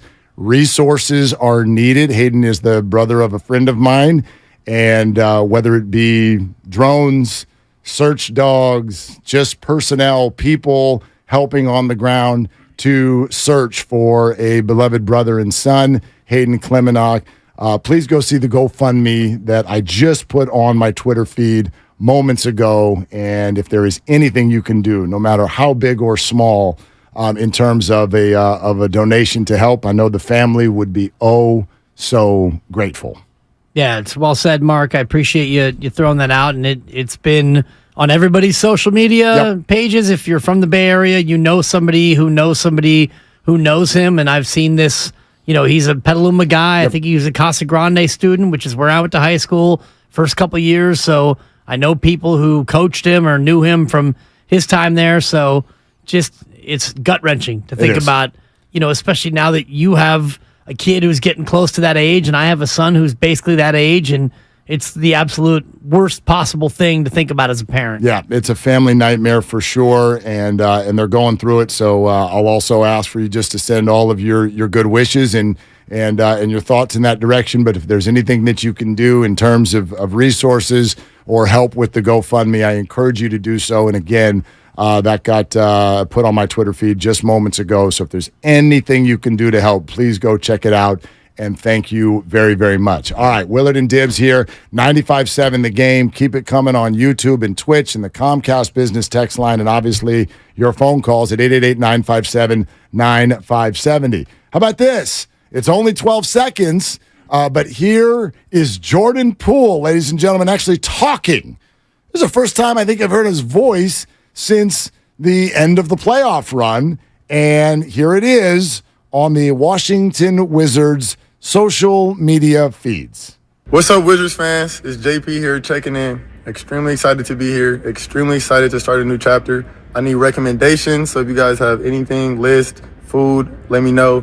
Let's get going. Okay, let's get going. There it is. That's it from Jordan Poole. That's all over there. That's their feed. Yep. And he was asking for like a wish list for items, restaurants, and food, and places to go, things to do in the Washington, D.C. area. He could just call Kevin Durant instead. He's asking Wizards Nation. Sure. I mean, give Joe Biden a call and see what he thinks in terms of the mall and, Lincoln Memorial and whatnot. But, man, Jordan Poole, about as emotional as Steph Curry was in his farewell to Jordan Poole. Well, I mean, look, some people are wired a certain way. It is funny to me. It's unfair sometimes in the media because us in the media, we're pretty much all cut from the same cloth. We can talk. We're not afraid of a camera. Right. We have way too many words, I would say. And often. also we understand the nature of performance. Like the way I talk to you is not the way I talk to my baby or my wife, for example. I don't necessarily enunciate the same way, and I don't have the same like enthusiasm and passion. When I talk to my baby, it's a little bit more high-pitched. Well, if we took to everyday life, I mean, actually, maybe it is like this with your real close friends or whatnot. But I think there are a lot of people who would be offended if they like were in a conversation the way you and I are in a conversation. Like they'd be like, "Good Lord, stop interrupting me!" Yeah. Or just right. "Why are you projecting at me so much?" Like, "Oh my God, calm down." And it's like, right, so it's different. Yeah. But there are a lot of people, and Jordan Poole and Andrew Wiggins, by the way, with his situation a few months ago, these are two of those people. They don't like attention. It's always interesting to me in life when you have people that end up with jobs or careers or just sort of like their lot in life that calls for a ton of attention, but they don't like it. I don't know, one of the first names that comes to mind is Michael Jackson. I think he's the king of pop. He's one of the most famous people in the history of our universe. And he couldn't stand the sight of himself to the point where he changed his face 48 times. Do you know what I mean? Yeah. That's ironic that he was starting with the man in the mirror, by the way. But I don't want to get off track. Glad you're back. Thank you. I'm a huge fan of Michael Jackson, so I would never want to disparage his legacy. Rest in peace. Interesting you say that, though, because being outgoing and being personable is not endemic or a part of being an NBA player. And I think about an NFL player like Ricky Williams, for example. He started wearing his helmet in interviews because he was so anxious over the attention and having to be a public figure. So if you're Andrew Wiggins and you grow up Canadian and you grow up 6'6" and 6'7", and as a kid, it's like, dude, you're a baller and you're already an amazing basketball player. It doesn't mean that you need to go out there and take public speaking lessons because it's not a part of, it shouldn't be a part of the gig in terms of, okay, you're a great basketball player. Now you have to be outgoing and engaging, and you have to have your own podcast. They're quiet. They're quiet guys. Yeah, they're quiet guys. They're private guys, and sometimes I think we as fans we put some things on them that are not deserved. I mean, even the conversation we're having earlier about you should speak publicly. Do you know like how hard that is for the mental health of some people? They don't want to talk at all. Yeah. And just because you're great at basketball, like we do this as well. What does Wiggins make a year? Like $25 million? Yeah. And we'll go, well, that's part of the deal, dude. Part of the deal. Part of your $25 million is that we get to be up all in your business. And it's like, is it? I mean, yes, you are required to address the media after games. Yes, you are a public figure. And yes, you are paid for that. But no, I at least don't believe that means that we're entitled to access that you don't want to grant. Like, you're still allowed to be a person. You're allowed to be private if you want. And then even beyond that, even if you're not going to be private, even if you're like, yeah, I'll talk, you're not required to be good at it. You're not required to be like comfortable in public spaces and microphones. A lot of these guys are just good at basketball, and they don't like that at all. And Jordan is one of them. And you're not required to actually give answers either, as we learned from Marshawn Lynch. I'm just here so I won't get fined. And he was the epitome of it. And then, he would go on to be in commercials and whatnot on his own terms. And so, yeah, Andrew Wiggins only owes us what his job indicates he owes us, which is after a game, if a reporter wants to ask him a question, he has to be available to a certain extent. Right. Although it doesn't even, it requires that financially. They can fine him. Sure. He might be like, fine me. Right. Like, I don't care. And that's what makes the Jordan Poole thing interesting to me, because I do think that he could control the narrative in a way of, having an interview with somebody friendly to him, if it's Logan Murdoch or if it's somebody else, and being able to get his side of the story out there, because it feels more and more like now that he's traded, and we heard the very emotional statement he gave welcoming himself to Washington, 12 seconds and all, it feels like he's getting the short end of the stick in terms of this breakup. It feels like he's losing the breakup. Oh, no doubt. I think that's an interesting way to say it. And he got victimized in this in many ways. Yeah. Listen, it's not fair, but it is also a healthy portion of this is, I don't want to say on him, but like he definitely contributed to the difficulty here. There's no doubt in my mind. Sure. There's no doubt in my mind. That's fair. But now that he's not here anymore, and I was talking to somebody earlier about what I would have done in terms of, and you know this, Mark, I am a grudge holder. I will hold a grudge.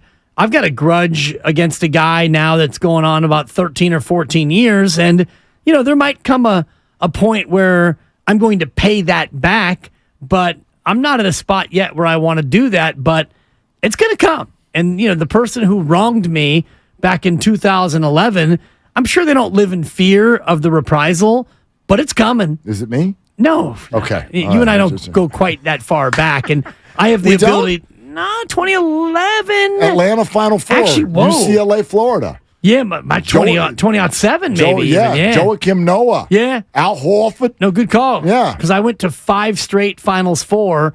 I think I went from 07 to 2011. So, yeah, That's that might what have it been. was. Yeah. Exactly. But no, Mark, I have the opportunity to get at you each and every day. That's true. So, That's true. but in terms of Jordan Poole, if I were Jordan Poole and everything went the way it went, and now I'm traded to Washington, you best believe, it's coming back on Draymond at some point in some way. Yeah, I don't even know. That's just me. Yeah, but like, in what way? What I can give you 100 ways. What power does he have? What's he going to do? Punch Draymond? That's one way. Oh my gosh, that would go woefully wrong. He would get killed. Are you kidding me? I mean, like, and depends. I mean, what's he going to do? Hit a 3? Money time. That's a less effectual way. I don't know what it is that he could do to someone like Draymond Green that's going to make him feel like it's all okay. I mean, to be honest with you, you could send him a firmly worded email. Yes, he could. Come on. Yes, he could. He could do that. He could boycott games against the Warriors. Sure. He could accidentally slide underneath Draymond when he jumps up for a 3-pointer. Tear his ACL. I mean, accidents will happen. They sure will. Just ask Dylan Brooks. Just ask Kawhi and Zaza. I look at it this way. What Jordan is now suffering from in the end has nothing to do with Draymond Green. It's got to do with all of us.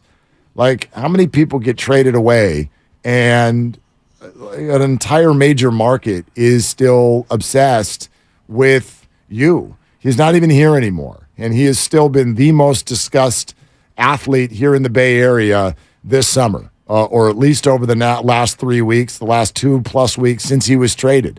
There's no question about that. I know some people put that on us, but we also are very, very in tune with what drives all of you to engage. And he is still the most discussed athlete in the Bay, and he's no longer an athlete in the Bay. And that's probably what is upsetting to him. It's not so much what Draymond did or his relationship with Steve Kerr. It's the fact that the Golden State Warriors franchise, much discussed, much care for it from its fan base, the whole organization right now, what they've been through and what they do next centers around Jordan Poole, his relationship, his behavior, his play. Those things shaded what happened last year and help shape what's going to happen next year. So this is not like James Wiseman. It's not like James, where we'll just like sort of curiously look, how'd James do tonight? I got 15 and 10. All right, let's make fun of each other. Should have kept James. That's kind of light and airy. Jordan, this is an activated, sort of attached kind of thing with him moving on. And everybody's still here wondering, like, could this have been handled differently? And what does this mean for the entire future of the organization? That's what's difficult for Jordan. It's not going to be him leaving town and we all let it go. No, we'll never let it go. And, many fans. Someday we will. I guess eventually, but many fans will look at whatever happens this year with the Warriors and Chris Paul and Jordan Poole and the Wizards, and we will absolutely be comparing and contrasting. And I guess we'll do the same thing with James Wiseman, but it's more about James Wiseman individually than it is about the Pistons. The Pistons are suddenly going to be a 50-win team because of James Wiseman. That's not happening. But can James Wiseman continue to become a legitimate force in the NBA? That would hurt the Warriors, but it would hurt in a different way. And I also look forward to this, Mark, and I looked at the date, and it should be about a month away, the NBA schedule release. And when the schedule is released, we're all going to look at, normally we look at a number of things. Celtics. Who do they have in the opener? Yeah. How many primetime games? LeBron. Are they on Christmas? Yep. And then we're also going to look at the Washington games. When do they play the Wizards? It'll be one game here. It'll be one game there. Those games suddenly are going to have a little bit more weight than they otherwise would. Interesting comment. How does the fan base handle Jordan Poole's return game? What does that sound like? Oh, it's an unbelievable ovation. Is it? And it's a video tribute, and I absolutely think so. No scattered boos? No scattered boos. Really? I don't think so. There's a lot of people who do not like Jordan Poole. But he's gone. So I all understand those that. people who don't like Jordan Poole, and I'm going to put myself in that camp. Although I've never said I don't like Jordan Poole. Yeah, it's not- I was of the mind that Jordan Poole didn't fit with this team, and I also didn't think that he could play with Draymond. Right, but that's not I don't like Jordan Poole. That's I don't want Jordan Poole on the Warriors. Right. I don't That's think different. anybody dislikes Jordan Poole. The individual, Listen, the person. remember, but you're talking. Yeah, nobody even knows Jordan Poole. You don't know Jordan Poole. It's not personal. It's sports personal. And so, it's sportsonal. Yeah, so you're going to get. I like that. So you're going to get all liquored up. Some of you. You're going to go to that game. No, you had it right. Okay, and there's Jordan Poole, who represents turnovers and an early exit. Whether that's fair or not, that's the deal. No, Jordan Poole. But I know what he represents. That's what he represents. To me, he represents championships. Okay, great. You're welcome. To a lot of fans, he represents frustration because when you watch the games, you tore your hair out because he's falling over, turning the ball over, but you also, every now and again, he would do something incredibly dynamic, and so you needed him, but he didn't do it the right way, and all the things that we know. He represents frustration, so you're going to go to that game, you're going to have a couple beers, and then you're going to do an ovation for his return? Yes. Yes. And believe me, Mark, I'm a happy to boo guy. I'm down to boo. But I think you're mostly right, but not 100% right. I don't think that this is everybody's going to do the same thing type of a guy. I don't think this is a time where, even if you're an ardent anti-Jordan Poole person, if you can't stand the slip and fall, if you were never a fan of Money Time, if you didn't think they should have paid him, and even if you were on team, well, he pushed Draymond first. He had it coming to him, because there are those people out there, he got what he got. You put your hands on Draymond, and you got what you got. Even the you got what you got camp, I can't imagine you go to a Warrior game in late November, and the Warriors are 14-8, and here come the Wizards limping in at 7-15, starting at guard, number 3, Jordan Poole. Boo! I don't see it, Mark. I don't see that, but I see a smattering of just that weird sound. It's not going to be like, oh my gosh, everybody get up and just lengthy ovation for Jordan Poole's return. Well, let me ask you this. Video tribute or not for Jordan Poole upon his return? Because to me, that's an absolute yes. Probably, yeah. But the Warriors are classy. Fans aren't always classy. I think the Warrior fans, especially in this building, far classier than those of us in Oakland who booed the new owner. That's fine, but that's fine. But I'm never going to trust 20,000 people, many of them with alcohol, to show up and just be like, we have come here and we have purchased tickets so that we can be mature. That's not a sporting event. From the YouTube page, GMG26, yep, real fans will boo, casual, still in their feelings. So real fans will boo? If you're a real fan, to me, you realize that this guy did contribute to an NBA championship, an unlikely NBA championship, and whatever he did last year, I don't think if Jordan Poole would have towed the line, quote unquote, you're not an NBA champion last year no matter what. I think you're completely Get over it. You're completely right conceptually.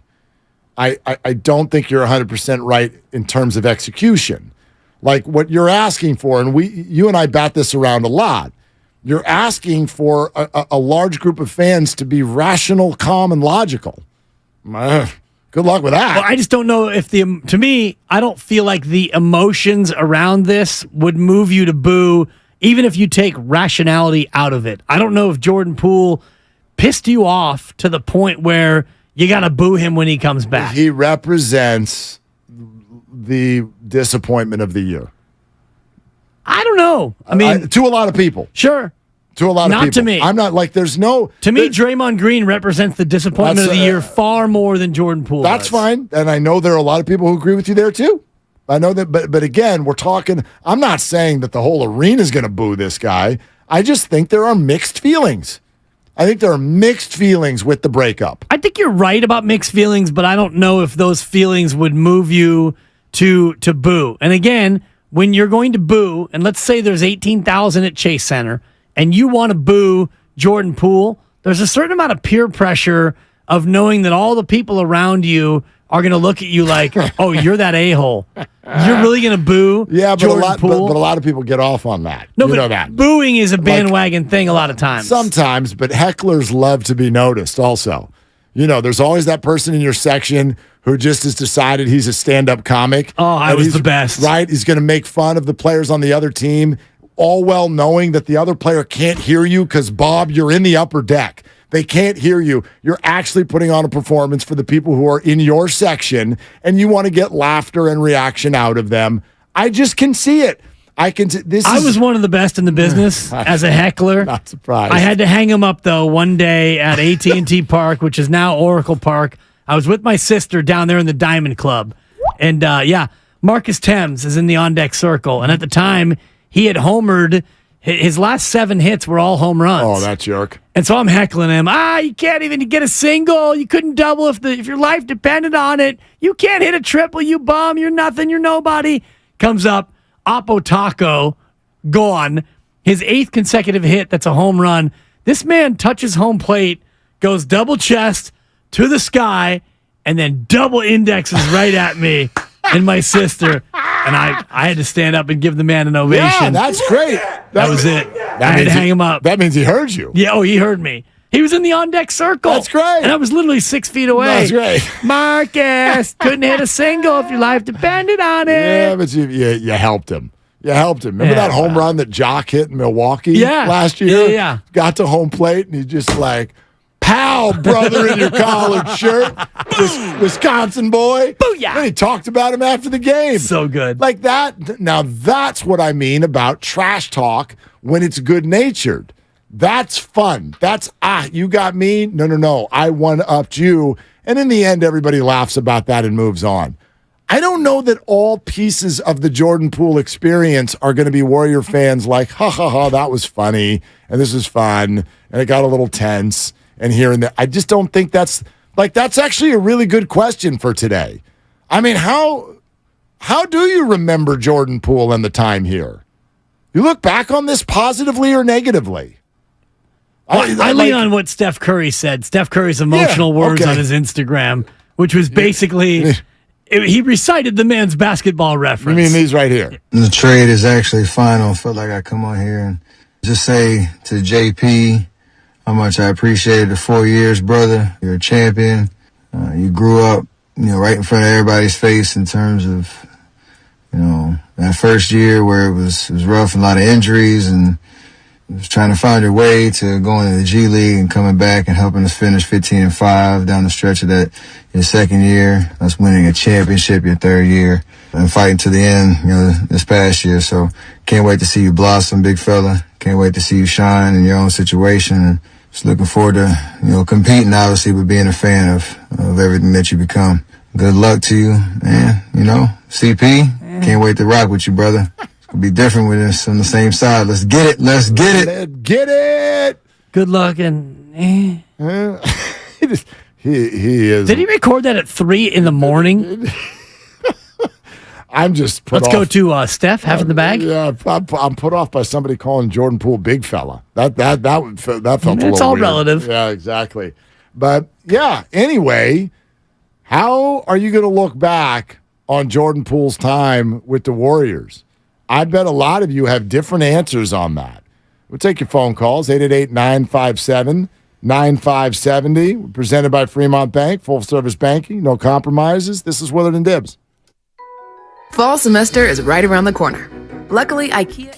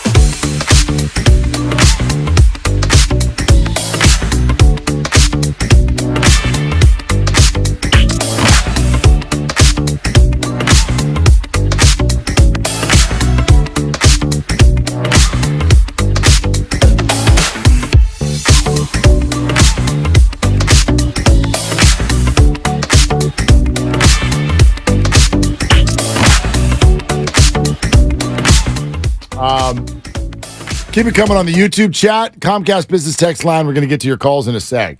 Lovely Christy just texted. Thought she had an interesting way of looking at it. She goes, oh, my God, I just figured out who Jordan Poole is. Jordan Poole is the new Jimmy Garoppolo. Who are you going to be more interested in watching? It's a 2, Christy. This year. No. She's absolutely right. She's not making a joke. She's right. No, and in terms of the, oh my gosh. You can't is there give her any anything way? less than a 5, and I get that. No. I'm not giving her anything. Please explain. Because, oh my gosh, no matter what happens, that's what you're going to end up talking about. It doesn't matter what happens. You remember for 2 years. So, what do you think? What's your favorite kind of lettuce? Oh, boy, lettuce. You know who made a lot of lettuce? Jimmy Garoppolo. Yeah. Made a lot of lettuce when he came to the 49ers. I think that this does go away, though, come October. We're not going to be talking about Jordan Poole anymore. Okay, let me ask you. Come the fall, who are you more interested in watching to see how he does? Garoppolo or Poole? Probably Garoppolo. It's Garoppolo. Just because you know the nature of the NBA, and like when Jordan Poole goes for 38, it'll raise an eyebrow. But each and every Sunday, we will have our eyes on Jimmy Garoppolo, in part because he's going to be on the Raiders. Okay, so the Raiders... If Jimmy Garoppolo was on Washington, if I can just pick on Washington because Washington would be Washington. They should have, actually. He should be on Washington. But instead anyway. of Sam Howell, Thurston's grandson, the Sam Howell III, Lovey.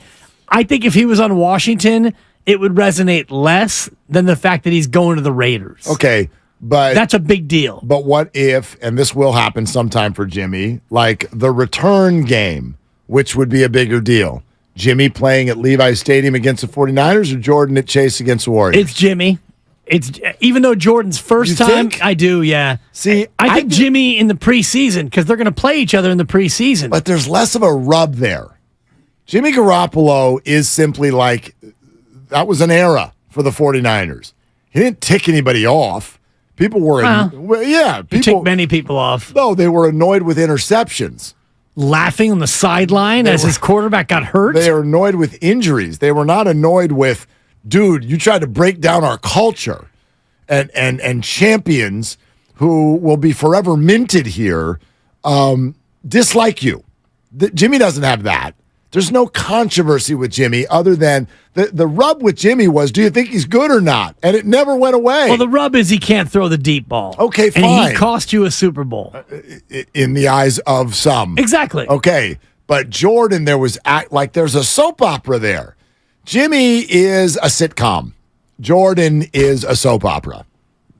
I don't know if I would go quite that far with that. I mean, Jordan's a bit player in the sitcom. Jordan did not cost you a championship. Jimmy Garoppolo did. No, Jordan created something completely different. Jordan created a conversation. He created a controversy. See, I disagree with the fact that he created... I'm sorry, he was the centerpiece of...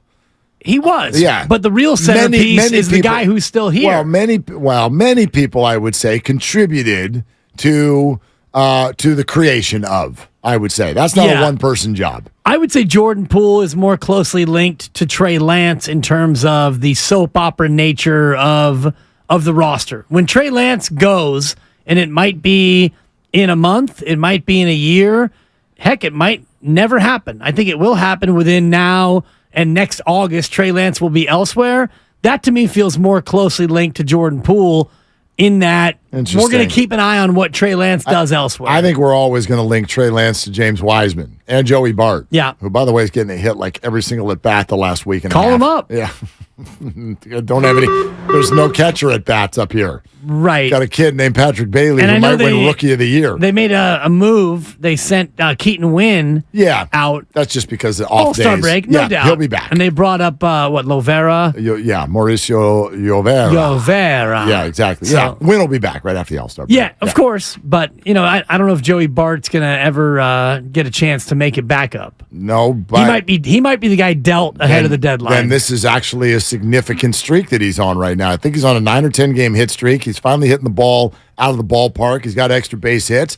Could Joey Bart be hitting his way into being a piece that the Giants use at the deadline. That would be great, actually. That'd be awesome. Because it very much looks like the catcher gig for the next 5 to 8 years, all squared away with the San Francisco Giants. Like, I think Patrick Bailey has had that kind of an impression.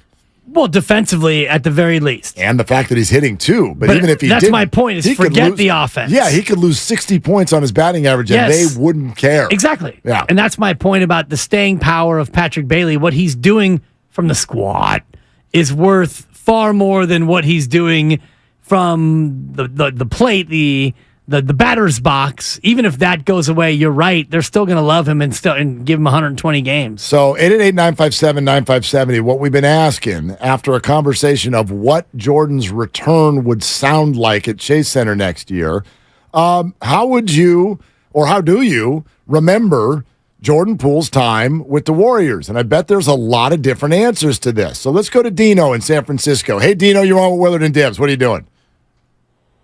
Hey, what's going on, guys? Hopefully I don't lose you going through the bridge tunnel here. Great question, and I don't think we need to look outside of hoops and look to football for some comparisons. First off, just how I look back, respect Jordan for the grind, turning it around, going from G League to an NBA champion. We don't chip without him, so nothing but respect. Oh, you did lose us going through the tunnel. No, I do Dang every it. day. Yeah, I know. I So do every day. Yeah. All the tunnels. Well, the Bay Bridge, the Treasure Island tunnel. Yeah, Robin Williams tunnel too on the approach. Yeah, it's because I think from a cell tower standpoint, you start on one side of the tunnel on one tower, and it takes a minute when you go through the tunnel for that other tower to pick up your call. So there is that little gap where you might have your call drop. What tunnels do you keep your call in the Bay Area? 888-957-9570. The Caldecott. Just I'm a kidding. two-tunnel guy right now. Yeah, well. and Caldecott, you will keep your call. Options there, too. Yeah. All right, Russell. 4 Boars, Mark. Russell Thank in you. Oakland is Inside. next up. Hi, Russell. What are you doing? Just sitting in the car waiting for you hoping you guys answer the phone. Yeah, we did. We did. Here we are. Hello. Thank you. So I have 2 things I'd like to get in here. One is I think I'm going to remember Jordan with appreciation and also be glad that he moved on or was moved on. But this conversation about Jordan Poole would have a lot more meaning if we know what provoked Draymond Green to hit him in the first place. Do you know that? Well, I think we do, but we can only think we do. And in other words, it's also... I've learned this. There are a number of people who look at this in terms of what did Jordan say in that moment. I choose to look at the bigger picture, which is based on the behavior of others within the organization as well. It feels to me like Jordan overplayed his ego hand, and the organization felt like Jordan got to a point where he thought his future, his stats were more important than the Warriors' way. And I think that's the baseline that then leads to a moment in time and the Draymond punch. That's the way I look at it. Yeah, it's one way to look at it. I think to say that it leads to what happened on October 7th with the Draymond punch is a bit of a leap because he escalated that far faster and far greater than it needed to be. Oh, I agree with that. Escalated, Yeah. But it's fascinating because you hear Steph Curry immediately in the press conference aftermath with Bob Myers and Steve Kerr saying Jordan Poole didn't change at all. He did nothing to warrant that.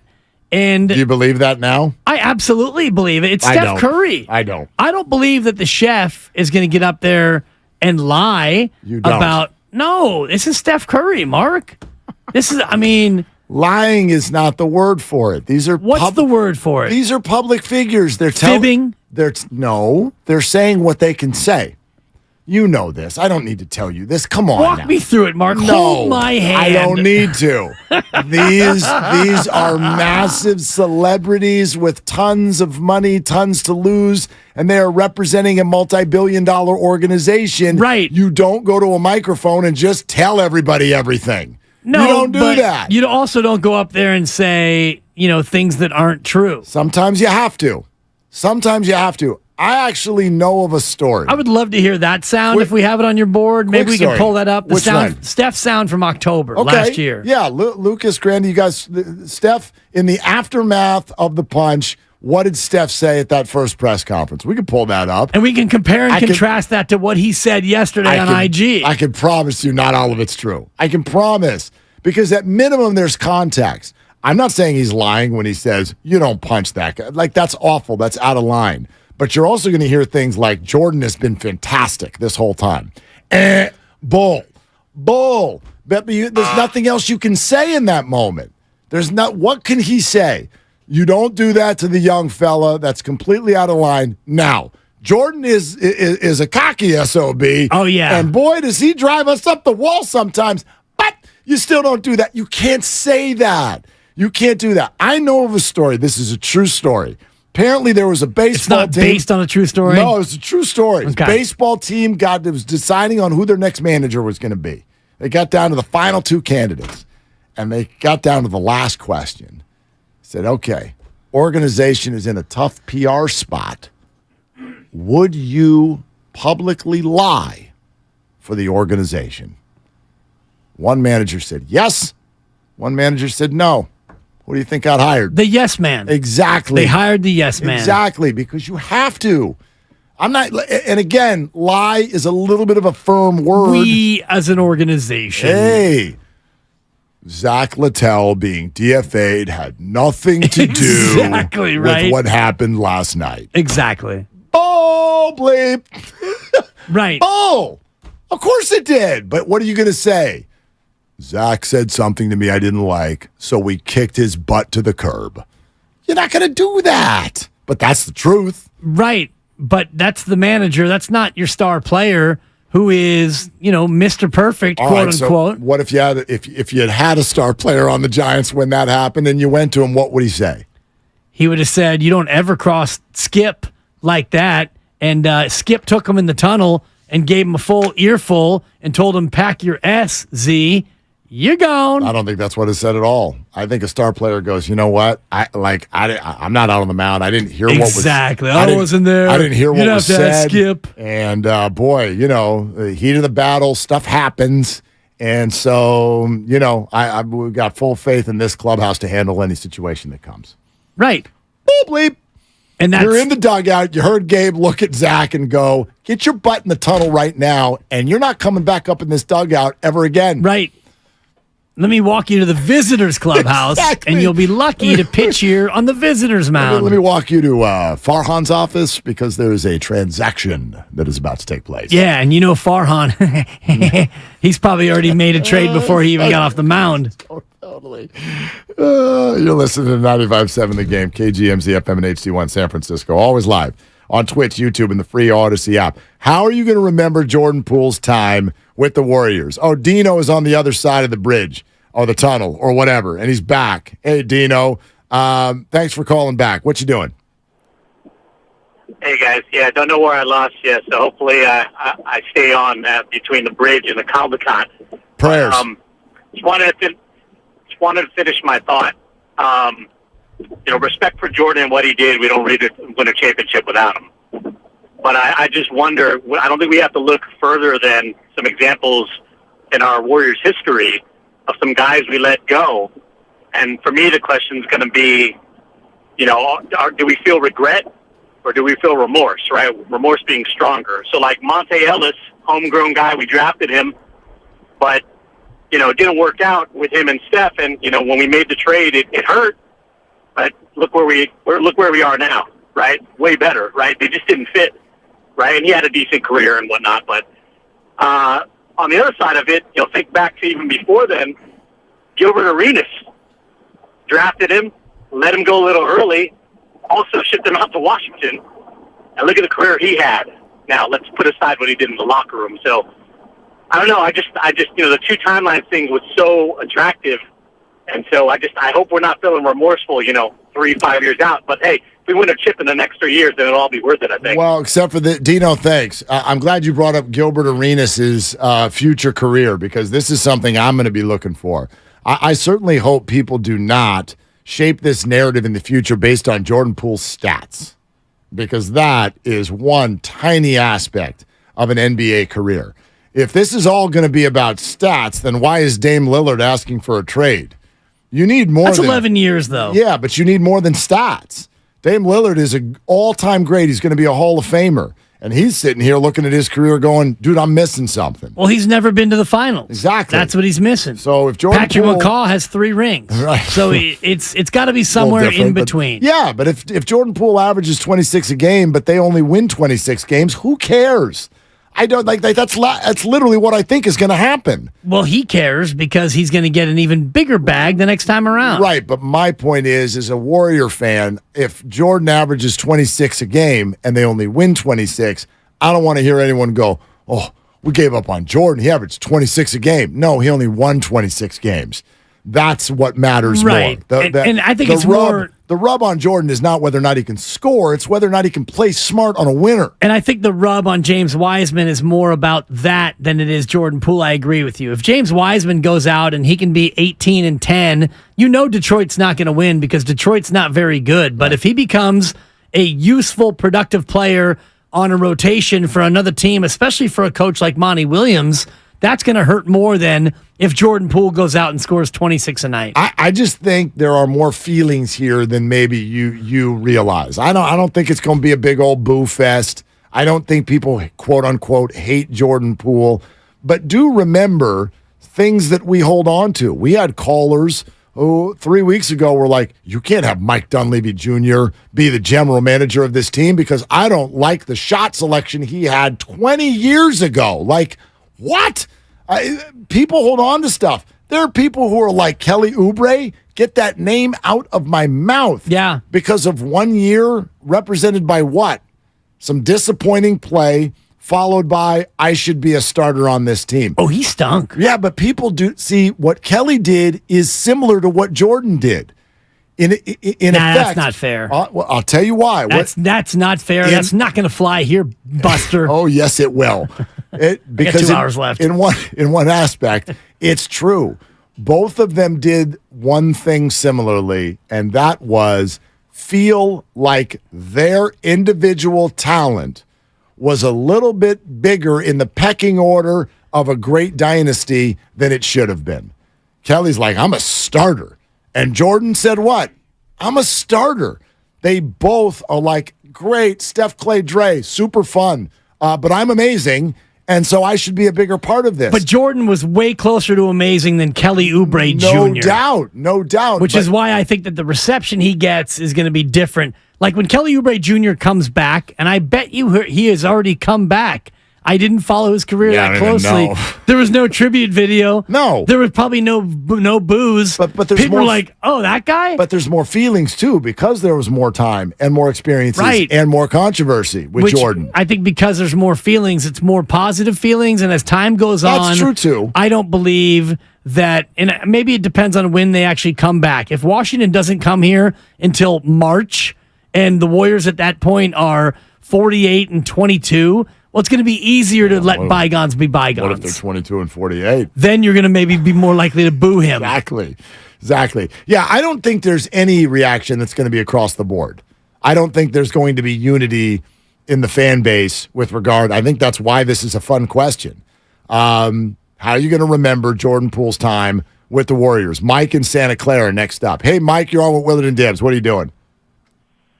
Gentlemen, how are you doing? What's up? Not much. Just about to go hit a 9-hole course over at Prune Ridge. Hey, look at you. Yeah, I know. So, and also belated happy 4th to you and Dibbs as well. Thank you, sir. So, yeah, I guess for me, I'm torn between when JP comes back and I'm looking at the stats and everything, and he's put up pretty similar numbers outside of points scored within the playoffs to regular season. If you really want to put it as, he was a regular season hero. But the points scored compared to the other stats outside of points scored, that's where I'm just very torn, especially that we gave him up. But I think it was the right move to do.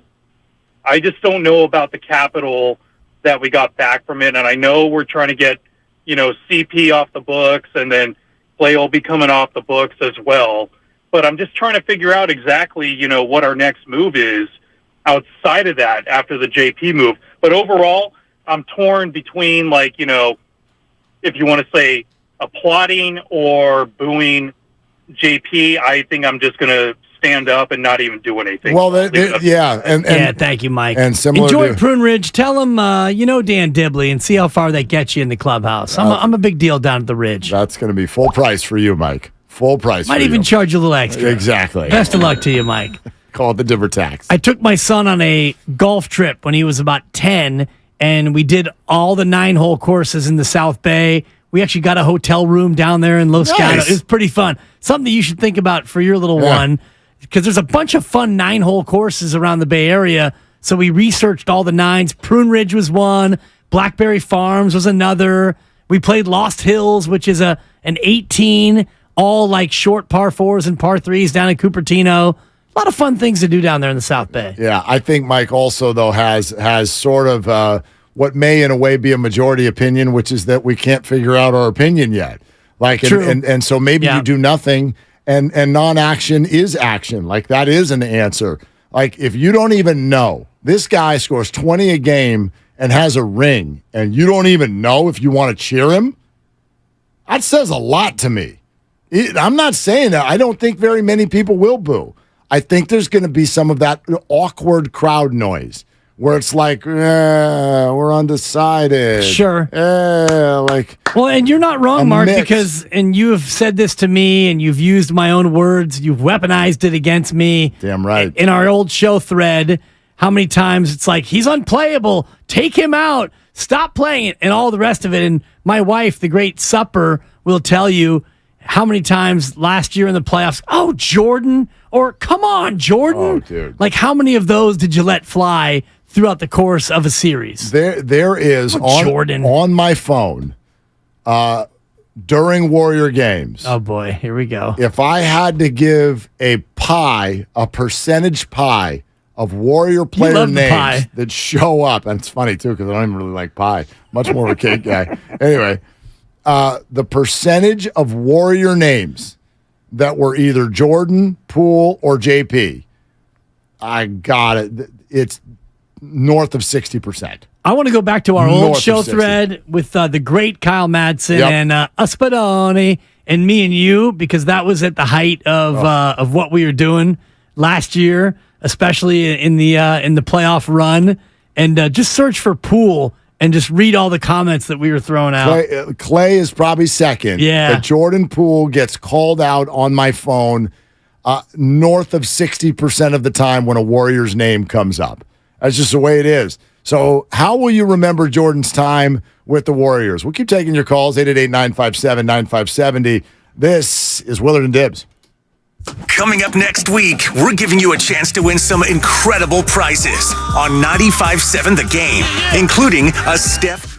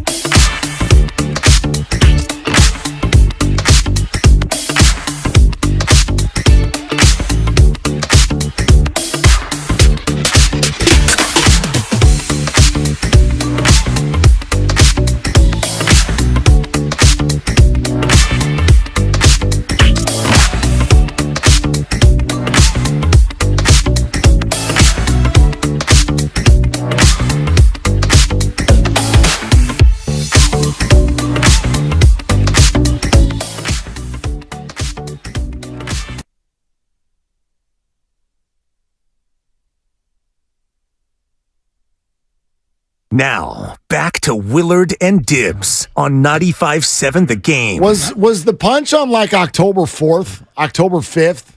You guys looked that up. What was the date? I thought it was the 7th, but because I just did what you did. We just had some fun during the break. We both went to our phones, and all I did was go to my text thread and search the word pool. It is unbelievable how many times the word pool, not a swimming pool, pool with an E, has appeared in a text message on my phone. It is literally like 8 scrolls worth. My favorite one that I read, and I've not read them all. My favorite one that I read came on October 5th, 2022. And I will tell you, after I read the text, who sent it. Uh-oh. The text was, I have a feeling Poole deserved it. Uh-oh. The sender? Oh, God. It's Dan Dibley. Oh! Wow. Yikes. Yeah, October 5th. October 5th. Wait, let's hear that again. Night. Do you know another Dan Dibley? Oh, let me see. Let me see. Hang on. Conversations. While you're doing that, I can lay out the calendar of the events. When did it October happen? 5th, yeah. No, September 30th, the Friday, was when the video came out. That's when the news of it all happened. Okay. And then Wednesday, the 5th, the next Wednesday is when Draymond spoke. Oh, okay. So it was on that day that you decided that I have a feeling Poole deserved it. Oh, hey, Dan Dibley. Yeah. Yeah. So, yeah, I'm looking here. It says October 5th was when it happened, the incident. That which doesn't would have matter. been. The point is that it does matter because it had happened. Yeah, it had happened. And I said that I had the feeling that he deserved it. Right. Okay. I don't think I'm wrong in terms of, the way things played out. I thought our text messages were private, but apparently not. No, not anymore. Not anymore. No. Not with statute of limitations, 6 months. That's been 9. Wow. There you have it. Yeah. I mean, what I don't know is the tone of that moment in the text thread. It's very possible that you were kidding. Well, it's possible, but it's Sounds also like something you'd say. It's also possible based on, and that actually might have been before the video was released, because the punch happened on October 5th, and if the text was sent there, that was probably after our show, and I don't know if the video came out until October 7th. I feel like the video came out within 24 hours of us hearing that it even happened. I feel like that all was within 24 hours of one another. Let's see. Yeah, October 7th. I mean, I've established that Christy was pretty far out ahead of this. Like last year, you want to know what one of her things that she always brought up? Do you remember the whole technical foul thing? Yeah. Technical foul, Poole and Curry are both on the floor. And they had a little competitiveness going because Poole had the best free throw percentage in the game. And Steph Curry is Steph freaking Curry. Right. And while we all took the whole, who's going to take the free throws when there's a technical foul? We kind of thought that was whimsical and funny. She's like, no. No, that's not good. You can't challenge Steph in terms of who shoots the technical free throw on the floor. That is Steph's team. Don't do that. Get out the way. That's Stephen Curry. So she's always been it. So on Friday, October 7th, I wrote, good morning. You might take Poole's side for the first time ever. Gonna be a long day for Draymond. There's video. Oh boy, it's bad. Yeah. Yeah. That was at 7:29 in the morning on October 7th. On the 7th, yeah. So when it happens on the 5th, we hadn't yet seen the video. Not seen the video yet. And I was under the impression, and I asked somebody who was somewhat in the know, connected to the Golden State Warriors, before the video came out, I asked and I said, hey, it sounds to me like this was just kind of a big nothing, like maybe it was a face wash where you take somebody's face open and you push it away. And the person I talked to said, no, it's actually much more than that. I remember that. And I said, remember you how much saying that. more? And they said, a lot more. And even though that person had said a lot more, I didn't realize that it was a lot Yeah, more. until you see it, you don't see it. Right. Yeah. And once you see it, you can't unsee it. So when I said what I said on October 5th, that I had a feeling that maybe Jordan Poole deserved it, I didn't yet know exactly the impact, pun intended, of the punch. Right. Tyreek Hill gets to do his thing. Ray Rice doesn't. The difference is video. Exactly. And age and talent. I get all Many, that, too, many but things. Yeah, there's a few things in there. Without a doubt. 888-957-9570. We're asking, how will you remember Jordan Poole's time with the Warriors? Positively, negatively, somewhere in between? How might you treat being in the building when Jordan Poole returns next year? Rocky in San Francisco is next up. Hey, Rocky, you're on with Willard and Dibbs. What are you doing?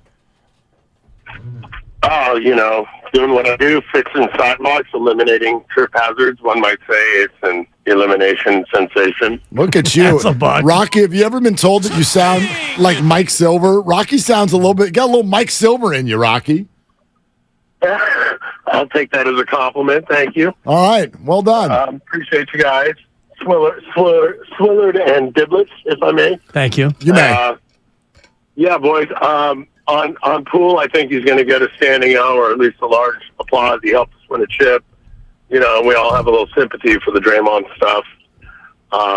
But Dillard, Dibley, you told an anecdote earlier about baseball, and I thought I'd share a pretty funny one that was along those lines. I was at a Padres game, Padres-Marlins, 2018, basement dwellers, just on a trip down to San Diego with a buddy, and it's like $40 for field box seats. And we're 30 feet away from the third base coach. And Padres come out bottom of the first, and this guy's got Hoffman on the back of his jersey. And I'm like, Hoffman, you bum! Keeping it clean, but baseball. And every bottom of the inning, Hoffman, you bum, to start it off. The seventh inning, a Padres fan comes over to me and goes, hey, that's not Trevor Hoffman, that's his brother, Glenn. And I shout out, sorry, Glenn. And he turns around and points at me and just gives me a smile. It was beautiful. That's awesome. Oh, my gosh. Thank you, Rocky. Who at that point, it wasn't even playing anymore, right? Was he a coach? Right. At Glenn that point, Hoffman. Glenn Hoffman. Yeah, I guess.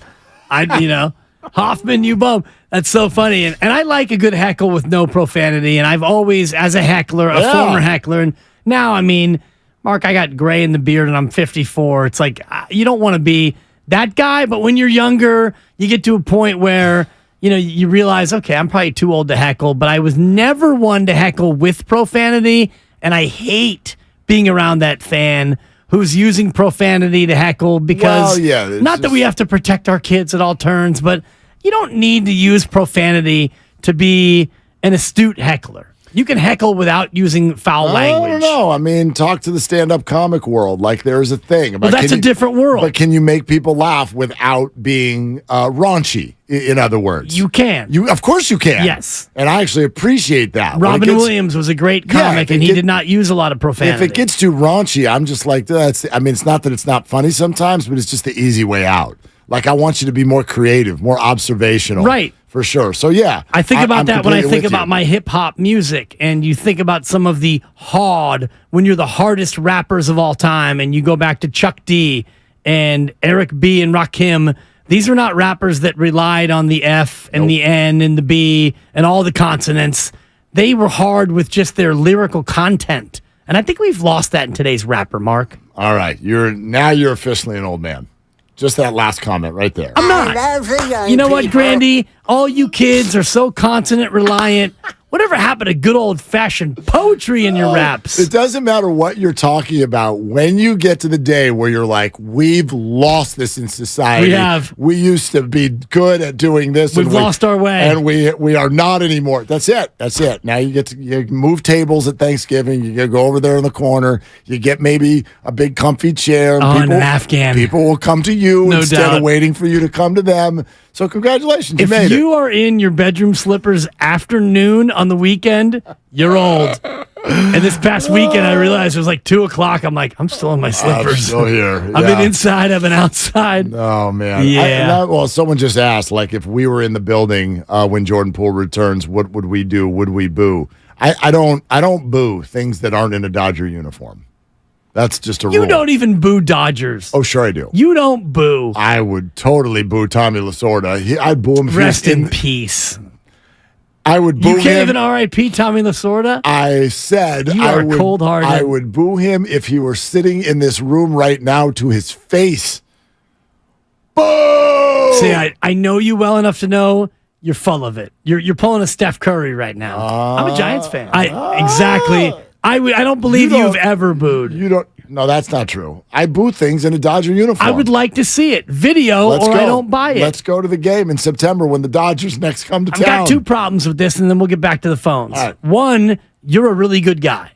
2, most booers are half in the bag, and you don't ever, most part. I'm never more than 7% in the bag. Thank you. Yes. So you're a good guy who's not half in the bag. Let's go to Dibs, half in the bag. Let's go to Dibs, half in the bag. I'll give myself a 4. Wow. For my own voice. I couldn't even tell which one was real. As a guy who's always half in the bag and mean-spirited, I will boo. Yeah. Put a Dodger uniform on. See what happens. I think I'll do that in a couple weeks when I decide to come back. I go to a different place when I see a Dodger uniform. I go to a different place. Okay. Yeah. We've all got different places, different spaces. I don't know if you have that place. Friends in low places. Yeah. Yeah. We've been together on the radio almost 2 years, and I've gotten to you a couple of times, but I haven't really gotten to that. And after those days, if I'm off when I drive around between 2 and 6, I boo you. What? To my car radio. You boo me? No, I don't boo you. You better not. We're a team here. You don't know my history with Tommy Lasorda. Yeah. Actually, you do know He my history snubbed with you Tommy. once. He more than snubbed me. Tommy was a bad dude.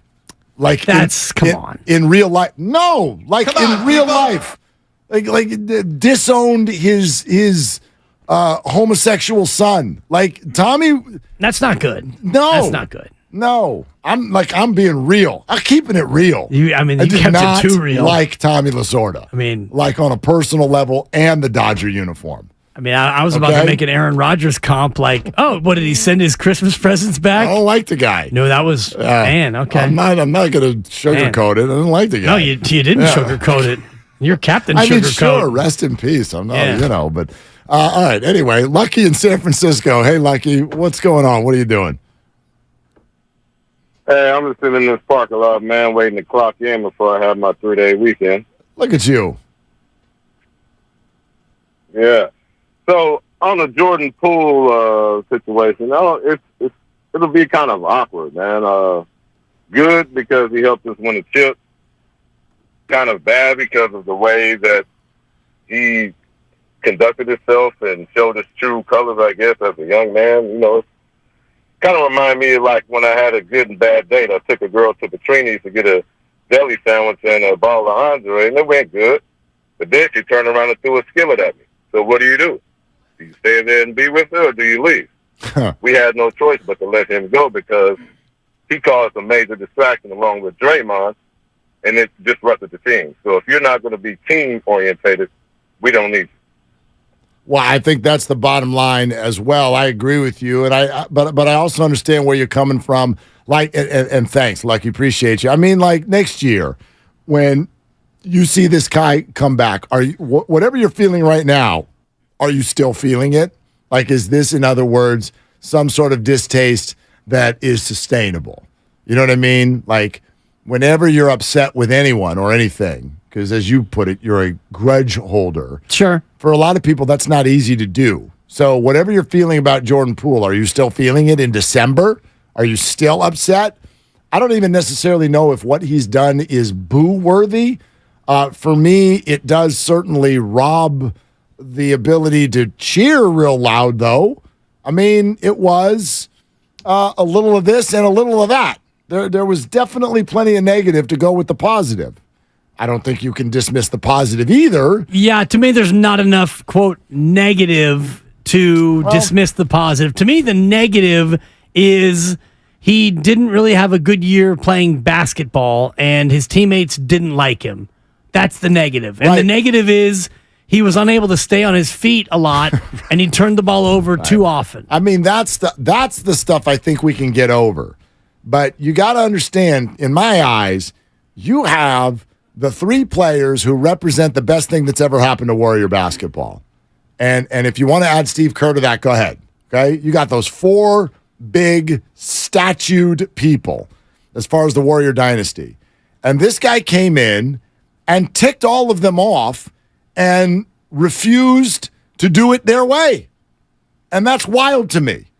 That's wild. That is some next level ego to me. Yes, I think you're being over dramatic with your assessment that he refused to do it their way because of what happened on October 5th. That, I think, changed the course of events. And I'm not saying if that never happened, if Draymond never popped him in the jaw, does Jordan Poole all of a sudden have a light bulb go on and become a team player and do it, quote, their way? I don't know. No, but I think he would be more likely to fall under the spell of the big three. See, I think it goes the other way. I think that he did fall under the big three when he was 20 and 21 and 22.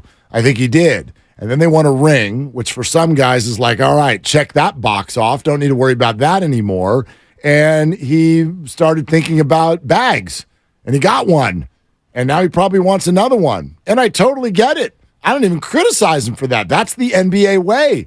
You've got to come up and get your, as Steph even said on IG yesterday, you got to get your, quote, own situation. I mean, did y'all catch that part of the Instagram comments from Steph Curry?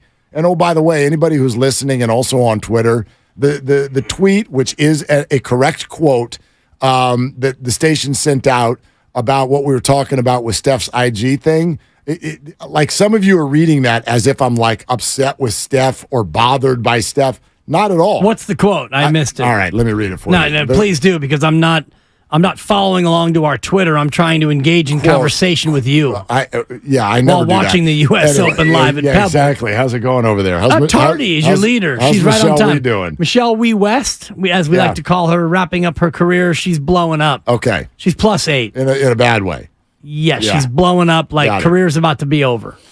Quote, and I did say this, quote, I had a hard time viewing the Warriors organization and Steph hit the internet and say, big brother, big fella, it's time for you to shine. No, it was time for you to go.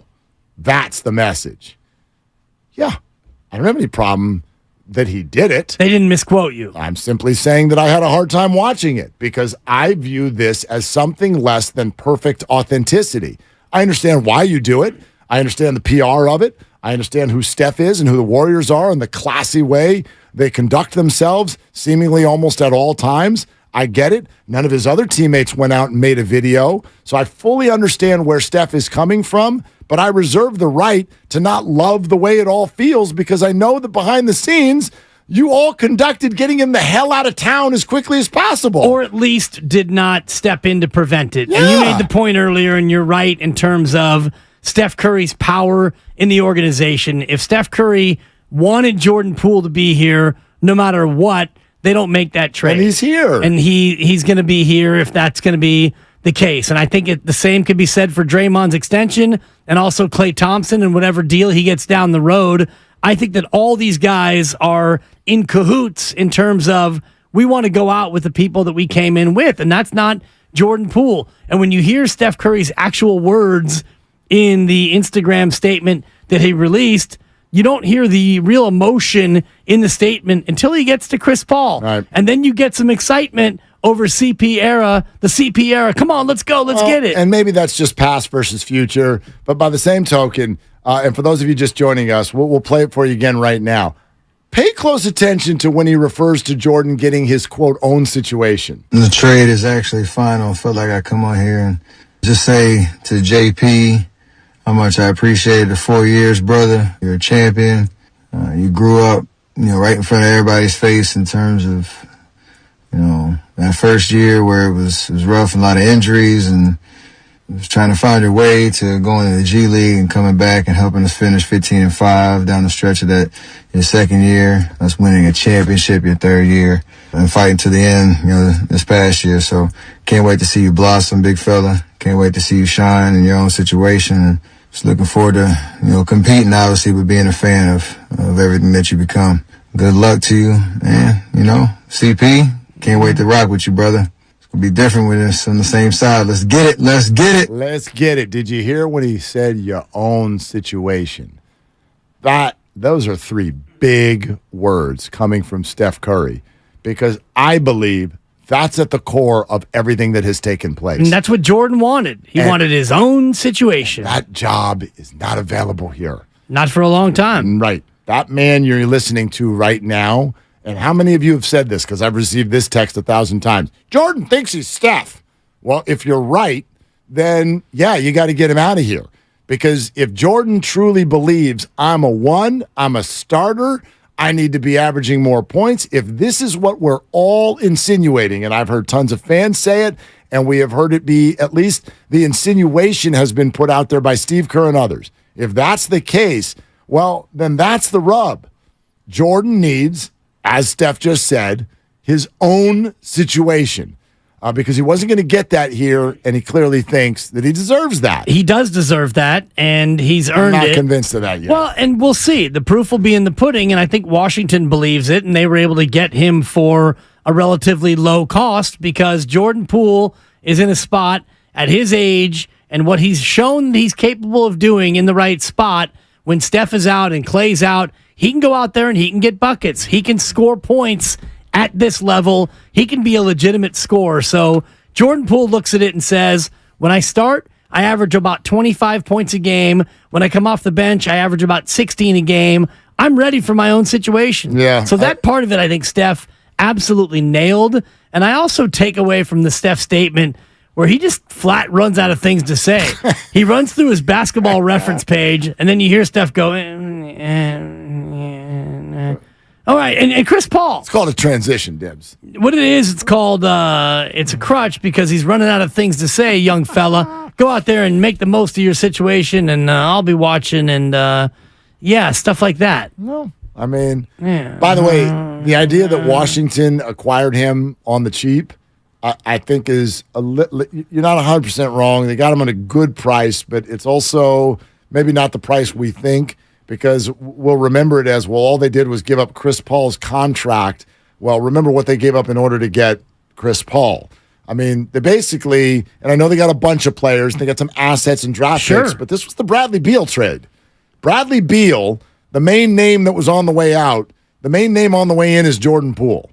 So, in that respect, they gave up a pretty damn good player to get Jordan Poole. I suppose, but the deal is not that cut and dry, and I don't know what else they got back from Phoenix in terms of Chris Paul, and they also got Ryan Rollins, and they got Patrick Baldwin Jr., they got a second-round pick, and they got a protected first in 2030, so they got more assets, and they took a player in Chris Paul that they weren't going to keep, and honestly, they weren't going to keep Bradley Beal either. So they took a player that you weren't going to be able to keep and turned it into a young guy who might be able to get you 25 a night. I think Washington did very well for itself. Well, the Wizards got a ton of pick capital from Phoenix. And remember, it was a 3-team deal. Right. The Pacers were involved in that as well. So the Suns got Bradley Beal and a couple other players. The Wizards got Paul. They got Landry Shamet. They ended up with the number 7 overall pick from the Pacers, and then a bunch of pick swaps and second-round picks and all things that can happen between now and 2030. So a bunch of little assets in there, some bigger than others. But as far as the big names of who's going to play for you next year in a Wizards uniform, the biggest name that they received in anything that started with Bradley Beal and Porzingis as well, in my opinion, the biggest name is Jordan Poole. Yeah, Landry Shamet's a real NBA player. Yeah, absolutely, but he's not Jordan Poole. No, and Washington was rebuilding anyway, so I thought they did well for themselves in terms of what they got. Yeah, absolutely. You can't convince me otherwise. And I'm not trying to. You're trying hard. Rest in peace, Tommy Lasorda. Oh, we are presented by Fremont Bank, full-service banking, no compromises. We'll tell you all about the All-Star Week blowout coming up next. Plus, we continue with your phone calls. How will you remember Jordan Poole's time with the Warriors?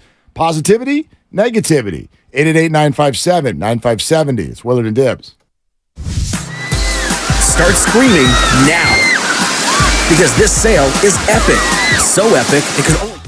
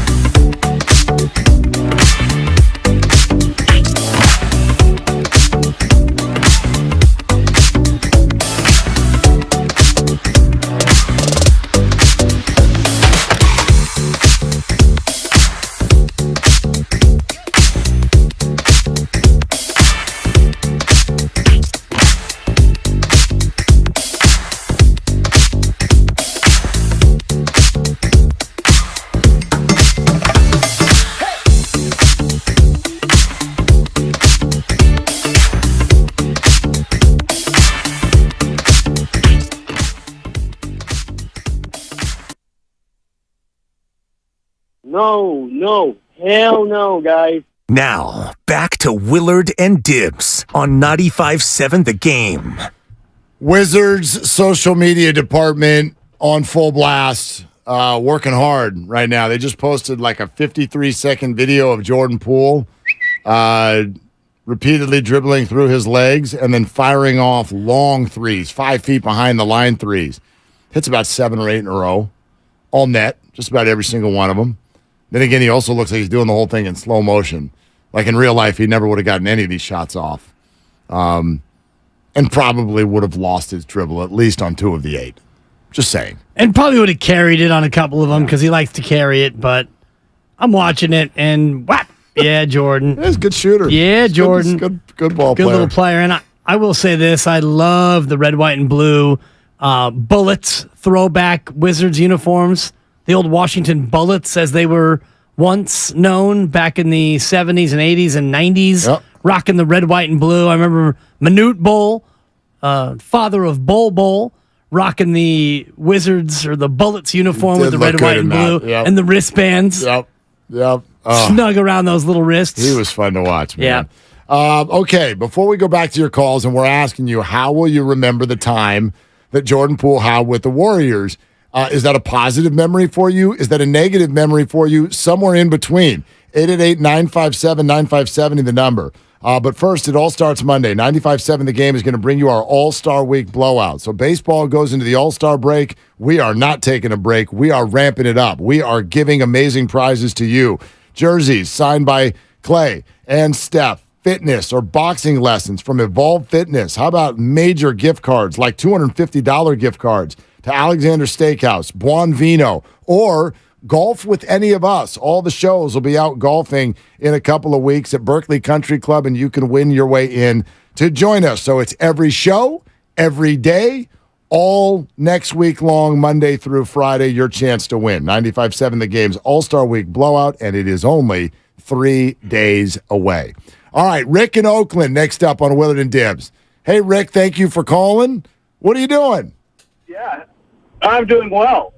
So the way I'm going to remember Jordan Poole is obviously the championship season and how incredible he was. And I actually have good memories of him even last season. I think he had an impossible task with that second team.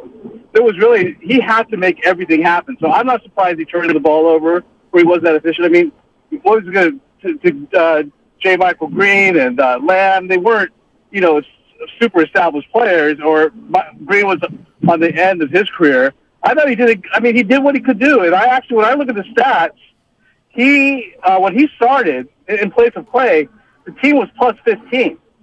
And, I think he had a lot of good years ahead of him.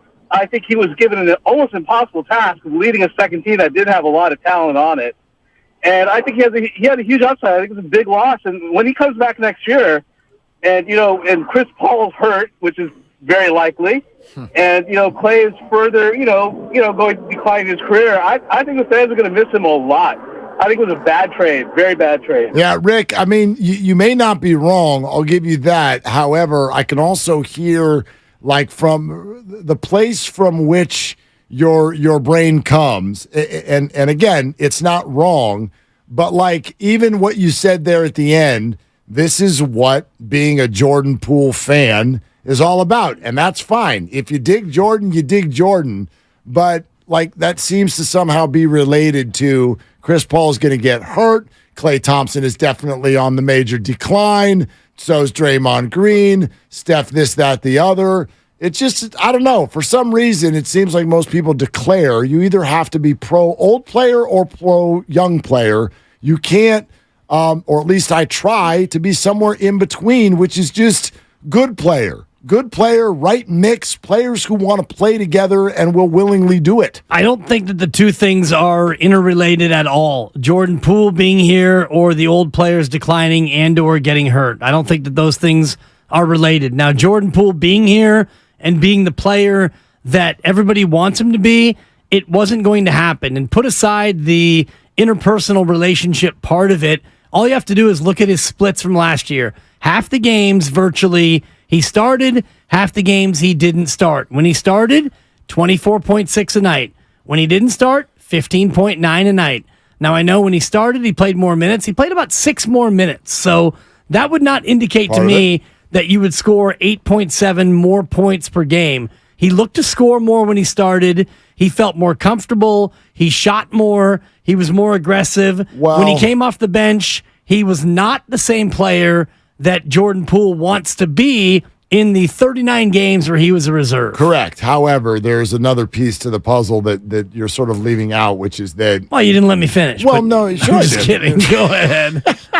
When he started, that means that one of the other scorers wasn't playing that night. Exactly. So there were more shots to be had. So he could be more aggressive. I think there were more shots to be had because of what we're talking about in terms of the interpersonal relationship, where when Jordan was playing and Steph and Clay were both on the court, there was an unspoken truism of, we would rather have us shoot than have you shoot. And this speaks to what you talked about with the technical foul, free throw. And I thought it was Clay that day who bumped Jordan off the line, because Steph, I think it's a no-brainer. Well, but there was a lot of discussion about it always. Like when they were on the floor together, and I do think that they spoke publicly about a playful sort of jibber-jabber that they had with one another about who should be shooting that shot. Yes, Steph usually was the one who went to shoot the shot. Yeah, but when Steph is out, I think that's where the debate came in, and Clay's like, I don't care what your percentage is. I'm Klay Thompson.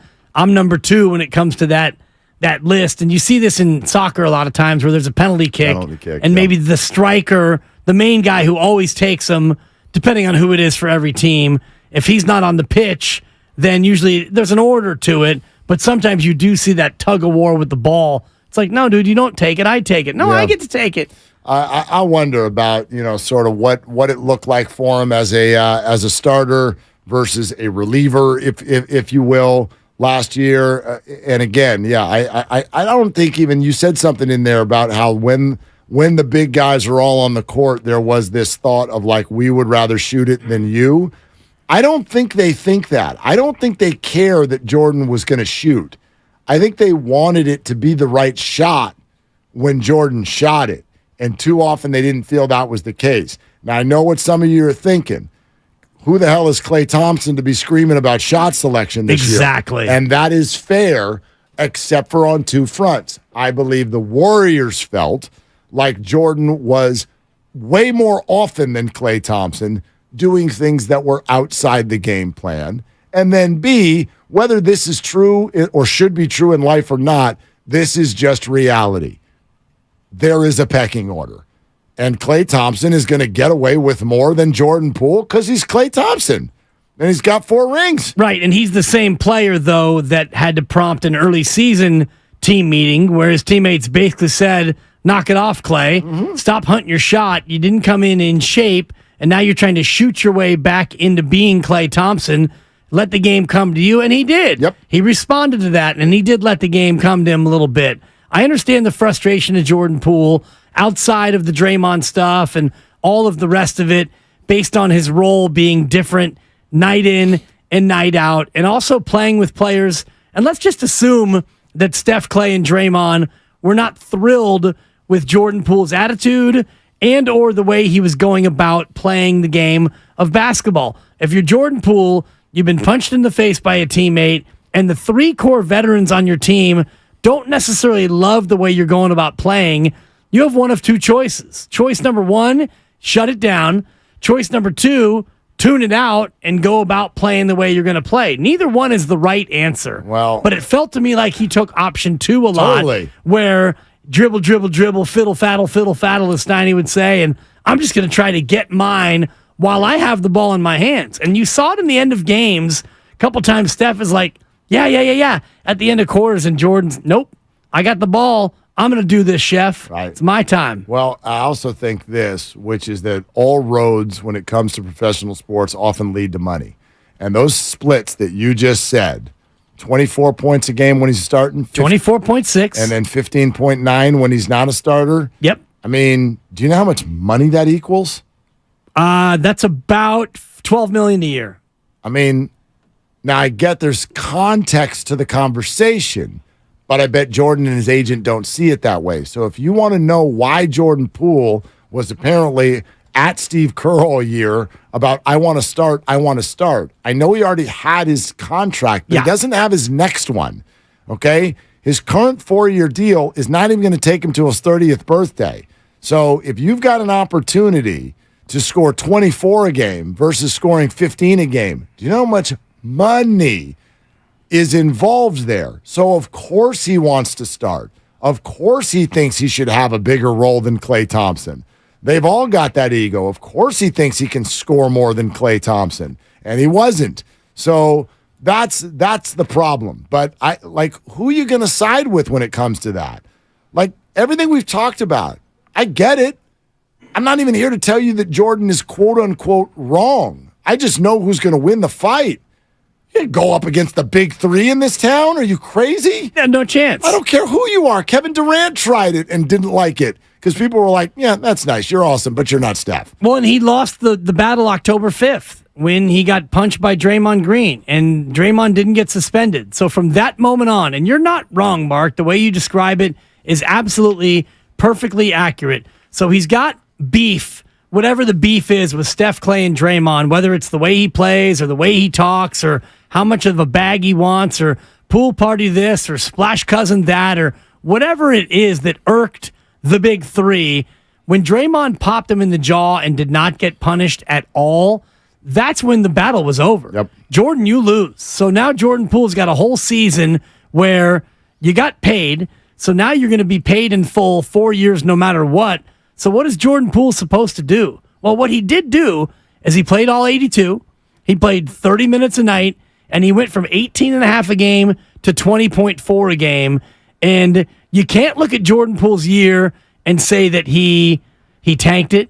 You can't say that he didn't try. He didn't tank it, and yes, he tried, but he did not, in my opinion, he did not play well. He did not get better. I think it got worse. Well, I think that he would have a big issue with that. That's fine. Individually, if you look at his year from a statistical standpoint, he didn't get better. And the team did not go further. The team did not play any better. But if you're Jordan Poole, he probably looks at the year and goes, you know what? I played all 82, and I balled out as hard as I could, and I did what I did. I did what I did. Efficiency went down. Turnovers went up. Percentages went down. All of them. You're listening to 95.7 The Game, KGMZ FM and HD1 San Francisco, always live on Twitch, YouTube, and the free Odyssey app. Do you remember Joe in Stockton yesterday? Remember when he cackled? It's incredible cackle. It was a great cackle, and then later in the show, you impersonated it. And we thought that can't stop doing it. We thought that you did a wonderful job, and apparently, so did Joe. Let's go to Joe in Stockton. Hey, Joe, what are you doing? Well, I'm actually I'm on my break right now at work, and I just had to say, dude, very nice job. I was honestly impressed. Thank you, Joe. I appreciate that. I can't sing, I can't act, and Lord knows I can't dance, but I can occasionally mimic the callers. But I wanted to answer on the question you guys had for the fans. Joe, let's just promise me one thing. Please make your comment, but then at the end, don't hang up because I have a question for you. Okay, but go ahead. What's the Warrior thing? Personally, I'm neither happy nor sad Jordan Poole's gone. I mean, I was interested in it, but I mean, he's gone. He's on to his own path, like Steph said.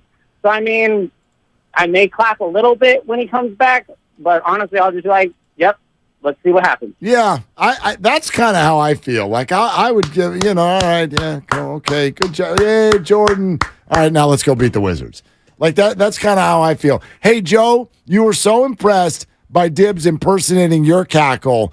I want to know how extemporaneous your cackle was. Can you impersonate your own cackle? What about that? Not bad. That was incredible. I'm going to give him a 5. I couldn't tell which was which. I think the first one was live, right? And then the second one was yesterday? Incredible. Joe, you're the real deal. You're authentic, Joe. Well, I mean, hey, that's what you have to be. Don't be artificial. Be authentic. Stockton Joe's. I'll say this. There it is. Go ahead. And then I'll go. Yeah. I I'll be calling in for the prize, and I hope to God I'm able to go golfing with one of you guys. Are you good? I used to go golfing with my dad here and there, so I mean, I think I'm okay. I think I have a little bit of talent. Like, what can you shoot? Can you shoot 90? Can you shoot 80? Yeah, there it goes. All right. Yeah, there goes Joan Stockton. Yeah, it's good. Well, best The of answer luck, is Joe. no. Yeah. But One you know of what? those. Being good is not a prerequisite No, to golf with us. No. I was just curious. No, I do yeah. not. I like. Yeah. My gosh, we're gonna have a good time. I don't care Because what last time we had a shoots. father-son, and as I recall, the dad was pretty good, and then the kid was maybe not, or was they it were the a other little- way little around? ham and egg. Couple Yeah, of thumbers. Yeah, they did. Yeah, they did some things out there. It was fine. Just don't be slow. Yeah, like We got a show to do. I'm hoping 13 shots or less on each hole. Yeah, something like that. You get to 9, pick it up. Right. It's usually the way we play it. It's a turning 9. Will you remember the Jordan Poole time with the Warriors? Positively, negatively, somewhere in between. 888-957-9570. Let's go to Vince in the city. Hey, Vince, what are you doing?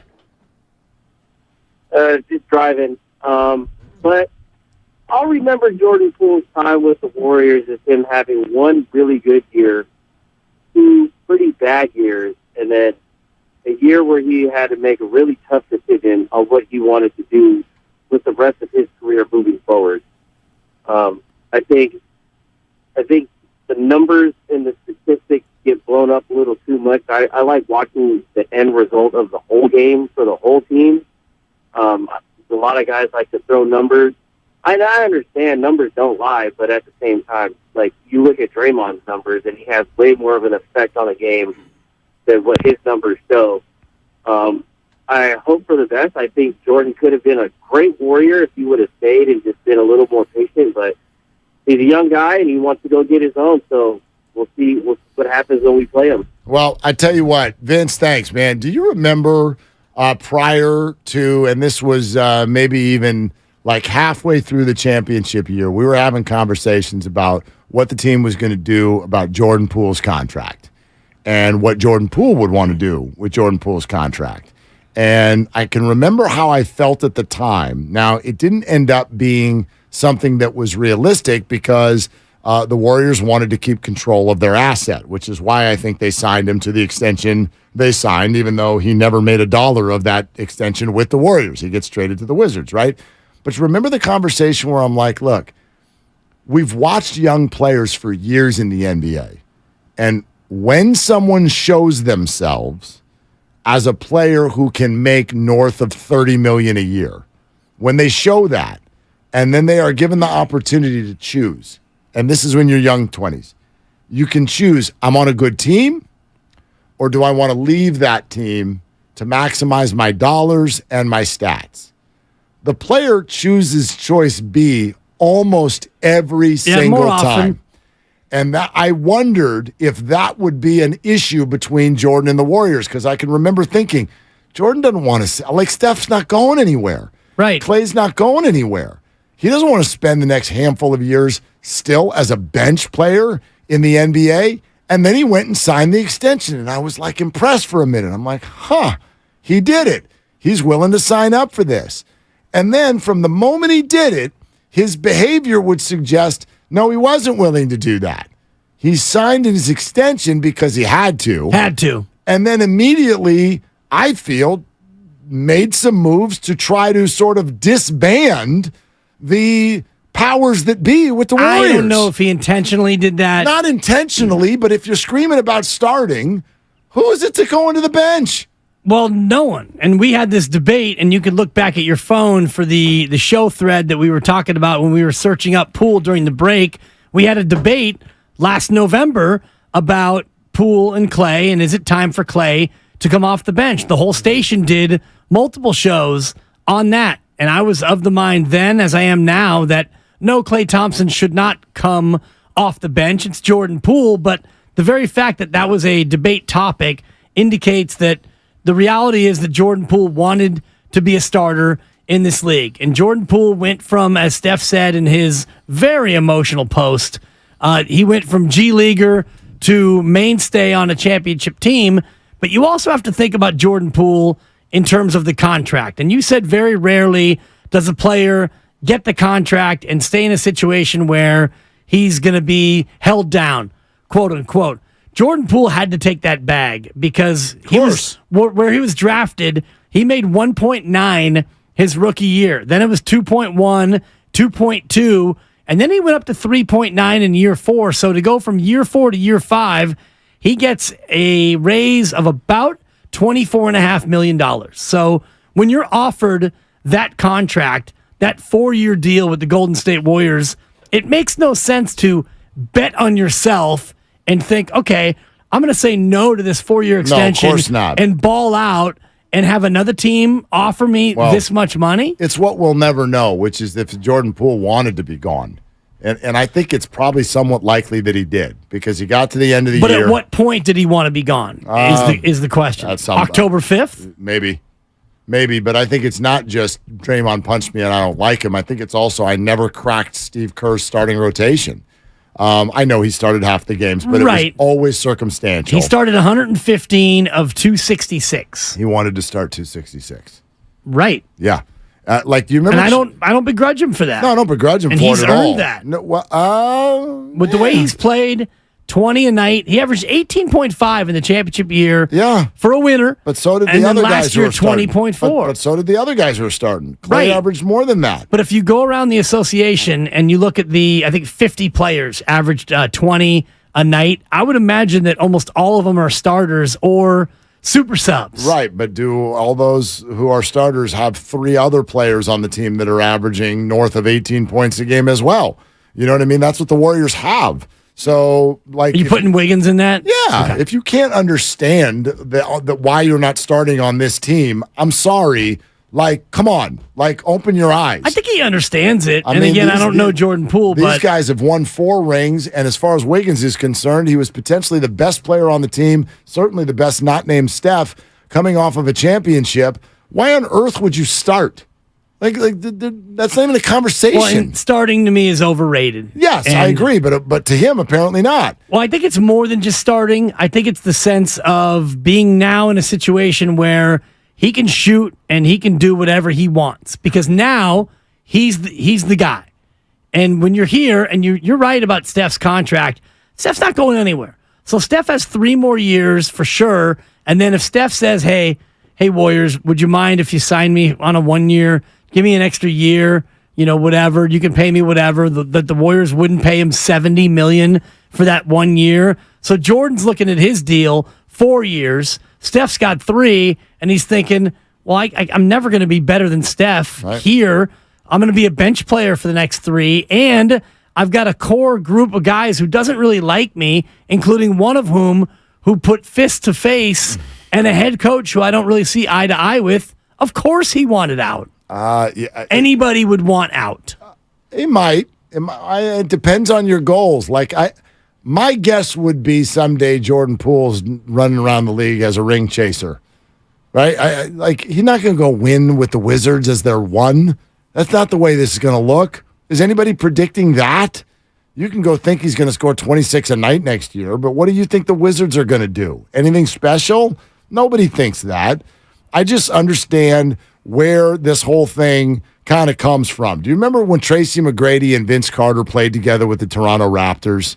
Okay, McGrady was there first, then Vinsanity comes in, and it literally was called that, Vinsanity, and everybody was just enamored with Vince Carter, and they're distant cousins, and they loved one another, and they loved playing with one another, and it was this great story. It's like, oh my gosh, they're family, and they're both young, and they're fantastic. They're like, this is the deal. What a pairing. The Raptors are going to be something.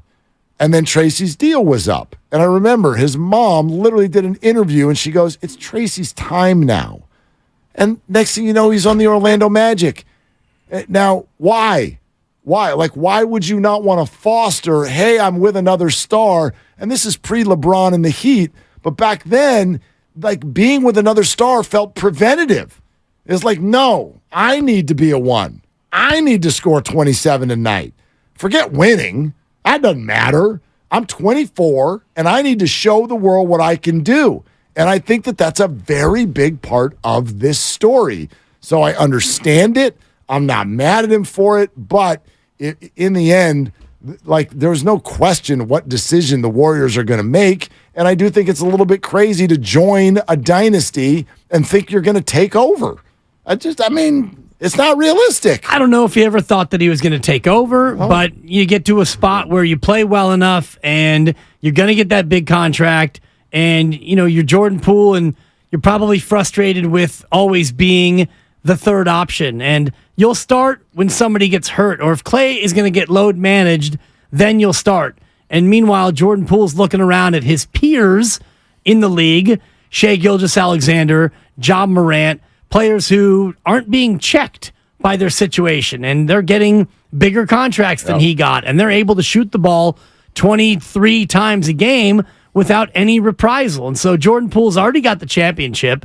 And granted, you would want to win a championship when you're the guy winning the chip, but he's got a championship. It's different. You've had a parade. You've drank champagne down Market Street. You've got a chip. Yeah. So you're not going to ever have to worry about, if I ever could possibly win a championship. This is not James Wiseman winning a championship. No, but I think that... Or Chris Chiozza winning a championship. If Poole does become this north of 25 points per game guy, I promise you that conversation is coming. It's like, can you do this? You thought you should have a bigger profile in Golden State. Now you've got it. If he scores 26 a night and they never crack the playoffs, someday Stephen A will be yelling about it, because the fact that you have a ring coming off the bench is not the same. Hell, he averaged 18 and a half. Let's not completely diminish what he did. I'm not diminishing and I've any diminished it many times. I'm not diminishing it at all. It's a phenomenal accomplishment, but the bottom line is, in the NBA, we talk about pecking order. It was important to Kobe Bryant to win it without Shaq. Yeah. And Kobe was freaking Kobe, but it was important to do it as a 1. Jordan didn't even do it as a 2. Right.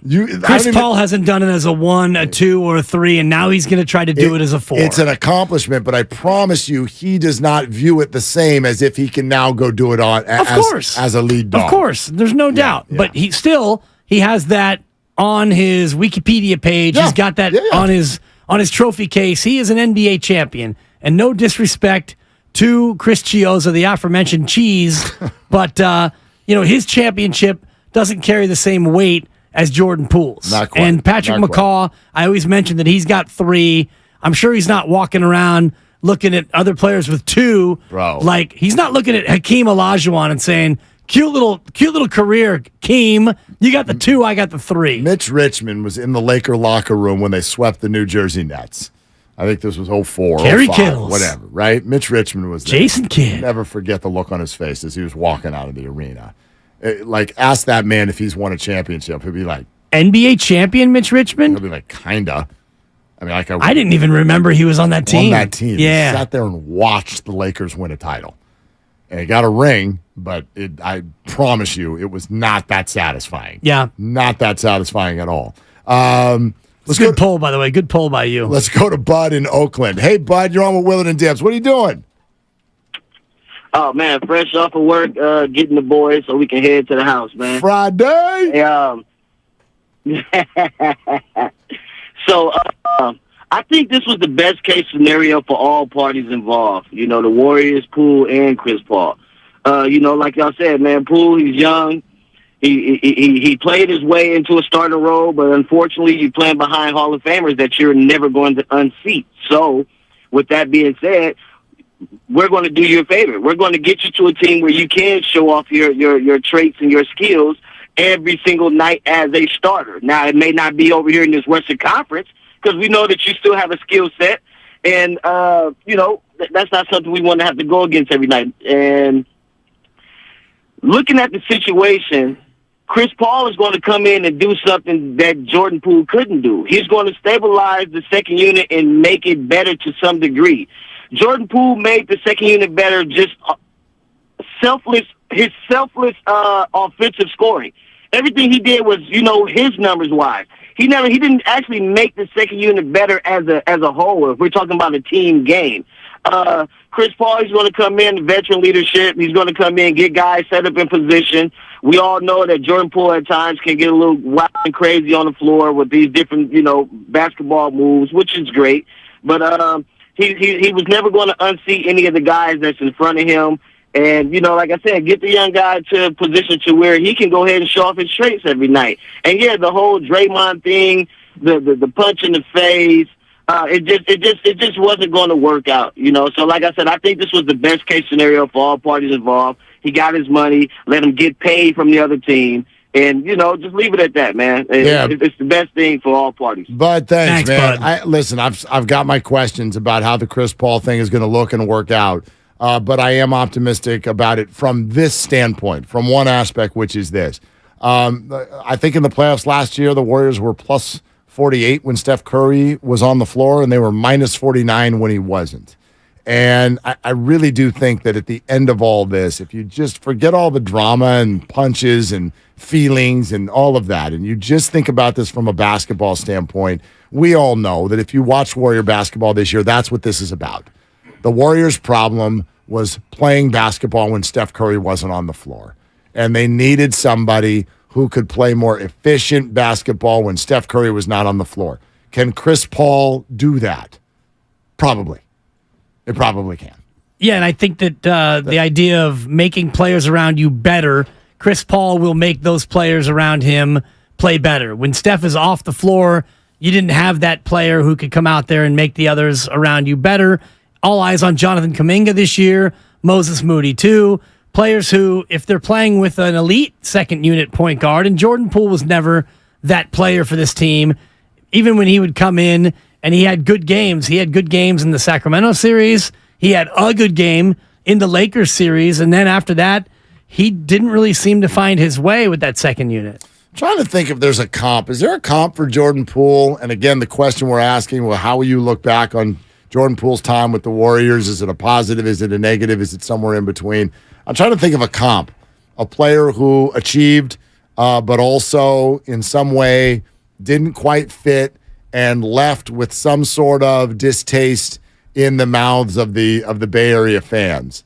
I'm trying to think, and we can go 49ers. I mean, again, to the conversation we're having earlier, yeah, it never ended in a ring, but I do think that there is some overlap as it's going to go down between Jordan Poole and Jimmy Garoppolo, which is that there are very few players where smart people can sit around in a circle and be like, let me tell you why this player was awesome for this organization. And then the person next to you is like, let me tell you why he's the most overrated thing ever that totally is holding us back. So far, that's the best comp I can come up with, and it's one of the reasons that both of them are so hard for all of us to stop thinking about and stop talking about. I guess the name that I just came up with thinking about it was Brian Wilson of the Giants. He won the two championships. And what was the negativity around B-Dubs? Just going to the Dodgers and kind of the funky way with which he has carried on in his career after the fact. A little bit of a quixotic figure. Well, he's a weird dude, obviously. Weird dude, and went to the Dodgers. So Sergio Romo, and he ended up getting a whole night dedicated to him at the beginning of this year. Sergio, it feels like, is a little bit more of a forever Giant than Brian Wilson to me. I wonder why, though, because, I mean, everything you just said about Wheezy counts for Romo, too, except for the eccentric personality. Maybe that's what it is. And even that to a degree. Sergio's a little bit of a funky guy. Like, he took over the whole beard role as soon as Wheezy left. It felt like, though, when Brian Wilson left it and he became a Dodger, he kind of embraced the Dodger culture and the Dodger way a little bit more than Sergio Romo. I guess. But at the same time, I mean, the Giants were right. You know what I mean? Like, boy, closers. He was done. Well, closers, you want to... It's just sometimes when it ends fast. Yeah. And you want to get out a year early more than a year late. I love that the Giants closer is so young because that's not a role that you want someone holding when they're 34, 35 years old. Gene in Oakland next up on Willard and Dibs. Hi, Gene. What are you doing? On my way to the dog park again. Of course. Why do we that away, Gene? Yeah, Jordan got his bag and I got mine right now. Yeah, that's the line of the day. Atta babe. Bring two. Just be safe. Never know what that dog's going to do. Jordan Poole, I mean, I'm with you, Willard. I think he's kind of a mixed bag. I mean, 2 years ago, how could you not love him? He shot much better. Didn't play defense. That wasn't really a point guard, never really was. but he brought so much energy and just wonderful shooting off the bench. So, he made the bench much better that way. But this year, stepping back, I just feel like he got maybe too much too soon for his emotional level. I mean, he wound up getting a ring and getting his bag, and he wasn't even 23 yet. So then, of course, the ego and everything else led to the punch. And I think that he lost his focus after that. And I think that's why he didn't shoot well. And he just showed, I think, at the end of the season, just how poor a fit he really was. We really needed much more of a CP3, a good, a real point guard, someone that could control a team, make the bench better. Poole just wasn't that guy. I don't like that they're demonizing the poor kid, but no, I'm certainly happy to see him go, and I can't wait to see what CP3 does. Can we address that for a sec? Gene, thanks so much, and good luck with the dog situation. Quote unquote demonizing Jordan Poole. I've gotten accused of this a number of times here in the last few months. Who's demonizing Jordan Poole? And if anyone is, whether it's me or anyone else, tell me how. Well, by saying that he basically didn't get along with Steph, Clay, and Dre and Steve Kerr, and they wanted him gone. And, the team is better off without him. And Jordan just disparaging the way he played and his career and his time here. It feels like people are very eager to throw shade at Jordan Poole on his way out the door. Yeah, I mean, I get that. I don't think any of those things count as demonizing. There's nothing personal. Like I've said it 100 times. Like I will forever be impressed at the work ethic that guy showed. I think the demonization sentiment comes from the idea that, he did all these things to create the rift between Steph, Clay, and Draymond, and that because he got paid and he started acting a certain way, and that's why his teammates basically were frustrated with him and turned against him. I wonder if people would look at it this way. This is how I would love for people to view it. For me, everything I've said about Jordan Poole equals respect for the Warrior dynasty, because that's why I side with the establishment. They deserve that. We always talk about, who's earned this and who's earned that. This is the greatest thing that's ever happened to this organization, and it's right up there with the greatest things that have ever happened in this city in terms of sports. And it's odd to me. We get so tired of people. We have such a short attention span that so many of us have decided that the Wisemans and Pools of the world deserve something that Steph, Clay, and Dre don't. And I think that that's really, really strange. These people are at the center of the greatest joy we have ever watched when it comes to basketball. And obviously, to me, that means they know what the hell they're doing. And so this isn't my opinion about who liked playing with who. I don't think they dislike the guy as a person. But the bottom line is they wanted him gone because all of the efforts that they put into getting him to do it their way didn't work. So I don't look at this as what I think. I'm mirroring what they obviously thought. They wanted him gone.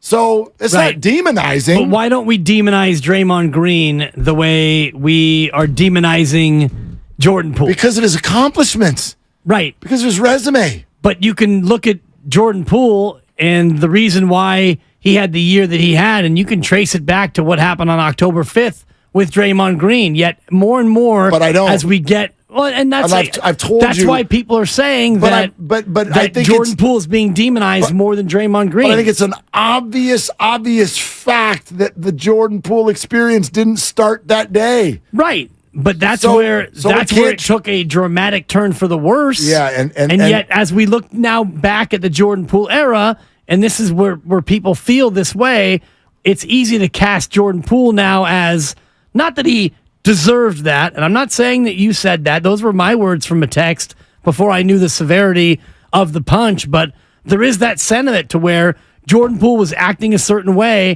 which led to the frustration that led to that incident, yet Draymond Green not only does he get a pass, but he gets a $100 million contract. Yeah, and that's why I guess for me this has been made way too often about the punch. That was an awful thing that Draymond did that is one brick on a huge wall. Like, in the end, this isn't about that to the Warriors. This is about basketball. This is about the fact that those people who have earned my utmost basketball respect did not think that Jordan was doing the right basketball stuff. That's all this is. So it's not demonizing. It's not personal. It's about smart basketball. It's about making good basketball decisions. It's about understanding your role within a wonderfully positive organization. And if those guys collectively did not think that Jordan could green check box those items, then you can't be here, and that's not personal. It's not demonizing. Well, it is personal. Because, I don't think it is. It's not for me. I think it is for them because, No, but it's about basketball. That's why Steph. It's not about basketball when you knock a guy out. No, but that's why Steph. Again, it's way too much is being made about that. See, I don't think you can ever diminish what that did to Jordan Poole for his entire season. Well, I think it's unfair to Jordan Poole to expect him to do anything other than what he did when that all goes down before the season even starts. If you don't forgive Draymond and if your confidence is shaken a little bit, that's one thing. That's got nothing to do with playing within a team concept, in my opinion. Well, I actually think it has a lot to do with that. Like, I fire from 27 feet and brick it at the wrong time with 10 seconds left on the shot clock when we have the lead, and you get back to the bench, and the coach is like, "What are you doing?" And he's like, "Well, Draymond punched me." Like, what? Come on, dude. Get on the bus. You know exactly what he's doing. Gus. Yeah, it's easy to say that. It is. It's really easy to say that. But why, in other words, why can Steph Curry go on IG and be like, "Brother, I love you and I hope you shine," but also we know behind closed doors was like, "Dude, get him out of here." Right. So because that's not personal. disingenuous is what it is. No, I don't think it is personal. Because where was that level of support in October or November I think he or gave December? It to him. Steph publicly spoke out for Jordan many times. Right. And said, I don't think they hate the guy. I think they hate the basketball he played. Well, and I think that, and again, we're not inside the locker room, so we will never know fully what they tried to do to make it right. All we know is that it was not made right. Whether Jordan refused to have a sit down, we know that there was never a sit down. I think Jason DeMoss reported it, or somebody else did earlier this week, about there was never a Steve, Bob, Draymond, and Jordan sit down. And if it was because Jordan didn't want to do it, then I get that. And, if I'm in Jordan's shoes and they don't punish the guy who knocks me out, I don't know how I would feel in terms of, all right, guys, I'm all in now on playing the way you want to play because, I feel like everyone's got my back. So I'm going to have your back too. I mean, I think that's a bit of a reach, in my opinion, in terms of team building. If I were Jordan Poole, I'd have done what we've watched Casey Schmidt do, what we watched Mauricio Dubon do. I'd just follow Steph around. Yeah. Just follow him. Dude, tell me what to do. Tell me how I can, follow an amazing path in the NBA to being a star at a guard position. And if you hate Draymond, fine, go to Steph. But he clearly didn't do that, and I'm not going to blame the punch on that. That's Jordan had options here that have nothing to do with Draymond Green. Let's go to Gloria in San Francisco. Hey, Gloria, you're on with Willard and Dibs. What you doing, Gloria? Gloria, you there? Okay, Gloria is gone. Let's go to Dale in Walnut Creek. Hey, Dale, what are you doing? Hey, I'm driving home. Listening to you guys. Right on. I got to say, we don't really know, but I got to say I'm a little bit with Dibs on this, and I'm going to Jordan's 21 years old. 21 years old, okay? He's accomplished more in this league than a lot of guys who are 21 years old. No doubt. He's supposed to be totally mature. He's supposed to know that he's, should follow Steph around. He's supposed to know all this stuff that we know. and Mark, you've often spoken on the show about wisdom and age and your own stuff, and we this is revisionist history. Jordan Poole didn't do anything that warranted him being demonized like this, or necessarily even being traded. If you look at the whole landscape, if he had an average playoff series this season, let alone what he had last season, we couldn't be talking like this. So I think Draymond's a great player. I'm a Warriors fan, but man, they made a decision a long time ago to give Draymond too much slack. Nobody tells him what to do. Nobody talks back to him. And you're right. They should have had a sit down. And if Jordan Poole didn't, say, let's have a sit down, somebody else on that team and in the front office should have said, we are sitting down. Okay. Stop being. Okay, we lost you there, Dale. Thanks, but again, Dale. what we don't know, and you even said this. Yeah. What if that was suggested and Jordan's like, I'm not into it. Right. Not doing it. Yeah, and I get that. If everyone's like, okay, he did nothing to warrant being traded. In my opinion, when you say that, you can have that opinion, but when you say that means you are showing disbelief in the Warriors establishment because they did trade him. So they disagree with you. And I think they think he did do something to warrant being traded. And I believe them because I have total faith in this amazing group and what they've accomplished. Well, new group in the front office, but largely the same people. And I think that the reason why they traded Jordan Poole was more basketball related than it was the interpersonal stuff that happened between Steph, Clay, Draymond, and Jordan Poole. I think it comes down to be more about basketball than it does about they didn't get along as people. I think the way Jordan Poole plays, and this year was an example of Jordan Poole not playing as well as he did the year before. Points were up, turnovers were up, all the shooting metrics were down, including free throws, which I think was the real tell as to where he was mentally.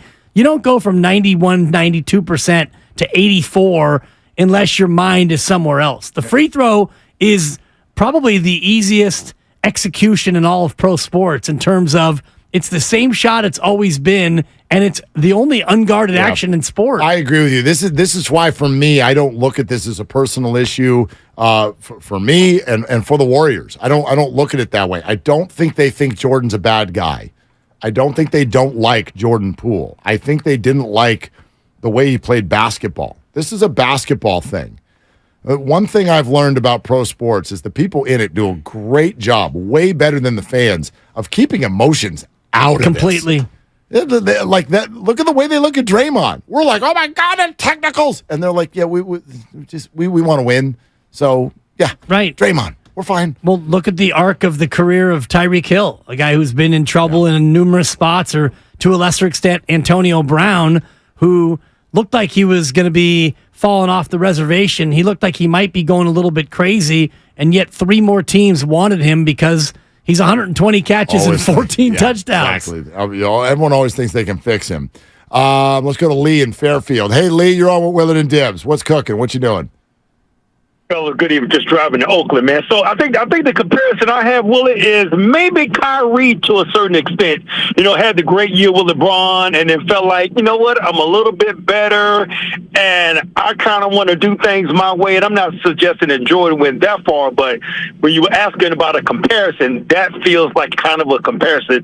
Now let's hope Jordan's career doesn't go along the lines of Kyrie Irving's, but somebody who had a good year, and then all of a sudden things sort of change. Maybe his mindset changed more so than the Cavaliers, but a similar, maybe a comparison to your question. Well, and thanks, Lee. I mean, the comp I was looking for was so also like a player that the Bay Area fan base, when he left, didn't quite know how to define.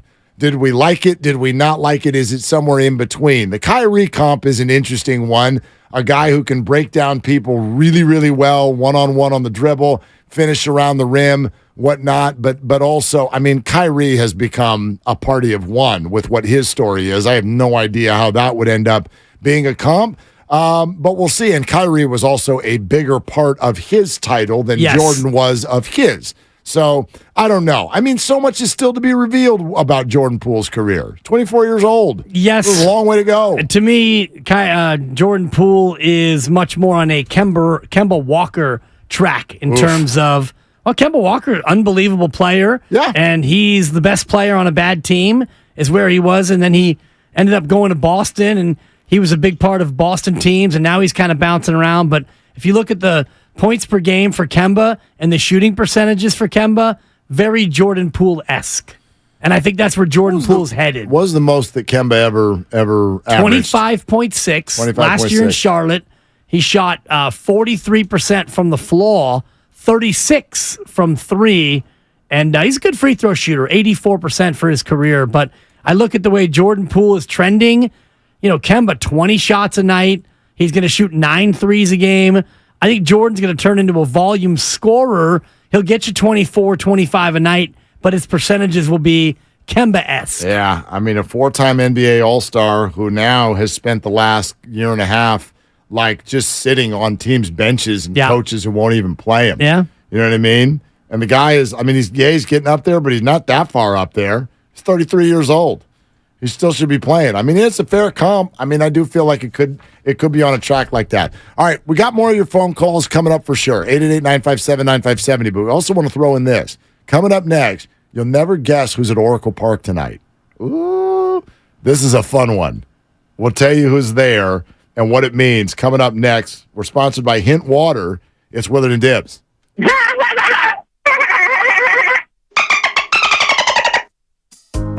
Hint Water, delicious fruit-infused water with zero sugar or diet.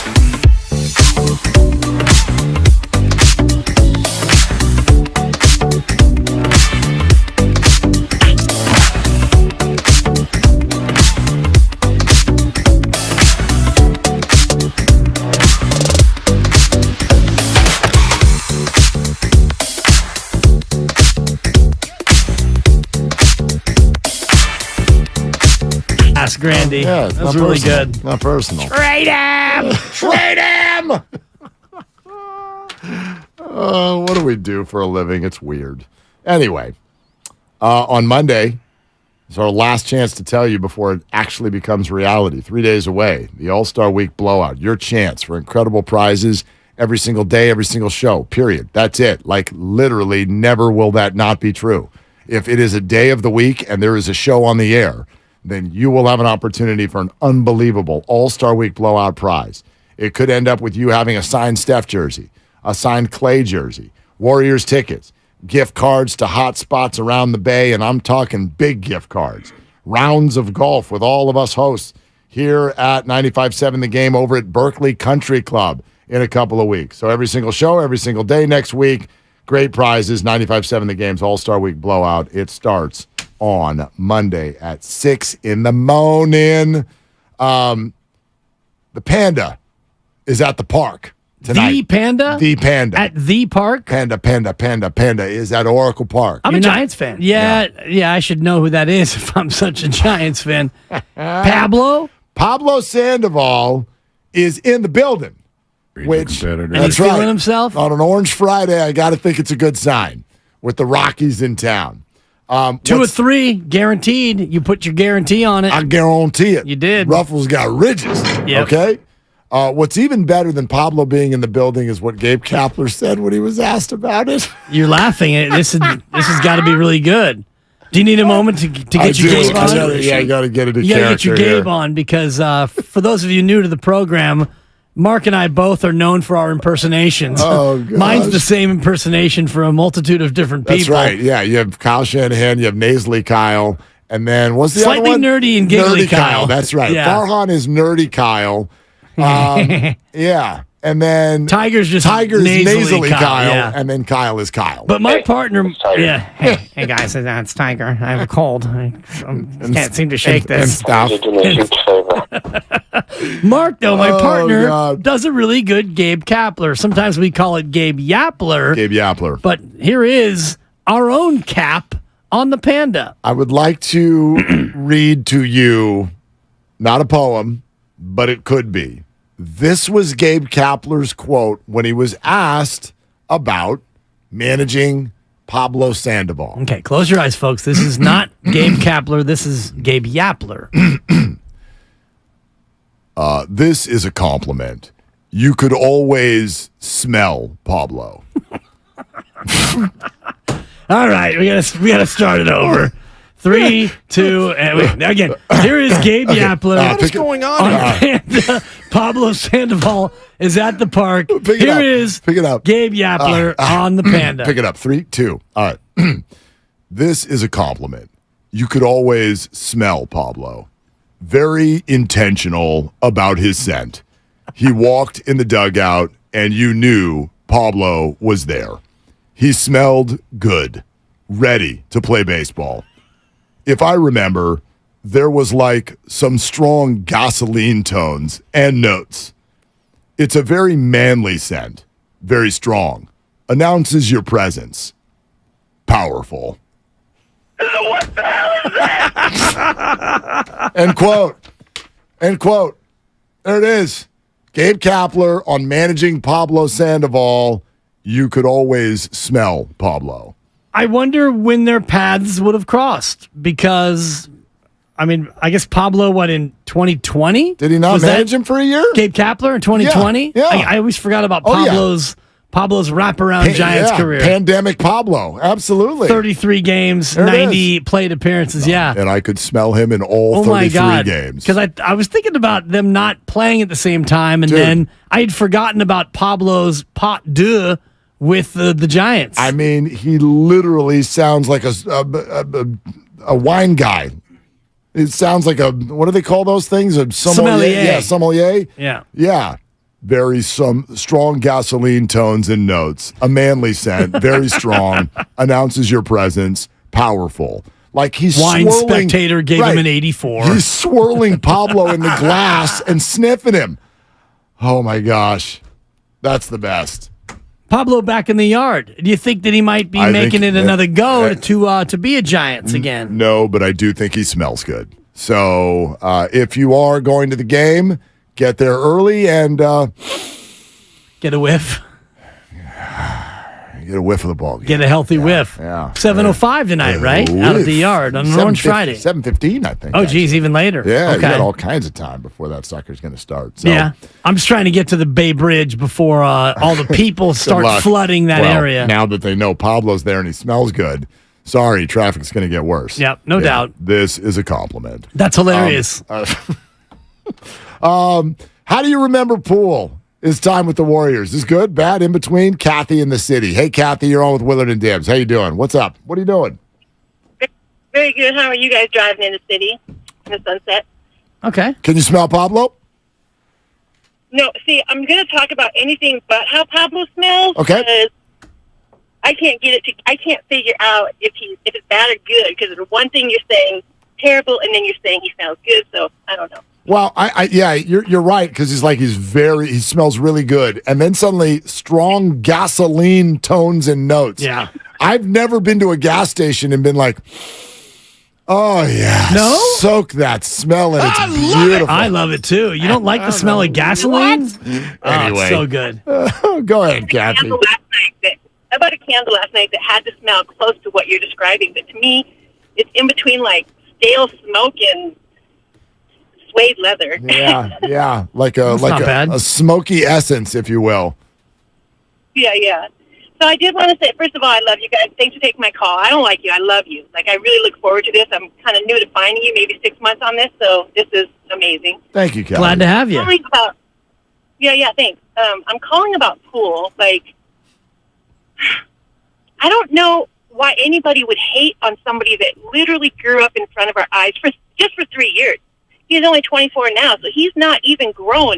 So if somebody didn't like how he was acting, does not mean they don't like him as a person. Maybe he just couldn't get it together mentally to think he had, look how great he was to get himself there and then pull himself to the G League. He had to carry all this confidence that is absolutely necessary from morning to night, every single day. Dealing with the media and the little things that he had to do, got punched, and maybe he deserved to get punched. I don't know. But what I do know is at 24 years old, nobody deserves to be judged, and that's it. He's going to grow more, and honestly, I'm not a fan of his, but I hope he does hella good out there in D.C. I really do, because he did what he knew, and it just, you don't know what his coaches were saying to him, and you don't know what his parents, his high school, all these things, all these people directing him. I think he did the best he could with what he had, and I think it was really hard for him to get in where he could fit in, and I think that it's a sad story, but I think that it's going to lead him to better things. I really hope it does. And I'm not a fan, but I do give him a lot of grace because he could play his little heart out, and I think it's a tough situation to come into with staff. And I don't even think it's not that they don't like him. I think they didn't like how he acted. That's it. Yeah, well, and how he played. Kathy, I think you're saying a lot of good stuff here. The end is, it's not about Jordan the person, although it's about a characteristic that his personality has.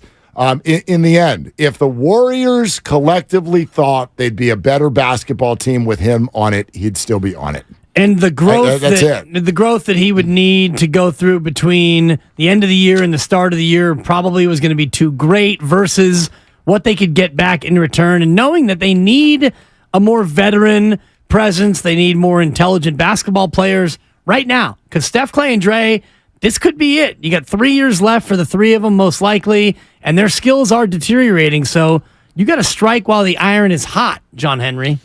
First of all, what's coming up on the game is brought to you by Fremont Bank. Love that. Full service banking. It's my bank. No compromises.